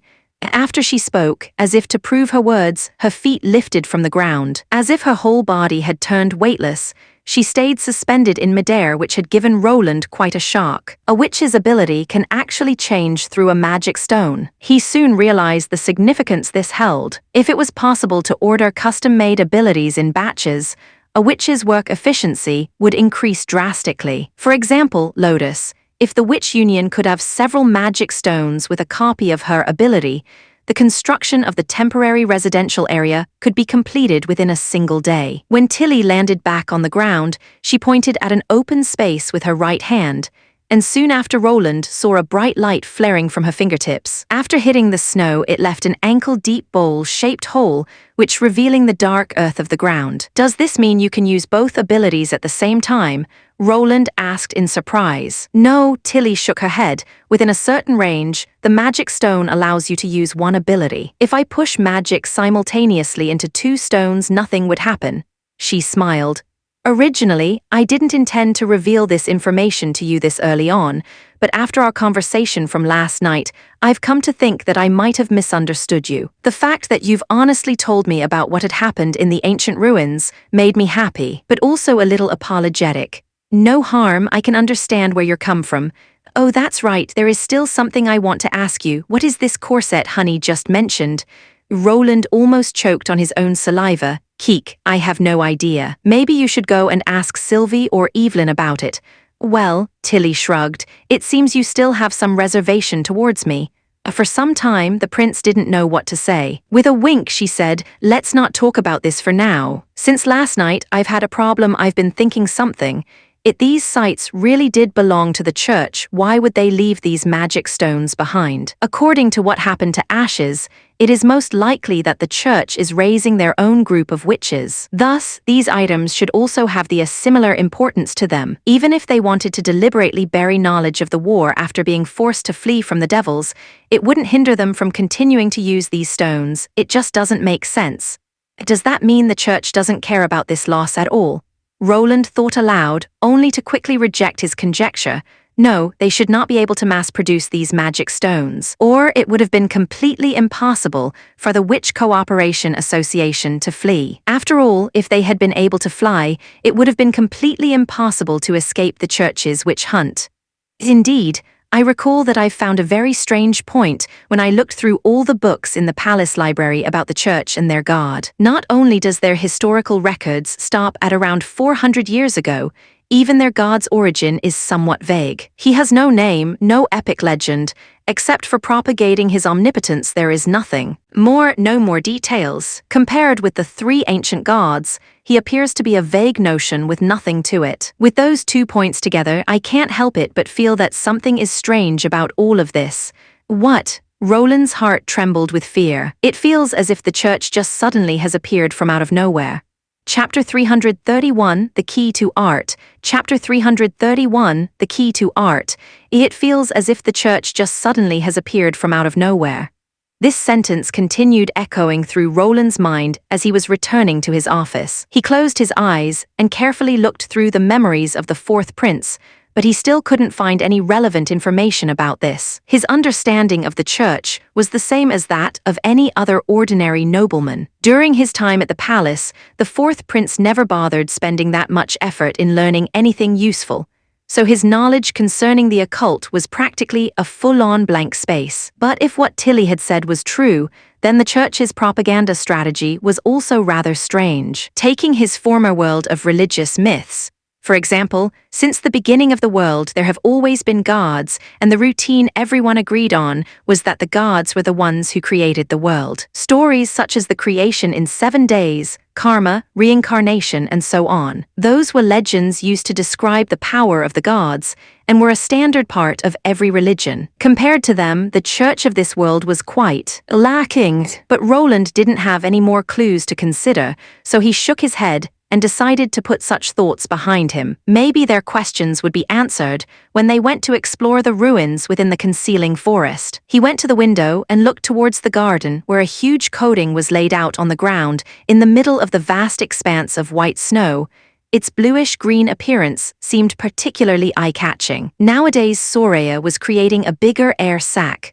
The new hot air balloon's volume would become much larger and would thus be able to transport a larger crowd of people. This was preparation in case they were unable to free the trapped woman when going to the ruins, in the case that Anna wasn't able to cut down the whole ice coffin and bring the woman and some of the transparent stones back to Border Town. They would depart in 2 days. The people that would be going along had already been decided. Tilly, Sylvie, Shavi, Ashes, and Andrea would be from the Sleeping Island Witches, while the Witch Alliance would send Anna, Wendy, Nightingale, Nana, Lightning, and Maggie. This lineup could be said to be unprecedentedly powerful. Its attack, defense, and battlefield awareness were of the highest level, so as long as there was no god's stone of retaliation being used, the devils wouldn't even have a chance of approaching them. "Your Royal Highness, Chief Alchemist Sir Kyle Sitchai wishes to see you," one of his personal guards said from the door. "Let him in." Kyle wasn't alone. This time he had come together with his colleague Chavez.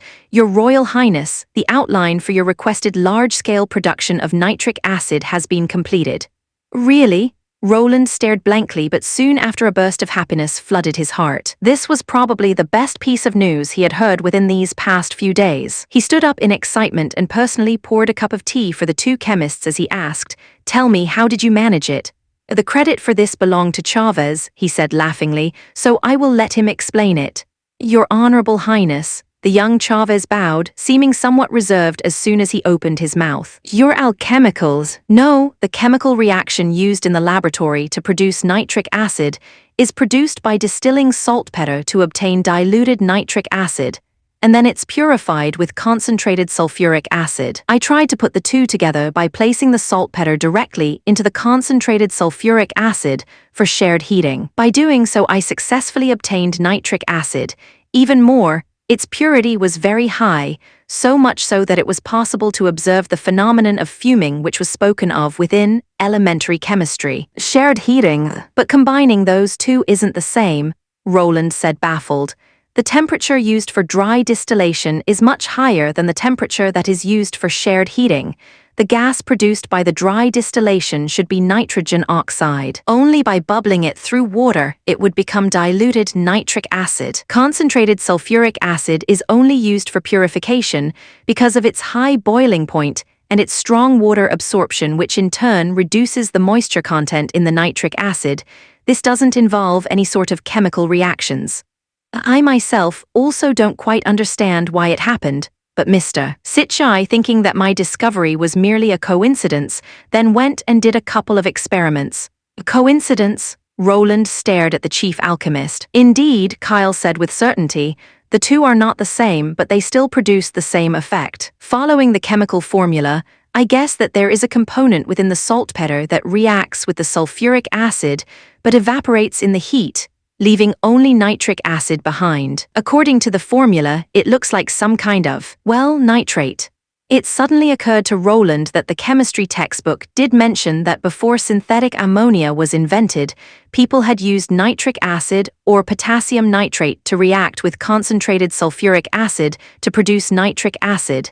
This was also the oldest manufacture method known. Because the main ingredient of saltpeter were two different kinds of nitrate, it was easy to obtain. Furthermore, the extraction was also relatively easy. So as long as the temperature could be controlled, they would have a steady stream of evaporated nitric acid to collect. Of course, because this method consumed a large amount of sulfuric acid, and at the same time easily led to the corrosion of the equipment, it was later replaced by more advanced technology. But to Roland, these 2 points weren't much of a problem. After all, the fertilizer and pesticide industry hasn't been established yet, so the produced sulfuric acid could only be used for the purification of nitric acid, while Soria's coatings could easily solve the problem brought from the strongly corrosive nitric acid steam. "Well done," Roland said while happily patting Chavez's shoulder.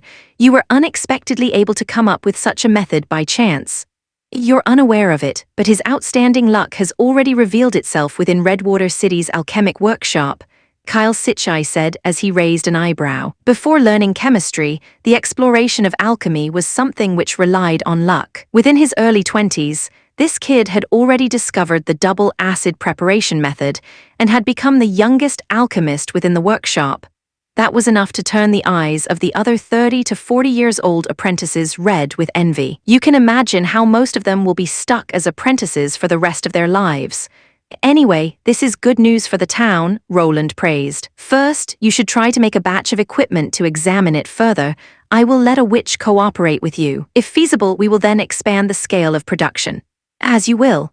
"All right, I still have another task to give you," Roland said, putting away his joyful expression and continuing in a solemn tone.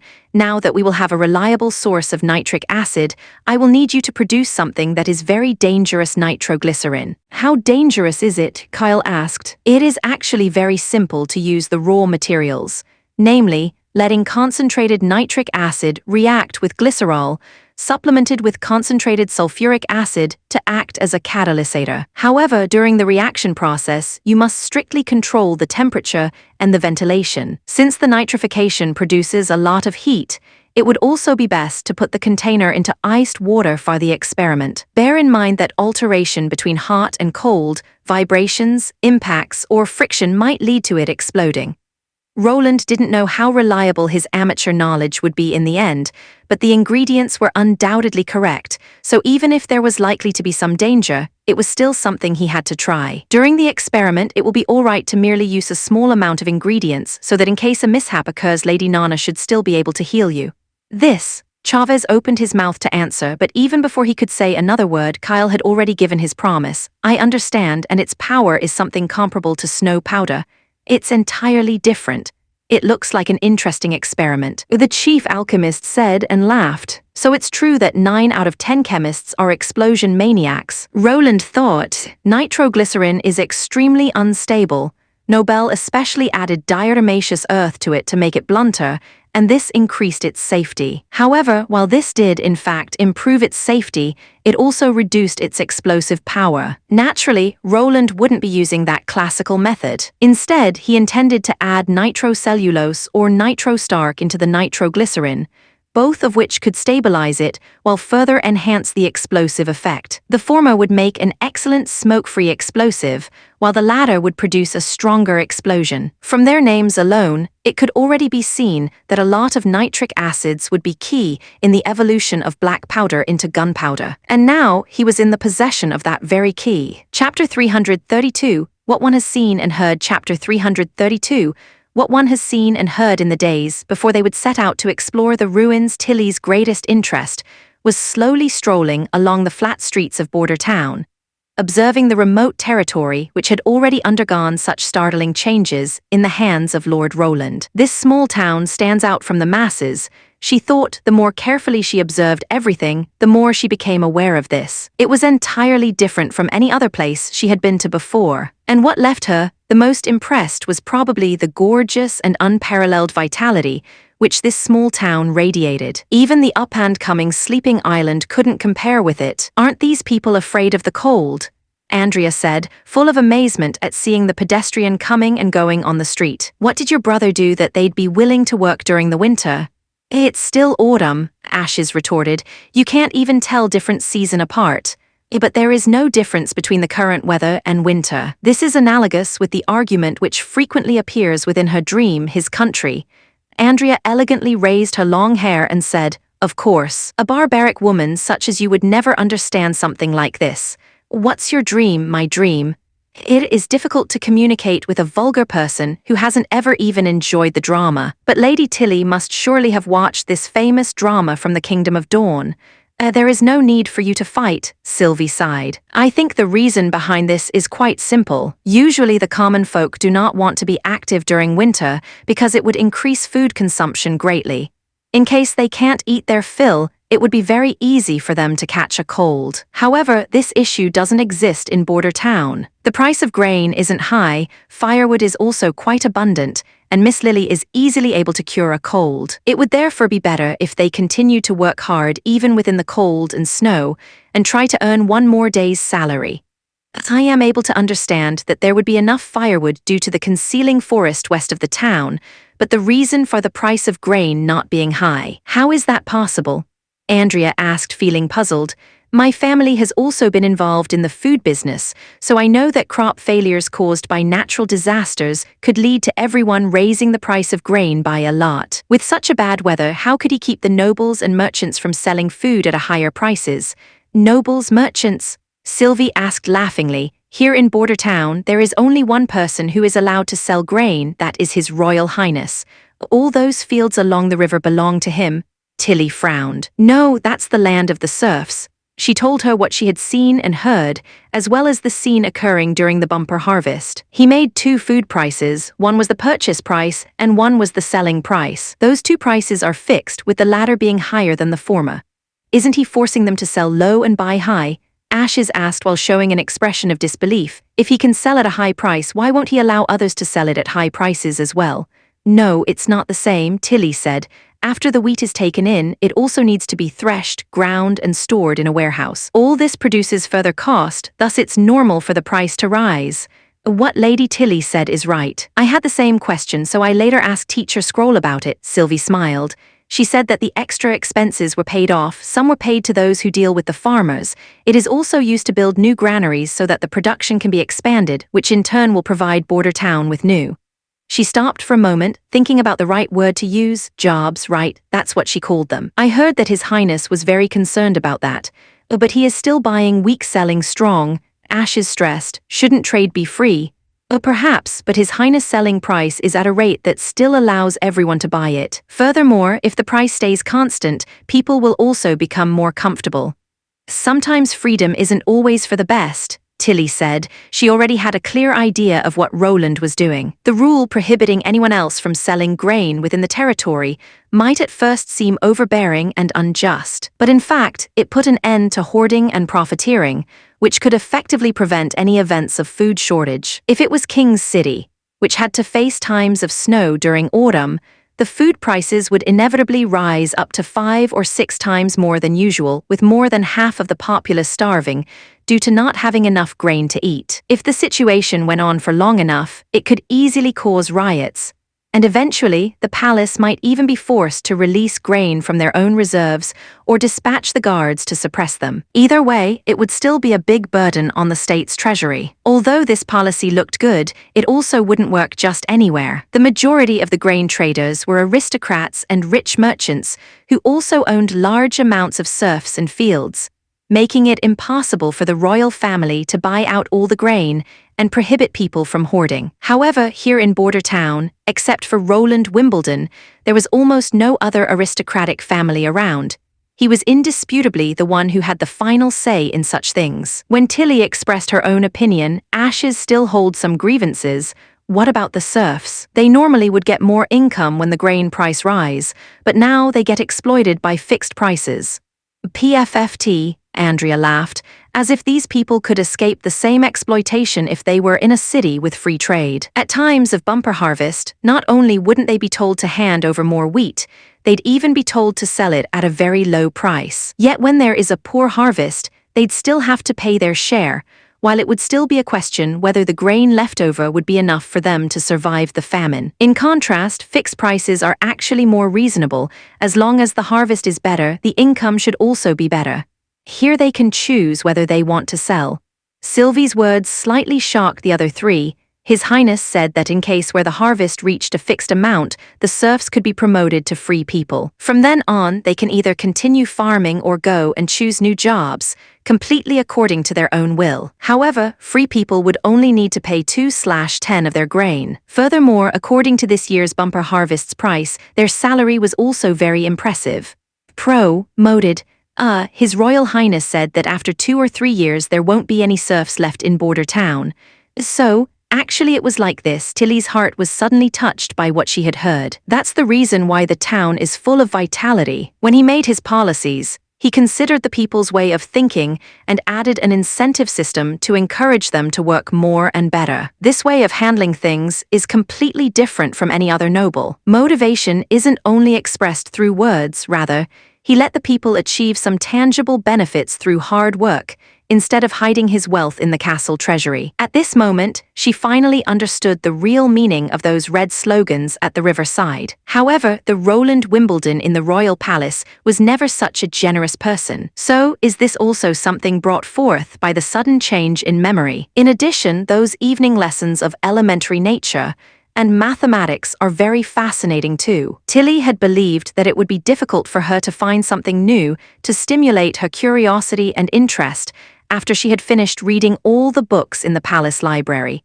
But she now had discovered there were still many things left for her to learn. Within her heart, she suddenly felt that even doing nothing more than just live in Bordertown's castle and flip through all those books filled with miraculous knowledge while watching the changes around the town, it would still be a very enjoyable life. Suddenly, a long ringing sound of a bell came over from the city wall, announcing a new demon beast attack. Tilly immediately put her previous thoughts to the back of her mind. After all, nowadays, she was no longer the worry-free fifth princess, but rather a leader shouldering the destiny of all the witches living on Sleeping Island. Now, some things could no longer be imposed solely according to her own preferences, thus she said, "Let's go to the wall and see if we can help the guards." "Of course," Andrea smiled. "That's why we came here in the first place, so they can see how we witches fight." Chapter 333 The Defense Battle at the New City Wall. Chapter 333 The Defense Battle at the New City Wall. In that instant, the sound of the bells echoed. It was as if the emotions of the entire camp had been roused. Vanner rushed out of the tent. Along with the stream of people, he rushed to the top of the wall with hurried steps and took his combat position. This series of maneuvers had already been rehearsed countless times. Even without someone to command them, everyone was aware of what they should do next. It was the same as the month of demons last year. Under a state of alert, only a small patrol team would be assigned to each segment of the wall, as 2 or 3 soldiers were enough to deal with the scattered demonic beasts. Only when the lookout post detects a large-scale attack from the demonic beasts would an alarm be rung. In the horizon, a shadow was approaching. Vanner did a rough calculation of the enemy's numbers and found that they numbered around 1,000. If this happened a year ago, what followed would absolutely be a bout of arduous fighting. Back then, as a pikeman responsible for buying some time so the firearms team could reload, it was necessary for him to take turns rotating with a member that was in reserve. Only by doing that would he be able to persist to the very end. But now, the strength of this small town had already undergone an earth-shaking change. Cat's Claw removed the cover on the cannon and shook off the snow that had been collecting on it, while Rodney inspected every inch of the artillery's barrel. After confirming there was no foreign matters inside, he began to load it with gunpowder. Although the current city walls were altered and made using a pile of mud bricks, its height and width had been increased to a certain extent. In addition, a shelling platform was set up every 100 meters, causing its defensive ability, as well as firepower, to improve greatly. The width of the passageway allowed 4 people to fit through it side by side. During a battle, the first row would consist of soldiers from the firearms team, while the second row would then be recruits who would load up the guns. The latter group was responsible for putting bullets into the cylinder of a gun, then handing it over to the regular soldiers ahead of them. They just never get bored of this, do they? Rodney yawned. When the month of the demons arrives each year, all of them run towards this place like a bunch of lunatics. Even if they succeeded in attacking such a small town, they wouldn't get any sort of benefits from it, right? Well, they are here just in time for us to hone our skills. Horatio said with a smile. Compared to immobile wooden targets, it's more interesting to shoot at demonic beasts. Speaking of target shooting, I recently heard an interesting rumor that had something to do with us, the gunner team. Jop said with a mysterious expression. What sort of rumor is that? From what I heard the people in other gunner groups say, the people that were able to hit their targets accurately would be incorporated into an elite gunner team where they would undertake new tasks. He paused for a moment. Do any of you here have any more insider knowledge about this? An elite gunner team? How could it be possible for us to know more when even you, who proclaims yourself as experienced and knowledgeable about matters, is clueless about it? I bet it's a cock and bull story made up by some bored person. Within the gunner group, only Vanna was silent. After listening to Jop's words, he couldn't help but furrow his brows. Someone had actually treated this matter as flaunt-worthy material and blabbered it out. Sir Ironaxe had previously looked for him a week before, and told him that His Royal Highness had intended to develop a new type of artillery. It would be completely different from the field gun they were currently using, and would also not be dispatched for use in the First Army. Instead, it would be installed on the bridge, turning it into a warship that was capable of long-distance attacks. The operators of the new artillery gun would be undertaken by the most outstanding members of the gunner team. If one wishes to be a member, they could send their application to Iron Axe. It went without saying that Iron Axe agreed without the slightest hesitation. This was evidently a chance for him to advance a step further in the army. According to what Iron Axe said, His Royal Highness had an extremely high expectation towards this new branch of the army, to the point that it was possible for it to break away from the First Army and become a brand new army. If one is able to perform great feats, the new warships manufactured in the future would be named using that person's name too. It was such an honor. If there were a warship named Vanna, he would be perfectly contented for the rest of his life. Recalling his origins, he was just an odd-job laborer in the mines, yet had always posed as someone extraordinary. In the end, Vanner was not able to save even his brother's life when he was in the slums of the stronghold. However, the current him no longer required to flaunt about anything. There was no need to worry about food or drinks in the army while the uniforms were thick and warm.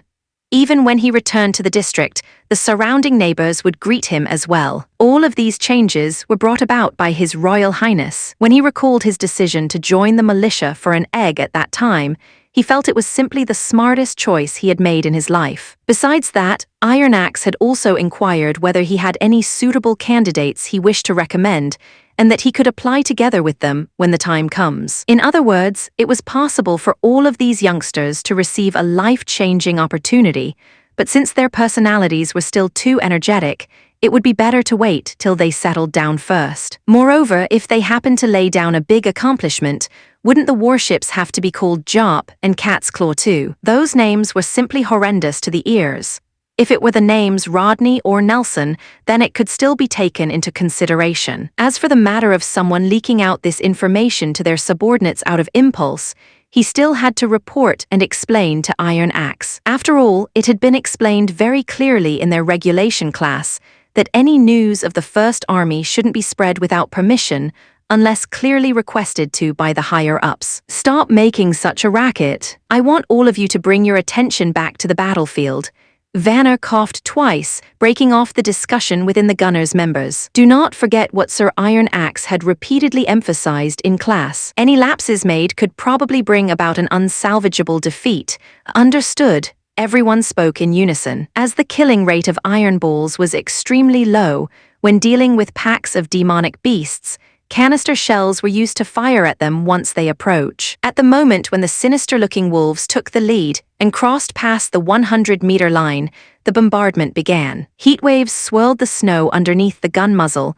The gigantic boom shook Vanner's eardrums to the point that it hurt. In the distance, a black bloody mist suddenly rose, and a field of demonic beasts instantly collapsed. No matter if it was a species of a boar or a bear, the pelts on their bodies were not sufficient to withstand the close-quarter bombardment of iron pellets. There's a huge one over there. Cat's Claw pointed to the left ahead of him. It's a redskin wolf. A group of people nimbly moved the gun carriage and adjusted the muzzle, pointing it to the direction of the target. They then reloaded and fired it once more. In theory, it wasn't necessary to aim while using the canister shells. As long as it was fired while facing ahead, it would always mow down a large number of enemies. Furthermore, as the newly constructed clay walls were taller than the stone walls, there was also no way for the wolves to be of threat to the people at the top of the wall. They would only be practicing their target shooting if they preemptively attacked nimble beasts like that, that's all. Next in line would finally be the firearm team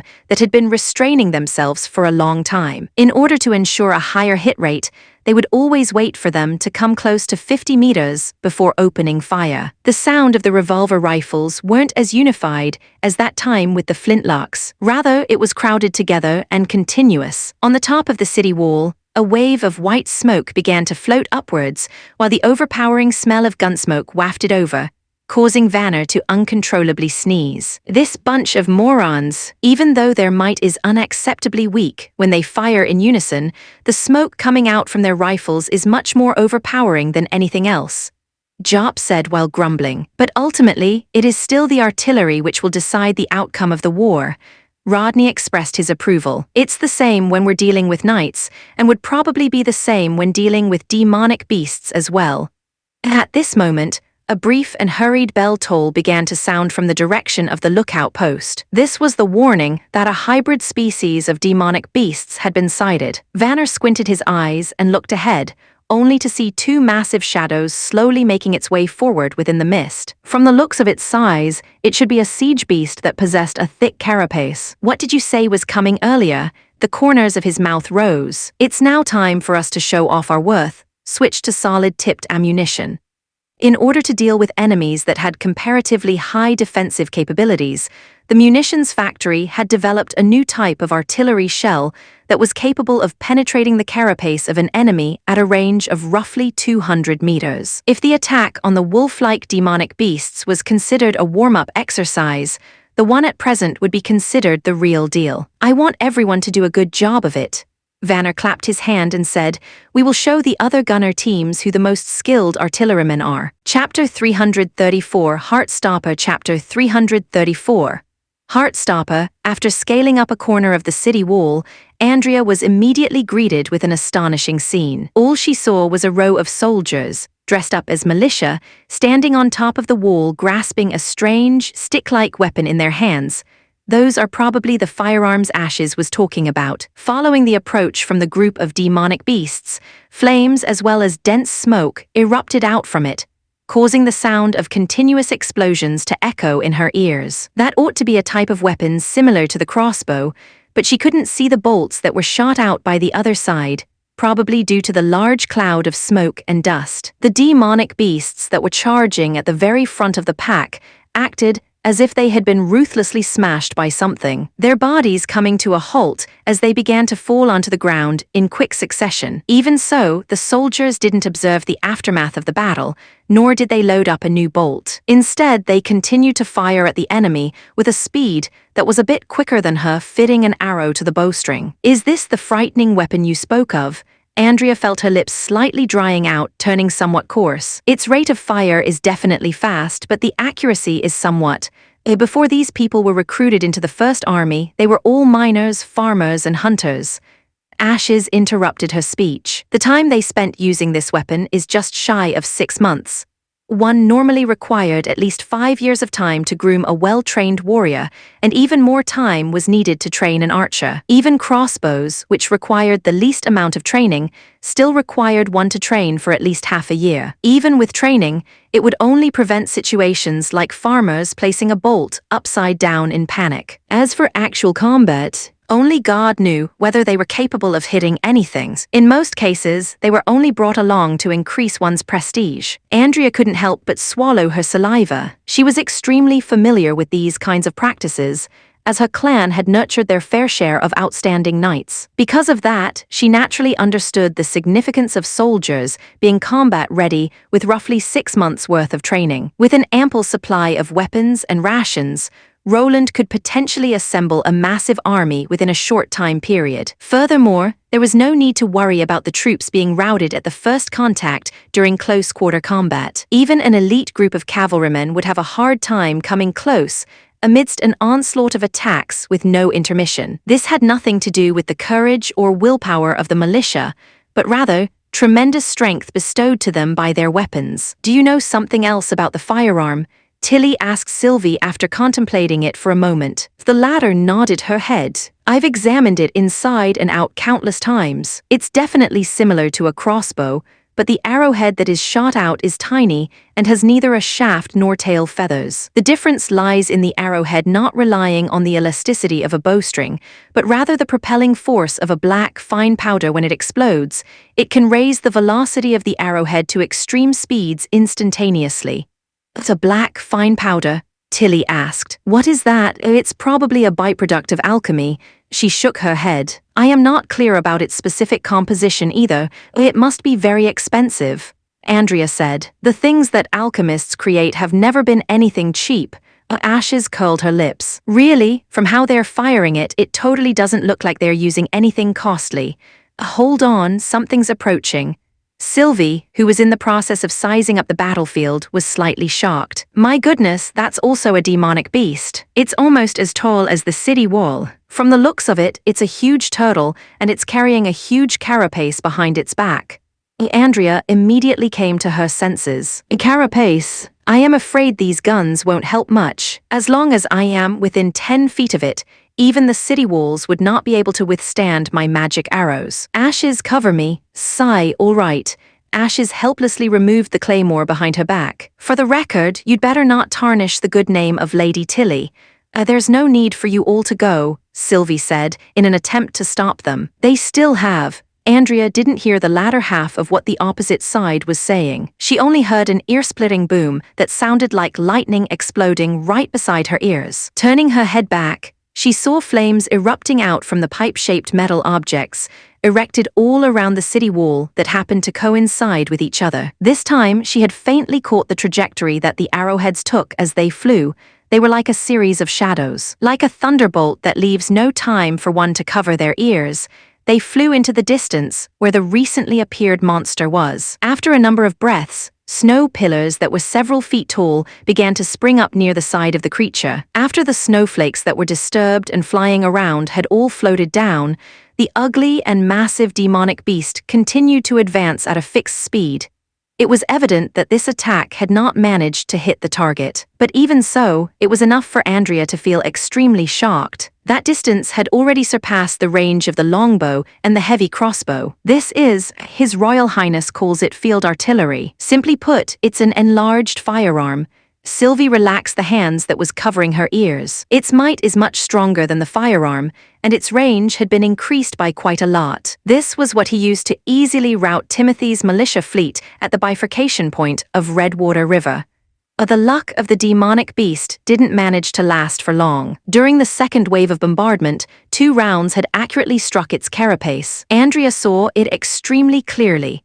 Along with the muffled sound of the collision, there was a layer of mist that began to rise up from the bumpy carapace. 2 holes had directly exploded at the side that was close to its head, causing black blood and viscera to spurt out from it, splattering all over the ground. Not long after, the battle ended. Pieces of demonic corpses laid in front of the city wall. The warm, flowing blood created a haze of white mist above the snow-covered ground. While the soldiers had begun reparations, she was still processing the incident, unable to find an opportunity to show off her skills from beginning to end. "Looks like my estimation was off." Tilly smiled helplessly. "He didn't need any assistance from the combat witches.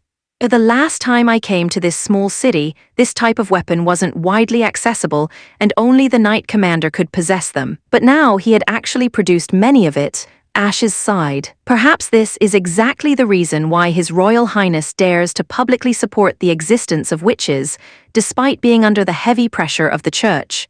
Andrea didn't respond. If it was during normal times, she would definitely ridicule Ashes. However, the current her only felt abnormally depressed in her heart. She didn't even have the strength to muster an argument. When they returned to the castle, His Royal Highness, Roland, still continued to prepare a sumptuous lunch for the witches. Seeing the dishes laid out before her in brilliant colors, Andrea felt even more stifled in her heart. The upper-class nobles of the Kingdom of Dawn were very particular about the taste authenticity in their food. They were willing to spend gold royals and energy to buy precious and rare ingredients, and use the most authentic way to cook them. In her eyes, food that was sprinkled with all kinds of spices and sauces, such as the one in Grey Castle, was a very raffish means of preparation. Seasoning only existed for the sake of covering up the natural defects of the food. Adding more simply signified how poorly it tasted. But unfortunately for her, every plate of food on the table was extremely delicious. Like these plump and juicy charcoal grilled mushroom, where exactly did His Royal Highness find them from? The juices that were flowing out from just the slightest bite were practically capable of filling up one's entire mouth. And then there was this bowl of green vegetable soup. From its appearance, it seemed like an extremely unremarkable bowl of clear soup, but once one took a sip of it into their mouth, a fragrant and flavorsome taste could be felt. It was almost like an entire chicken, some pork ribs and kelp, were thrown into a pot and left to simmer. The most unique food was the dessert after the meal, ice cream bread. It consisted of ice cream, whose milky aroma filled the room, wedged between two pieces of bread. After taking a bite from it, she was lost in its cold and soft texture and was unable to remove herself from it. The fact that it was winter didn't prevent her from eating slice after slice of it. Blast it, I thoroughly lose even in this aspect. Looking at Ashes, who was flashing a provocative smile towards her, Andrea found herself being unable to come up with a response for the first time in her life. Chapter 335, Sudden Changes. Chapter 335, Sudden Changes. The third day. Along with the assembly of the large hot air balloon, the day had also arrived for them to depart and explore the ruins. The new hot air balloon was named Hawkeye, and its massive basket was capable of accommodating many witches. In addition, it would be enveloped and wrapped around by a canvas, preventing chilly winds and heavy snowfall from affecting it. Since the operation would be safer if it were done quickly, the witches boarded the hot air balloon in succession after bidding a simple farewell to Roland. From the garden behind the castle, it lifted up into the skies and began making its way towards the stone tower. In order to be able to rapidly descend to the ground in times of danger to meet enemies in combat, they had flown the Hawkeye at very low altitudes this time around, to the point where it was sweeping past the roofs of the small town. A large number of residents were witnessing the extraordinary sight,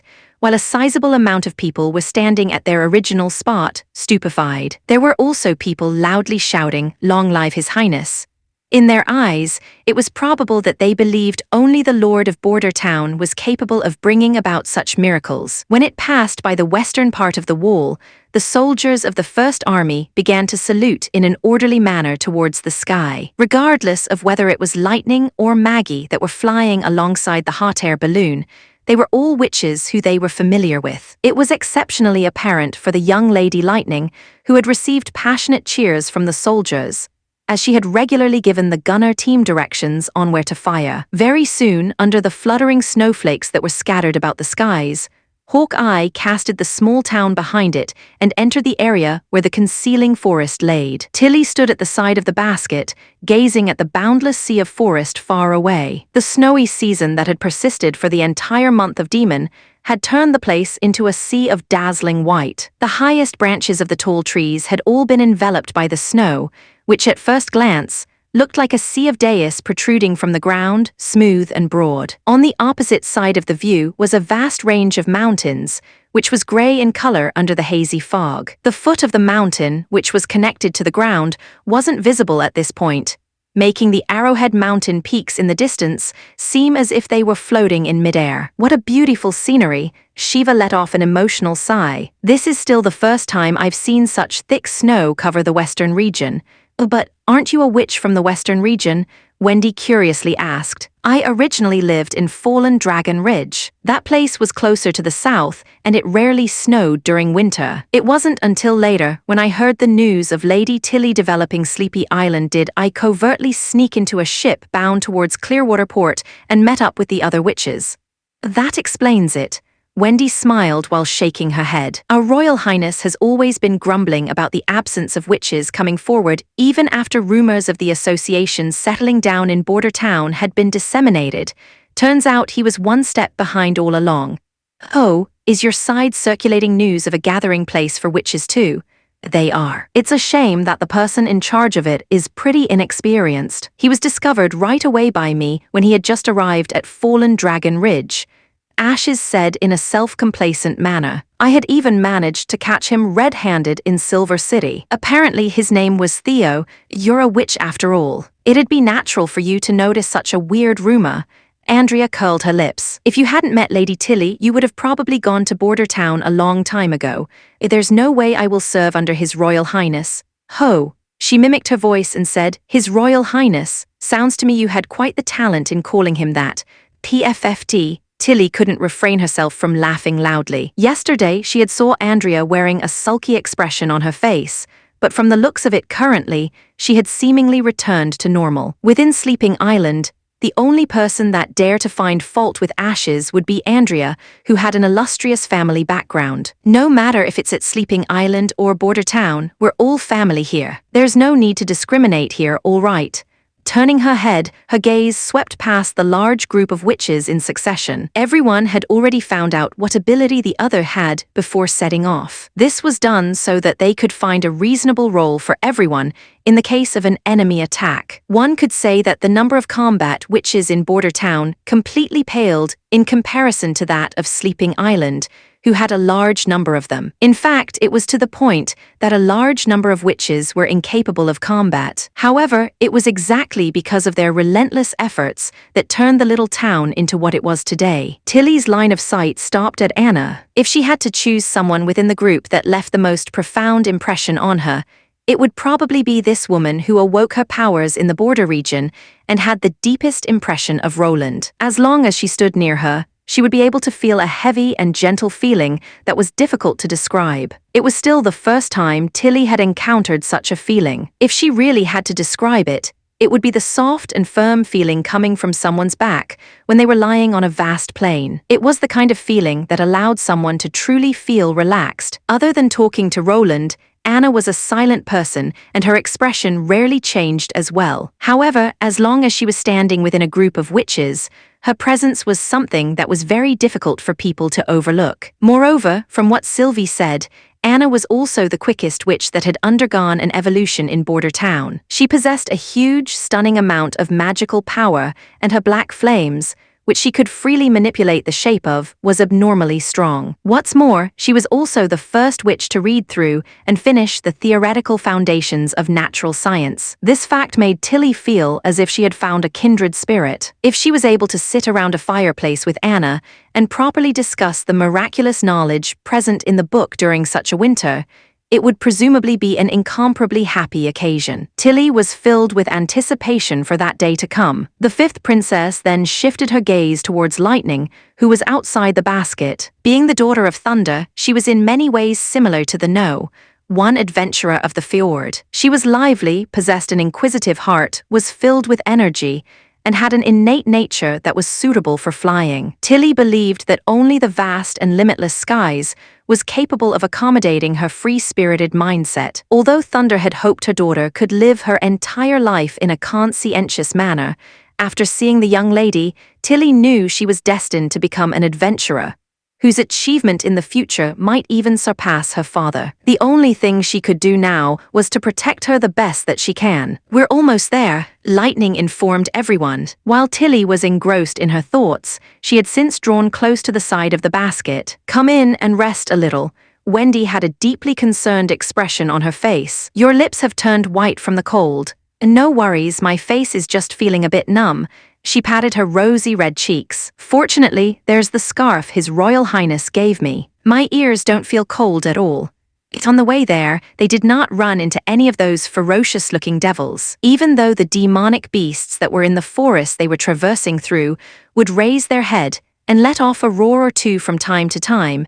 It was evident they didn't have the ability to attack the hot air balloon that was above them. As such, the first half of the journey went by without much of a hitch. However, when the hawk eye was above the destination, everyone was stupefied with the scene in front of them. The only thing they saw was an aftermath of a large beast sweeping past a chunk of the forest. At every spot, fragments of tree trunks and branches laid scattered about while snow had been flipped over and mixed with the soil. From the looks of it, it was an extremely chaotic sight. "Where's the stone tower?" Ashes asked. "It was originally there." Lightning's voice was filled with disbelief as she pointed at the empty patch of land underneath her foot. "It disappeared." Tilly looked towards the direction she was pointing at. On the surface of the ground, which color alternated between brown and white, was a large hole. It was pitch black, bottomless, and looked as if someone had excavated a passage at this area towards the abyss. Based on the size of the hole itself, the excavator must certainly be somebody who possessed an astonishingly huge body. "Sylvie, take a look at what was in that hole." Sylvie's brows very quickly creased while her complexion began to look very terrible. It's a monster that looked like a maggot. It is currently moving towards the northwest direction. Hold on a second, the ruins are in its stomach." "What, in its stomach?" Ashes said in a shocked manner. "That's right, I saw the stone tower, as well as the ice coffin you all were talking about," she said while carefully examining it. "My goodness, it had swallowed the whole ruins down into its stomach. What should they do next?" Everyone began to look at Tilly spontaneously. "Is there anything else besides the worm?" the fifth princess asked in a deep voice. "The devils in particular." There are some demonic beasts, but they are all in its belly. Seems like they were already dead." Sylvie observed for a moment before shaking her head. Tilly contemplated for a moment and spoke in a decisive manner. "We descend now. A team will keep guard outside, while the other team will follow me into the caves. We will slay the demonic beasts and take back the ice coffin." Chapter 336, The Worm's Belly. Chapter 336, The Worm's Belly. "Tilly, you can't." Just when Ashes wanted to stop Tilly, she was cut off by her. In order for someone to enter the hole, they needed to rely on witches who can fly to bring them out. Tilly waved the ring that was on her finger. "Although carrying a heavy object will greatly increase the consumption of magical power, I can at least bring another witch along. This is something that will play a big part in this operation. If we can bring another witch with us, we will be that much more adaptable when a situation arises." She paused for a moment and looked at the witches in Border Town. "Anna, Lightning, and Maggie, I'll have to ask for your help." The three did not raise any objection, and the little girl, Lightning, even had an eager expression on her face. Tilly heaved a small sigh of relief. "In that case, we will also include Ashes, Shiva, and Sylvie into the list of people heading into the hole. I will entrusting the safety of the surface entrance to you, the remaining home girls. Lady Tilly, please allow me to come along with you." Andrea opened her mouth and said, "If they happen to come across a group of demonic beasts, I am afraid it would be impossible for Nightingale to handle it all alone." Tilly shook her head. "As the two of you happen to be skilled in long and close-range combat respectively, you're able to coordinate your attacks with each other. Rest assured, I will protect the entrance in your stead." Nightingale appeared to be very confident when she said that. Whether is it a devil or a demonic beast, they will be unable to take a step close.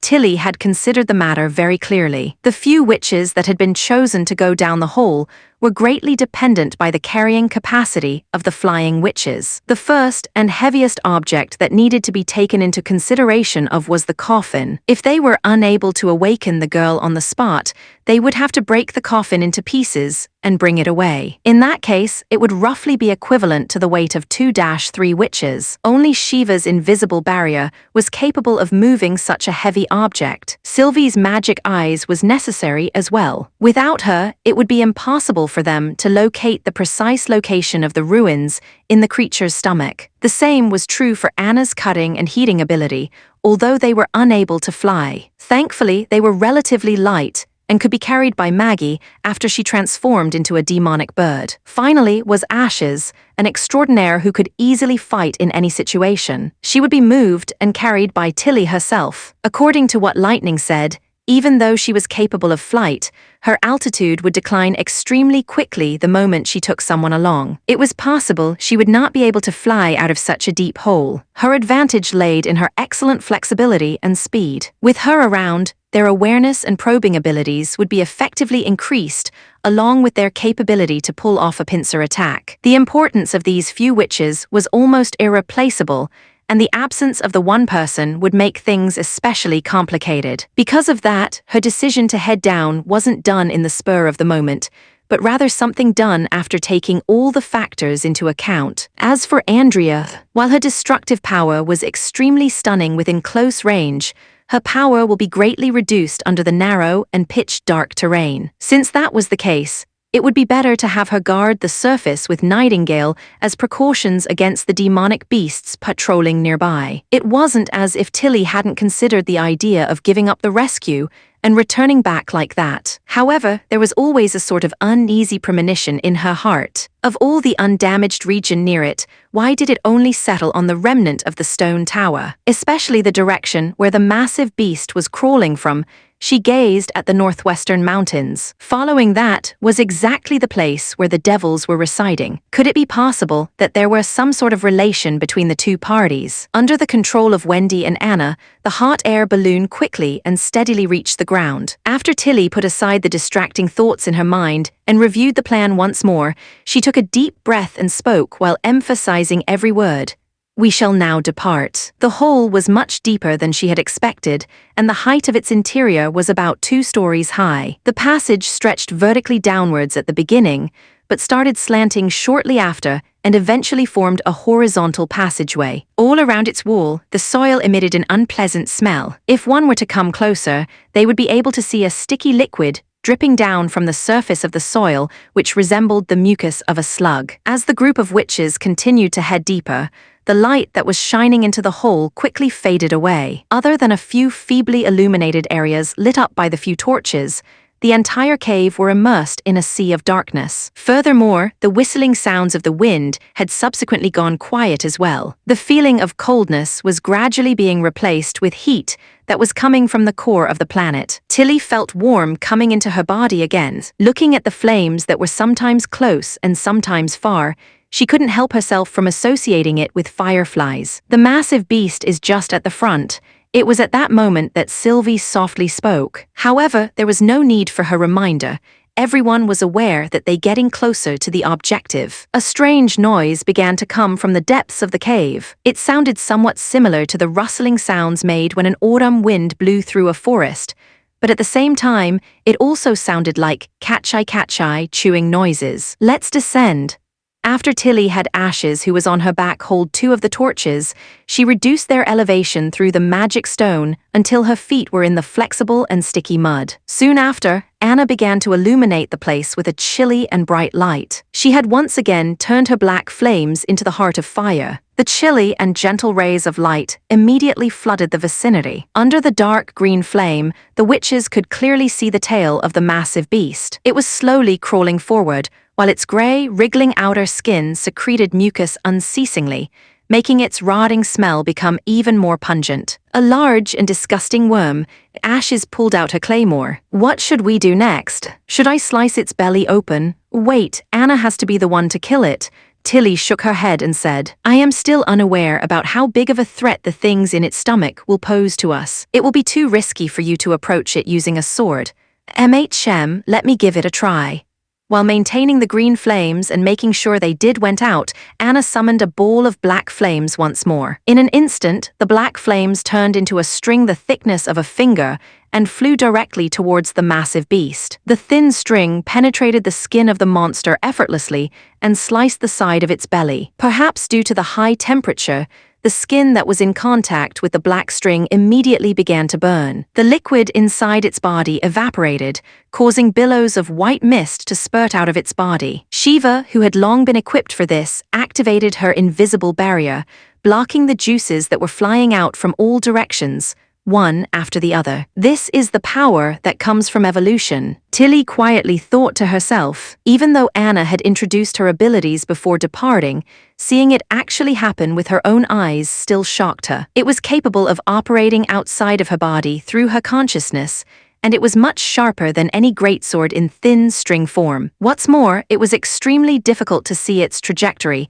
making it impossible for an enemy to evade them. The creature let out a sharp and anguished howl, while its body began to squirm around frantically. However, the black flame continued to slice everything ahead of it and speedily shred a greater part of its body. As for the flowing liquid, before it even managed to come near the witches, it had all been evaporated by the lump of the green fire. Gradually, the massive beast stopped its struggle. Its skin also began to relax. "It's dead," Sylvie said. "Its heart already stopped beating." "This thing has a heart too," Ashes asked while pitching her nose. "It's at its head and is almost as big as the basket of Hawkeye. What's more," she paused for a moment, "magical power is circulating all around its body. In other words, this is a mixed breed of demonic beast. No one knows the answer," Tilly said. "There are very few records regarding demonic beasts and the wilderness in the history books. As there are still a lot of unknowns around here, it's best if we hurry and dig the coffins out." After going through another round of burning from Anna, the rotting smell was not as intense as before. Under the guidance of Sylvie, they speedily discovered the ruins that had been swallowed.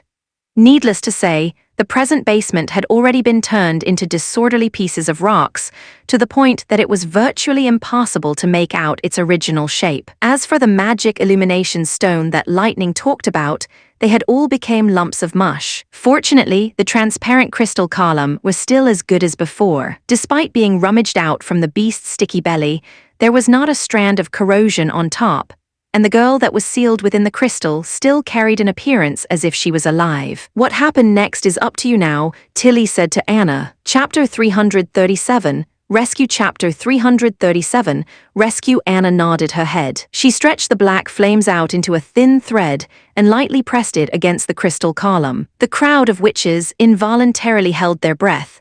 They only saw a continuous stream of green smoke rising from the point of contact. In actuality, that wasn't the true color of the smoke, but instead a different color tone that emerged under the radiance of the green flame. The black flames dug deeper into the crystal. "How is it?" Tilly asked. "It might be a little taxing, but I will be able to slice it open," Anna replied. Suddenly, the ice coffin began to change. Along with a crisp breaking sound, a few cracks appeared at the spot the black flames had dug into and began to extend throughout the coffin. In an instant, it had covered the entire coffin like a spider web. Almost at the same time, Shiva brought up the barrier and enveloped the witches within it. However, the expected explosion did not happen. The shattered crystal fragments began to fall apart piece by piece, exposing a core that emitted cold air. The interior was a genuine ice crystal. At that instant, everyone felt a chilly wave hit them in their face, and the surrounding temperature rapidly decreased. Fortunately, Anna quickly prevented the temperature from dropping further and raised it back to its original state. Under the scorching heat of the black flames, the crystal began to melt even faster while it rapidly lost its transparency. The edges and corners that made up its shape was no longer apparent. Like an ordinary ice cube, it was shrinking as it melted. However, Tilly noticed that the floor wasn't covered in a large pool of water. Instead, all the parts that had melted turned into smoke and drifted away, making it seem as if the ice coffin had never existed in the first place. When all but a minuscule amount of the ice crystals had melted, the body of the girl who was sealed inside was uncovered. She had seemingly remained in the midst of a deep sleep. Her long hair, as well as her garment, did not possess any traces of being soaked, and were no different than the time she was sealed in ice. Her powerless body began to fall backwards after losing the support of the cylinder, and was caught by Ash's embrace. Is she still alive? Although it's very weak, her heart hasn't stopped beating.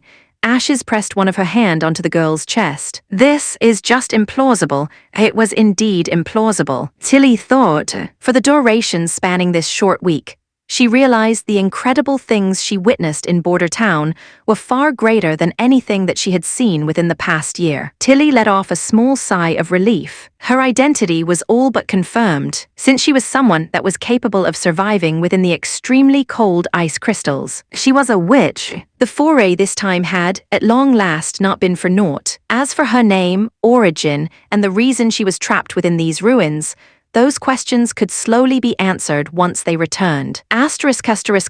Andrea was guarding the side of the cave in a seemingly bored manner. Occasionally, she would cast a gaze towards the bottom, hoping that the first thing she saw was Tilly in the midst of returning. There was no presence of devils near the cave, and even demonic beasts were rarely seen. Occasionally, some common wolves and boar species would come out from the forest, but before she could even draw her bow, Nightingale had already stabbed her dagger into their head. The passing of time had seemingly become slower. Apart from her, the witches that had remained near the cave were all from the Witch Association. Even if she wanted to, it was incapable for her to talk to someone to pass time. Although the girl named Wendy appeared to be extremely amiable, Andrea couldn't find the resolve to strike a conversation with her. As an upper-class noble from the Kingdom of Dawn, grace and self-restraint were essential qualities a non-married woman should possess. Forget it. I will chat with Nightingale instead. I heard that she recently fought with Ashes. Surprisingly, they fought to a stalemate. That being the case, if I treat it as gathering information about my rival, it shouldn't be considered as striking the conversation. This is just a necessary job I have to accomplish. She stretched her hand to pat away the snow that had collected on her head and looked up. Her heart, however, abruptly skipped a beat. Nightingale was gone. The woman who possessed golden curls and an air of elegance similar to that of a noble was originally leaning against the side of the basket. However, she had now vanished without a trace. Oh, that's right, her ability was invisibility. Thinking up to this point, Andrea calmed her heart and began to perceive any sounds of movement around her. When one's sight was unable to be put into good use, their ears and nose would become their best assistant in ascertaining the whereabouts of an enemy. Soon after, she heard the soft noises of footsteps brushing against something. Is it Nightingale's? No, that's not right. Andrea felt her hairs standing on end. It was obvious that these footsteps weren't something a single person was capable of producing. There was a group of people that were currently approaching this place. They were in the jungles ahead of them and were only 100 steps away from herself. However, when she looked ahead, the place her eye landed on was still undisturbed. There wasn't even a trace of shadow could be found. The sound of the footsteps very quickly sounded in close proximity to her. My God, the enemy is invisible. Just when she was about to alarm the others, a sound of explosions suddenly rang in her ears. A flame suddenly appeared and disappeared in midair. Following after was a wave of shimmers in the air, and a monster who possessed a peculiar physique appeared. It had a long and narrow head and possessed a pair of sharp sickles. From its appearance, it was like a mutated praying mantis. However, the only thing that made it different from other insects was that it was walking upright. The bullet shot from the firearm smashed the side of its face into pieces. Black blood began to spurt out from its skull and had almost landed on Andrea's body. With a loud thud, the creature fell down to the ground, following which she saw Nightingale's white cape and hood fluttering in the wind. Following which the second gunshot rang. Damn it, I was careless. Andrea bit her lips tightly. She wished that she could have noticed it earlier. Although she had summoned her bow, she was not aware of which direction she should have fired her arrows. She could only retreat back to the side of the basket and stand together with the other witches. 4 gunshots rang forth and 4 monsters toppled over, all of them killed with a shot each. When Nightingale once again materialized herself beside a monster, Andrea put down her weapon and quickly walked towards Nightingale. What is that? If it isn't a demonic beast, then it should be a devil. She crouched down and fiddled with its talons and hand sickles. But judging from its blood color, it's probably a demonic beast. When did you discover them? Ever since they appeared. Nightingale smiled. In the dense fog, the radiance coming from the magic in their bodies were as showy as the sea of stars in a night sky. Can a demonic beast possess such an ability? Andrea knitted her eyebrows and asked. The smile that was on the other party disappeared. I guess it's because mixed breed are somewhat special. At that moment, the witches that entered the depths of the cave earlier just so happened to return to the surface as well. Besides the original 7 members, there was also an additional blue-haired girl on Ash's shoulder as well. Is she the person that was crying for help in the ruins? Andrea said while going forward to welcome them. That's right, Tilly nodded her head. I will explain the situation in detail once we get back to the Hawkeye. The longer I stay in this forest, the more uneasy I feel. That reminds me, did any of you encounter any dangerous situation on the surface? Only a few strange and mixed-breed demonic beasts came. However, they're all dead. Nightingale lightly shrugged her shoulders. The hot air balloon quickly inflated and rose up into the air. The basket rose to the very top of a tree and began to make its way towards the small town. At this moment, Sylvie cried out in alarm, "My God, what are those things below? Are they demonic beasts?" "Demonic beasts." Andrea extended her head and looked towards the directions of the ruins. However, she was unable to see anything. That's not right. There was indeed something moving on the surface. The corpse of the monster, which originally laid on the ground, had lost half of its body all of a sudden. The bloodstains that was on the ground had been trampled upon and fell apart. Strange worm wriggling movements could be seen between the border of the mud and snow. The scene was almost as if one was looking through a glass cup. If they didn't examine carefully, it would be very difficult for them to spot the changes. "It is those strange mixed-breed species again." Nightingale spoke in a careless manner. "There are probably about 100 of them or so. They were trying to outdo each other in running towards the hole. Could it be that they were attracted by the large worm and wanted to make a hearty meal out of it?" She yawned. "Although that has nothing to do with us anymore." Chapter 338. Police. Chapter 338. Police. Vader got out of his bed with a flip and attempted to do a series of exercises with his body. He didn't feel the least bit of pain from his back. Apparently, what the knight was saying was right. As long as the wound was left as it was, it would quickly recover. "How does it feel?" Qasim asked. "It'll be better if you're able to rest up a little more. I won't be a burden. Didn't I do a pretty good job yesterday?" Vader put on his shabby jacket and set his feet into his knee-high boots. "Besides, only by working for them earlier did I get a share of the wheat porridge. After all, I can't eat your portion every time. One bowl is simply insufficient to split between the two of us. Truth be told, I think that it's pretty good. Compared to the porridge they offered for the needy, the wheat porridge here is much more substantial. I can still taste a bit of meat in them." The old man shook his head. "Kid, you're a member of the patrol team. It's possible you're not clear about life in the slum district. In that place, the gruel is just like a clear soup, except that the soup has a few more wheat grains. In order to make it appear a bit more nourishing, they normally cook it together with grass and tree leaves. While it's possible the wheat porridge the Lord gave out will not fill our stomachs up completely, it will not starve us too badly either. I only want the two of us to eat our fill," Vader said with a smile as he finished tying his shoelaces. "All right," Qasim sighed. "In that case, make sure to take good care of your body and not overexert yourself."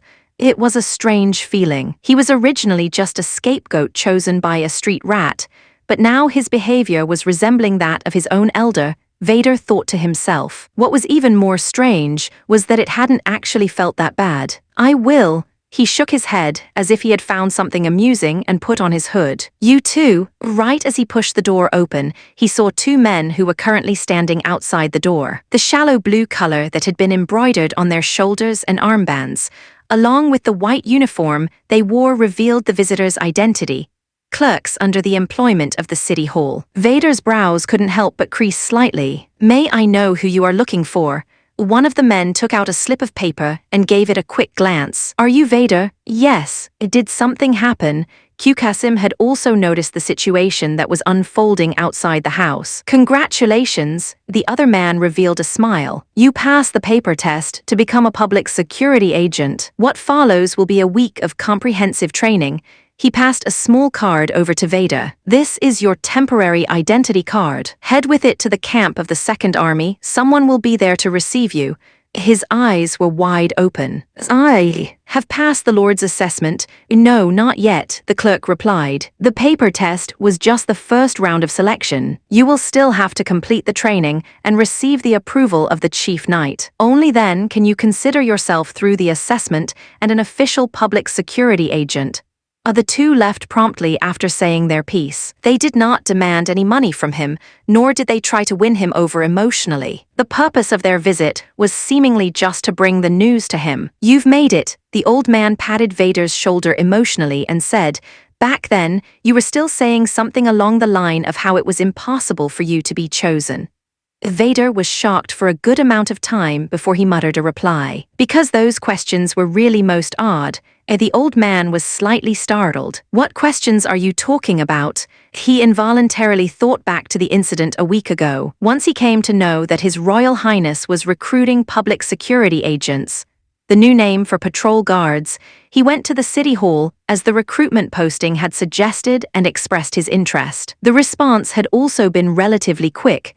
Just 5 days had passed before he received a letter about a test. Vader had been full of confidence. Not only did he fully satisfy the requirements for the post, he also possessed more than 5 years' worth of practical experience. Besides, this town was indeed lacking someone to keep an eye on the populace. Because of that, he felt that his chances of being chosen were great. If he could become a member of the patrol team, he would be able to provide aid to Qkasim any time, even if his place of residence was in the inner city. But he didn't expect. Indeed, the test surpassed what everyone on the scene expected. More than 100 applicants were sitting in a large hall, while the knight handed out papers to them one by one. He requested that they answer all of the questions listed on top of the papers and write them down in a neat and orderly fashion. He had even said that the person who would ultimately be looking through their papers would be none other than His Royal Highness himself. This format immediately led to a loud outcry among the crowd. Even though the requirement that one needed to be literate had been clearly stated, no one had expected that it would actually be incorporated into the test. At that moment, over half the people were dumbfounded. Even though Vader was able to understand the questions on the paper, he sat frozen at his place after carefully scanning through it one more time. What sort of weird questions are these? This was one of the question, for instance, you're a coachman for a four-wheel carriage and are traveling along a narrow strip of mountainous road. Inside your carriage are 2 citizens. At this moment, a group of refugees suddenly appears on the road ahead. You cannot avoid them, and can only choose to collide with them head-on or let the carriage fall from the precipice. The former choice will cause the deaths of a large number of refugees, while the latter choice will cause the death of the 2 citizens. No matter the choice you make, you will always be able to rely on your athletic skills to survive. In this case, what would your choice be? Please explain your reasons in a minimum of 300 words.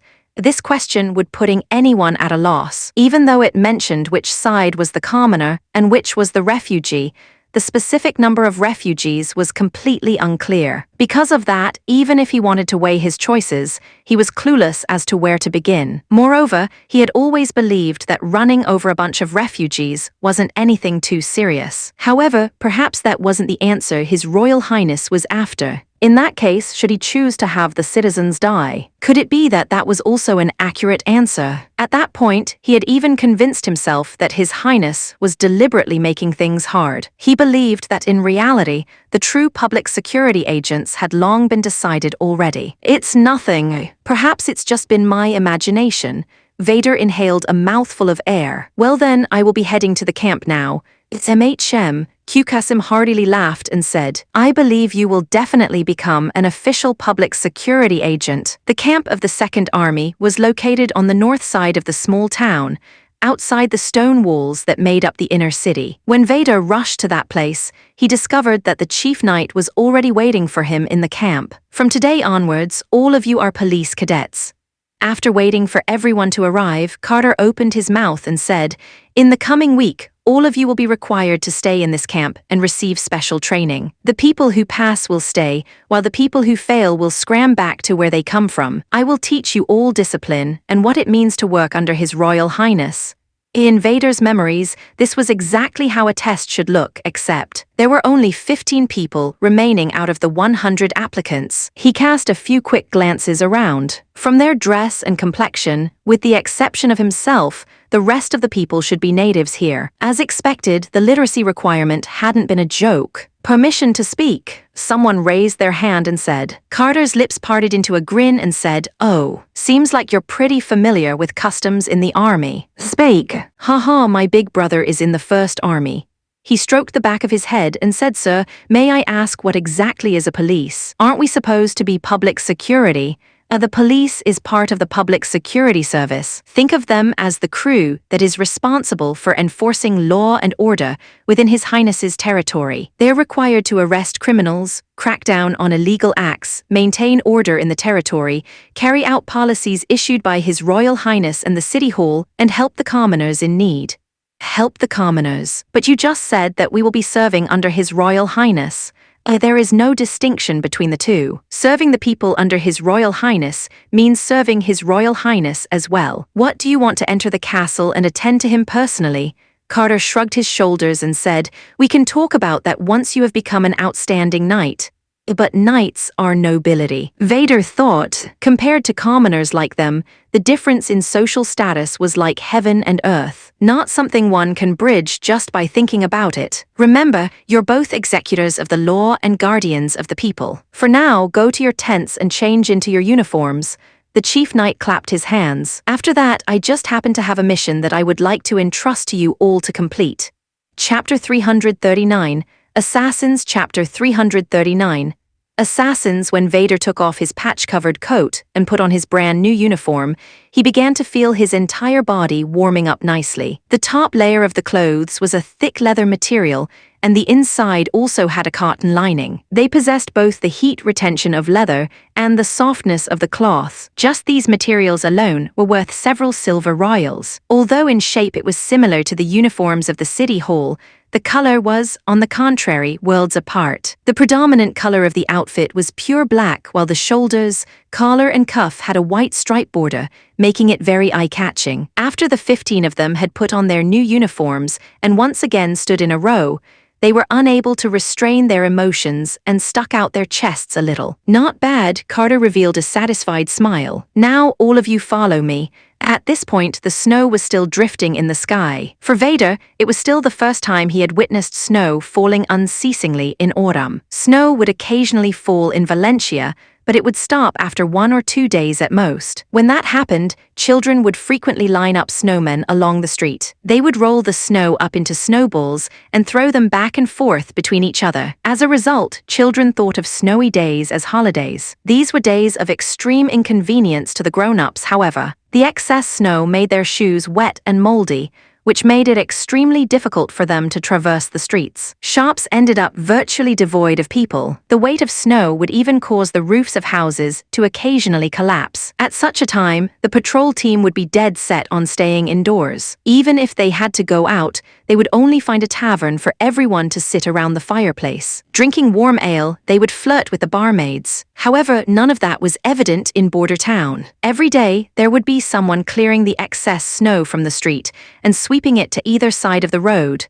This was a job that the City Hall had long been recruiting for. It was possible for one to work on a daily or monthly basis, and people considered it a job with a low but fast return. There were a large number of residents heading to and fro on the streets. Some were wearing straw hats, while others had cloaks draped over them. All of them were busy minding their own business. If one could get rid of all of the fallen snow in the town, it wouldn't be too far out of the question to call it summer. If he hadn't witnessed it with his own eyes, Vader would absolutely not believe that a small town at the edge of the kingdom would appear much livelier than Valencia. If it hadn't been for the absence of a tall chapel and bell tower in the town, he would have seriously believed himself to be in some large city. The party arrived at the wharf very quickly. 10 or more sailboats had been docked on the Redwater River, and several hundred people had already gathered near the shore. "Seems like I've encountered such a scene before." That's right. An image came to Vader's mind. When he and other refugees from the eastern region had arrived at this small dock, this was also the scene that had greeted them. Permission to speak. Were those people? They were refugees from the south and the north. In order to allow them to get through the winter safely, His Royal Highness specially sent people to bring them to Border Town. Your role is to assist the City Hall in maintaining order, and to get those people in a line into the inspection checkpoint. Once that is done, you will quarantine them and write each of them into the record, Carter instructed them. As the police officers are still few in number, the First Army will be assisting you. However, this job will be assigned to all of you to accomplish on your own in the future. Yes, sir. From the sound of it, it wasn't a hard task at all, and was little more than directing refugees into a queue to collect their porridge. Vader walked towards the front of the checkpoint and began to yell in a loud voice so that everyone could hear his instructions clearly and approach him in an orderly manner. What's your name? Where are you from? Do you have anything you're good at? Can you read? Every refugee that passed through the checkpoint would be subjected to a round of inquiries by the clerks in the City Hall, following which their responses would be roughly recorded. Vader knew that this was just a rough estimate. Once everyone had settled in, a further investigation would verify everyone's responses. The people who possessed special abilities or knowledge would be prioritized in their transfer into the inner city.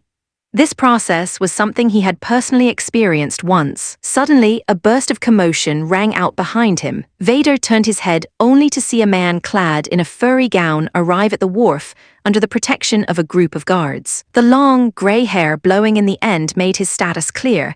He was the feudal lord of the land, HRH Roland Wimbledon. A number of people dressed up in fine clothing, who ought to be the people in charge of City Hall, stood beside him. Never in his mind had he imagined that His Royal Highness would brave the flurry of snow to personally observe this batch of refugees. In a severe winter, it was rare to find a higher noble who was willing to leave a warm bed at the crack of dawn, especially when there were servants present to take care of everything. My name is Jacquemau, and I am from the northern lands.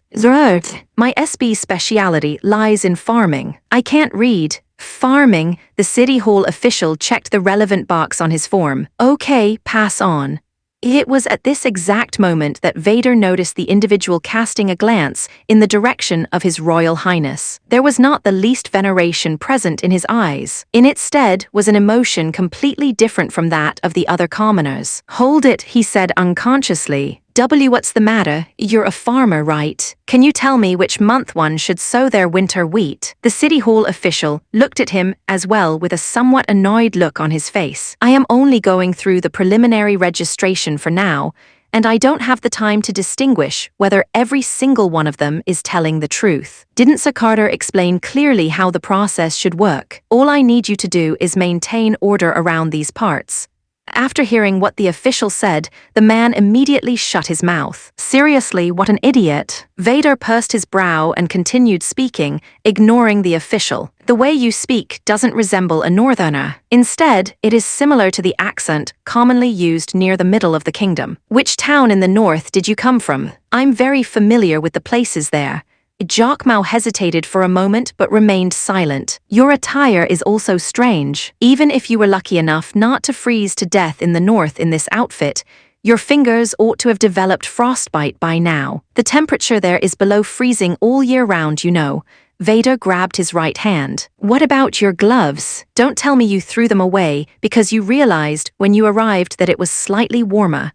Even the personnel manning the checkpoint had now noticed the fishy part of his tail. It might be understandable if one lied about being skilled at something, probably trying to obtain better treatment. However, if someone chose to conceal their own origin, that action was much more suspicious. Where exactly did you come from? Jacquemau clenched his teeth. Suddenly, he took out a red pellet from his breast. He slapped it into his mouth and yelled, "Out of my way." Vader suddenly felt his wrist became scaldingly hot. Although his conditioned reflexes kicked in and made him want to pin the man down to the floor, he found that even with all of his strength, he was not moving at all. Jacquemau raised his shoulder, and Vader felt his entire body fly into the air. He fell to the ground heavily, and a scorching pain ignited in his back. Damn it, my wound opened. Spitting out a mouthful of saliva, he shook off some of the dizziness in his brain and turned over, getting himself up. Alas, Jacquemau was no longer in his original position. 4 or 5 refugees scuttled out of the crowd, and their actions were as nimble as the demonic beasts outside the town walls. With a few steps, they vaulted over the temporary railing set up by the city hall and ran toward the prince. The goal of the group of people was painstakingly obvious. They were here for the high-ranking officials of Border Town, as well as their feudal lord. Recalling the monstrous strength that had erupted from Jacquemau, Vader's mind could imagine the prince's royal guard being torn to shreds on the spot. Even the prince himself would be hard-pressed to escape that fate. However, that did not come to pass. He quickly heard a string of bangs,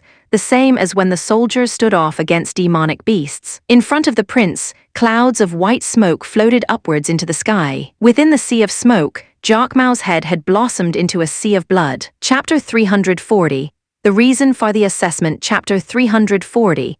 The reason for the assessment. When all of the freaks rushing out of the crowd had been shot dead, the unexpected change sank in and the refugees suffered a burst of panic. As tens of soldiers that carrying peculiar weapons began to gather around the refugees, Fearful cries began to ring out, and the situation was becoming harder to control by the second. At this moment, the loud voice of His Highness suddenly echoed above the crowd.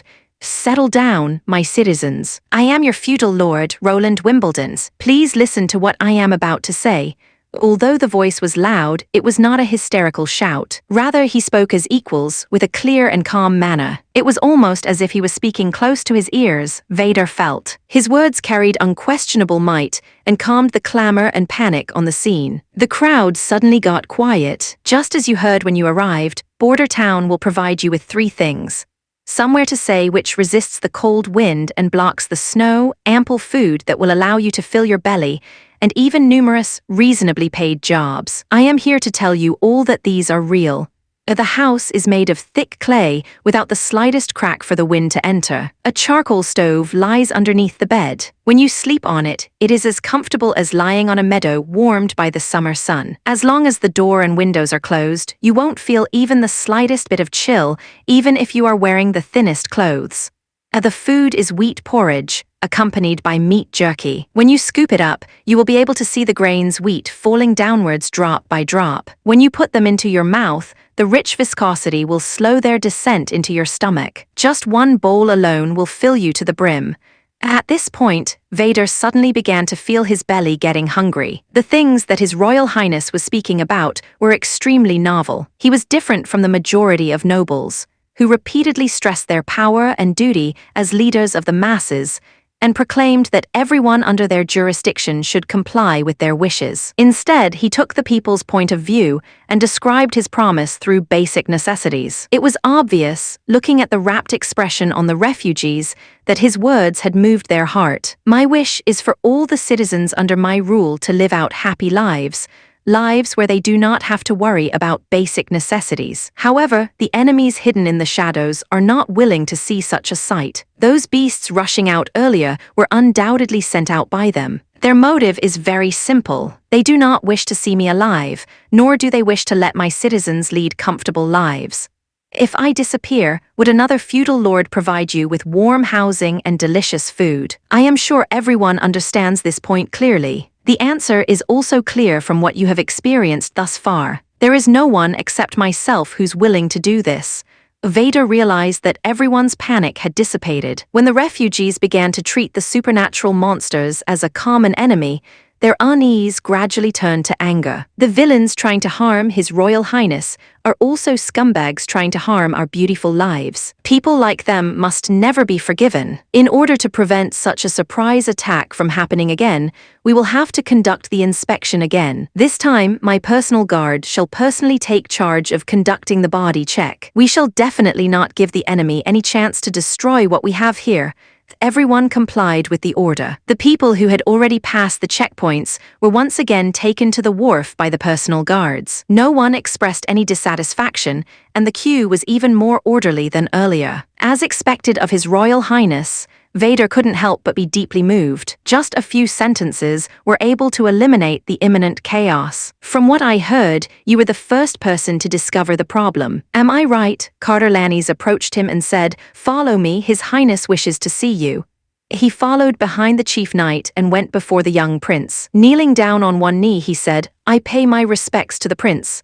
"Tell me, how did you notice something fishy about him back then?" the prince asked. Vader went over his observations once more. "An acute sense of perception. Are you sure you were just an ordinary citizen before?" "No, Your Highness. I used to be part of the patrol team in Valencia," he replied candidly. "I worked for roughly 6 years until a large group of pirates raided Valencia. However, in your CV, it wasn't clearly stated that you have any personal strength." The prince said, "I checked with Carter. He said that you're still staying in the temporary settlements. In other words, you concealed your experience when City Hall was initially trying to keep track of people entering Border Town, when there wasn't any need for you to do so." Why, even though he didn't know what a CV was, it didn't affect his ability to answer this question. He hesitated for a moment and explained about Qasim to the prince. "I would not have made it to Border Town alive if it hadn't been for the convict. For that reason, it's impossible for me to leave him alone in the Western District. And thus you were willing to become a member of the patrol team. Are you thinking of giving him some extra benefits when you're out on patrol in the future?"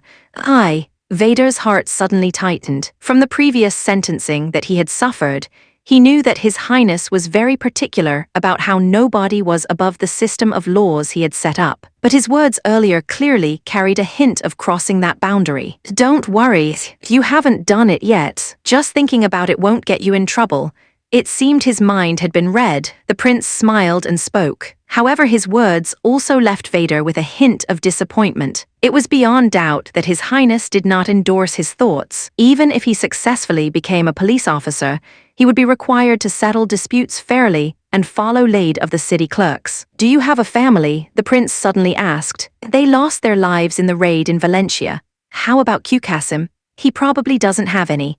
Even though he was unsure why His Royal Highness was asking that, Vader still truthfully replied, if he had any, the street rats wouldn't have chosen him as a scapegoat.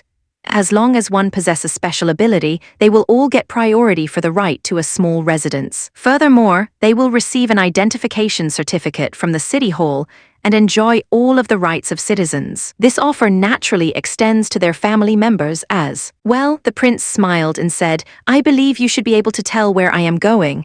Vader was startled and was uncontrollably surprised. He said, do you agree to let me have Qasim? Bring the old man along to the city hall for registration. They will arrange everything for you. He endured the emotions stirring within him, got on his knees once again and said, thank you for your benevolence, Your Highness. You still mustn't let your guard down, though. You have to maintain vigilance as you have today. The prince nodded his head and said, even if the two of you officially became relatives, you will still have to stay in the temporary settlements for the time being if you're unable to pass the coming tests. Understood. The matter that had weighed down his heart had finally been answered, and Vader began to feel a great tension leaving his entire body. Just when he was ready to leave, he suddenly recalled the written test he had taken. Hesitating for a moment, he couldn't suppress his urge and asked, Your Highness, during the first test, there were a lot of questions I did not know answers for, and my answers were all confused. Why did you still pick me? Because there were no correct answers to begin with. The corners of the prince's mouth curled upwards. The answers themselves are different for every individual. What's more, the key point of this test wasn't in the answers. Instead, they were used to assess the candidate's reading and writing abilities. As long as they understand the topic and articulate their ideas, they will pass the test. Chapter 341, Transport Route. Chapter 341, Transport Route. Upon Vader's departure, Carter leaned towards the king and asked, Your Highness, do you have any idea who sent those people here? If we exclude the church, the person who possessed the pills would be Timothy. Garcia already keeps her distance from Grey Castle, and it is highly unlikely she would still care about me. Roland heaved a sigh. Comparing them, it is much more likely to be Timothy. While he is more cautious about sending a large army away from the capital, that does not mean that he would not retaliate against me.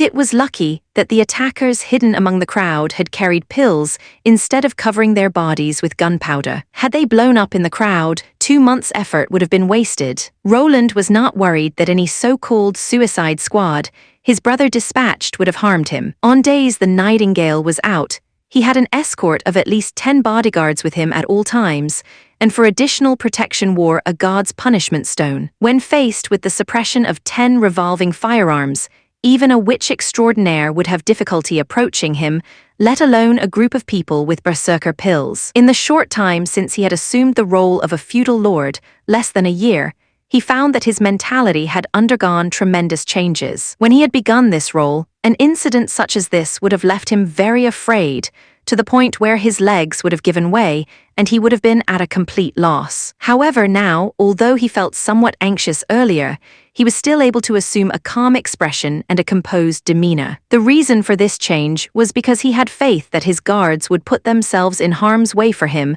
and trusted them to protect him from enemies, regardless of the peril they faced. Furthermore, it was forbidden for him to lose any self-control, as he was the focus of the masses. Contemplating this, it shocked him that he would think so far. Round up the people from the missionary mission and ask them the specifics of the recruitment process. Roland turned towards Barov and said, I need to know where those people boarded the sailboats. Yes, Your Highness. said the City Hall's Prime Minister with a somewhat gloomy expression on his face. He probably hadn't expected his subordinates, whom he was so proud of, to commit such a large blunder. He felt that his dignity had been completely besmirched by this. You shouldn't criticize them too harshly either. You can decide what to do with them after you straighten everything out.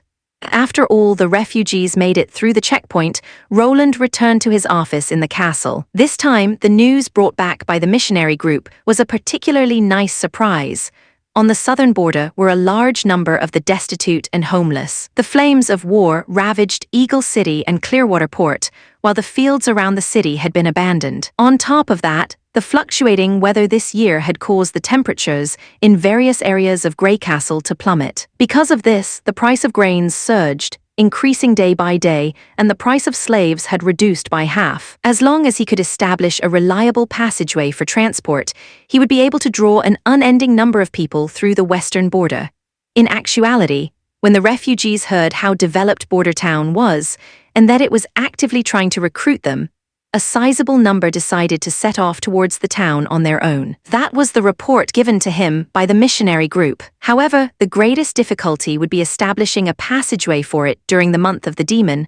All land traffic was halted by the sheer volume of snow, leaving the Redwater River as the only method of transport. The only boat that could travel the river was Little Town, which wouldn't budge without the help of a witch. Just this boat would be vastly incapable of transporting everyone. If he wanted ships sailing the waterway at all times, he would have to invest in the construction of at least 20 sailboats capable of sailing inland. An apt example of the situation he faced would be the difficulties the missionary group had encountered. With all of the gold royals they had brought with them, only a small portion went towards roping in the refugees.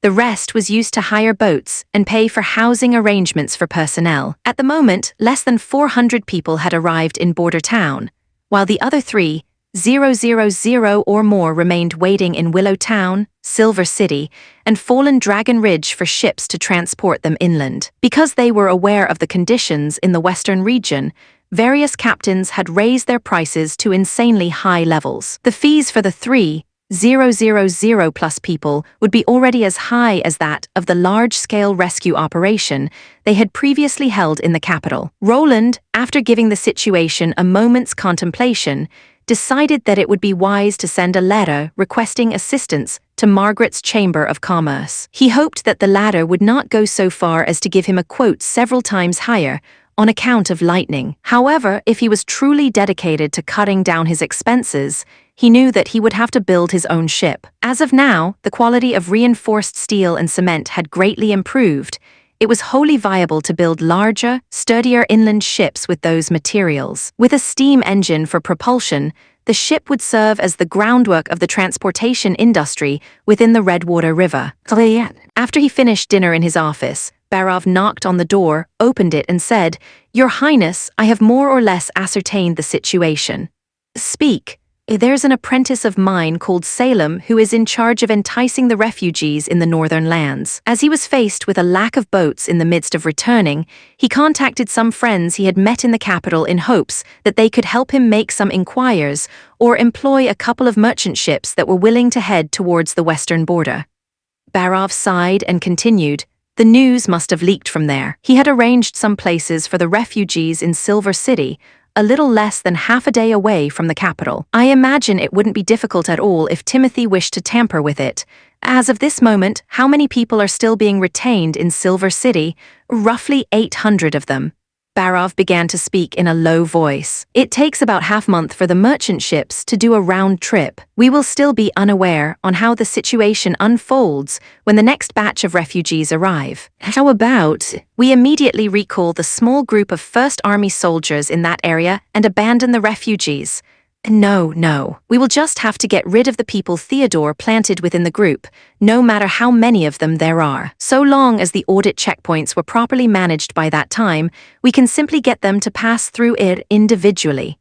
Roland shook his head and continued, "What would we do if the refugees, who we abandoned and left to their own devices, went back to the northern lands and proclaimed their fate to others? If that happened, we would not be able to recruit refugees from the northern islands anymore." Under the interrogation of Sylvie's X-ray vision, as well as Nightingale's lie detection, any spy or assassin would have no way to conceal themselves. Thus, he wasn't that worried about it. As long as they didn't hurt the other refugees, he was fine with it. "Yes, Your Highness." Barov coughed twice before he opened his mouth and asked, "In that case, for Salem's punishment, what do you have in mind?" He hesitated for a moment and said, "As the birth of this incident was a result of his excessive carelessness, I suggest stripping him of his post in the city hall and a fine amounting 2 months his salary. As his mistake wasn't intended, and didn't cause too much damage either, I believe it'd be excessive if we sent him into the northern mines."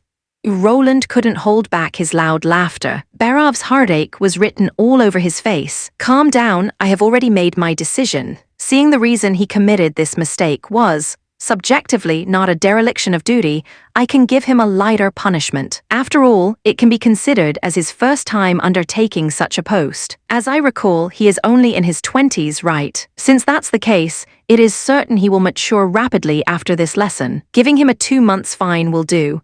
Understood. Barov immediately bowed and said, "Everything shall be handled as you said." While shaking his head, the prince smiled. Although Barov had started in an unbelievable harsh manner, when it came time to truly punish Salem, he displayed an obvious reluctance. After all, Salem had always been by his side when he was in the capital, and was also from the first batch of disciples who had come to Border Town. "You may leave." Roland stretched his back after dealing with this matter. Taking a few sheets of white paper from his drawers, he planned to sketch out the plans of the steam engine-powered cement boat when Leaves suddenly ran into his room. "Your Highness," she excitedly said, "the Hawkeye is back." "Really?" Roland slowly got up to his feet. Following behind her, they quickly reached the back garden, only to see a massive hot air balloon slowly descending to the ground. The shadow cast by its air sac caused the sunlight in the courtyard to darken somewhat. The moment the basket touched the ground, Anna jumped out. With both hands outstretched, Roland began to walk towards her while the former mirrored him while wearing a light smile. "I have returned." Chapter 342, Countermeasures. Chapter 342, Countermeasures. "Don't forget about me." Lighting rushed over. "I want one too," Nana exclaimed. "Goo," Maggie called out soon after. Roland simply stood in place, letting each member of the witch union hug him in turn. When Tilly saw, she couldn't help laugh. "You really have a harmonious relationship with them. You want to hug your big brother too?" "No thanks," she said, smiling as she shook her head. "I can still clearly remember that time you lifted me up and then dropped me on the ground." Roland only shrugged his shoulders to express his innocence, then shifted his gaze over to the woman Ashes was holding. She had a head of ocean blue hair, looked fairly young, with a figure similar to Anna's. Her eyes were tightly shut, and her slender eyebrows were slightly upturned. She had fair skin, and the teardrop mole at the corner of her eye appeared particularly eye-catching. Based on external appearances, she didn't look like someone who had been imprisoned in the basement of a stone tower at all. Instead, she gave off a bit of a Sleeping Beauty vibe. However, her physical appearance led to Roland paying more attention to her outfit in this age. Clothing with such a diverse and intricate design was scarcely seen. Because there was such a small assortment of dyes, the violet color of the robe itself was extremely rare. With the addition of those interlacing white stripes and talisman prints, it resembled one of those gorgeous gowns that could only be seen in movies. This was definitely a piece of Orange One equipment. "Is she still alive?" "Yeah," Nightingale replied, "but the magic in her body has been depleted. It seems similar to Anna's condition back when she reached adulthood. But unlike Anna, the recovery speed of her magic is unusually slow. At this rate, she might need 3 to 4 days before she returns to normal." "In that case, we'll let her sleep properly," Roland nodded. "I will tidy up a room on the 3rd floor of the castle for her to rest. The others should return to the hall first." He paused. "I want to hear the tales of your travels." After listening to Tilly and Nightingale's accounts, Roland couldn't help but feel nervous for them. Although Sylvie provided a full picture, going deep underground in pursuit of a huge demonic beast they had never seen before was a very dangerous affair. If it were him, he may have still been hesitant. He never expected that Tilly would be so decisive. She picked out suitable members for the task in a short amount of time, and even led the team herself. Her appointment as the leader of so many witches wasn't just due to her identity as a princess. At the time, did you think that this earth-drilling worm had something to do with the devils? I don't know, but it's not impossible, Tilly replied leisurely. A witch from the Cooperation Association once encountered devils who were riding some kind of hybrid demonic beast in the wild. The beast's fleshy wings were cut off and they heeded the devil's orders, sort of like tamed livestock. And behind the snowy mountains, you can also see creatures that are capable of flight. Those look completely different to devils. Perhaps they are another kind of demonic beast. So isn't it possible to surmise that devils and demonic beasts have a subordinate relationship, just like that of humans and hounds? They may have some method of making these monsters obey their orders and compel them to complete a few fairly problematic tasks. I feel like it really does seem like it. Roland nodded, but his mind was clouded in incomprehensible uncertainty throughout her explanation. Demonic beasts would only take the initiative to attack human dwellings during the months of demons, but that did not mean they only lived during the months of demons. The moss and weeds growing on the carapaces of the sieging beasts were proof that these creatures had survived for tens of years. Assuming that the reason those devils were unable to rapidly occupy the entire wilderness and completely expel humans from the continent was due to being confined within the red mist, then they are free to constantly send demonic beasts to harass the four great kingdoms instead of waiting until winter to take action again. Furthermore, it was hard to forget the intelligence of that wolf-lion demonic beast hybrid that once fought Iron Axe during the months of demons in the first year. It differed from the clever animals that followed their instincts. It was able to learn, analyze, and choose the best target and course of action. This already at a level that the vast majority of living creatures could never hope to reach. If long-lived demonic beast hybrids could possess such intellect, it would be impossible for them to be tamed by another race. But compared to the subterranean demonic beasts, I think that the enemy Miss Nightingale encountered outside the stone tower is more concerning. Tilly sighed. It was able to conceal itself in broad daylight and moved so silently. It's practically impossible to defend against. It's a pity we know too little about demonic beasts. I have no idea how to handle such a terrifying enemy. If Nightingale had not witnessed it with her own eyes, I would not believe that such demonic beasts really exist. Roland shrugged as he spoke, but it seems they have never appeared at the western border. Otherwise, if just a few of them came every winter, Longsong's stronghold would have long turned to ruins.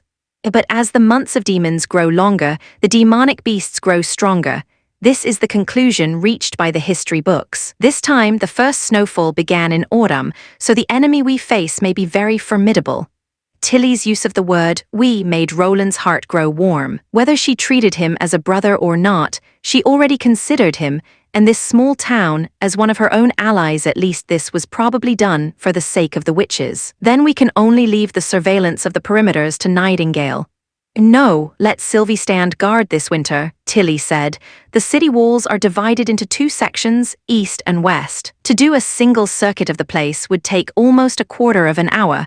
Miss Nightingale's workload would be too great. Sylvie only needs to stay inside the castle, and she would be able to observe the entire region of the city walls. She would also be able to inform the other witches immediately upon discovering a demonic beast. That's fine too. Roland nodded. That witch scroll hesitated for a moment. I still have the same opinion as before. As long as her identity has yet to be confirmed, she could very well be an enemy. I know, which is why I will have her wear a god's stone of retaliation for the time being. He exhaled a breath of air. Hopefully this won't cause her to misunderstand us. Roland entered the bedroom of the unconscious witch. Anna was the only one left inside the room, looking after her alone. How is she? Anna shook her head. Still no response. Is that so? Roland walked over to the bedside, the woman lying still under the blankets. Although her eyes remained tightly shut, the wrinkles between her brows seemed to have reduced. Nana and Lily had already used their abilities on her, so the only thing they could do now was to wait quietly. She was frozen for so long, yet not a single trace of that remains. It's really incredible, he lamented. It's similar to how I don't fear any flames, Anna chuckled. Her ability definitely plays a part. I heard that you were the one who opened the ice coffin. Roland pat her on the head. "You're amazing, Anna. I can't take all the credit," Anna said earnestly. This witch made use of her ability in a very ingenious way. She first used cold ice at an extremely low temperature to completely stop all circulation in her body, then used ice crystals that were close to room temperature to fully seal the cold ice inside to prevent it from thawing. She has surely reached a very high level of control over her abilities. Ice that approached room temperature. This phrase sounded very contradicting, but Roland understood that the abilities of summon-type witches were unique manifestations of magic, similar to the black flames that were capable of casually taking up different forms and temperatures. Anna paused for a moment before continuing. "I had only just cut through the outer layer of ice crystals when the whole ice coffin immediately fell apart, like it was an opening she deliberately left behind. So I think she had been anticipating this day for a while now.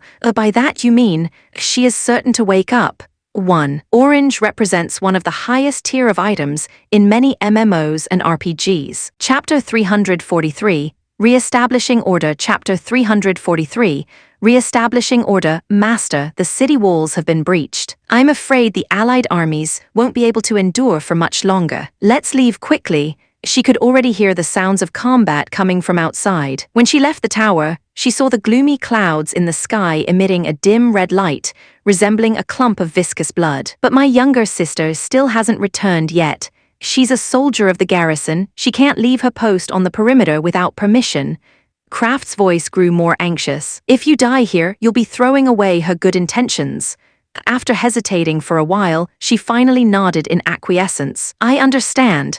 The streets were filled with people fleeing while the guards maintained order within this impending doom. Amidst the stream of people, she was forced to follow everyone towards the south gate. Kraft closely followed beside her the whole time, and even used his sturdy body to protect her from being crushed by the frantic crowd. It was a crushing defeat. "Is this where we fall?" She cast her gaze towards the Tower of Babel behind them. It was the highest point in the city, as well as the core of the Federation. Flying devils had carried mad demons over to attack the top of the tower. Lightning would occasionally flash, striking the devils down. Nevertheless, everything was to no avail. There were simply too many enemies. After several hundred years of construction and development, this city had become the most flourishing of fertile lands, the Holy City. But today, it seemed like it would soon fall to ruin, and the efforts of several generations of people would inevitably be lost, like children spending a whole afternoon building a sandcastle, only for it to be instantly reduced to sand once again in the wake of chaos and disorder.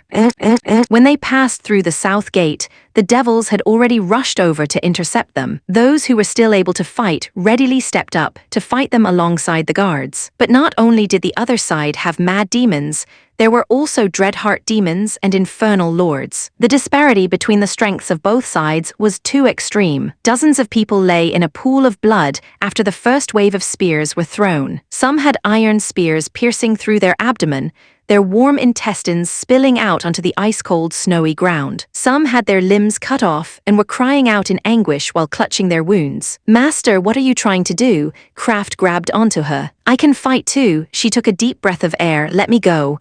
"No, your importance far outstrips them. You can't let go."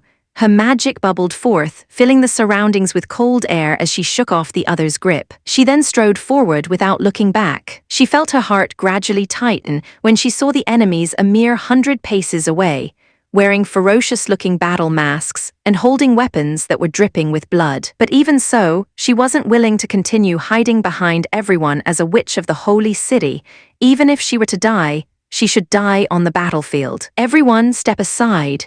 At this moment, a clear command resounded from one side of the battlefield as a person fell from the sky, just like a god descending. With her back to everyone, she raised the longsword in her hand up high. Her long auburn hair resembled a flame, igniting hope in everyone in a flash. A holy warrior of the Federation, she is. A witch extraordinaire. Amidst the voices of astonishment, the edge of her sword started glowing with a brilliant radiance, quickly transforming the sword into a dazzling gold like the dawning sun, each ray of brilliance shining over the earth. Even the dark red clouds that dominated the skies did not dare obstruct the light, reflecting countless golden tassels below the layer of clouds. As the rays of light ascended towards the summit, she leaped forward and brandished her longsword against the devils that came to attack. The silence was deafening. At that moment, time seemed to have stopped as a bright incandescence engulfed the world, and the figures of the enemy mirrored the final hints of darkness at daybreak. Whether it were the mad demons or the infernal lords, they all crumbled before this ray of light. When she opened her eyes once again, the snowy ground before her eyes had already turned into scorched earth, and the approaching enemies seemed to never have existed. The other devils witnessing this scene all retreated in conjunction as more holy warriors arrived, joining the battlefield to pursue those fleeing enemies and breaking the encirclement. "You guys go quickly." The sword-wielding witch seemed to have exhausted all of her strength as she kneeled down on the ground with one knee and gasped for breath. "Take advantage of the moment and quickly leave this place." "Oh, but, milady, where can we go?" someone in the crowd asked. "Right, where can we go?" she thought bitterly. Even their final stronghold, the holy city, had fallen to the assault of the devils, with tens of thousands of lives lost and no more tricks up their sleeve. They could no longer recover from this losing battle. "Do not give up, we still have hope," the red-haired witch said resolutely. "We'll head over the mountain and across the river to the desolate lands. But there are only a few backward village peasants there. We can always re-establish the order. Let's go. As long as we can survive, there will surely come a day where we triumph." "Master, why didn't you go with them?" She had separated from the crowd with a group of people and rushed towards the west. Apart from Kraft and her family bodyguards, the majority of the others did not possess any fighting strength. They were all her retainers and servants from the tower. "I left some important documents and magic stones inside the experimental lab in the concealing forest. Since we need to re-establish order, these things are essential to the witches. I want to bring them over to the other side of the mountains. If the devils have caught up to us, hammer, stone, you go obstruct them," Kraft commanded. "Yes," she gritted her teeth, proceeding forward with her head lowered. These mortals would only be able to slow down the devils. They were simply unable to defeat these adversaries. Once they went, they would have no further chance to live. However, she had no choice but to abandon them as she needed to reach her destination as soon as possible. For some reason, overlapping black and white spots appeared in the sky, and then her vision blurred. Kraft panted as he followed behind her. Even someone as robust as him would feel very weary after trudging through snowy ground for 3 days. She glanced behind her. The procession of 30 or so people had now dwindled to a mere 6 people. Some people had fled en route, and some seriously injured people had taken the initiative to break away from the group. If the devils were to chase up to them again, "Rest assured, master, you still have me." Kraft appeared to have seen through her thoughts as he comforted her. "I will stall them as best I can." "Why?" He was a little stunned. "Why are you so persistent until the end? If you escaped now, maybe you would be able to survive." She asked in bewilderment. "We are witches and have always been aloof and distant, while you are just an ordinary person. Under normal circumstances, you wouldn't be thinking of accompanying me to death. But you have never mistreated us. Although I don't have any magic, I still have principles. Protecting you is my duty." As an uproar sounded behind them, everyone understood that their final moments had arrived. "Master, go quickly. You mustn't look back." The black and white spots were increasing.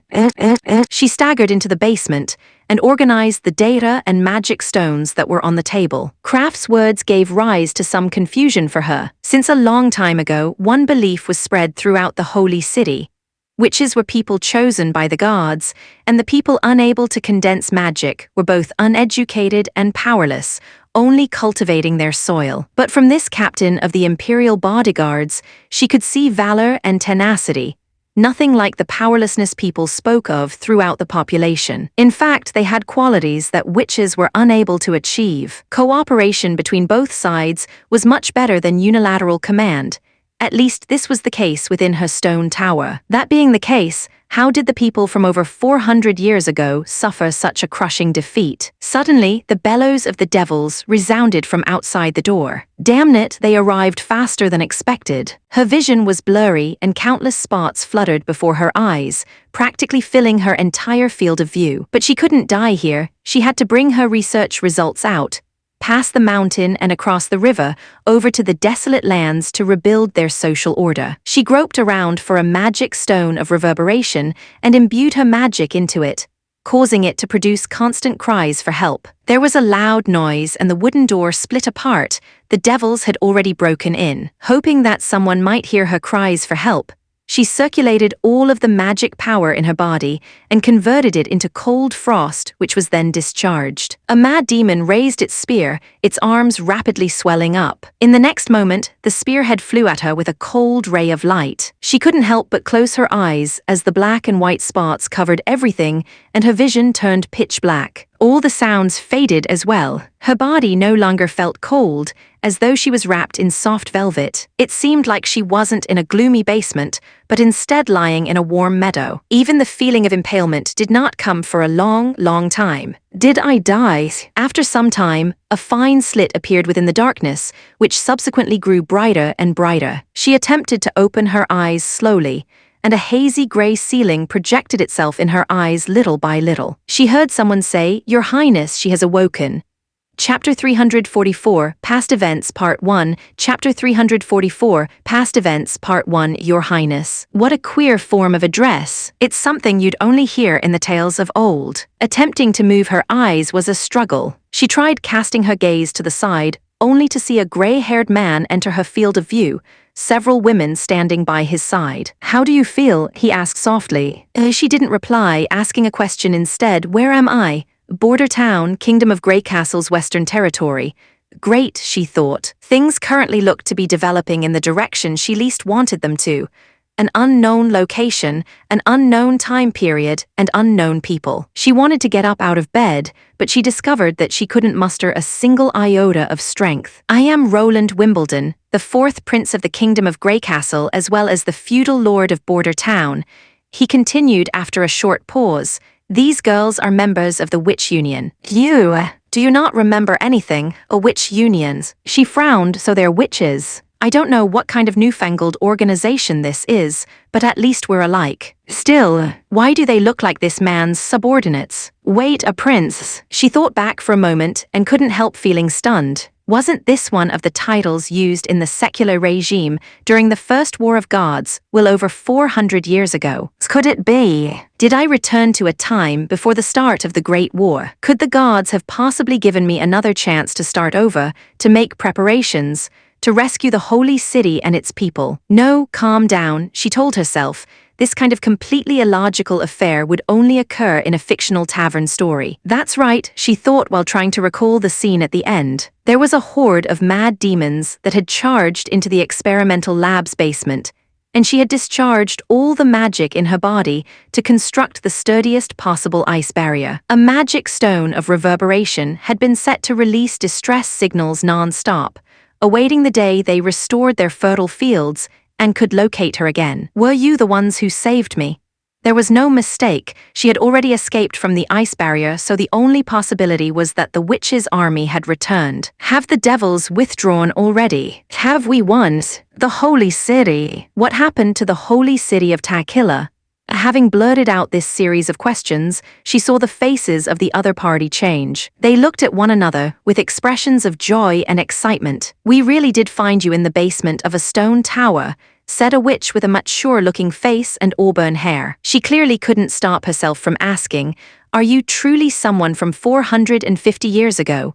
That person reminded her of the miraculous holy warrior who had fought against impossible odds. That woman's hair had also been like this, like a flame igniting everyone's spirit. She was more willing to answer the witch's question than the one the gray-haired man asked. She did not usually care much for social hierarchies, but she nevertheless found being interrogated by someone beneath her somewhat offensive. Had it been her petty master in her place, this man would most likely be severely punished. "My name is Agatha, a witch of the Takila Exploration Society."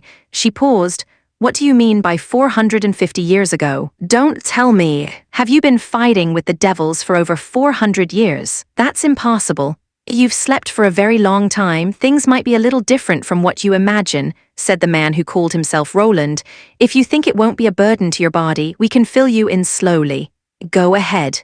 Agatha closed her eyes and took a deep breath. This prince behaved very rudely, but she did not have the energy to argue about such matters. As the other party began to detail the history relating to Grey Castle and the development of the 4 great kingdoms of the continent, she felt shivers creep down her spine. She soon discovered a few familiar features in his tale, the concealing forest and the impassable mountain range, for example. But when she compared these points with her memories, the conclusion was absolutely shocking. If those places corresponded to the ones in her memories, then those so-called 4 great kingdoms were part of the desolate lands of the past.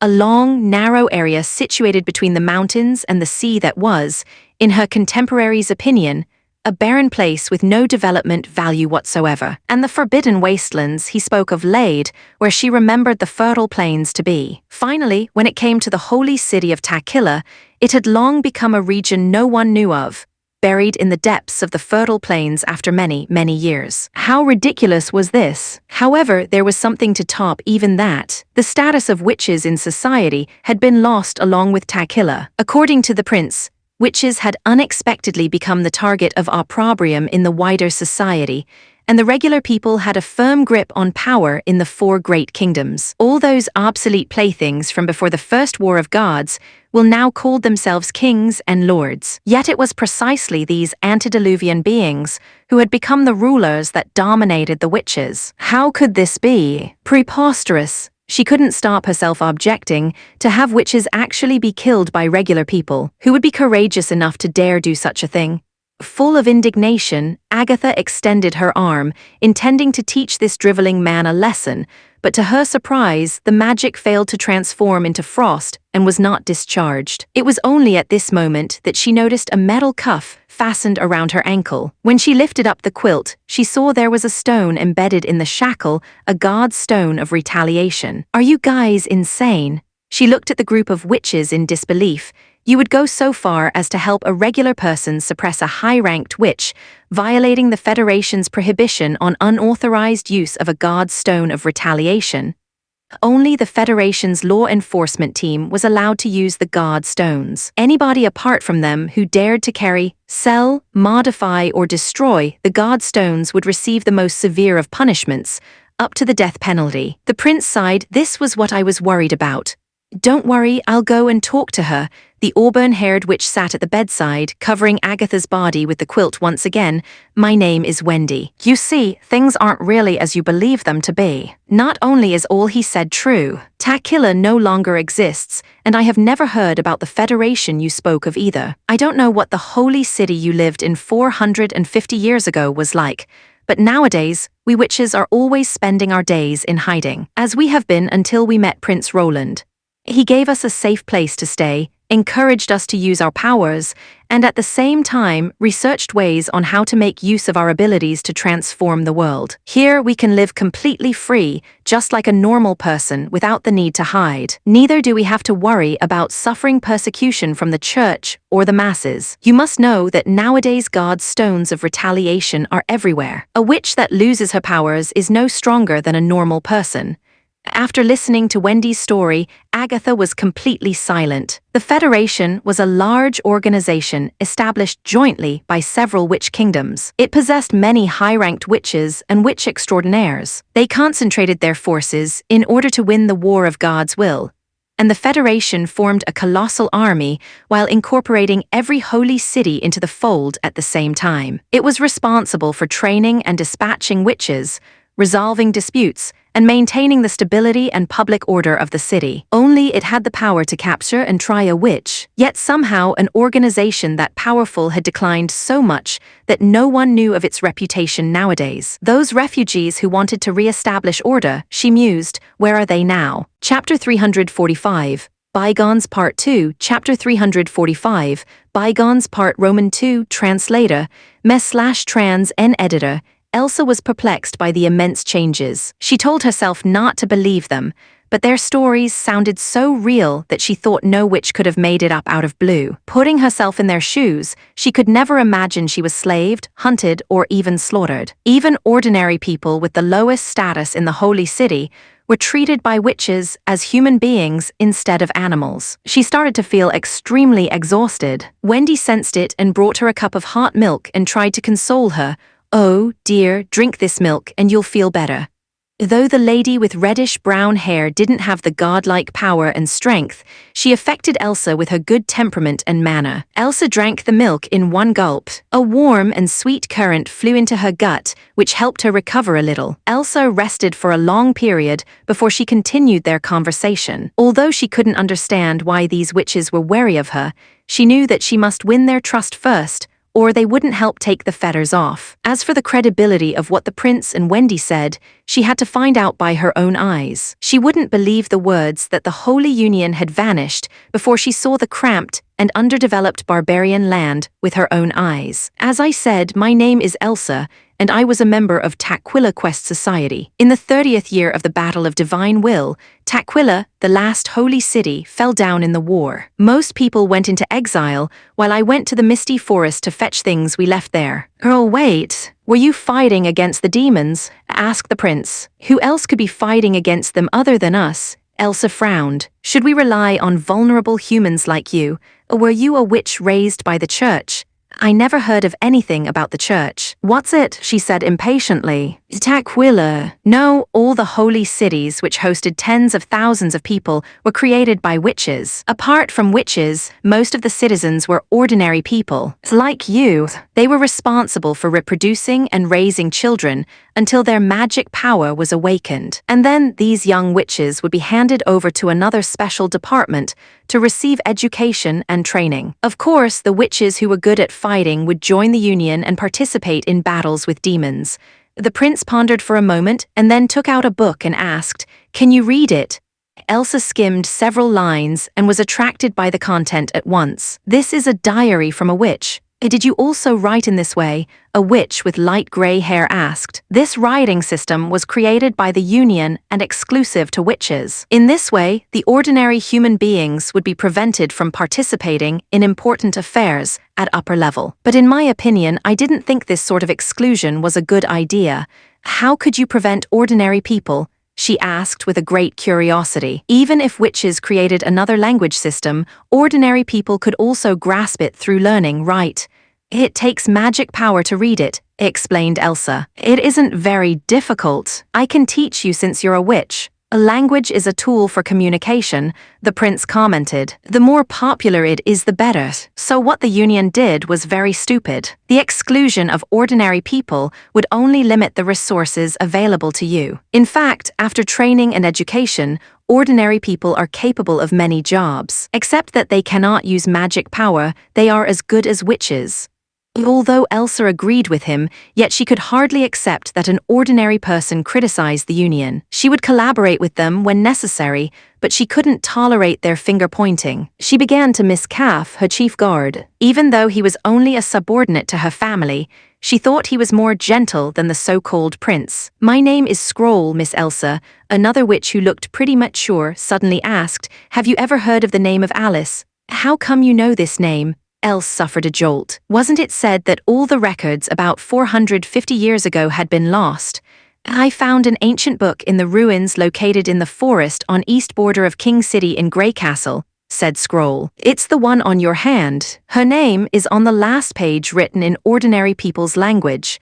Elsa quickly turned to the last page. After reading the illegible diary, she deeply sighed and fell into silence. A female statue started emerging in Elsa's mind. The lady raised her long sword, with light radiating from her body, shining and dazzling all the people's eyes. But finally her figure was fading away, step by step, little by little. In the end, it totally dissolved in the darkness. After a long while, she said slowly, "Right, Alice was the queen of the Meteor City as well as one of the 3 chiefs in the Union.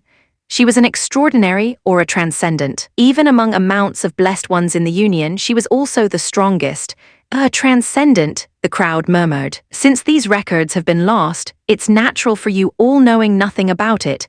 Elsa said in a serious voice. The abilities of withs will be enhanced continuously since they awoke and become stable since the day of adulthood. But it isn't the ceiling of their ability growth. Some lucky dogs can step forward and get unbelievable achievements. We often call it the high awakenings. In fact, there's no limit for their awakenings or growth rate, but obvious changes could be observed on the performance of their magic power. Is this ability evolution? The prince touched the back of his head and muttered. In total, 4 witches have evolved in the witch union. 4? Elsa was almost choked by that. She asked surprisingly, how many witches are there in your witch union exactly? The prince counted with the help of fingers and said, more than 10. Stop talking nonsense. Elsa obviously seemed to be enraged by his rash words. Do you mean 4 out of 10 have undergone the high awakening? You have no idea what evolution means for witches. It's totally different from the consolidation or derivative skills on the day of adulthood. Only the luckiest ones can be promoted, which takes both perspiration and inspiration.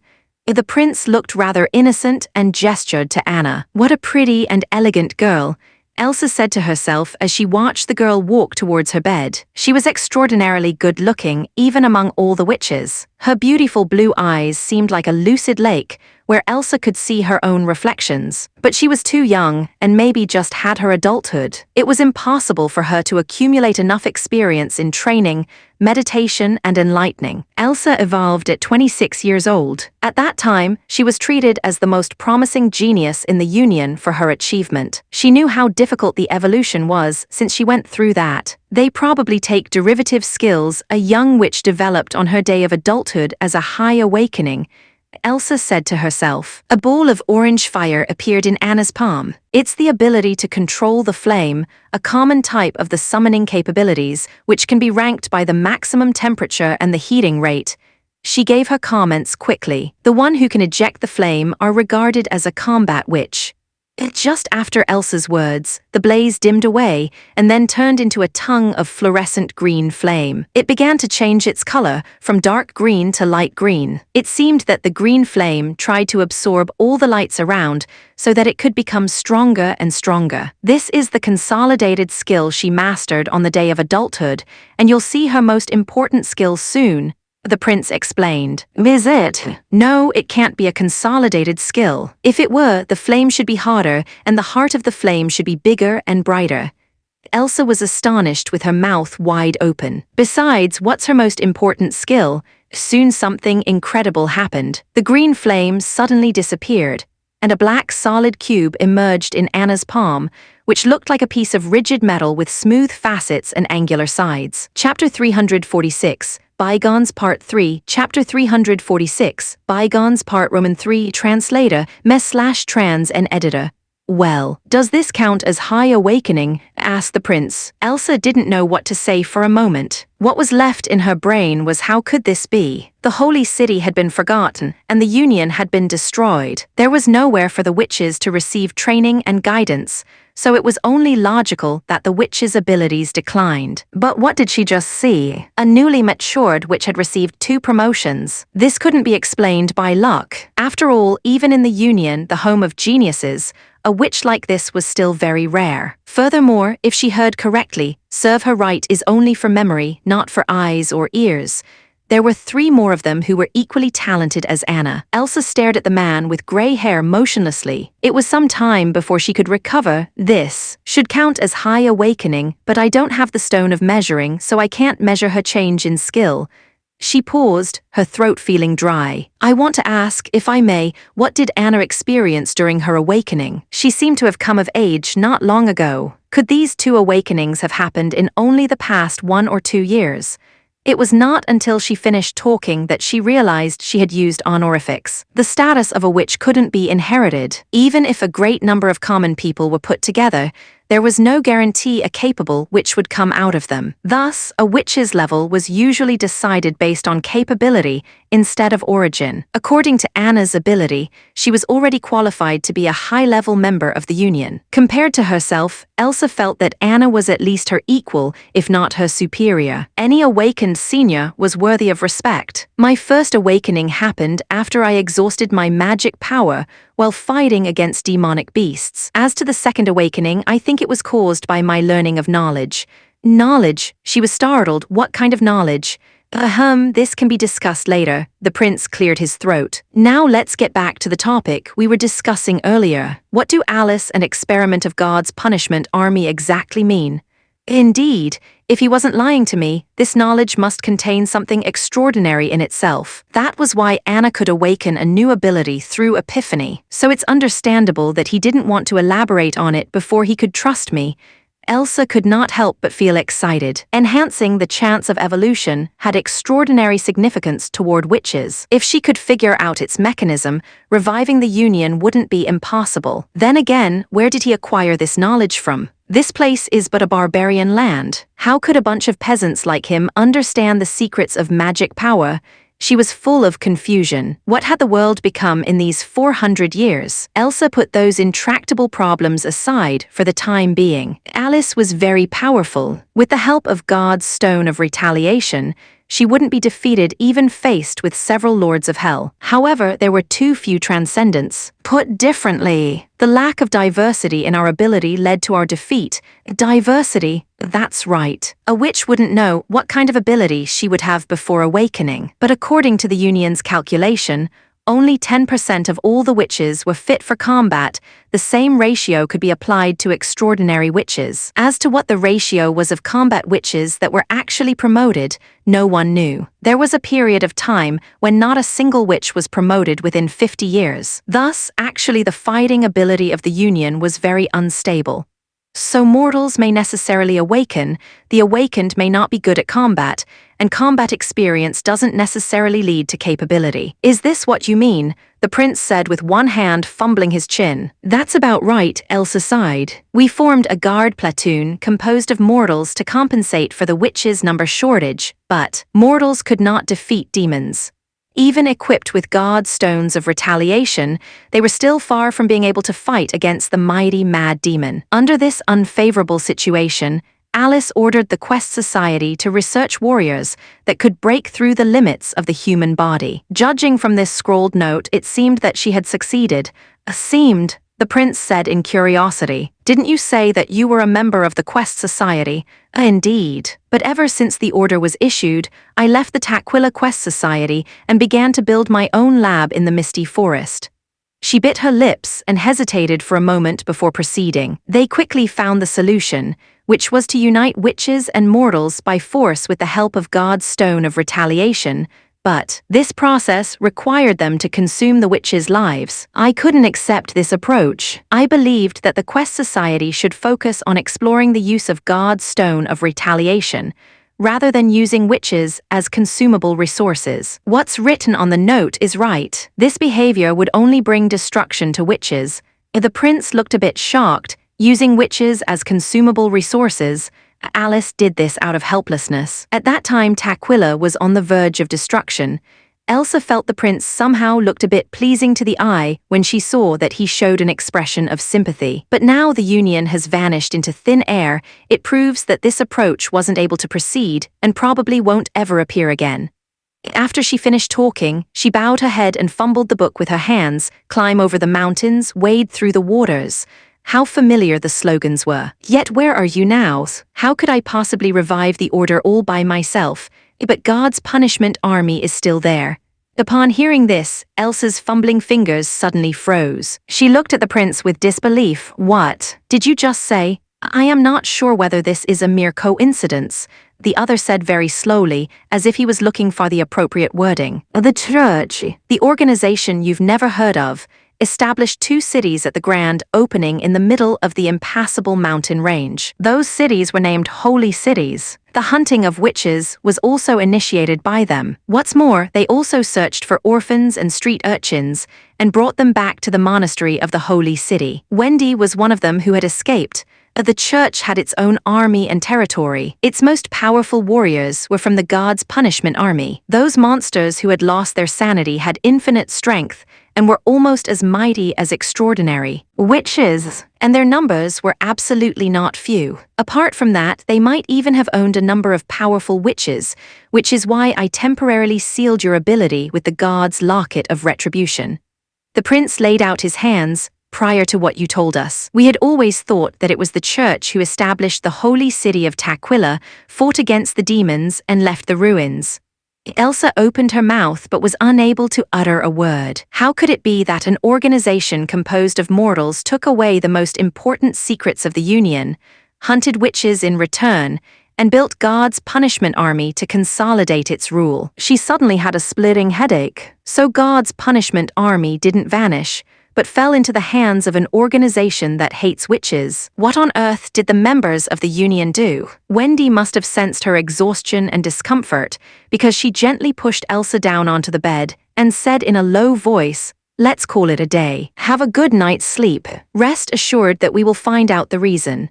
Then, she felt something loosened from her ankle. The god's locket of retribution was taken off by Anna. The crowd left the room one by one, and the gray-haired prince was the last. As the door being closed behind him, Elsa heard some calm, steady words. Chapter 347, Confusions. Chapter 347, Confusions. Translator.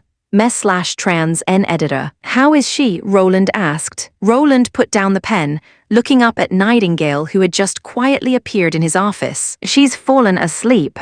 Before that, she had a bowl of oatmeal. It seems that she had a good appetite. Nightingale went to the table and sat back in her old place. Now it's Silvio's turn to guard her. Well, that's not bad. Do you believe what she said? Nightingale asked. With the god stone of retaliation being removed, you can easily judge if she is lying when you question her tomorrow, but Roland paused for a moment. I think most of what she said is true. Why do you think so? She asked curiously. Have you noticed that as a person from 400 years ago, she's using the same diction and language as us? The prince said with his hands propping up his chin. Theoretically, such a situation would be almost impossible for two territories separated by the impassable mountain range, unless these two territories were of the same origin and had frequent contact. But she called the Four Kingdoms the barbarian land.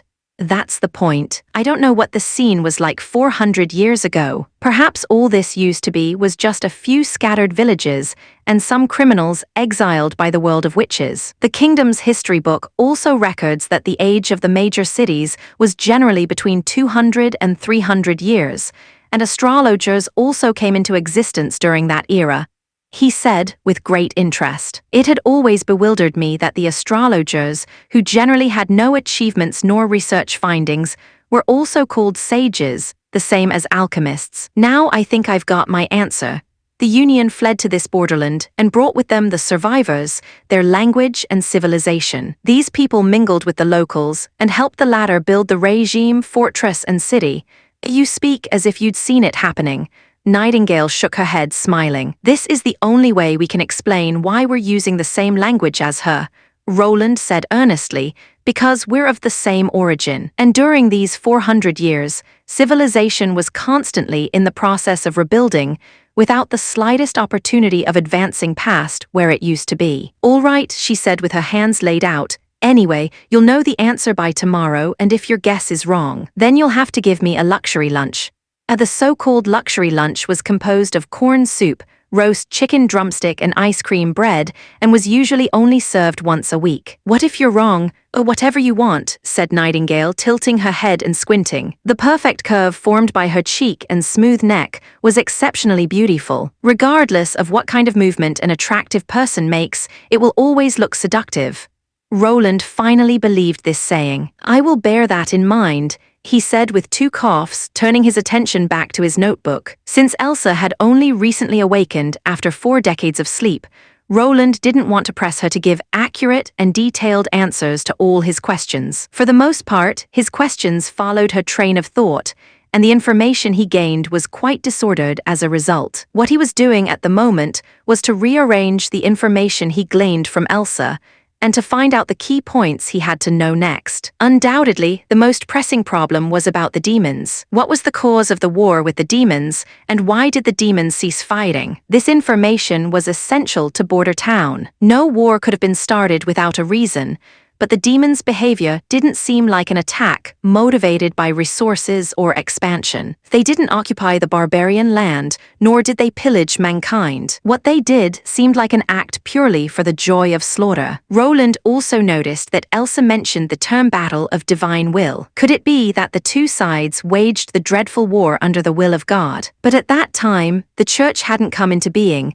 so there wasn't the one and only God that the church declared. Without this explained, his mind remained unsettled. Meanwhile, he needed to figure out the basic necessities of life in the Holy City's civilization as soon as possible, or in other words, assess its degree of economic and civil development. He needed this information to measure the level of this civilization and deduce the demon's capabilities. As for the Union, Roland wasn't too concerned about it. Its witches were scarce, and their abilities were unstable. This organization's capability for organized combat wouldn't be very high. Historical experience had repeatedly stressed that before the formation of a generation gap, a comprehensive war was all about attrition. A few sophisticated weapons wouldn't reverse the overall disadvantage. The second question was about the magic stone. Considering what Tilly said, the magical nature of such stones could greatly compensate for the witches' unstable ability, enabling the witches to exert powers that didn't belong to them. In this way, even auxiliary witches could be sent to war. However, in Roland's point of view, that was like putting the cart before the horse. He'd rather turn all the combat witches into auxiliary witches and put them all to work in production roles. Oddly enough, the Union, which had large numbers of witches, didn't make use of magic stones to fight against the demons. Instead, it chose to produce God's punishment army, which in Roland's view was beyond comprehension. Maybe the magic stone had some unknown shortcomings, or its production was extremely difficult. Fortunately, Elsa was a member of the Quest Society, an organization similar to the current alchemy workshop, which gathered a group of highly talented witches specializing in the research of magic stones and magic power. Roland faintly felt that there must be a wealth of potential information to be exploited. The last question was about the church. He drew a circle on this column. Obviously, he couldn't count on getting details from Elsa about the organization's foundation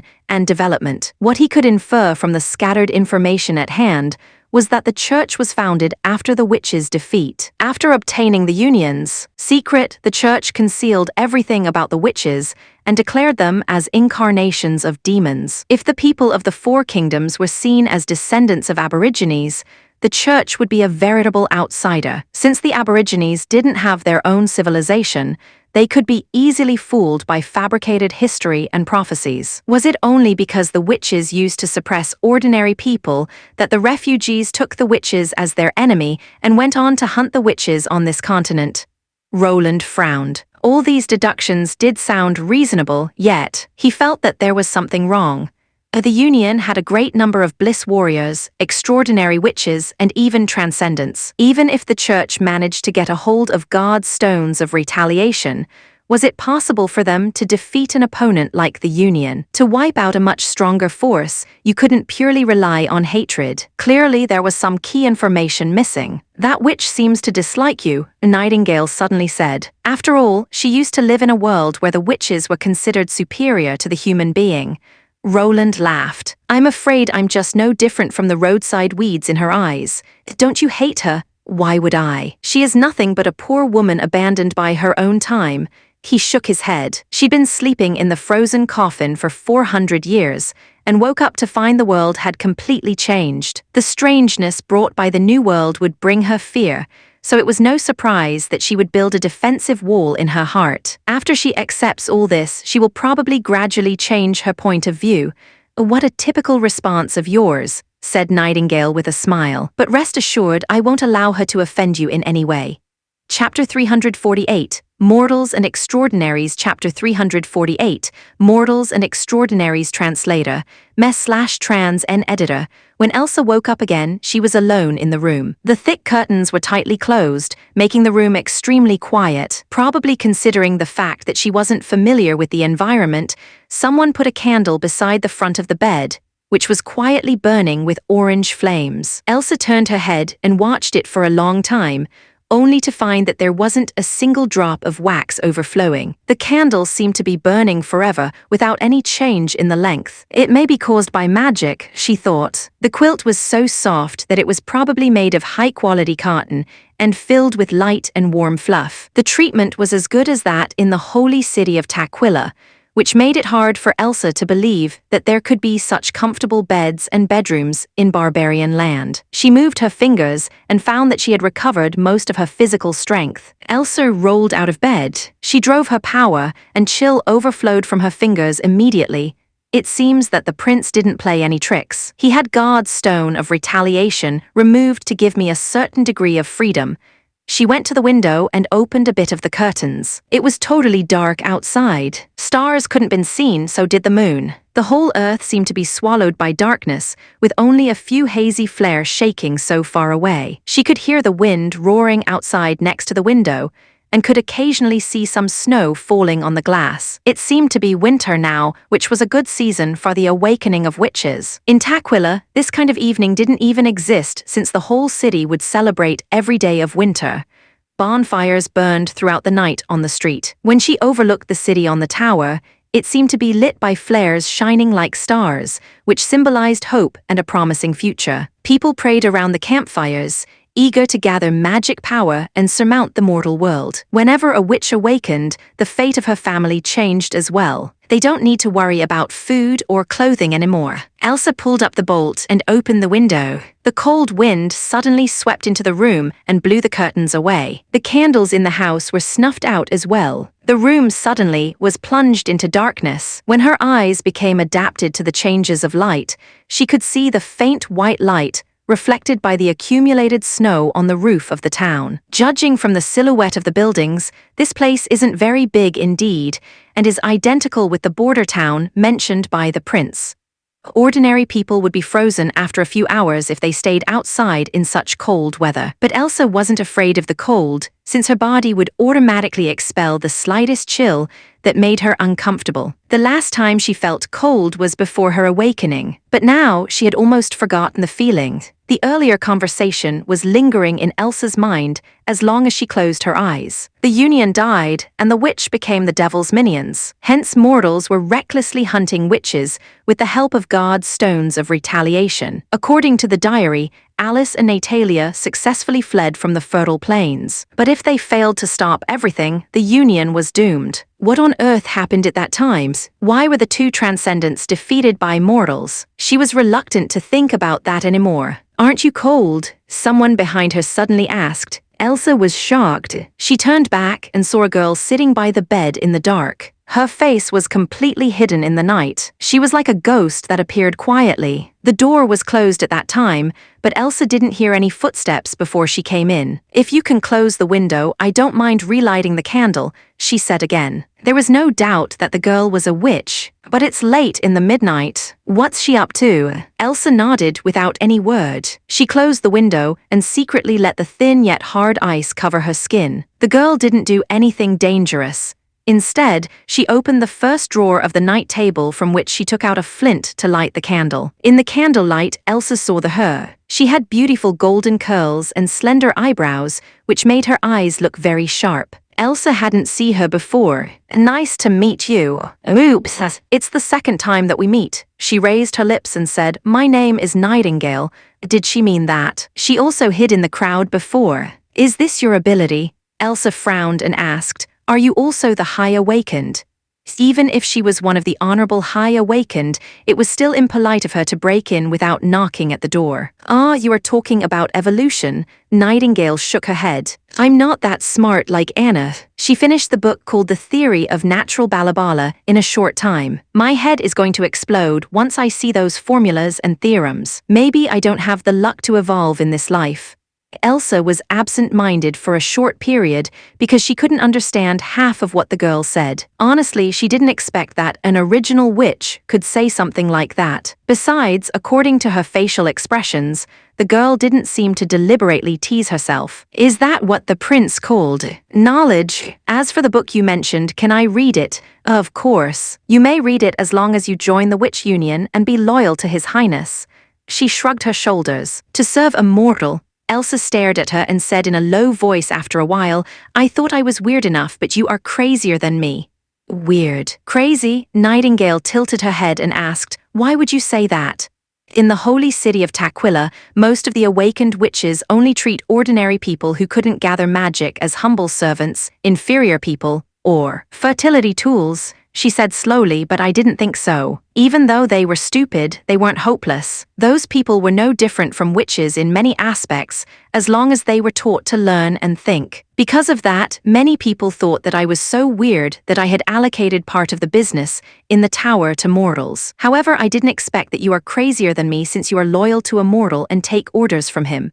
His Highness Roland didn't consider us as servants. Nightingale twitched her mouth and said, "I don't know what kind of strange idea you have on the word of loyalty, but the fact is that he took in the witches oppressed by the church, gave us new power, and let us live together with his subjects in Western region. We are united to fight against the church and demonic beasts, as well as against the demons in the future, but this model was proved to be a failure." Elsa couldn't help raising her voice. 400 years ago. For you, it might be 800 or 900 years ago. The world was ruled by both mortals and witches. At that time, human beings lived almost throughout the entire Dawn region. However, when demons attacked, we suffered such a big defeat that we only managed to keep the fertile plains.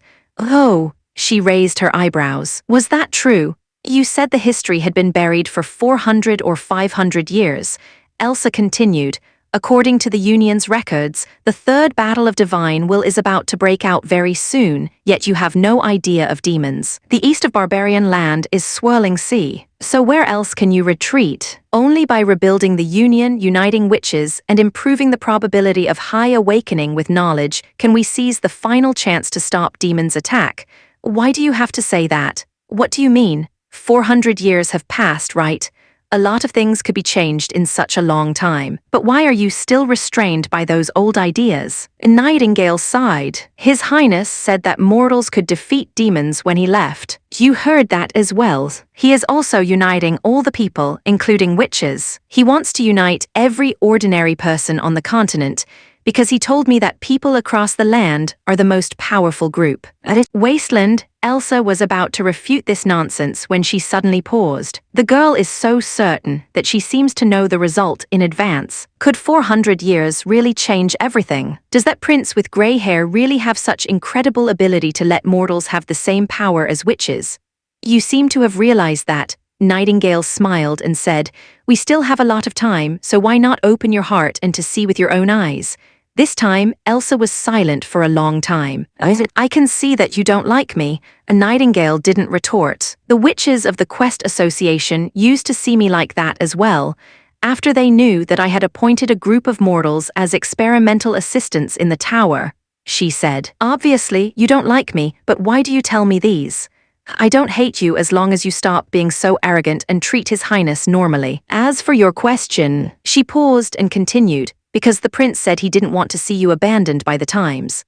Chapter 349, Passing on Part I. Chapter 349, Passing on Part I. Translator, Mess/Trans and Editor. Standing on the top floor of the Tower of Babel, Maine peered through the window towards the snow-covered city of Hermes. Since the last attack by a large group of demonic beasts on New Holy City, peace temporarily returned to the icy plains, and the fall of snow weakened. The citizens of Hermes were able to enjoy an unlikely but timely respite. Even though this was supposed to be a time of happiness and celebration, Maine continued to feel nothing but emptiness in his heart. During the attack, in order to kill the terrifyingly large, hybrid demonic beasts, a platoon of warriors from God's punishment army dashed out from the side entrance of the city wall and fought them head-on. In total, 19 warriors were wounded and 2 were killed. As for the 2 beasts, they laid on the ground, growling for a long time after the warriors hacked off their limbs. Eventually, the city wall's guards killed them with spears. Rather than the loss of the warriors,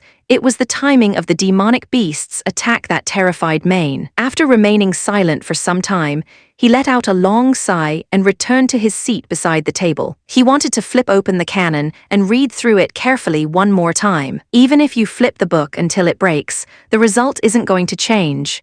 Taefun said as he walked into the circular room holding 2 hot drinks and placed one in front of Maine. His Holiness O'Brien hasn't agreed to meet you. I've sent my request to the pivotal secret area 3 times already, but there's still no reply. Maine said anxiously, and I have no idea what His Holiness is up to at such an important time. Don't worry, Taefun interjected. As you've said yourself, the canon was written by the first pope, and hence there are bound to be mistakes. After more than 400 years, who can guarantee that everything in the book is accurate? But this time it's different. The archbishop shook his head. If the time is miscalculated, it'll be a serious catastrophe for us. We're investing a lot of strength and energy in unifying the kingdom to gather all the power of the mainland against the demons. But if the time is shortened by half, we have no way to build up God's punishment army sufficiently after the war. Quiet, Lord Maine. The old bishop laughed and slowly sipped on his hot drink. What's done cannot be undone. We can't change the fact that Fang of Hell appeared before us, but there might be 2 reasons for this. What reasons? Drink first and I'll speak, Taefun said, stroking his beard. Maine picked up his cup. It looked like goat milk at first, but when he brought it closer, a spicy smell rushed into his nose. What did you put in it? A colt's foot. Taefun tilted his mouth. Although you aren't able to directly drink Dreamland water, drinking a bit of this will be beneficial for you. It'll help you to release your tensions, soothe your nerves, and sleep easier. With one gulp, Maine emptied the cup and soon felt a fierce burning sensation in his throat. Although the savory taste of the goat milk was supposed to dilute the colt's foot juice, it was still extremely uncomfortable for someone who did not consume such drinks often. He coughed twice, wiped his mouth, and said, "Even a cup of Dreamland water wouldn't make me fall asleep. Can you speak now? One possibility is that the Pope made a mistake in writing. Old men get dizzy spells and moments of amnesia very often, as I know very well." Taefun shrugged. That's unlikely, Maine frowned. This concerns the layout and arrangement of the church, and more importantly, determines the destiny of man. I'm sure he took great care in writing this down. What's the second reason? The second possibility is that there are circumstances we don't know about that have changed everything. The archbishop waited for a moment, and upon realizing that the old bishop had no intention to continue speaking, he questioned, "That's it?" "Well, that's it," Taefun repeated. "Is this a joke?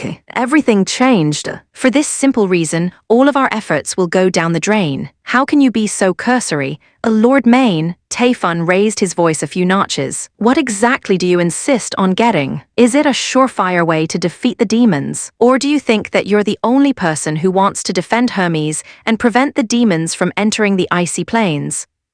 Maine froze. In any battle, everyone wants to win. But so far, we can't even assure victory in every battle against the 4 kingdoms, not to mention the demons from hell. Speaking in a louder voice, he said, "Have you forgotten the Supreme Pontiff's teachings? The consequences of over-insistence and fear aren't too different. What you should do is accept reality and take things step by step till the end. The eventual result isn't for us to control." Fear of the result. Maine's heart palpitated. He's right, I'm indeed afraid. Afraid that after becoming the Pope, I'll be unable to fend off the demons and watch the death of mankind under my charge. I used to be like you. Taefun suddenly lowered his voice, but Heather's death made me understand that the result is often unpredictable. The months of demons came earlier than usual without warning, yet we were still able to capture Wolfheart City before the big snowfall, as planned. But Heather died, and the nature of the war changed. Even so, we still have to carry on. He stood up and let out a long sigh, then patted Maine on the shoulder and walked out of the room. So, whether for 5 or 10 years, you must be unrelenting in your mission, not for the path of certain victory, but to fulfill your duty even if the result turns out to be not what you desired.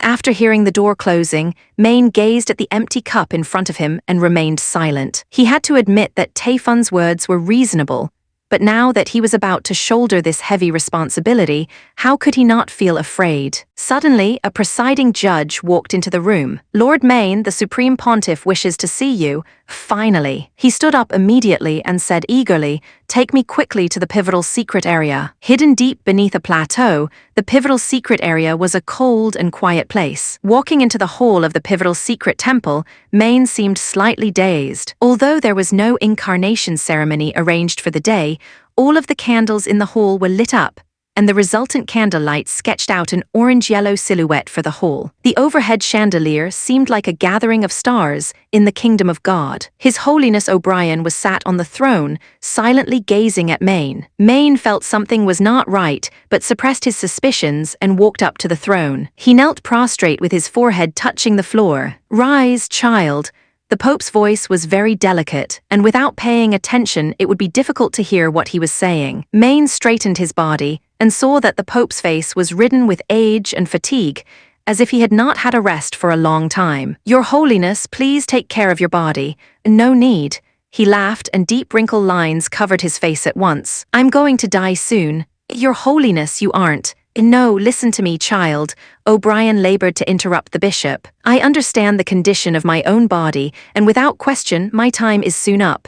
He paused for a moment and took a deep breath. "The purpose of calling you here today is to pass on the Pope's position to you." Chapter 350, Passing on Part Roman 2, Chapter 350, Passing on Part Roman 2, Translator, Mes/trans and editor. Maine froze and stared at the old man in front of him, hoping to see something in his eyes. But he saw nothing other than lifelessness. The Pope's eyes were no longer as penetrating and authoritative as they used to be. Perhaps he still possessed the wisdom passed down from previous popes, as well as the knowledge obtained from the canon, but nothing escaped time. His Holiness wasn't kidding, Maine realized. His journey was reaching its end. Maine's eyes started to blur. He knelt once again, with his forehead touching the floor. This time, His Holiness did not ask him to stand up, but instead waited until he completed the entire action before saying, "Follow me."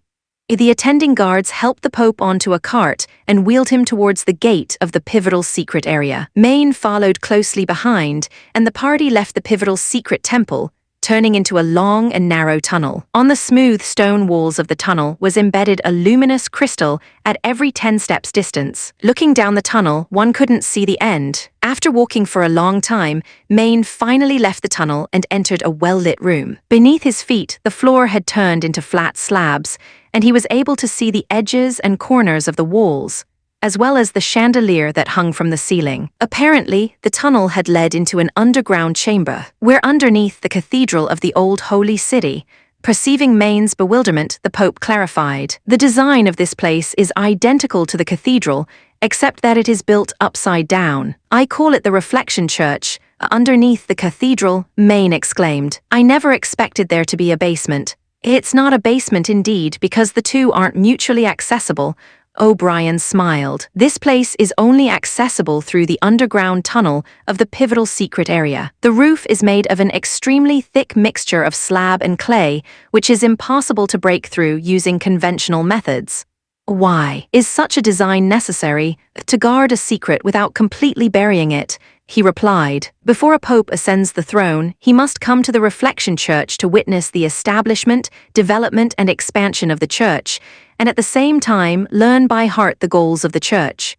To defeat the demons," Maine said solemnly. O'Brien did not nod in agreement, but instead said softly, "No, child." To win the smile of God, the archbishop was briefly at a loss. "What? This time, the Pope did not respond, but instead commanded the guards to continue moving forward. According to the direction of the stairway and the ramp, they were moving upwards. Soon, the party arrived in front of a grand hall. By recognizing the designs in the surroundings that he was familiar with, Maine identified the place as the prayer room of the Reflection Church. The thick wooden door of the room was pushed open with a creaking sound. Although it seemed that the Pope had not visited this hall for a long time, there wasn't a smell of dust. Evidently, someone had been keeping this place clean at all times. "They're only allowed to send me thus far. From here on, you'll have to push me into the room," O'Brien said. "Yes, Your Holiness."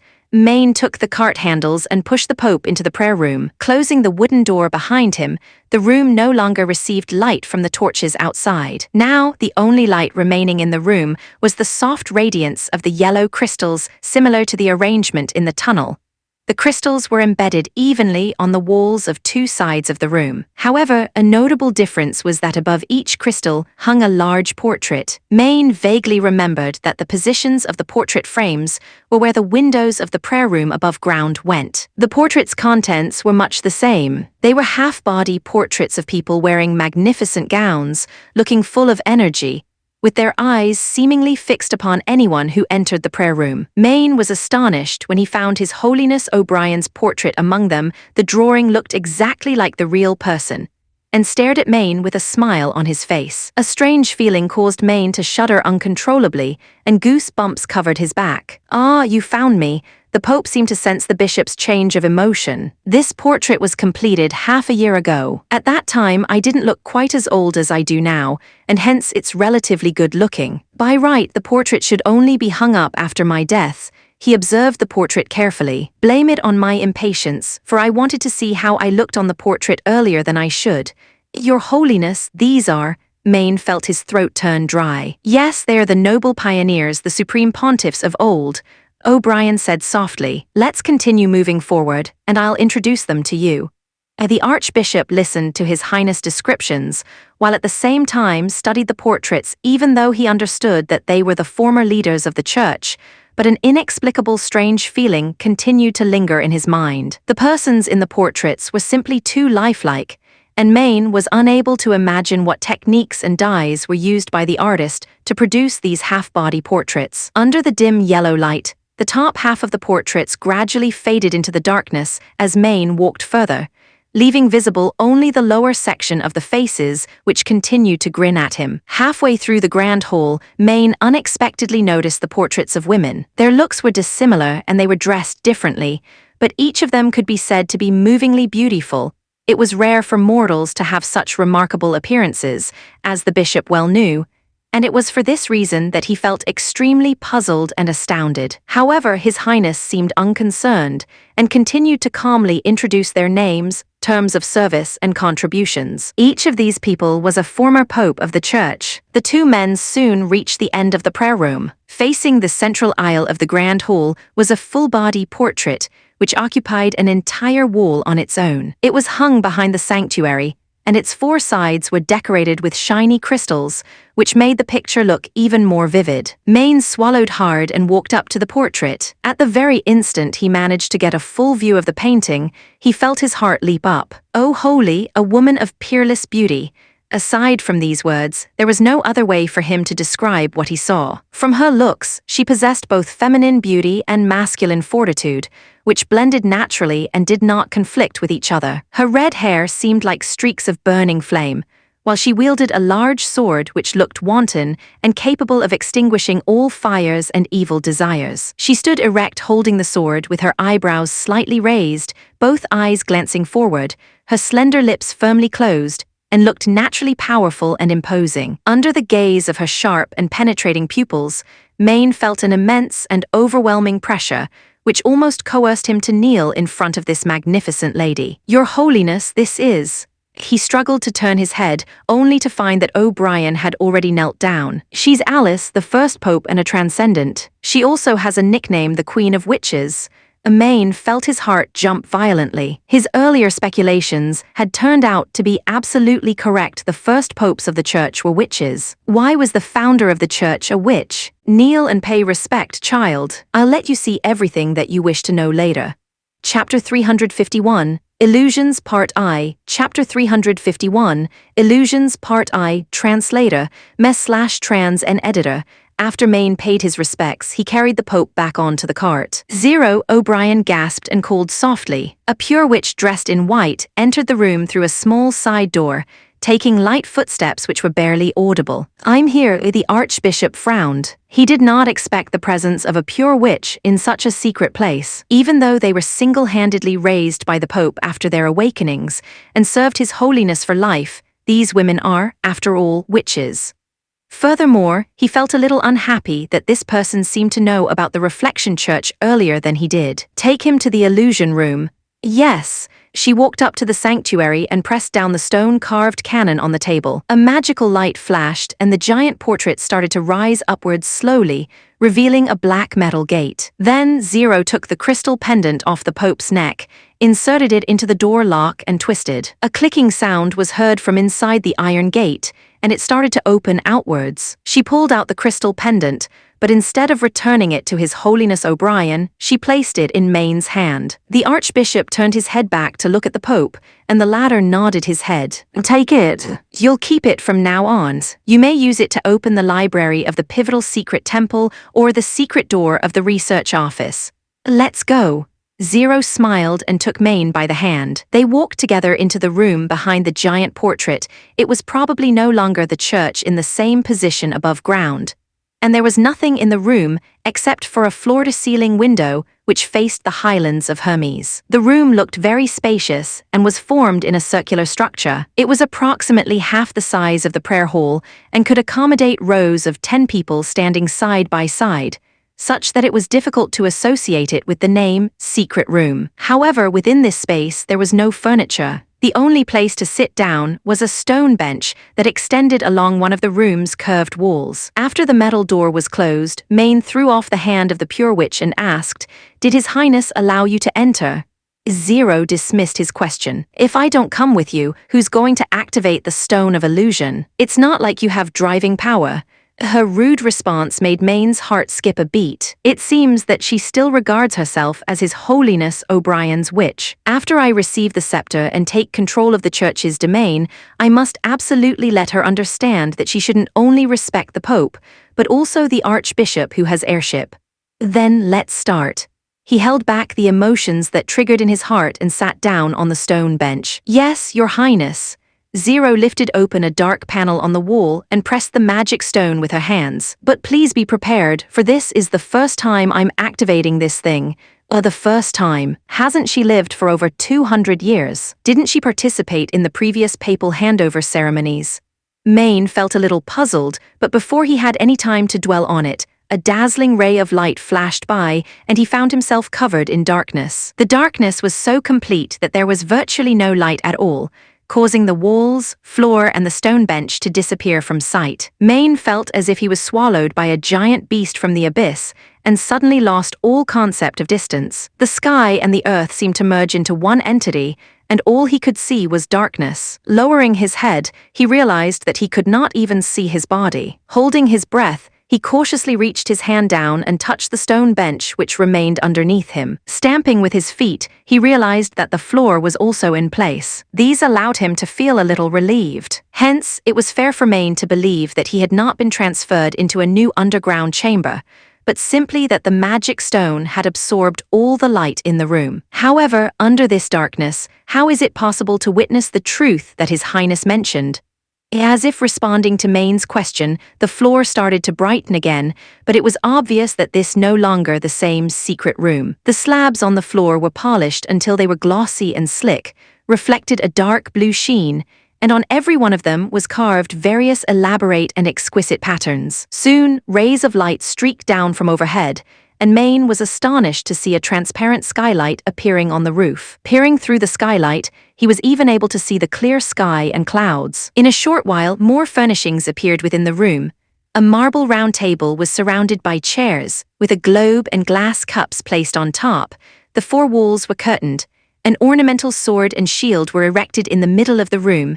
A megacerop's head hung from the top of the doorway. What followed were shadows of people. Main watched in disbelief as lifelike figures of women appeared one by one in the room. Each of them was wearing a magnificent robe, and they sat around the table. Sat facing the gate of the hall was none other than the leader of all, the red-haired queen of witches. Her hands drooped and folded in front of her, with her head raised and her chest out. Her eyes looked directly forward, while the other women's eyes focused on her. To Main, all of these seemed like an extremely realistic painting. Was this what the illusion in Illusion Room represented? Main mused. The illusion before his eyes was perfectly identical to a real scene, such that for a moment, the women seemed to come alive. "Everyone, the experiment of God's punishment army has been successful," said a witch sitting beside Alice. "They're now extremely aggressive, fearless of life and death, and extremely powerful. Even a feeble assistant, which can be transformed into a mighty warrior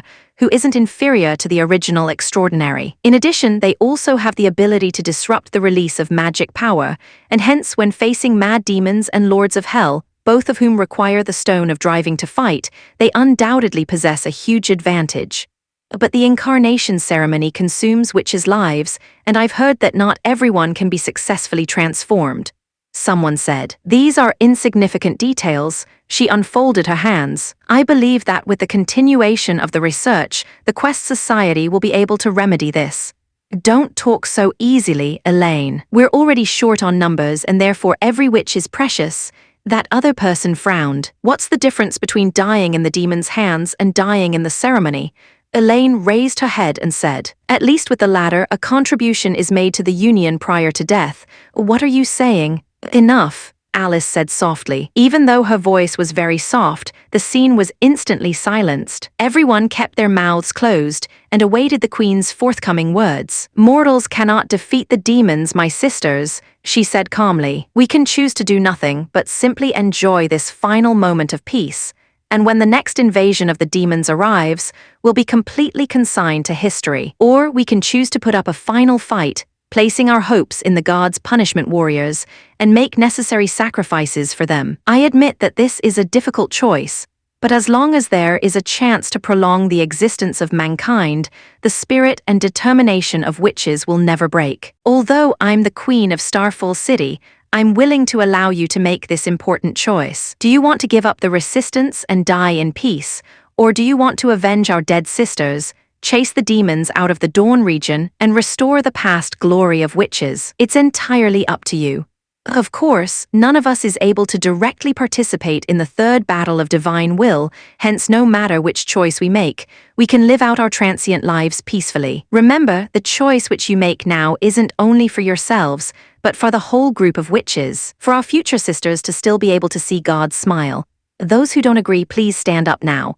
Chapter 352, Illusion Part Roman 2, Chapter 352, Illusion Part Roman 2, Translator, /trans and Editor, Section Chapter 352, Illusion Part Roman 2. So, that's what happened then. Maine could not take his eyes off the illusionary scene, and his heart leapt like never before. The incarnation ceremony of the gods' punishment army turned out to be invented by witches in order to defeat the demons, and they willingly sacrificed their own kind. How many of the witches present would stand up and castigate her for her cruelty? The final result was beyond his expectation. After a few minutes, not a single person stood up. Even the witch who questioned the ceremony did not openly oppose Alice's words, albeit gritting her teeth and smack the table as she thought, how ironic. Having killed so many witches with her own hands, she can still talk about it being for the continuation of witches. Is there anything more ridiculous than this? But she isn't wrong, said an elderly witch. We're after all born of mortals, and thus if mankind was wiped out, witches wouldn't be able to persist either. Conversely, no matter how many witches are sacrificed in the incarnation ceremony, there'll always be new witches to replace them. The more mortals there are, the more witches there'll be. Elaine shrugged her shoulders. Is it certain that the gods' punishment army will defeat the demons? Someone asked. I don't know, said Alice. Before we try, nobody really knows. The defeats in the previous 2 battles of divine will have already shown that the demons are way stronger than us, and the only way for us to restrict their actions is to use the red mist. This implies that even if we create a large number of gods' punishment warriors, it's uncertain that we'll secure the final victory. She paused. But you should be familiar with how I do things. Elaine smiled and said, even if there's only a small chance, we must try our best. I'm willing to follow you wherever. For the continuation of witches, I too don't want to admit defeat. Everyone stood up and saluted the Queen of Witches. The witch who raised questions was the last to stand up, but she declared, hopefully you're right, so it's decided. Alice nodded, seeming unsurprised by the result. What we've to do now is to convince the other members of the union. They won't necessarily listen to you, said the elderly witch. If we're to carry out the incarnation without resistance, the witches cannot continue to act in a superior and privileged position. The union must be disbanded and the past must be completely buried. I'll do my best to convince them, Alice said in a resolute voice. If they aren't able to accept it, Starfall City will carry out this plan alone and a new order will be made. Shortly, the scene disappeared. Darkness consumed everything again. When light in the secret room was restored, Maine realized that his back was soaked in cold sweat, and his head spun terribly. "You look a little tired. Shall I carry you outside?" Zero walked over to him and asked. "No need. Quickly open the door," Maine said, taking huge gasps of breath. After the metal door was opened, Maine stumbled out of the illusion room and then covered his mouth as he rushed over to the sanctuary and knelt in front of O'Brien. After the magic stone was activated, the scene was automatically mapped into your mind, hence feeling discomfort is perfectly normal. The Pope said softly. "The first time I came into contact with these, I had the same reaction as you. You will be fine after a short rest. Why didn't I have any problems?" Zero asked, embracing the Pope's arms. "Because you're a witch, thus your body has long been used to the operation of magic power." O'Brien smiled benignly. "Whether in terms of endurance or resistance, witches are universally far superior to mortals." It took a long time for Maine to calm his breath down. "This is the church's origins,"